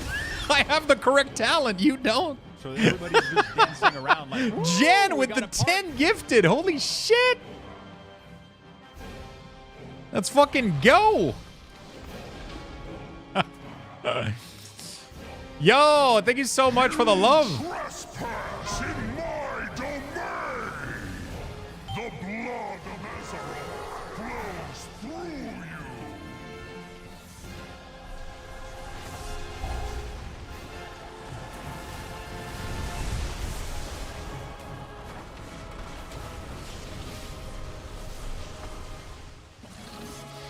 Resist.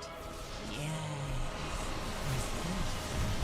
And yet, the void still.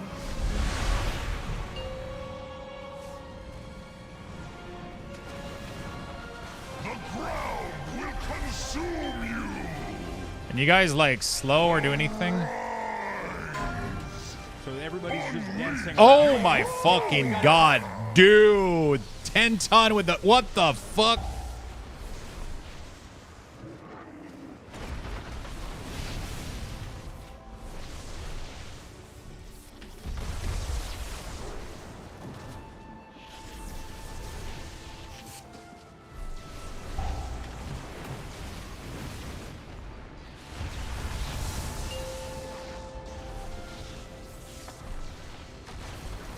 Shatter. Holy shit, Tenton, man. What the fuck? Jen. Overcome. Unleash your power. Thank you for the big gifted. Tenton, thank you so much as well. Obey the beers. Obey the beers. Jesus Christ. Adri, thank you for the 5. Eithermore, thank you for the 5. What the fuck is going on right now? That's like, okay, you guys are going to get a lot of Lugs boxes. Holy shit. What the fuck? What happened? Did we reach the merch giveaway? We did. We did. We gave away a blankie, dude. Wait, are you guys trying to reach like 1,200 for another merch giveaway? I see what's going on, dude. You guys want another merch giveaway? Okay. All right. We'll do it. If we reach 1,250, we'll do another one. Noodles. Thank you, friend. Appreciate it very much.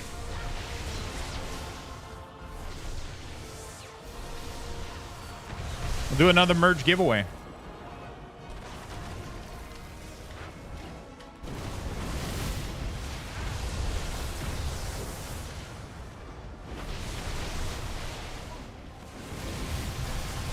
We'll do another merge giveaway if we reach 1,250. How about that? Resist. Yes. Resist. And yet, the void still grows.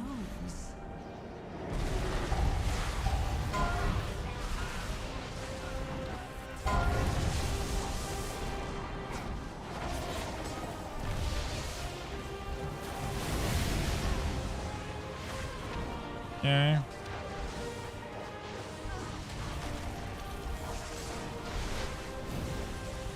You guys are fucking awesome. That's going to be a lot of Lux bucks for you guys, by the way.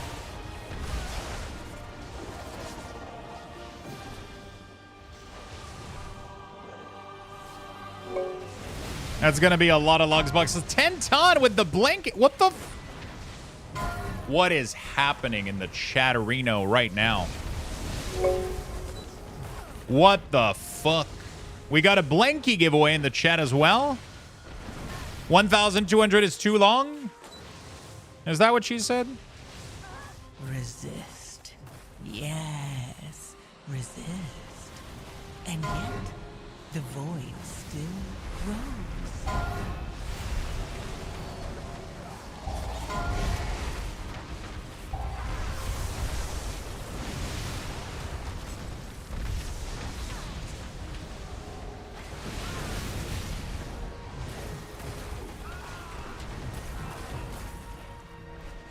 Jesus Christ. No, it doesn't matter the exclamation mark or not. We tested it. Like, literally, Frank entered it by mistake. If you just type the word join, it automatically gets you into the correct one. It doesn't matter. You could literally type, like...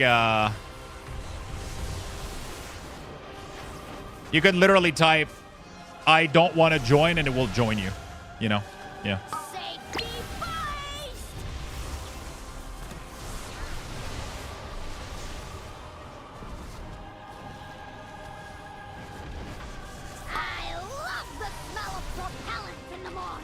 Overcome this trial.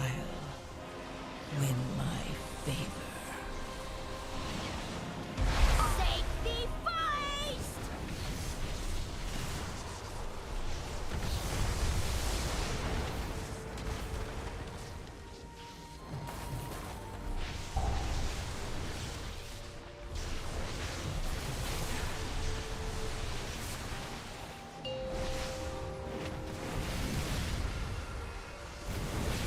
Okay.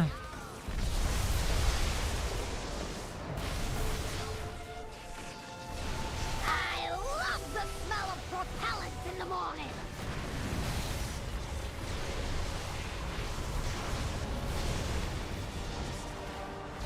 I love the smell of propellants in the morning.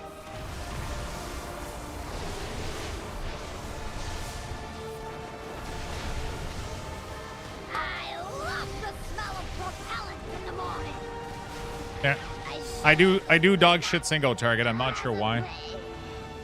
I'll have to figure this out. My single target is abysmal. I guess I have no gear. That's the real reason, but... Overcome this trial. Win my favor.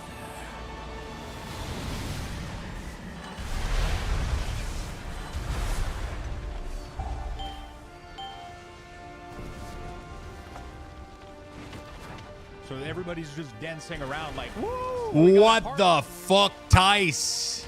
What is going on, dude? Is the hype train still alive? Dude, I don't even know what I'm doing anymore.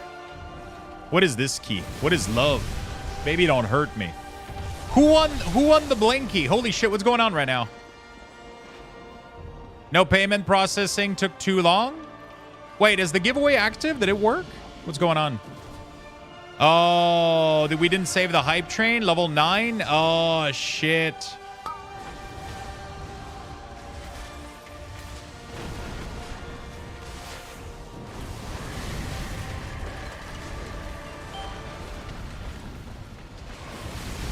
Overcome this trial. Win my favor.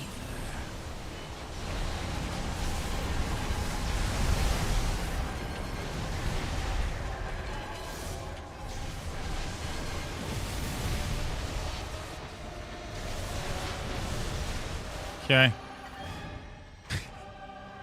Kroll won the blankie. Congratulations, Kroll. That must have been because you asked me to fucking shit on my transmog this morning. Congrats, brother. You bums realize how much property damage you've done?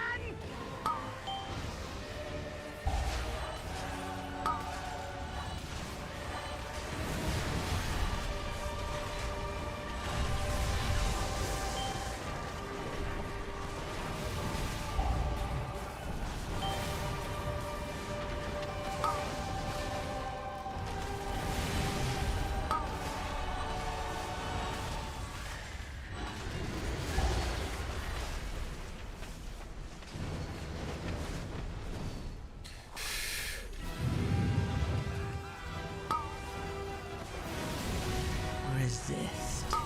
Yes, resist. I'm dead And here. yet, the void still grows.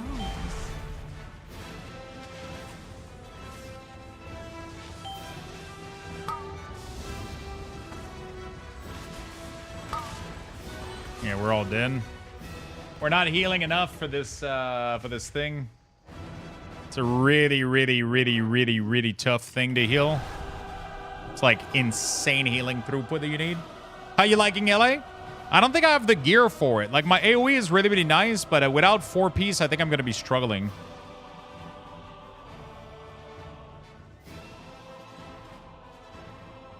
I think I struggle a little bit right now without the... Oh, man. We need to re-kill all of them? Shit, dude. I might have to bloodlust these two. We'll see. It's been okay, honestly, so far.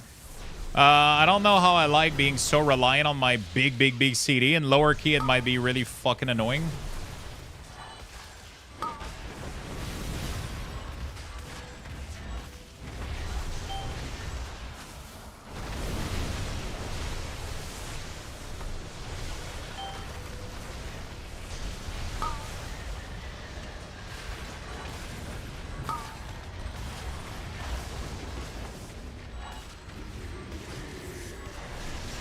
Resist.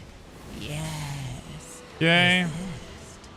And yet, the void still grows.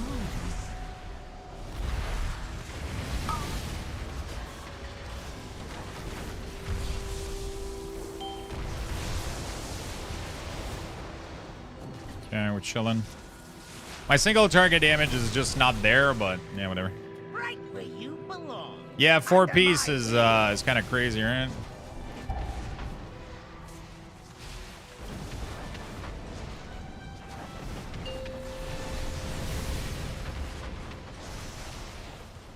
Bro, what the fuck is going on? I wasn't able to drop Earthquake. Oh my god, I lost all my damage right there. Take some high caliber carnage.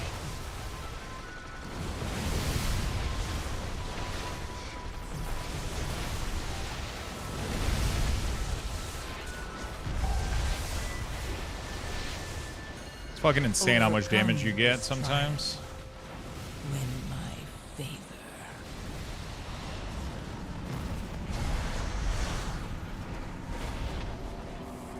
What am I paying you Yeah. fools for? Get out here and fix Bro, Earthquake in here is so bad. What the fuck?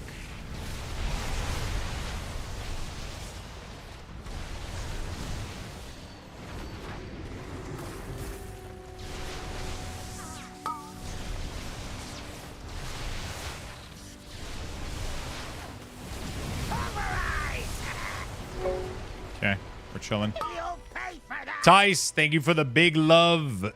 Dread Pirate, thank you for continuing your sub. Really do appreciate it. Thank you for the follow as well. Noodle Nuggets, thank you for the 5 gifted sub. Adri, thank you for the 5 gifted sub. Tenton, Eitharbor, Jen. You guys are absolutely amazing.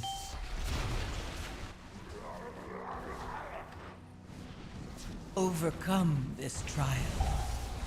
Win my favor.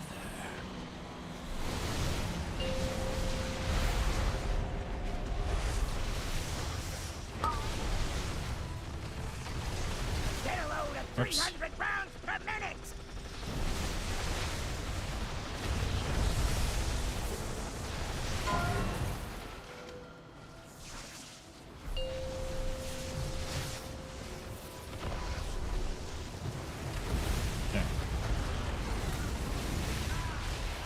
You won't be All right. so lucky next time. We did okay considering my oh shit, I got shoulder. Very nice. I'm getting closer to 4-piece. GG's. The only part I don't want is the pants, right? Yeah. Sorry about my dog shit trap.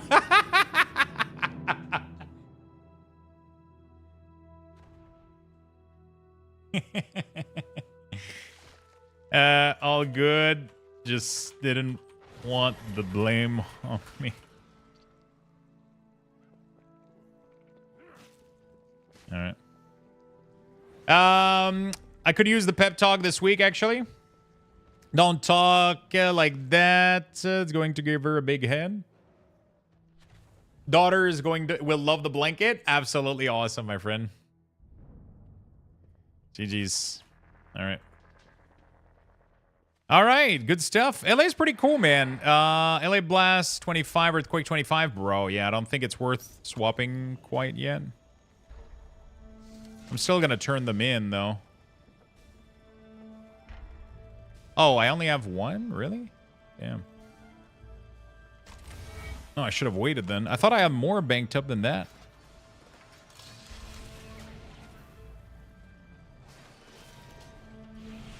Wait, I feel like I should have another one left.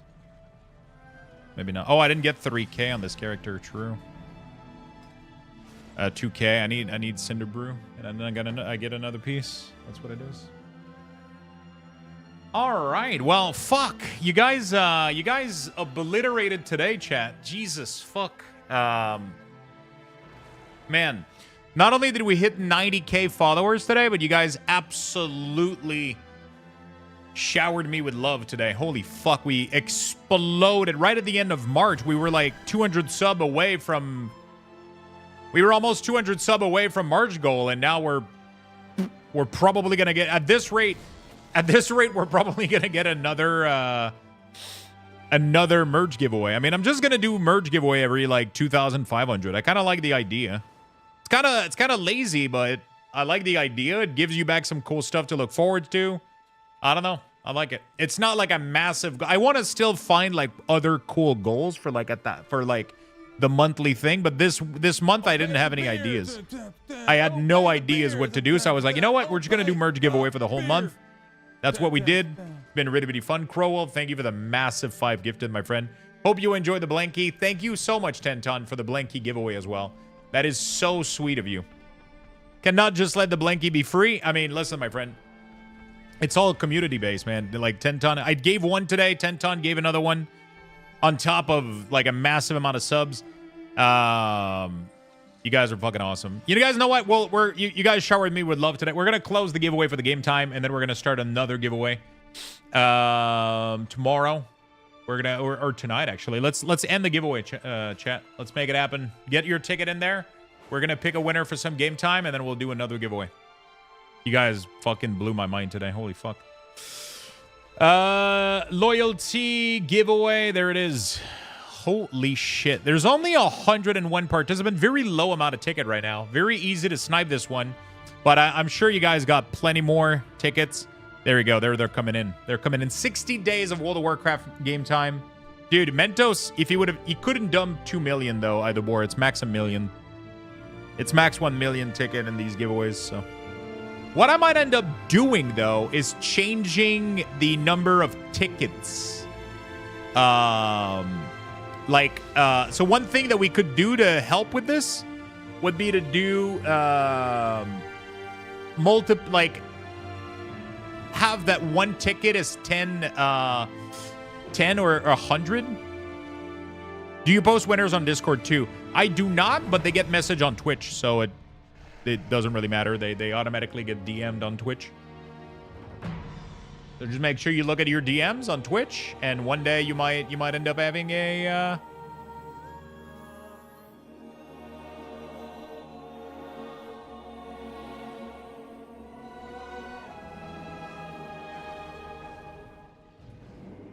No problem, my friend. So, yeah, I think one thing that we could do for the giveaway is I think I might increase the number of Lux Bucks per ticket. What do you guys think about that? It would allow to, even if we inflate the number of Lux Buckses, it would kind of scale down the number of tickets that's being bought. It would result in the same thing. It would result in the same thing, but it would limit a little bit, you know, like, because right now it's getting kind of crazy already, and we're already only halfway through the year, so.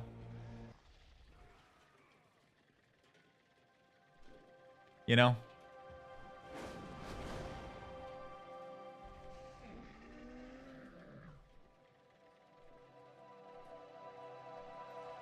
We're already halfway through the year, so. 10, I think 100. 1 quarter? Yeah, 1 quarter, halfway, whatever. Same shit.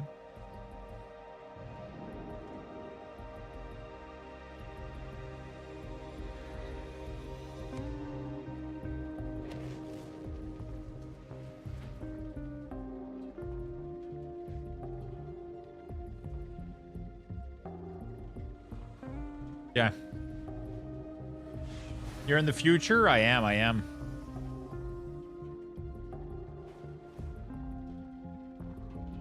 All right, chat. That's going to be it for today, friends. That's going to be it for today. We are going to be closing the giveaway in 5, 4, 3. Bro, Irish fan, you okay? Okay, jeez. He's like entering like 1,000 per... We're going to be closing the giveaway in 5, 4, 3, 2, 1. And the giveaway has been closed. You guys,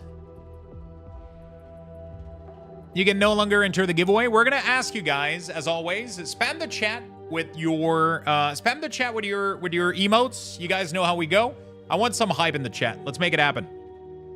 I want some hype in the chat. Let's make it happen. This is the end of the stream. This is the end of today.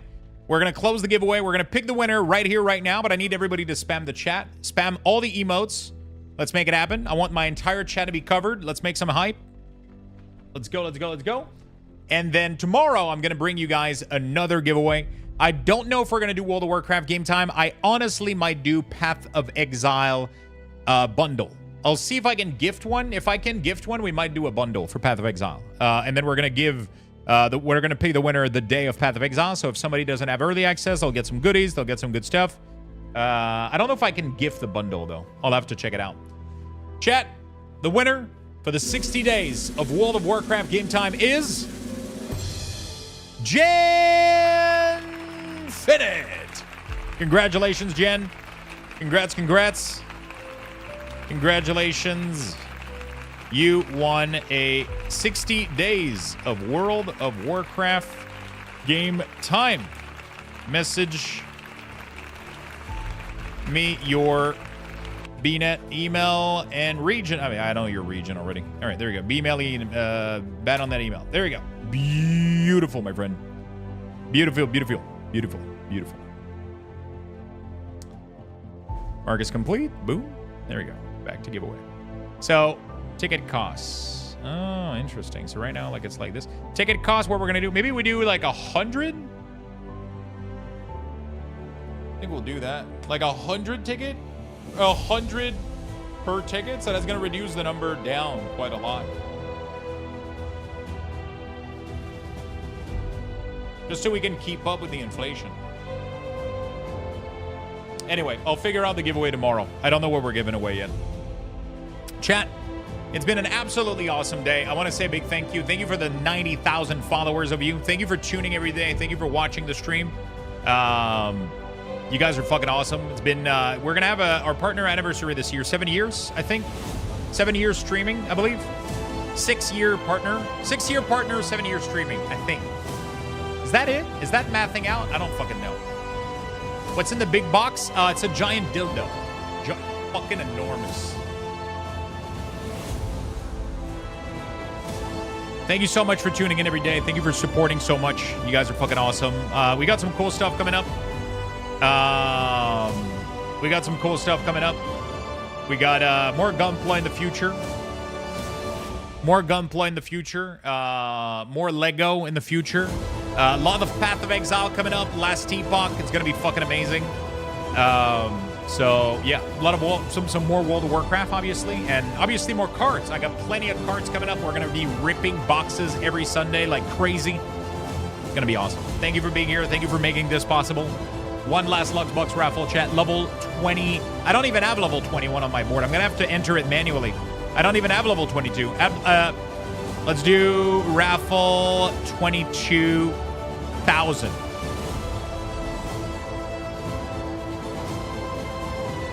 Is it 22,000? Bro.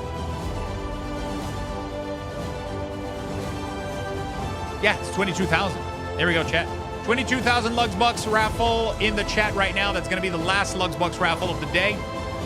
See you tomorrow, my friend. I love you all. Take care. Peace. You guys are fucking great. Thank you for the big love. Bye-bye.